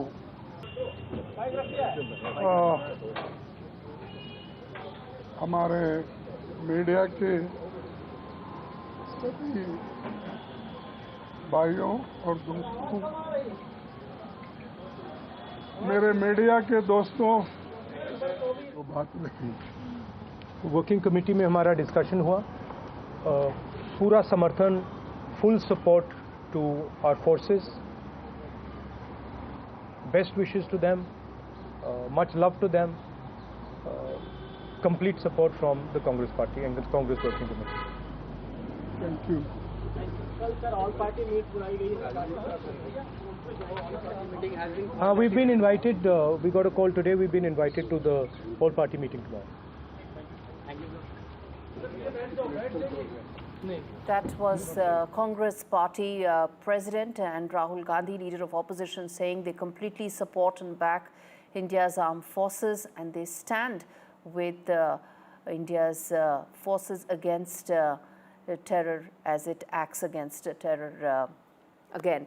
That, of course, was the Congress party ahead of the all-party meeting that will take place tomorrow, and the official stand that India bloc completely behind the government when it comes to acting against terror and acting against those terror modules operating in Pakistan and Pakistan-occupied Kashmir. On that note, I'm going to quickly play out some of these important reactions from the victims' families who, of course, were facing the terror attack that took place in Pahalgam, and after that, which has been avenged today by India with this Operation Sindoor. Listen in to some of those reactions.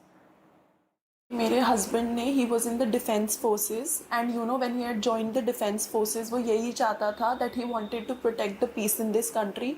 He wanted to make sure that innocent lives are not gone in this country. He wanted to make sure that there is no hatred and terror in this country and this operation signifies his spirit that there will terrorism, hatred will not be tolerated by the Indian government. ये नाम बहुत सही है क्योंकि इस incident की वजह से बहुत औरतों ने, बहुत बहनों ने, बहुत माँओं ने अपनी जान खोई है, अपना एक हिस्सा खो दिया है.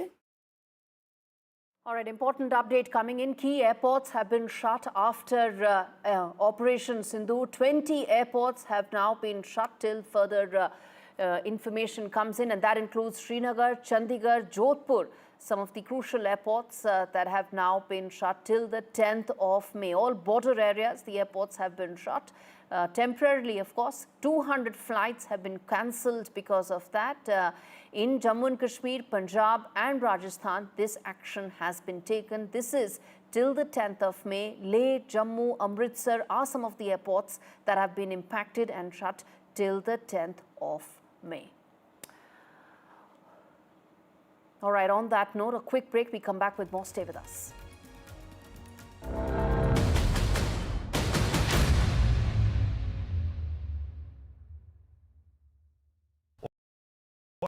I've been reporting on all issues big and small from Andhra Pradesh, Telangana, rest of South India, bringing you all the action, all that you need to know, all that you want to know. The energy of Maximum City is infectious. I'm bringing that energy in our news coverage from financial capital Mumbai. Covering from the southernmost part of India over the last 23 years, I bring in-depth and 360-degree coverage from the Dravidian heartland. The land of Mishti, also known for its bitter politics. I have seen much water flow under the Howrah Bridge, covering Bengal in all its vivid colors. India's IT capital is always bustling, a city full of startups, stories and surprises. And I keep you ahead on all the Bengaluru buzz.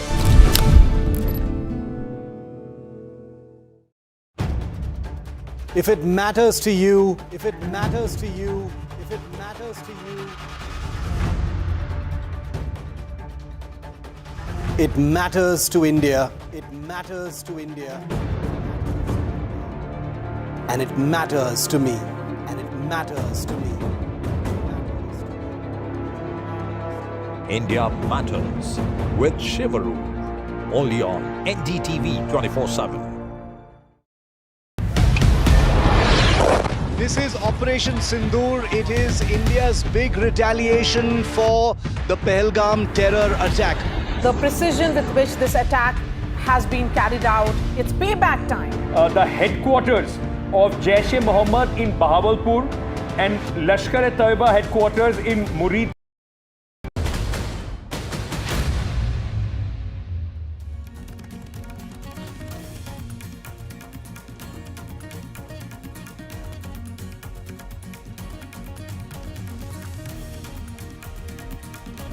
NSA speaks to his counterparts. This is after India's precision strikes on terror bases in Pakistan.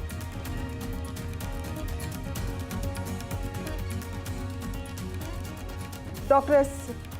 S. Jaishankar also speaks to his counterparts. He speaks to Qatar PM as well, briefs him about what happened in precision strikes against Pakistan.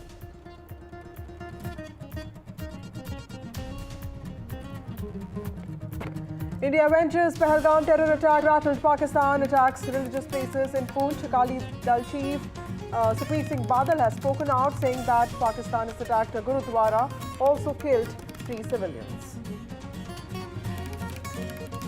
Security review post-Operation Sindoor. Home Minister Amit Shah chairs a very important emergency meeting.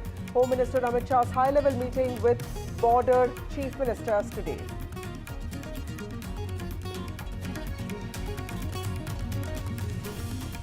India prepares nationwide mock drills across 244 districts held today. India avenges Pahalgam, prepares its citizens.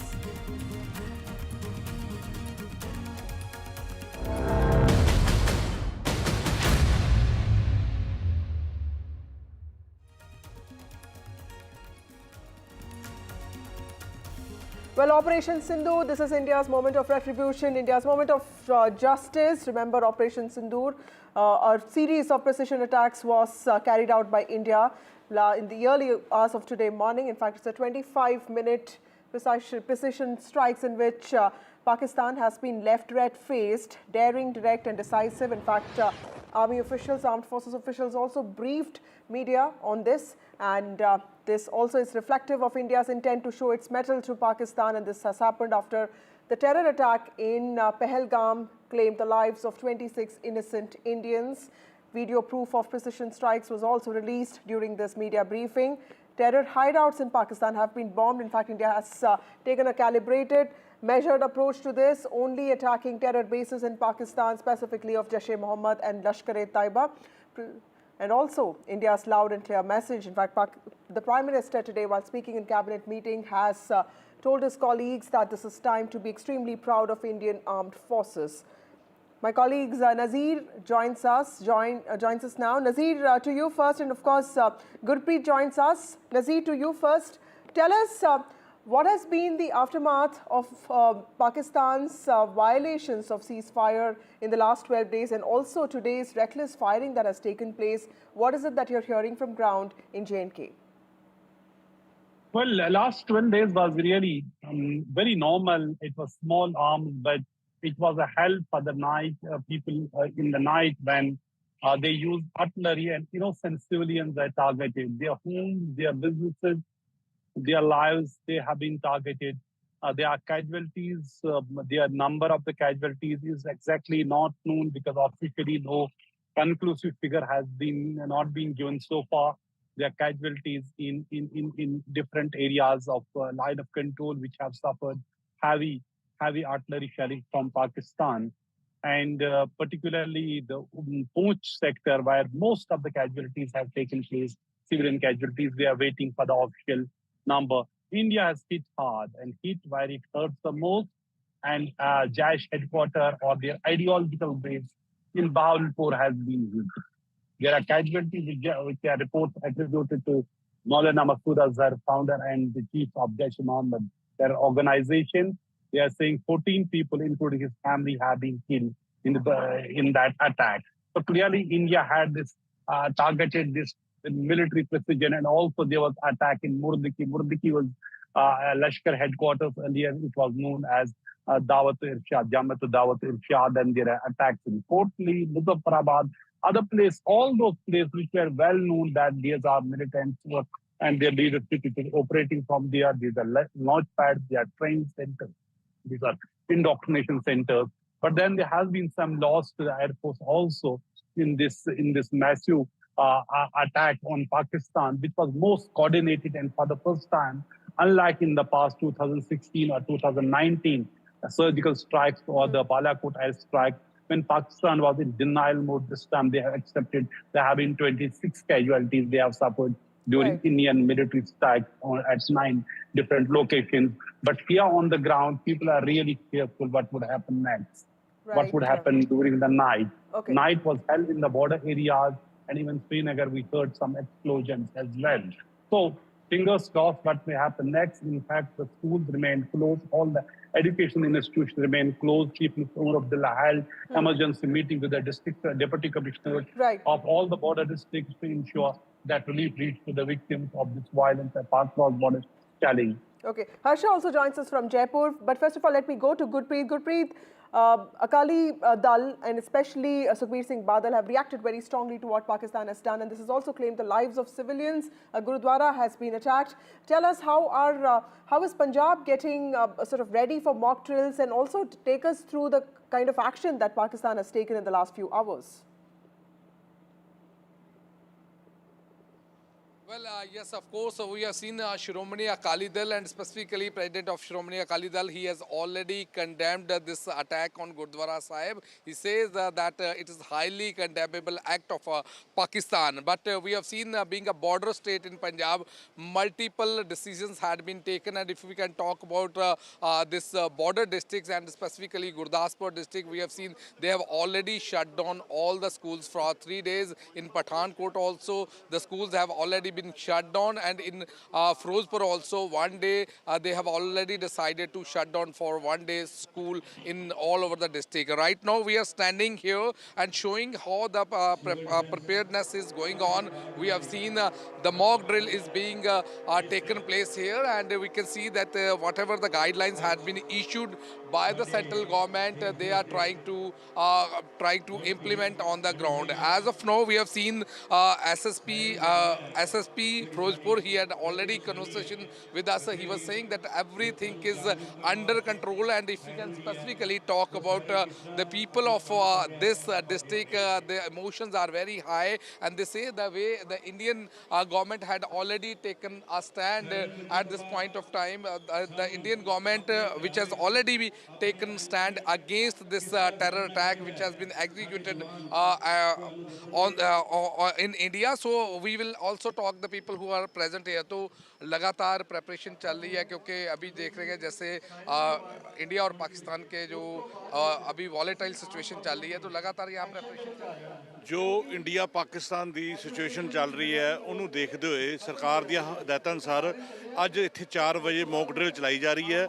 असी कल भी rehearsal की है, siren बजा के देखा सी जी। उस दे नाल जो अज सानू हुक्म मिले ने उस दे नाल असी 4 बजे रिहर्सल करन लगे हैं, पब्लिक नू भी दसन लगे हैं भी किहड़ी सिचुएशन विच तुसीं किवें अवेयर रहना है, किवें आपदे आप नू सेफ करना है। उस तो बाद 9 तो 9:30 बजे जो सरकार दे जो मानयोग डी साहब ने या मानयोग SSP साहब ने हुक्म दिते, 9 तो 9:30 बजे सारे शहर दे विच ब्लैकआउट किया जाएगा।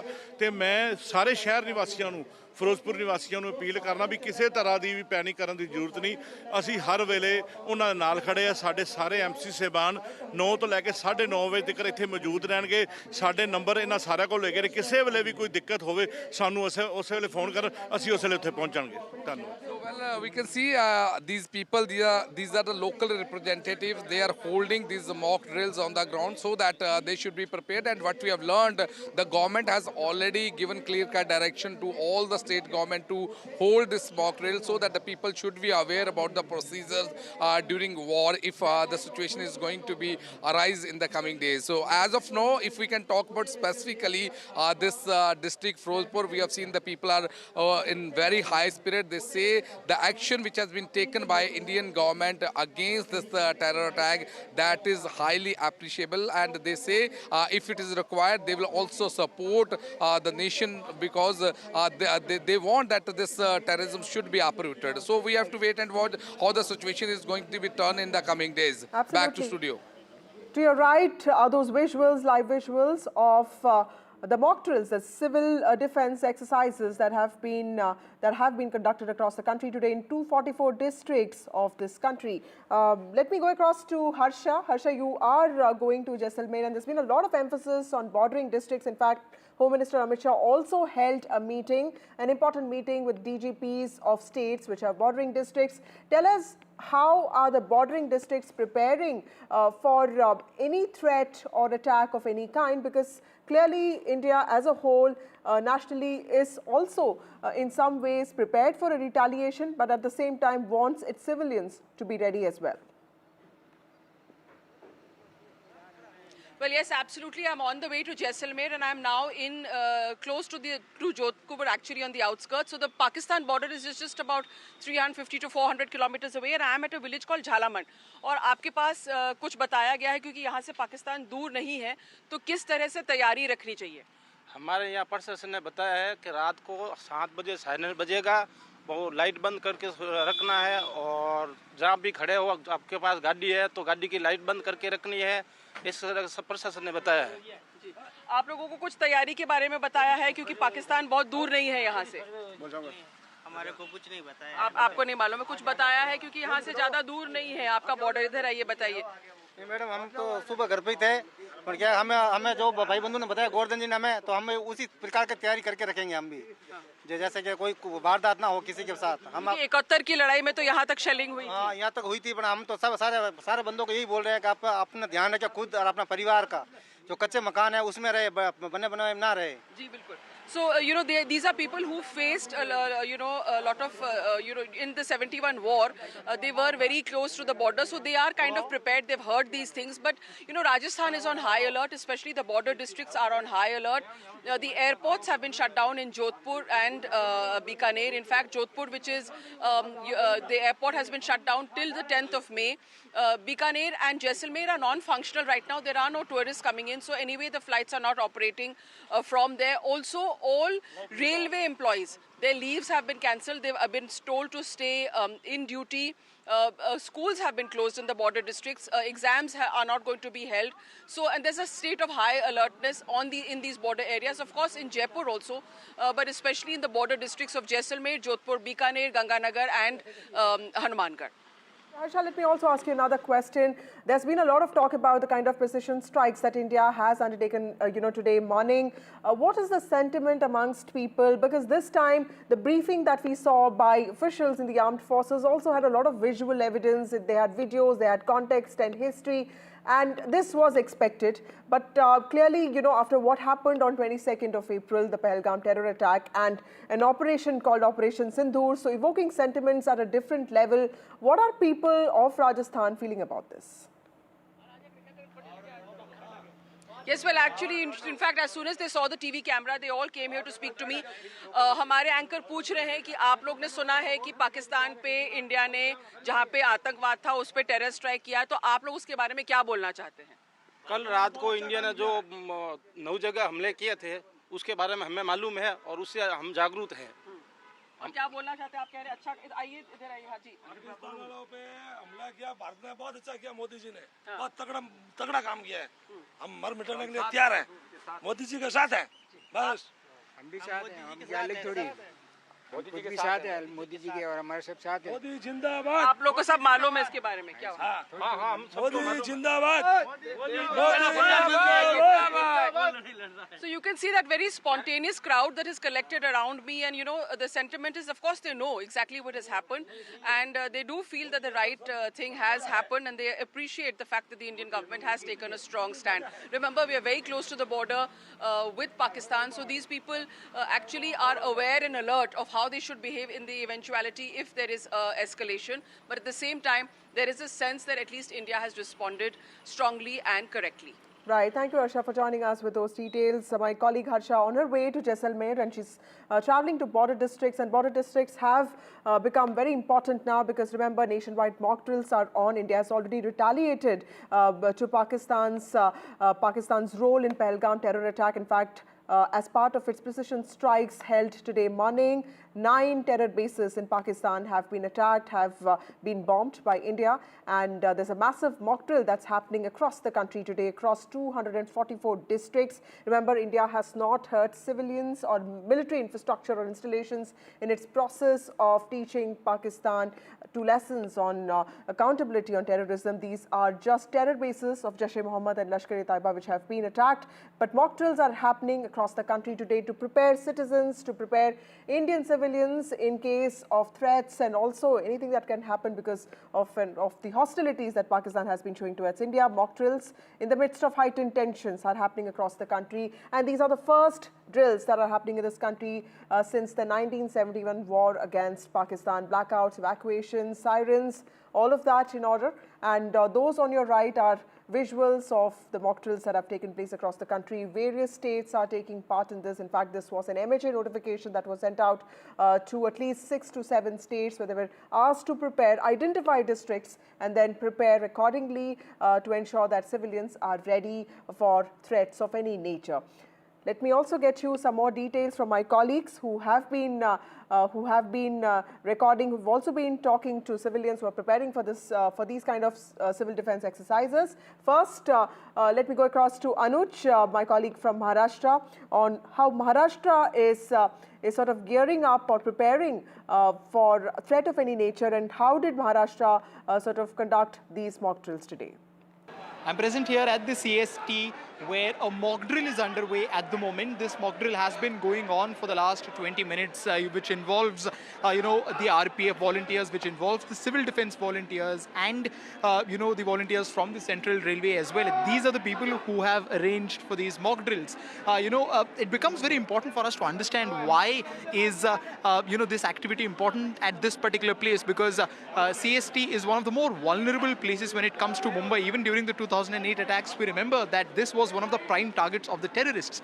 Secondly, it becomes an important center of the entire city, because it's not just a place where people from across the state come, but people from across the country find this as the gateway while coming to Mumbai city. As you can see, that a lot of people have come here and have gathered here to view the mock drill, and at the moment one can see that the mock drill involves the the volunteers acting out on the instructions of the of the instructor, who is intending to show to the people what are the immediate steps that needs to be undertaken when if in case the station is under attack. This involves an airstrike attack. This involves a bomb perception or a bomb threat outside this particular station in the parking area, and all of these things are taken into consideration on what are the immediate reaction of the people that should be. At the same time, the authorities here have also taken this opportunity to make sure that the volunteers are also kept in line with how to make sure that they approach the people. Just a while back we saw them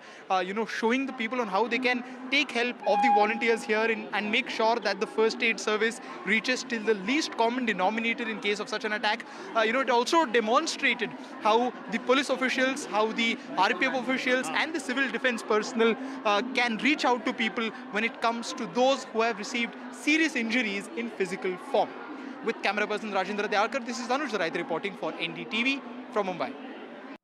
Well, let me also go across to my colleague Uma Sudhir, who reports from the south of India for us, specifically from Telangana and Andhra Pradesh. Uma, take us through the kind of mock drills that are happening across these states, and also how are people looking at these precision strikes that have been carried out by India? Is there a sentiment that finally there's some kind of retribution that has happened, especially for those who faced the brutalities of the Pahalgam attack of the terror attack in Pahalgam on the 22nd of April?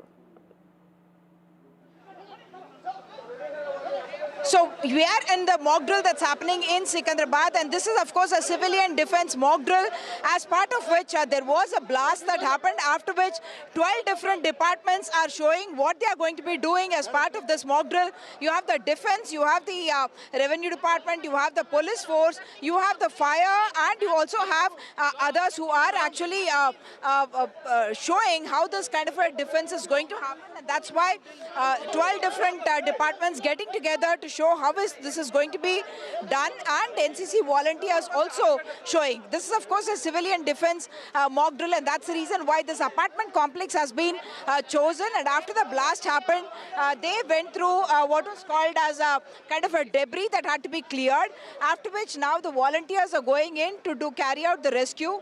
The mock, as part of the mock, there is said to be a fire in one of the top floors of this building, where the fire department personnel have gone in, and they are going to be showing how they will be bringing in people from there. What we understand is that as part of their operations, they are also going to be recruiting volunteers. They are going to be bringing volunteers in from everywhere to be able to do this, and those volunteers are from the apartment complex itself. They identify how many people are there in the building on each floor, who are the people who are there, and how they should be evacuated. Should they be evacuated through the staircase?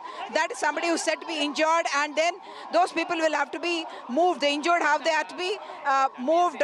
There is a demo, there's a live demo now about how someone is injured and how the movement will happen, the emergency, how the ambulances will come in and will start moving the people to the emergency medical camp that is nearby. The water department, for instance, is also here to be able to tell them where the source of water is, to be able to put out such a fire that is there in the building. The volunteers are helping to evacuate those who are injured away from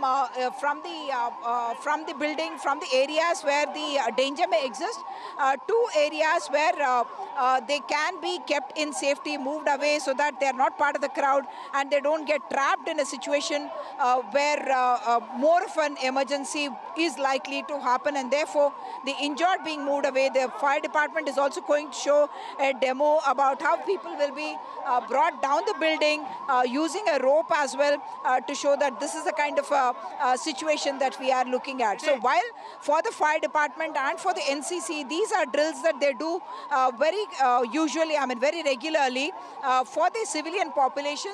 This is an exposure to say that how you must behave, what you must be doing during the time of an emergency, and how the different departments are going to come together to carry out this kind of a rescue. Of course, this comes at a time when the armed forces is engaged with the tensions with the borders, at the borders, and here if an emergency were to arise in the civilian areas, what these people will be doing, that is what is now being demonstrated through these through this action that is happening here, where you can see 12 different departments who are all doing their different functions and showing how they are going to be carrying out or reacting in a situation of emergency. Thank you, Vasudhi, for joining us with those details.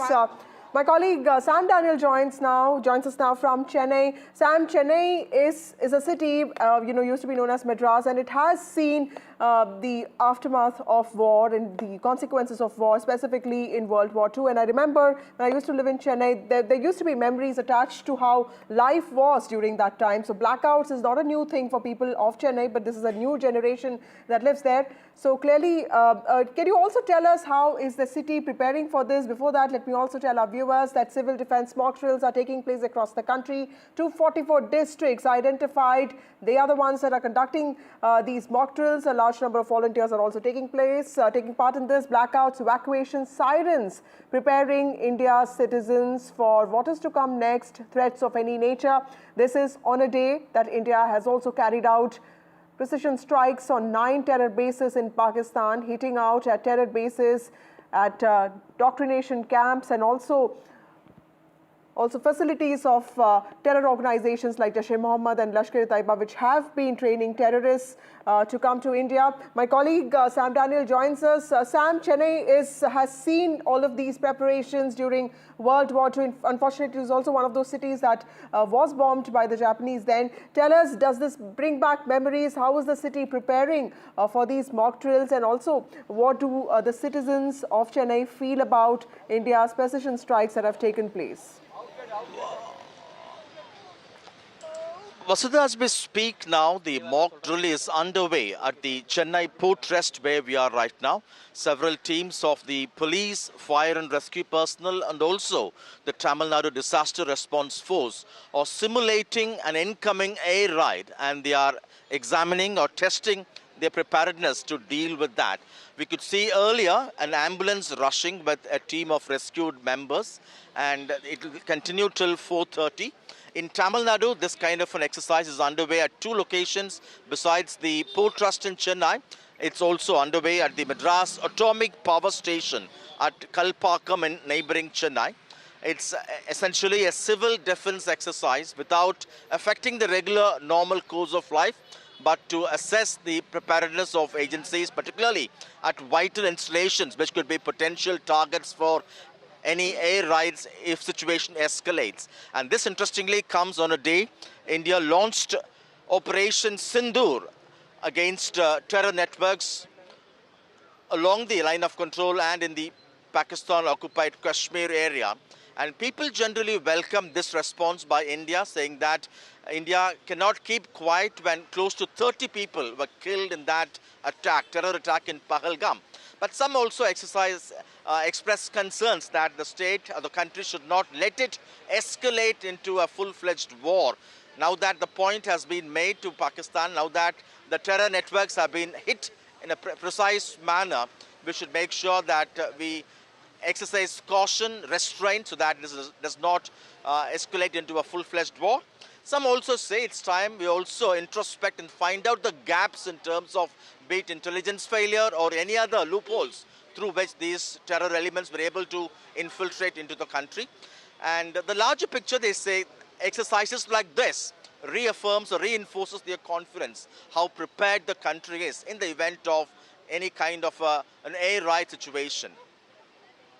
Thank you, Sam Daniel, for joining us with those details. India has made it very clear that these precision strikes that it carried out are only on terror bases in Pakistan and also in Pakistan-occupied Jammu and Kashmir.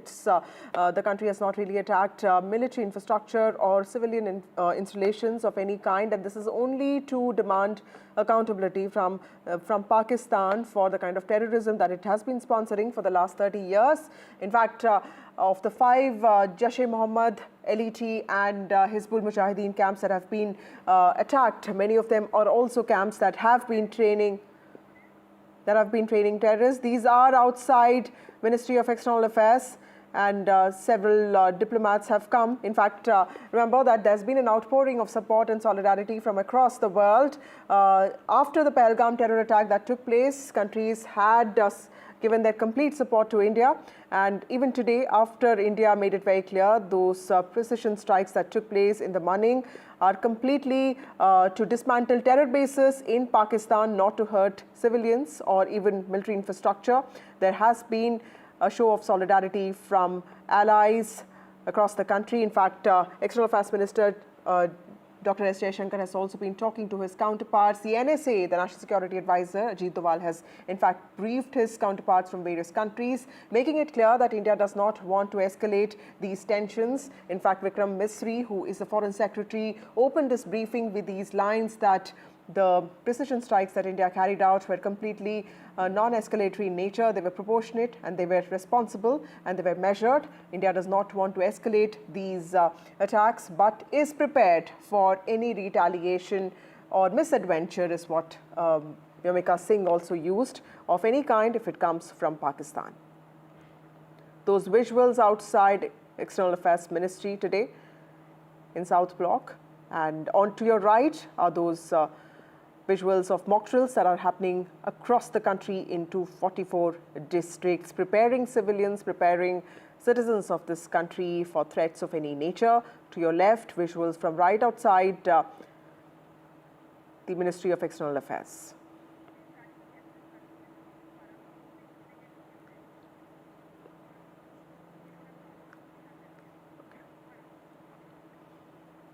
Okay, we have Major Paramjeet Singh. He's an ex-Army officer, Indian Army officer. Thank you, Major Singh, for joining us on this discussion. Tell us, from everything that has happened today, sir, from the precision attacks, Operation Sindoor, and of course, the heavy artillery shelling by Pakistan. Thank you very much. Okay. I would like to... Okay, Major Singh, sorry to interrupt you. Let me go across to my colleague Deepak Bopanna, who joins us from Karnataka, Bengaluru. In fact, a mock drill is just about to start. Deepak, over to you. Well, here at the fire office, the headquarters, you can look at an explosion that's being simulated here, and you can see fire as well right on top. About 3 to 4 explosions were just simulated by the fire teams. Right now, it's just been about 30 seconds since it was a simulation has happened, and now you look at emergency vehicles that will be coming in to carry out rescue. And here you can look at an ambulance as well immediately coming in. Team, initially the first team to respond is going to be the fire team on a motorbike. You could also expect another fire engine to come in because there is fire. So this is, of course, to try and demonstrate the ability of the fire teams, the rescue teams as well, in case there is any sort of attack or an explosion that takes place in a city like Bengaluru. How prepared are the fire department? How prepared are the police department? How prepared are the civil defense teams and even the medical teams? That is what they're trying to emulate here through this particular mock drill. Just a while ago, they were showing a rescue operation inside water. Here with gas masks and oxygen cylinders, you're looking at a team that has just arrived. Ladders being brought in at this point in time, and another huge fire engine with a massive ladder which is capable of reaching even high rises. That has now just been brought in. So now they're also demonstrating all sorts of equipment that they have. Now, of course, during an emergency situation, you probably will not have teams coming in this quickly. But here, since it's a mock drill, they are trying to showcase all the equipment that they have. Now you can see a team has already erected a ladder which will head now straight up to the second floor. That's where the fire right now is being simulated. Another team has already gone in on foot, which will of course be using the staircase to get to the terrace. So for the people, of course, at this point in time, this is a form of preparation, because while this is now in a controlled atmosphere inside the Karnataka State Disaster Response Building, this could be a situation anywhere in the country. Hopefully not, but if it is, how are the people going to respond? How are the citizens in particular going to respond? How are the rescue teams going to respond? Are they prepared? Are the equipments that they have all in order? That is what they're trying to establish, trying to ascertain through this mock drill exercise that's right now underway. As we look at these dramatic pictures that we're looking at from Bengaluru, there you see two firemen who have reached the terrace where the explosion took place. The fire still being witnessed, that we can still witness. Now using the extinguishers there, the water jets to extinguish the fire. A lot of smoke now emanating. Here, I'm just going to show you as this vehicle now passes by me. There's a person who's injured. That's what they're trying to once again demonstrate. That person will now be taken in an ambulance. They're trying to, of course, show all forms of rescue, all forms of efforts that the personnel here will be, of course, trying to put forth. So it's not just a demonstration of the fire department, it's a demonstration of all the people who are right now working here, including civil defense, the paramedics. There is also, of course, the police department, the traffic police, because they will have to coordinate efforts to ensure that when the ambulances need to come in, when the fire engines need to come in, they need to ensure that there is vehicular movement that is controlled, and free movement of these emergency vehicles can happen. So all of this will be top focus. You can see a lot happening right now.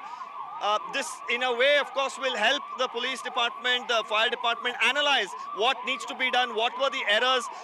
Such mock drills is not going to be limited to only this area. It's going to happen over the course of the next 1 week in multiple locations, in Bengaluru, in Karwar, and even in Raichur. In Karwar, there's a Kaiga nuclear power plant. There's also a thermal plant in Raichur. We've also been told that there could be drills happening in Mysuru, in Mandya as well. So this is going to be a week-long exercise where various forms of such rescue and relief operations will continue to happen as a demonstration, as a mock exercise to train civil defense personnel, fire personnel, and the citizens combined. Back to you. Thank you, Deepak Bupana, for those insights and also those visuals. Back to Major Paramjeet Singh. Thank you so much for waiting patiently, sir. How do you see India's precision strikes on Jaish-e-Mohammed and Lashkar-e-Taiba terror camps, and also, getting civilians to be prepared for threats of any kind? So clearly there's work happening at two levels there. Yeah, first of all, I would like to thank you for inviting me to your channel. And these preemptive strikes which have been carried out in Pakistan as well as Pakistan-occupied Kashmir is a measured, non-escalatory and targeted to a particular terror infrastructure.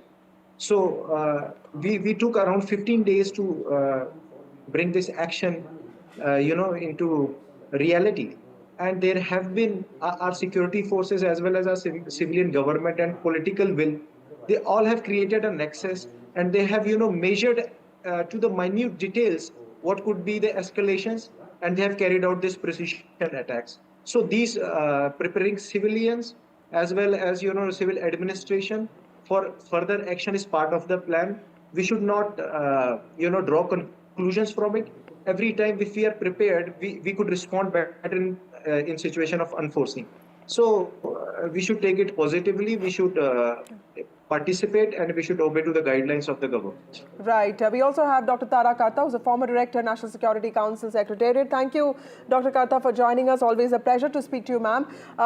I asked this question to Major Singh on how he views India's precision strikes on the terror bases in Pakistan. Let me ask you a different question. How are you expecting Pakistan to retaliate now? Because there's been a lot of stuff that's been written about, talked about how India is trying to isolate Pakistan on global stage. But clearly there's also something that Pakistan is trying to do. There are also countries that are friendly towards Pakistan. How is Pakistan expected to retaliate to something like this? I guess I would get the difficult question. No, see, they did this attack, right? In knowing you would retaliate, knowing there is no way that you would not retaliate. Understand? So the attack was timed 4 days after his speech with the Hindu-Muslim flavor, attacking innocent civilians. So they know that you will attack.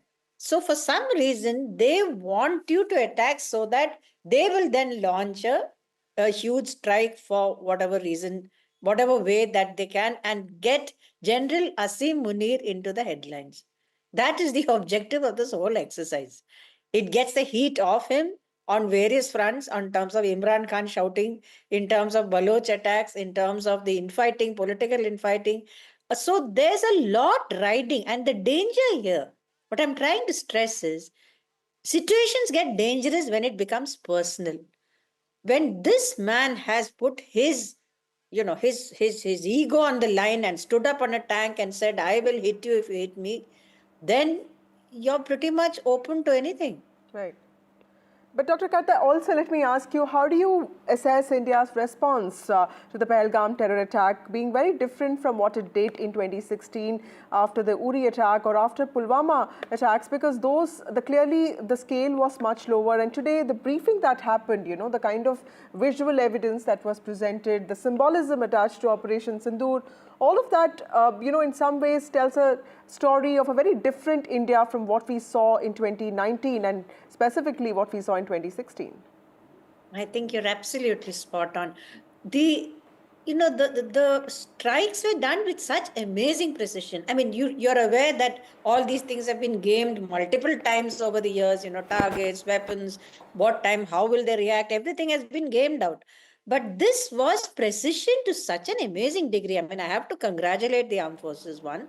Number two, the amazing part of it is the way the foreign secretary put this across, saying this is non-escalatory. We've done what we had to. He didn't say we are standing down, but that was what was meant. Now we are done.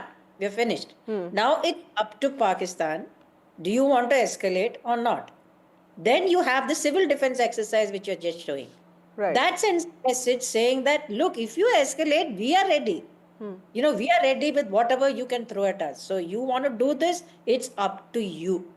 That's the message that is going across. Now the question is, if Pakistan wants to get its friends, I mean, Turkey, I think there was a Turkish warship in Pakistan a day or so before. So there is some kind of signaling going on, China sending weapons. But I would assume all these people would tell Pakistan to back off. Right. Because what will you hit? I mean, there are no terrorist camps here for them to hit. They hit civilians, we hit terrorists. Right. Major Singh, also explain to us, the essence of what the Foreign Secretary said today, Vikram Misri, when he says that, this was measured, this was non-escalatory, and this clearly is also very calibrated. This, in some ways, the Foreign Secretary was trying to send out a message that this is India's moment of retribution, and it's important to understand that India does not want this to escalate, but if Pakistan does that, then India also is prepared for it. You see, I would like to start. Our foreign policy has been fantastic from past few years. As ma'am brought out, the entire root cause of problem is legitimacy of Pakistan army. I would like you to go back in time and remember when Imran Khan was being arrested. There were anti-Pakistani army, strikes, protests, whatever you call it, they were riots. And the entire mood, the most suppressed person, in this subcontinent is Pakistani's Awam, which is, suppressed by Pakistan's army. So it is all calibrated. This ma'am was correct. This attack was to, draw India into confrontation so that Pakistan can use its jingoism and, its patriotism, its so-called patriotism, to draw India into a conflict. So we did what we could do. Now the ball is in court of Pakistan. And I don't see any major, escalation coming up because of their financial situations, because of India's preparedness, and yes, our foreign policy. our foreign secretary, they have responded very, maturely. Right. They have brought out the point that we are done. And if you do it, the ball is in your court. You will face, you will face attacks, multiple times. The volume will be very high, and we will further escalate the cost of your, misadventures. Right. My last question to you, Tara Karta. Dr. Karta, how do you also see the importance of the diplomatic offensive that India launched? In fact, for several days, that was where the focus on isolating Pakistan on the global stage, working on UNSC partners, and of course on the FATF. How do you see the importance of something like that? And of course, the military strikes which have happened, clearly both of these have to go hand in hand. But for the diplomatic offensive, clearly there's a lot more to do for India. And how do you think India is going to perform on that front? This is one area which is very different from the Balakot time. When you had a president who was willing to come in, and there was a certain sort of, what shall I say, an awareness in the international community that this cannot go out of hand. Balakot was there, earlier it was there. This time, everybody is in their own difficulties. I mean, President Trump has fired off any number of national security officials. Nobody knows who's where. The Russians are struggling with their own Ukraine. The Israelis, while they have given us the total support in terms of diplomacy, they are bogged down in Gaza. So this time, I think the danger is that there is no specific outside power who can come in and say, listen, Pakistanis, guys, you better stop this. There's just too much going on, which is a problem for us. Right. Thank you, both of you, for joining me on this broadcast. Sorry to interrupt you. We also have Vishal with us now, and this is for India calling permanent and non-permanent members of the United Nations Security Council, and this is for a briefing on Operation Sindoor. Vishal, this is immediately after the precision strikes that India has carried out, just 2 days after Pakistan called a similar meeting and within closed doors. Although Pakistan was expecting traction for its own narrative and for its defense, the members only asked very tough questions on Pakistan, making it clear that the country does find itself quite isolated on the global front. Now, tell us a little bit about this particular meeting that India has called, and what does it expect? So the meeting has already happened, and Indian officials, particularly of the Ministry of External Affairs, they have briefed these permanent and non-permanent members of the United Nations Security Council. So before I get into the details, the permanent members of the United Nations Security Council are 5. They are namely China, France, Russia, United Kingdom and the US.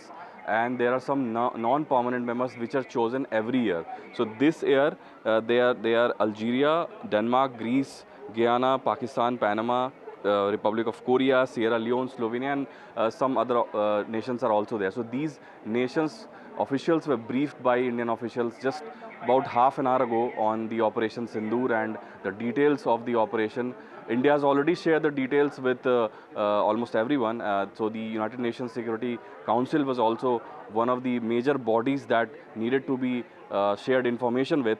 So that has indeed happened, and United Nations, as you mentioned earlier, has been repeatedly shunning Pakistan in the wake of the dastardly attacks in Kashmir that killed 26 innocent people. And just yesterday, the closed door meeting that was called by Pakistan, almost all members of the United Nations Security Council unequivocally Vishal, I'm really sorry to interrupt you. Rajnath Singh, Raksha Mantri is speaking now. Let's go to him. Chief of Army Staff Tri Rajesh Singh, Defense Secretary Lieutenant General Raghu Srinivasan, DG Border Roads, BRO के सभी कर्मयोगी एवं देवियों व सज्जनों, आप सभी जानते हैं कि आज हमारे प्रधानमंत्री जी के मार्गदर्शन में हमारे भारत की सेना ने हम सभी भारतवासियों का मस्तक ऊंचा किया है।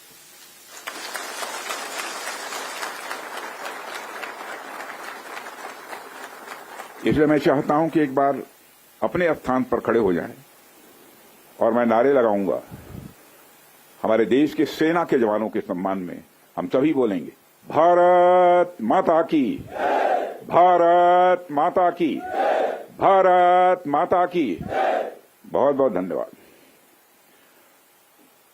साथियों, जैसी कि आप सबको जानकारी है कि कल रात हमारी भारतीय सेनाओं ने अपने अद्भुत शौर्य और पराक्रम का परिचय देते हुए एक नया इतिहास रच दिया है। साथियों, भारत की सेना ने सटीकता, सतर्कता और संवेदनशीलता के साथ कार्रवाई की है। हमने जो लक्ष्य तय किए थे उन्हें ठीक समय, तय योजना के अनुसार सटीकता से उन्होंने ध्वस्त किया है और किसी भी नागरिक ठिकाने, सिविलियन पॉपुलेशन को जरा भी प्रभावित न होने देने की संवेदनशीलता भी हमारी सेना ने दिखाई है।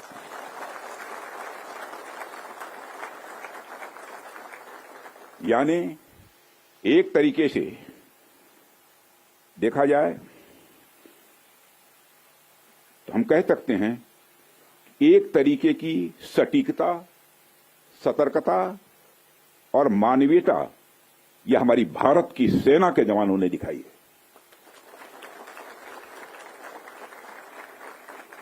जिसके लिए मैं हमारे सेना के जवानों और अधिकारियों को पूरे देश की ओर से मैं साधुवाद देता हूं और सेना को संपूर्ण संबल प्रदान करने के लिए अपने प्रधानमंत्री माननीय नरेंद्र मोदी जी को भी मैं साधुवाद देता हूं।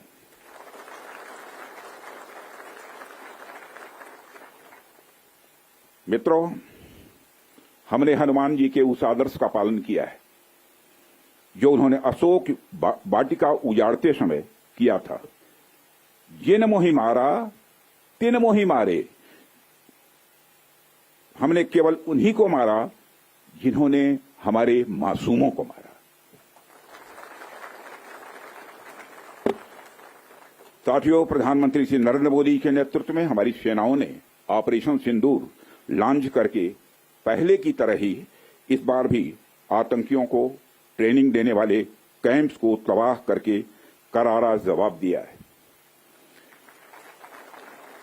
भारत ने अपनी सरजमी पर हुए हमले का जवाब देने के लिए अपने राइट टू रेस्पॉन्ड का इस्तेमाल किया है और हमारी यह कार्रवाई बेहद सोच समझकर सधे हुए तरीके से की गई है। आतंकियों के हौसले पस्त करने के उद्देश्य से यह कार्रवाई महज उनके कैंप्स और इंफ्रास्ट्रक्चर तक ही सीमित रखी गई है। मैं पुनः हमारे आर्म्ड फोर्सेस के शौर्य को मैं नमन करता हूं। साथियों, आज बॉर्डर रोड ऑर्गेनाइजेशन के 66वें फाउंडेशन डे पर आपके बीच उपस्थित होना मेरे लिए गौरव का विषय है और यह खुशी की बात है कि आज इस इम्पोर्टेंट डे पर बीआरओ द्वारा निर्मित 50 इंफ्रास्ट्रक्चर प्रोजेक्ट्स का उद्घाटन करने का अवसर भी हमें प्राप्त हो रहा है। मैं आप सभी का आभार व्यक्त करता हूं कि आपने मुझे यहां आमंत्रित किया है। साथियों, किसी भी संस्थान के लिए उसका फाउंडेशन डे यह बहुत ही महत्वपूर्ण हुआ करता है। वैसे भी 65 वर्षों की आपकी जो यात्रा रही है वो बेहद गौरवशाली रही है। इसलिए आज का दिन उस गौरवमयी यात्रा को याद करने का दिन है। इसके साथ साथ यह दिन ठहर कर सोचने का भी दिन होता है कि अपनी अब तक की यात्रा में हमने क्या क्या हासिल किया है और यह हमारी अब तक की कार्य प्रणाली का विश्लेषण करने का भी यह दिन है। साथ ही यह एनालिसिस करने का भी दिन है कि भविष्य में हमारी राह क्या होनी चाहिए। साथियों, मैं देख पा रहा हूं कि वीडियो कॉन्फ्रेंसिंग के माध्यम से देश के अलग अलग क्षेत्रों से हमारे कई साथी जुड़े हुए हैं। अक्सर हम उद्घाटन के अवसर पर बड़ी बड़ी संस्थाओं का और बड़ी बड़ी एजेंसीज का नाम तो लेते हैं, परंतु ऐसे कई कर्मयोगी हैं जो पर्दे के पीछे रहकर काम करते हैं। किसी प्रोजेक्ट को पूरा करने में उनका योगदान भी बेहद महत्वपूर्ण होता है। इसलिए मुझे लगता है कि आज का दिन उनके योगदान को एक्नॉलेज करने और एप्रिशिएट करने का भी दिन है। साथियों, आज जम्मू कश्मीर, लद्दाख, सिक्किम, मिजोरम, अरुणाचल प्रदेश, पश्चिम बंगाल और राजस्थान में कई प्रोजेक्ट्स का उद्घाटन हुआ है।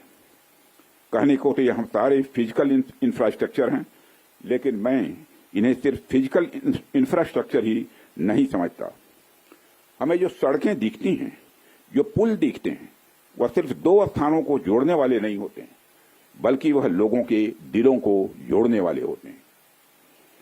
इन प्रोजेक्ट से राष्ट्रीय सुरक्षा को तो मजबूती मिलती ही है, साथ ही साथ यह प्रोजेक्ट इन सभी रीजन्स को इकोनॉमिक प्रॉस्पेरिटी को भी बढ़ावा देते हैं। ये तमाम प्रोजेक्ट इन क्षेत्रों में ट्रांसपोर्टेशन, टूरिज्म और इकोनॉमिक एक्टिविटी को बढ़ावा देंगे, जिससे निश्चित रूप से यहाँ के निवासियों की आय में वृद्धि होगी, उनकी क्वालिटी ऑफ लाइफ में भी इम्प्रूवमेंट होगा और इन क्षेत्रों में समृद्धि आएगी, यानी प्रॉस्पेरिटी आएगी। साथियों, मुझे बताया गया कि आज जिन इंफ्रा प्रोजेक्ट्स की शुरुआत की गई है, इनकी टोटल कॉस्ट लगभग 1900 करोड़ रुपए के आसपास की है। मुझे लगता है कि यह केवल उनकी नॉमिनल वैल्यू पर है। इसकी असली वैल्यू है वह तो हम आंक भी नहीं सकते। इन सड़कों के माध्यम से जब कोई बच्ची स्कूल जाएगी और अपना भविष्य बनाएगी तो उसके इम्पैक्ट का आकलन भी हम नहीं कर सकते। इन ब्रिजेस के माध्यम से जब यहां एम्बुलेंसेज दौड़ेंगी और समय पर लोगों को इलाज होगा, उसकी वैल्यू को भी नहीं आंका जा सकता है। जब इन सड़कों के माध्यम से विभिन्न संस्कृति के लोग आपस में जुड़ेंगे या फिर एक दूसरे से जो कुछ सीखेंगे, उसकी वैल्यू कोई भी आंक नहीं सकता है। जब इन टनल्स के माध्यम से यहाँ के किसानों द्वारा उगाए गए फूल, फल, सब्जियां इत्यादि दूसरे क्षेत्रों में आसानी से पहुंचेंगे, उसका जो आर्थिक और सामाजिक प्रभाव यहाँ के किसानों पर पड़ेगा, उसकी वैल्यू, उसकी कीमत कोई भी नहीं आंक सकता है। साथियों, मैं इन प्रोजेक्ट्स की डिटेल देख रहा था। मैंने देखा कि इनमें छोटे से लेकर बड़े रोड्स, टनल्स और ब्रिजेज हैं। कुछ मीटर से लेकर सैकड़ों किलोमीटर तक इनकी लंबाई है। हालांकि उनकी लंबाई से कोई खास फर्क नहीं पड़ता है। कोई पुल अगर छोटा है, कोई सड़क यदि छोटी है, तो इससे कोई खास फर्क नहीं पड़ता, क्योंकि दुनिया की लंबी से लंबी जो यात्राएं होती हैं वह सिर्फ एक छोटे से रास्ते से ही शुरू होती हैं। इसलिए इन प्रोजेक्ट्स की कीमत, इनकी वैल्यू सिर्फ इस बात से नहीं आंकी जा सकती या फाइनेंशियली या फिजिकली कितना बड़ा प्रोजेक्ट है और यह कितना छोटा प्रोजेक्ट है। असल में इनकी असली कीमत इस बात से है कि यह कितने परिवारों को जोड़ रही हैं, कितने लोगों की संस्कृति को, उनके रहन सहन को आपस में करीब ला रही हैं, कितने लोगों की आर्थिक और सामाजिक समृद्धि, इकोनॉमिक और सोशल प्रॉस्पेरिटी में अपना ये योगदान दे रही हैं। यह प्रोजेक्ट लोहे, कंक्रीट या कोलतार से बनी हुई एक संरचना भर नहीं है, बल्कि यह एक कमिटमेंट है, यह एक प्रतिबद्धता है सीमावर्ती क्षेत्र के विकास का। यह एक रिजॉल्व है, यह एक संकल्प है बॉर्डर एरियाज में क्वालिटी इंफ्रास्ट्रक्चर बिल्ड करने का। यह एक दृढ़ निश्चयता का डिटर्मिनेशन है लोगों के दिलों को जोड़ने का। इसलिए मैंने कहा कि ये प्रोजेक्ट्स इनवैल्यूएबल हैं, इनकी कीमत का आकलन नहीं किया जा सकता। साथियों, प्राचीन काल से ही मार्ग मानव सभ्यता के विकास में बड़ी महत्वपूर्ण भूमिका निभाते आए हैं। मार्गों की महत्ता हमारे इतिहास में हमेशा से रही है। जब आप मानवता का इतिहास पलट कर देखेंगे तो आप ये पाएंगे कि ट्रांसपोर्टेशन रूट्स ने कितना इंपॉर्टेंट रोल प्ले किया है। इतिहास बताते हैं कि सिविलाइजेशन थ्राइव हुई तो उसके पीछे रूट्स और राजमार्गों का बहुत बड़ा योगदान रहा है। कला, साहित्य, संस्कृति और विज्ञान का प्रचार प्रसार एक क्षेत्र से दूसरे क्षेत्र तक इन्हीं के माध्यम से फैलता है। यदि मैं भारत के संदर्भ में बात करूं तो मुझे यहाँ के दो इंपॉर्टेंट रूट्स के नाम स्वाभाविक रूप से याद आ रहे हैं। आप शायद उत्तरापथ और दक्षिणापथ के बारे में जानते होंगे या सुना होगा। उत्तरापथ और दक्षिणापथ हमारे इंडियन सब कॉन्टिनेंट के डिफरेंट रीजन्स को एक दूसरे से जोड़ने वाले धागे की तरह है। आप सोचिए, हजारों साल पहले जब संचार के इतने तेज साधन नहीं थे, तब आइडियाज और कल्चर, विचार और संस्कृति एक जगह से दूसरी जगह कैसे पहुंचते थे। पांड्य साम्राज्य का मोती और मदुरई का कपास आखिर मगध के पाटलिपुत्र में कैसे बहुत प्रसिद्ध हो गया। राजकुमार सिद्धार्थ से भगवान बने महात्मा बुद्ध की शिक्षाएं कावेरी पट्टनम तक कैसे पहुंच गईं। संगम युग की मणिमैखली की चर्चा कश्मीर तक कैसे फैल गई। जब भारत में मॉडर्न पॉलिटिकल यूनिटी का कंसेप्ट भी नहीं आया था, तब से इन रूट्स ने सभ्यता और संस्कृति के विकास और आदान प्रदान में बहुत ही महत्वपूर्ण भूमिका निभाई है। यदि हम महात्मा बुद्ध के बाद के इतिहास पर भी नजर डालें, तब भी हमें यह देखने को मिलता है कैसे दूसरे क्षेत्रों से आकर लोगों ने भारत की संस्कृति को समृद्ध किया और भारत की संस्कृति से भी उन्होंने बहुत कुछ सीखा भी है। इन मार्गों का महत्व तब भी इतना ज्यादा था कि व्यापार के लिए समर्पित सड़कें बनाई जाती थी।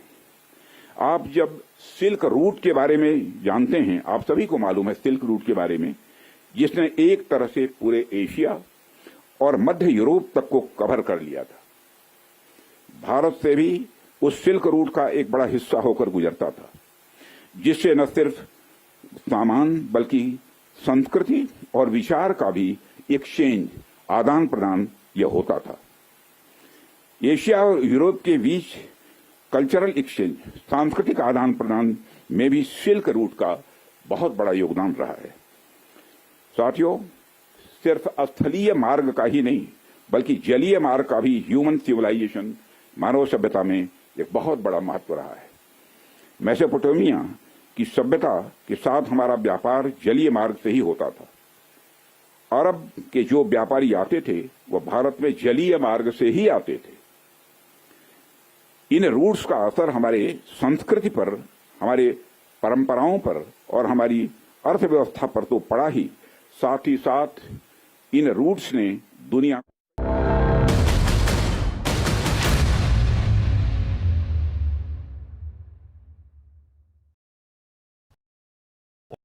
In today's interconnected world, India's voice is more crucial than ever. When India speaks, the world listens. At NDTV World, we are that voice, bringing you intelligent and insightful news from India and beyond. From geopolitics and diplomacy to economic shifts, migrations, tech disruptions, and the stories of our diaspora. We cover the news that shapes our global future. NDTV World, your new home for global news is here. Caste enumeration should be included in the forthcoming census. पहली बार देश में आजादी के बाद ये फैसला किया गया है। For this decision we were waiting since long. This has been only possible with our Prime Minister's decision. Rahul ji जो सोचदार है, मोदी जी ने अडॉप्ट कर लिया, अच्छा है। राहुल गांधी के सर्टिफिकेट के लिए, राहुल गांधी को क्रेडिट देने के लिए कोई निर्णय नहीं किया। They have always used it as a political weapon, and now that weapon's gone.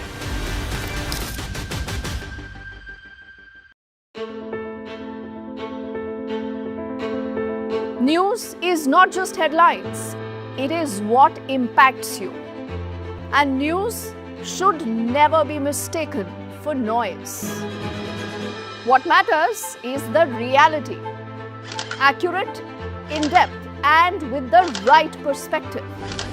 For over 20 years, I have been a journalist, and never has clarity mattered more than now. At Newsnight, we go beyond the surface. We dissect the details, challenge the narratives, and bring you the unparalleled clarity you deserve in a world clouded.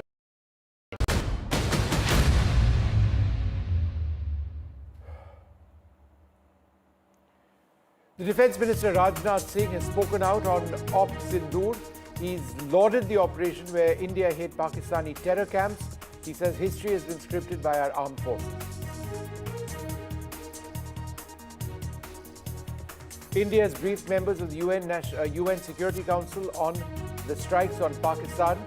Our National Security Advisor Ajit Doval has spoken to his counterparts around the world. India has assured the world that we do not have any intent to escalate. India has avenged the Pahalgam terror attack. It's rattled Pakistan. Pakistan has attacked civilian sites in Poonch and other parts of the line of control. The Akali Dal chief says Pakistan attacked a Gurdwara in which 3 people were killed. A security review post-Operation Sindoor, the Home Minister has held a high-level meeting with border chief ministers. Nearly 20 airports across the country are now closed. Nationwide mock drills across 244 districts. India avenges Pahalgam and prepares citizens.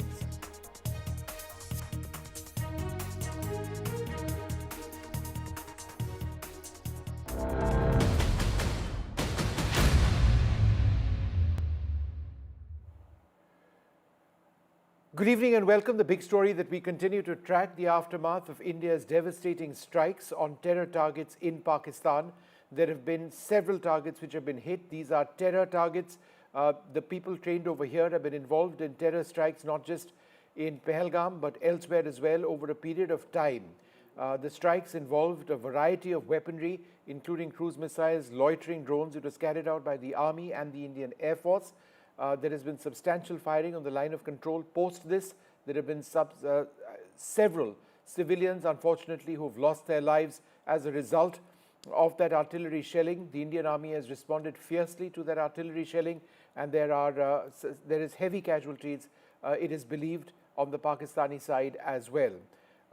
India has subsequently been reaching out to all our foreign allies to let them know about what exactly India's position now is. And there is a sense now, on the basis of conversations that the National Security Advisor has had, that India is not keen on escalating any further.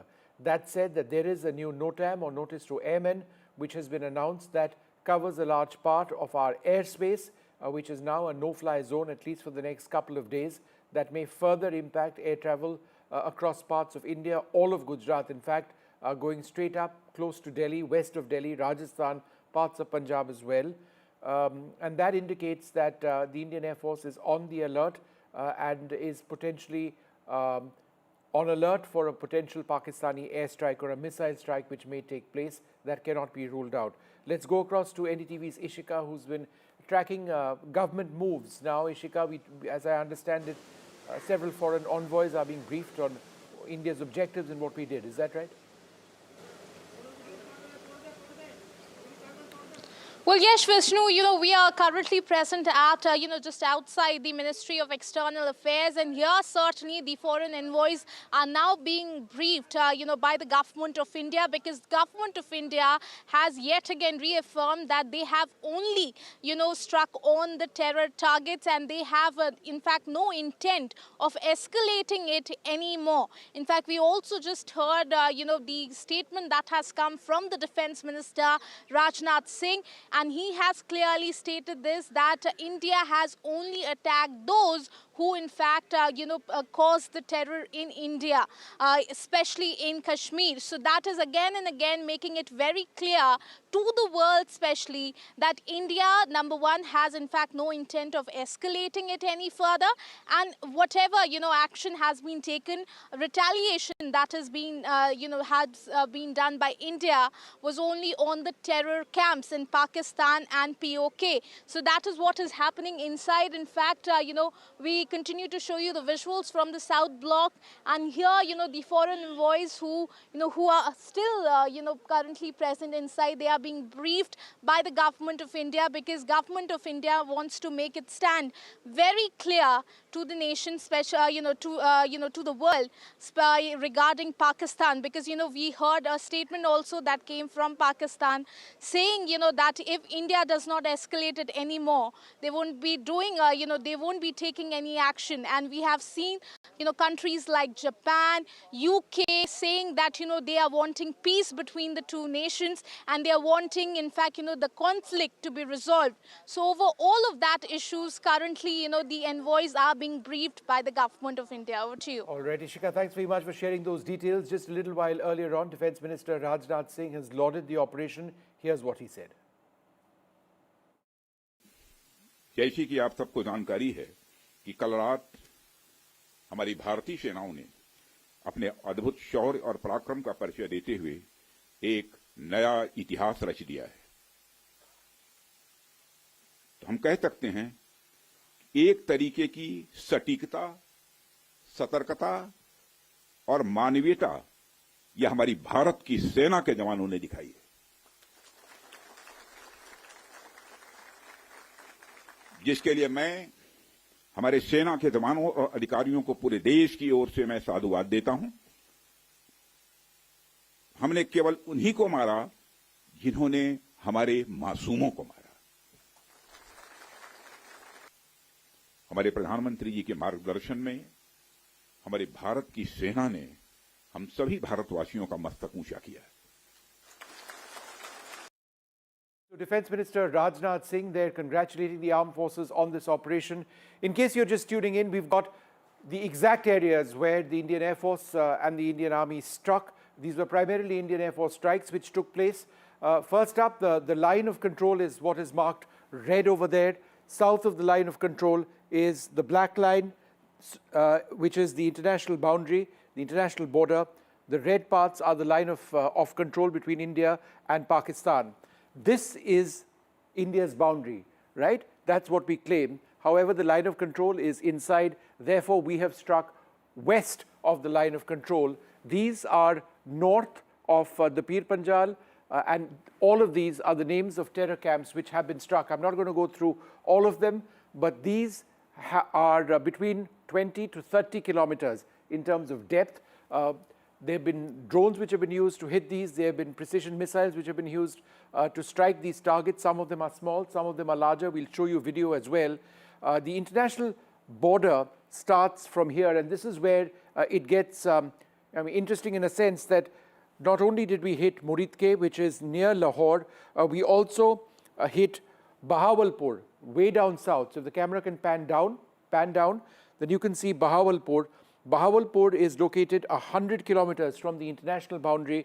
It is between Punjab and Rajasthan. So it's the entire front from Bahawalpur in the south, 100 kilometers west of the international border. That is the deepest India has ever struck since the 1971 war, going all the way up north. And what is now taking place is that there is a great deal of shelling which is taking place all along the line of control over here, going all the way into the international border part of Jammu and Kashmir, right? All of these areas over here is where there is a great deal of firing which is taking place north, obviously, of Punjab in the Jammu area. Let's move on now from here and take a look at the strikes actually going in. This is absolutely critical. This is, let's move to the visuals, please, the next image. What we'll show you. Now, it's important for India to prove to the entire world that we did do the strikes. Now, this is one of the areas, and you'll see actually footage of that. This is Kotli Gulpur, one of the areas in the map. What you see over here is the weapon moving in to strike. The video goes off shortly before it hits because after that it's struck the target. And this was, I believe, a drone which went and hit a suicide drone. Apart from this, there are other targets which have also been struck. We'll see some of those. This is Bhimbar, and this is the target that they were looking at. This is before the strikes took place. After the strikes took place, we'll actually see another drone dropping a bomblet over here as this video rolls out. That's that bomblet going, and you're going to see an explosion over there. Let's go out and roll one more image for one of these areas, Kotli Abbas. This is another critical point over here. We're going to see footage of this was what was being targeted, and this is the footage which has been released. And you can see over here this target, this strike over here, and that massive blast. This is all very important, and we're going to go across at this stage to our guests who can share with us their views on all of this. The footage is very important because it proves to the world what India has done, and it sends a very strong message to Pakistan. Wing Commander Gitanjali Singh joins us at this stage. Ma'am, thanks very much for being with us. The fact that we are now showing this video, and during the surgical strikes there was virtually no video. During Balakot there was virtually no video. Over here we've got this.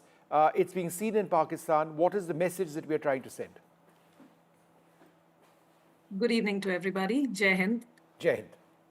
So we woke up to what we have all been waiting from the last, I think, anticipating from the last cowardly attack that was there in Pahalgam. All these footages that have been seen after the press conference that has covered the whole of the incident and the operation in full and the briefing which was carried out. Over here, we have seen on the visuals how have we been successful to actually do precision strikes with precision guided weapons without entering and without violating airspaces and without violating any other treaties, not basically targeting what we were supposed to target. Such a carefully planned mission, such a strategically implemented mission and operation. So I guess kudos and everything. It just takes it's a matter of pride for the entire nation today that such an nicely executed precision to surgical precision it has been executed and planned operation it has been. With the visuals, of course, it becomes whenever we deal with such situations, why such visuals are coming up, why are they being shared? The thing here is the morale of the civilian population. When such skirmishes happens, the such operations and such cowardly attacks like Pahalgam targeting civilian populations, unarmed civilians, there is a lot of morale backing up which is required to the population. So when we go frontline, do these things, such operations are covered so that everyone is back to the morale, feels for the nation, is back again with the patriotism and knows that, yes, this is the power India holds, the nation holds. We all woke up to the uproar today, not just our nation, but worldwide, roaring and cheering for India, for the stances that we have taken against terrorism. It's not escalating, it's just a retaliation and hitting hard and giving an answer to what was well-deserved and what was waiting for the terrorists, for the cowardly attacks the nation has been facing from the last 30 decades. 3 decades. All right, Wing Commander, thank you very much for sharing those views and coming in and talking to us. Well, there's a lot more which we are going to be reporting. India in the last little while has been calling up permanent and non-permanent members of the United Nations Security Council to brief them about the operation at this stage. There is a notice to airmen which has also been out in the last little while. It's a fresh one where almost all of Gujarat has been shut down in terms of its airspace. Flights coming from the west are going to have to extend further south. Let's go straight across now to NDTV's Vishal, my colleague Vishal, who joins us, Vishal Vivek, for more on how India is reaching out also to foreign diplomats and briefing them about what's happened today. Vishal, go ahead. So just about an hour ago, MEA officials had briefed the permanent and non-permanent members of the United Nations Security Council. In the last 48 hours, the top body of UN has been quite critical of Pakistan's actions, and just about 24 hours ago, it had condemned Pakistan's actions, and they have gone on to say that there needs to be tough measures, and that needs to be executed to keep things in place, keep things in check. And the latest is that the permanent members and non-permanent members, as I mentioned, have been briefed by Indian officials, and also National Security Advisor Ajit Doval has spoken with his counterparts from various nations and assured that India is not looking for escalation, and these are all strikes that have been conducted as a retaliatory measure. So there's no need to be worried about actions from Indian side. So this is what has happened in the last 1 hour or so. So just for the benefit of our viewers, there are 5 permanent members of the United Nations Security Council. This is China, United Nations, United Kingdom, US, France, and Russia. And the non-permanent members are chosen each year. So there are about 7 to 8, Slovenia, Greece, Guyana, and some 3-4 other countries are there. So these envoys of these countries were briefed by the MEA officials in the last 1 hour on the matters that are being discussed in the last few hours. So that is what has happened, and India has briefed almost all the countries about its actions, whatever has happened. We all know the details of the operations, so the discussions would have revolved around those topics. So that is what has happened. All right, Vishal, thanks very much for joining us. We can also share that as a result of the strikes, Indian strikes going in, there's been extensive firing on the line of actual line of control, I should say, between India and Pakistan. Particular areas, for example, Poonch have been badly hit. Akali Dal chief, the Akali Dal chief, Shiromani Akali Dal chief has spoken on an attack on a Gurdwara in Poonch. He said that the Pakistani forces have attacked a Gurdwara. Mr. Badal says, Sukhbir Singh Badal says, Pakistani forces have killed 3 innocents in the area. We've now got some photographs also coming in of the attacks and injured people, including children, in the Poonch area. Our sources indicating to us that as many as more than 10 people may actually have lost their lives as a result of Pakistani retaliatory shooting of artillery shells in the Poonch area along the line of control, other areas as well. That is a cause of major concern at this juncture, but that's also an area which is particularly active right now. We've seen small arms fire over the last several days, but once these strikes went in, we've seen very heavy artillery shelling coming in on and hitting hamlets, people dying, several injuries taking place. But India has struck hard on Pakistan as well, Pakistan occupied Kashmir, and targets on that side. So that line of control has clearly heated up in the last little while. My colleague Shiv Arur has been just in the last couple of hours in some of those areas which have been worst hit by Pakistani shelling. He sent us this report. At the line of control in Salamabad, it's one of the last outposts before the line of control. There are 2 houses here that were struck last night in Pakistan Army shelling here in the Uri sector. These 2 houses have been completely totaled, completely destroyed. There's still a fire burning, if you can see over there, smoke smoldering across this entire pair of houses. Miraculously, no deaths, but 4 people have been severely injured. 2 of them children. One of them has apparently lost a limb as well. They've been evacuated to the Baramulla hospital, which is about 40 kilometers to our rear from here. We're about 10 kilometers from the line of control.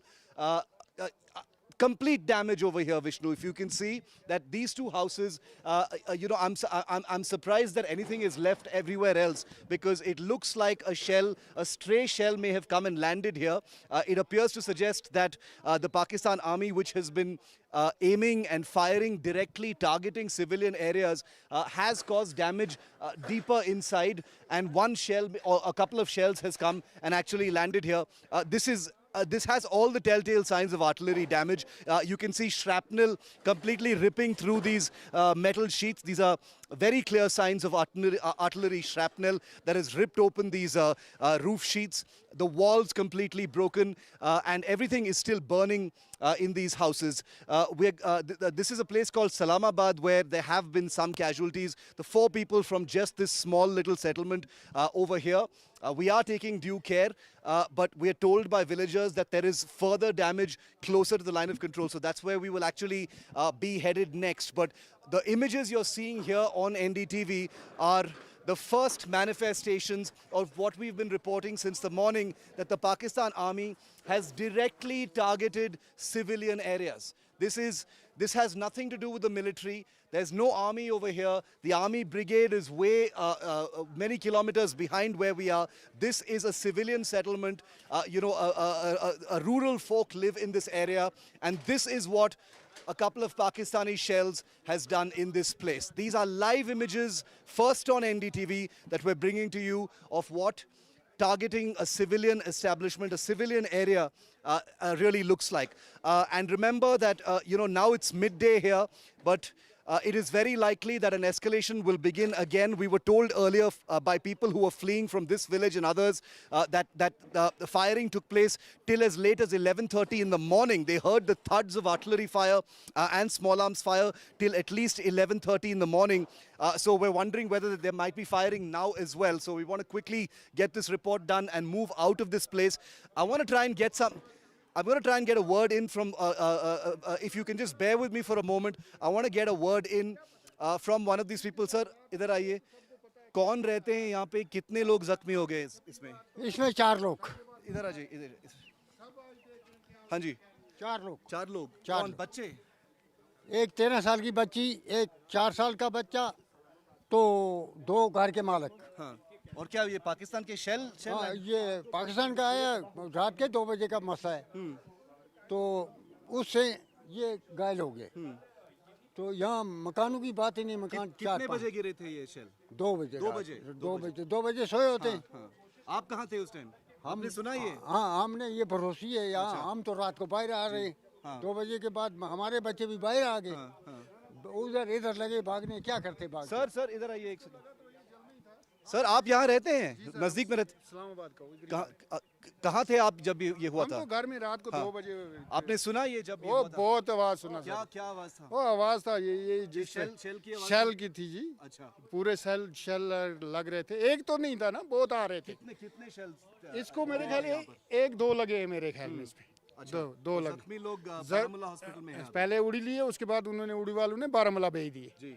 Baramulla hospital में कितना बुरा है जख्म? वो जख्म तो sir में भी लगी, हमने उसको देखा नहीं है। सुबह हम खुद डरे थे, हम जंगलों में भाग रहे थे। इधर तो हमारे पास कोई है ही नहीं, सेफ्टी है ही नहीं। क्यों? तो इस गांव में डर नहीं है अभी? वो डर तो बहुत है माल। तो आप यहीं पे क्या करेंगे? अपना कहाँ छोड़कर जाएंगे? किसके घर जाएंगे? गरीब शख्स कहाँ जाएगा? हमारे पास कोई बैंकर नहीं है, कुछ नहीं है, तो कहाँ जाएंगे? अगर बैंकर होता फिर अपनी कुछ सेफ्टी होती। बैंकर ही नहीं है। I want all of our viewers to hear what this gentleman has just said. For all of those people who say, why don't you get out of the village? Why are you still standing there? This gentleman and this elderly gentleman here have basically told a truth that needs to sink in. People don't have a choice to leave. They have their livelihoods here. This is their home. They've got their children. They've got their agriculture. They've got their jobs here. And this is what Pakistan has done. India targeted terror sites in Pakistan and Pakistan-occupied Kashmir, and this is how Pakistan has responded. All right, there have been... let's just take a look at this stage and what the government had to say in an important press conference today where they announced the strikes and shared some details. Earlier this morning, as you would be aware, India exercised its right to respond and preempt as well as deter more such cross-border attacks. These actions were measured, non-escalatory, proportionate, and responsible. They focused on dismantling the terrorist infrastructure and disabling terrorists likely to be sent across to India. You would also recall that the Security Council on 25th April 2025 had issued a press statement on the Pahalgam terror attack, underlining, and I quote, the need to hold perpetrators, organizers, financiers, and sponsors of this reprehensible act of terrorism accountable and bring them to justice, unquote. India's latest actions should be seen in this context. The features of this attack also tie in with Pakistan's long track record of perpetrating cross-border terrorism in India, which is well documented and beyond question. Pakistan also has a well-deserved reputation as a haven for terrorists from around the world, with internationally proscribed terrorists enjoying impunity there. In addition, Pakistan has been known to willfully mislead the world and international forums, such as the Financial Action Task Force, on this issue. The latest attack in Pahalgam has understandably generated deep anger in Jammu and Kashmir and in other parts of India. Following the attacks, the Government of India naturally responded with a set of initial measures relating to our engagement with Pakistan. You're all aware of the decisions that were announced on the 23rd of April. However, it was deemed essential that the perpetrators and planners of the 22nd April attack be brought to justice. Despite a fortnight having passed since the attacks, there has been no demonstrable step from Pakistan to take action against the terrorist infrastructure on its territory or on territory under its control. Instead, all it has indulged in are denials and allegations. Our intelligence monitoring of Pakistan-based terrorist modules indicated that further attacks against India were impending. There was thus a compulsion both to deter and to preempt. Through precision capability, as shown to you, a niche technology weapons with careful selection of warheads was ensured so that there will be no collateral damage. The point of impact in each of the target was a specific building or a group of buildings. All the targets were neutralized with clinical efficiency, and the results reiterate the professionalism of the Indian Armed Forces in the planning and execution of their operations. No military establishments were targeted. India has demonstrated considerable restraint in its response. However, it must be said that the Indian Armed Forces are fully prepared to respond to Pakistani misadventures, if any. Syedna Bilal camp, Muzaffarabad, यह एक जैश मोहम्मद का staging area है। यह हथियार, विस्फोटक और जंगल survival training का केंद्र भी था। गुलपुर कैंप, कोटली, यह एलओसी से 30 किलोमीटर दूर था। लश्कर तोयबा का बेस था जो रजौरी, पुंछ में सक्रिय था।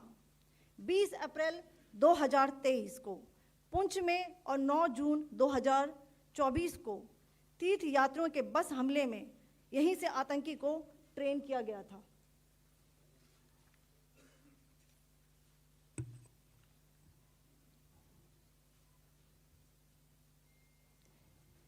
बरनाला कैंप, बिंबर, ये एलओसी से 9 किलोमीटर दूर है। यहाँ पर हथियार हैंडलिंग, आईईडी व जंगल सर्वाइवल का प्रशिक्षण केंद्र था। अब्बास कैंप, कोटली, यह एलओसी से 13 किलोमीटर दूर है। लश्कर तोयबा का फिदाइन यहाँ तैयार होता था। अब मैं पाकिस्तान के अंदर के टारगेट से अवगत कराना चाहूँगी। पहला, सर्जल कैंप, सियालकोट, यह अंतर्राष्ट्रीय सीमा से 6 किलोमीटर की दूरी पर है, सांबा कटवा के सामने।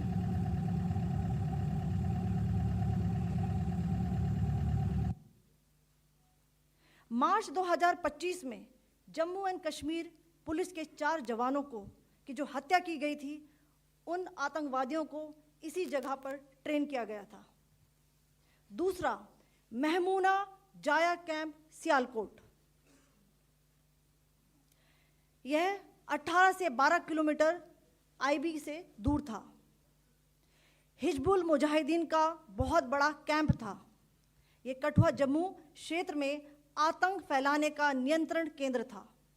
पठानकोट एयरफोर्स बेस पर किया गया हमला भी इसी कैंप से प्लान और डायरेक्ट किया गया था। मरकज ताइबा, मुरीद के, यह आईबी से 18 से 25 किलोमीटर दूरी पर है। 2008 के मुंबई हमले के आतंकी भी यहीं से प्रशिक्षित हुए थे। अजमल कसब व डेविड हेडली भी यहाँ ट्रेन हुए थे। मरकज सुभान अल्लाह, भावलपुर, यह इंटरनेशनल बाउंड्री से 100 किलोमीटर दूर है। जैश मोहम्मद का मुख्यालय था। यहाँ पर रिक्रूटमेंट, ट्रेनिंग व इंडोक्ट्रिनेशन का केंद्र भी था। All right, there have been several political reactions which have been coming in. I just want to give you an immediate reaction which has come in from Japan. Our Foreign Minister, Dr. S. Jaishankar, has said that he's had a teleconference with his Japanese counterpart, Takeshi Iwaya, and he said, Dr. Jaishankar says that he appreciates the strong condemnation of the April 22nd terror attack, and he's discussed India's action against the cross-border terrorist infrastructure this morning. But those are some foreign reactions coming in. There have been several reactions internally as well. Let's take a look. I think Government of India, the Indian Defence Forces have gone out of their way to ensure that no military and civilian targets were hit in Pakistan. They have only hit terror bases and launch pads. Unfortunately, the response has been anything but proportionate. We are in this situation because of them. If they had not targeted our innocent civilians in Pahalgam, we wouldn't be here. This ceasefire had held along the line of control for a number of years now. We did not provoke this. We have responded to a provocation. Now it is for Pakistan to realize that our response was limited to what happened to us in Pahalgam. They must be careful not to escalate things beyond control. As you know from my earlier statements and writings, this is exactly what I thought the government should do, and I'm glad they have done, which is that There is no question in my mind that we had to give some sort of fitting response to the terror attack. The terrorists had to be taught that there was a price to be paid. And sadly, this kind of impunity that they believe they enjoy would have only emboldened them to continue with further attacks. So it was important and essential to give them some sort of response that was a kinetic response. In addition to the diplomatic measures we all know about, the government announced various things, action on visas, all sorts of things. But today, what they have done is a fitting response. We support this attack on behalf of the government of Karnataka. I welcome this attack. And we will be in a position to attack if the Pakistan counter-attack us.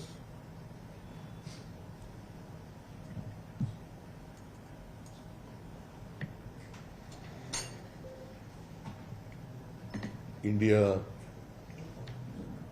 will not hesitate to wage a war against Pakistan. सरकार फैसला लेना चाहे, ठोस कदम उठाना चाहे, जहां से आतंकवाद शुरू हो रहा है, जहां से आतंकवाद की घटनाएं हो रही हैं, उन्हें खत्म करने के लिए और जड़ से समाप्त करने के लिए, आतंकवाद को जड़ से खत्म करने के लिए जो सरकार फैसला लेना चाहे, सरकार के साथ समाजवादी पार्टी है। हमें अपनी सेना पर, हमें अपनी आर्म फोर्सेस पर पूरा भरोसा है। यही फोर्स है जो सीमा पर हमारे देश की रक्षा कर रही है। But an emergency meeting of the Congress party has been underway after Sindoor. The Congress has been holding a key meet. This comes a day ahead of an all-party gathering which is being organized by the government, where members of the opposition will be taken into confidence about the Operation Sindoor strikes which have taken place. Working committee में हमारा discussion हुआ, पूरा समर्थन, full support to our forces, best wishes to them, much love to them, complete support from the Congress party and the Congress working committee. There have been nationwide mock drills today. These have been underway, drills across 244 districts. A real worry that there could be, this may not be over, Pakistan could strike. That is a possibility that cannot be ruled out. Mock drills are taking place amidst this heightened tension. The first such drills since the 1971 war. There have been blackouts, evacuations, sirens, civil defense activity, particularly in border areas, which has been taking place today. I'm present here at the CST railway station where the mock drill that was supposed to happen in multiple parts of the cities is underway. As you can see, the volunteers from the civil defense in cooperation with the central railways are carrying out the mock drills here, which is a part of an awareness program amongst the commoners who are present here, to spread awareness on what exactly are those basic steps that they need to undertake when there is an if and when there is a airstrike in this part of the city. This is the drill that they need to undertake according to the authorities here if there is an attack either through an airstrike or if there is any sort of a bomb threat perception, because we know that the parking area for the state vehicles, for the buses and private vehicles outside the railway station is huge. As you can see, all these volunteers have been trained on how to conduct these mock drills. It's a sort of an exhibition that has been put forth in front of the people who are using CSMT railway station for their daily need travels.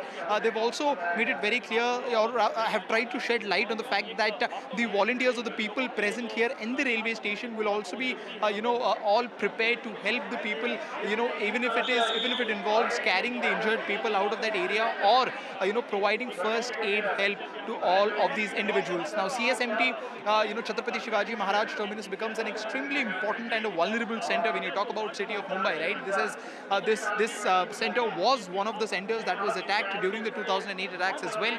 It is a huge, World Heritage Site. It's one of the most expansive government infrastructures, and one of the oldest of its kind that has been present here for the longest time. And that sheds more importance, on this particular event. We also know that there's a travel of a lot of people. A lot of people from across the state, from across the country, come to CSMT. They enter the city from the station and then they leave the city from the station as well, which makes it as a very important, not just a state but a national center here in Mumbai. And that just increases the importance of such activities and making people aware of such activities. With camera person Rajendra Dyalkar, this is Anuj Raith reporting for NDTV from Mumbai. Well, joining us now, the former Research and Analysis Wing Chief, Vikram Sood. Thanks, sir, very much for being with us. We've obviously sent a very clear signal to Pakistan at this stage. Do you believe that now that we've crossed a certain bar, that if terror attacks on India keep happening, then you would almost always be obliged to take action like this? Yes, I suppose so. I think, but they'll have to think twice before doing that. It's not going to be easy for them to get onto their aircraft and start bombarding, because they know that the reaction will be appropriate and strong. So the ball's in their court.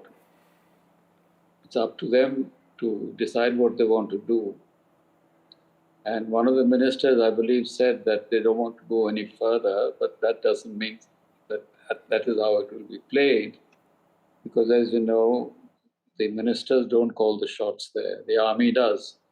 So it depends on what the army feels or the general of the day feels about taking further action against India.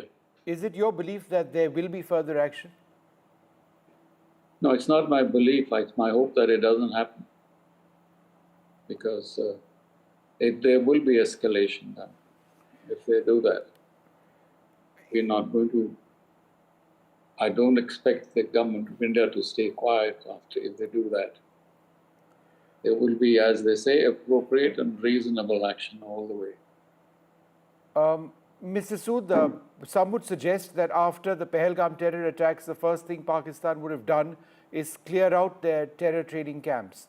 If that was the case, then apart from sending a very strong signal to Pakistan, would you agree that we've not really broken the back of Pakistani terror?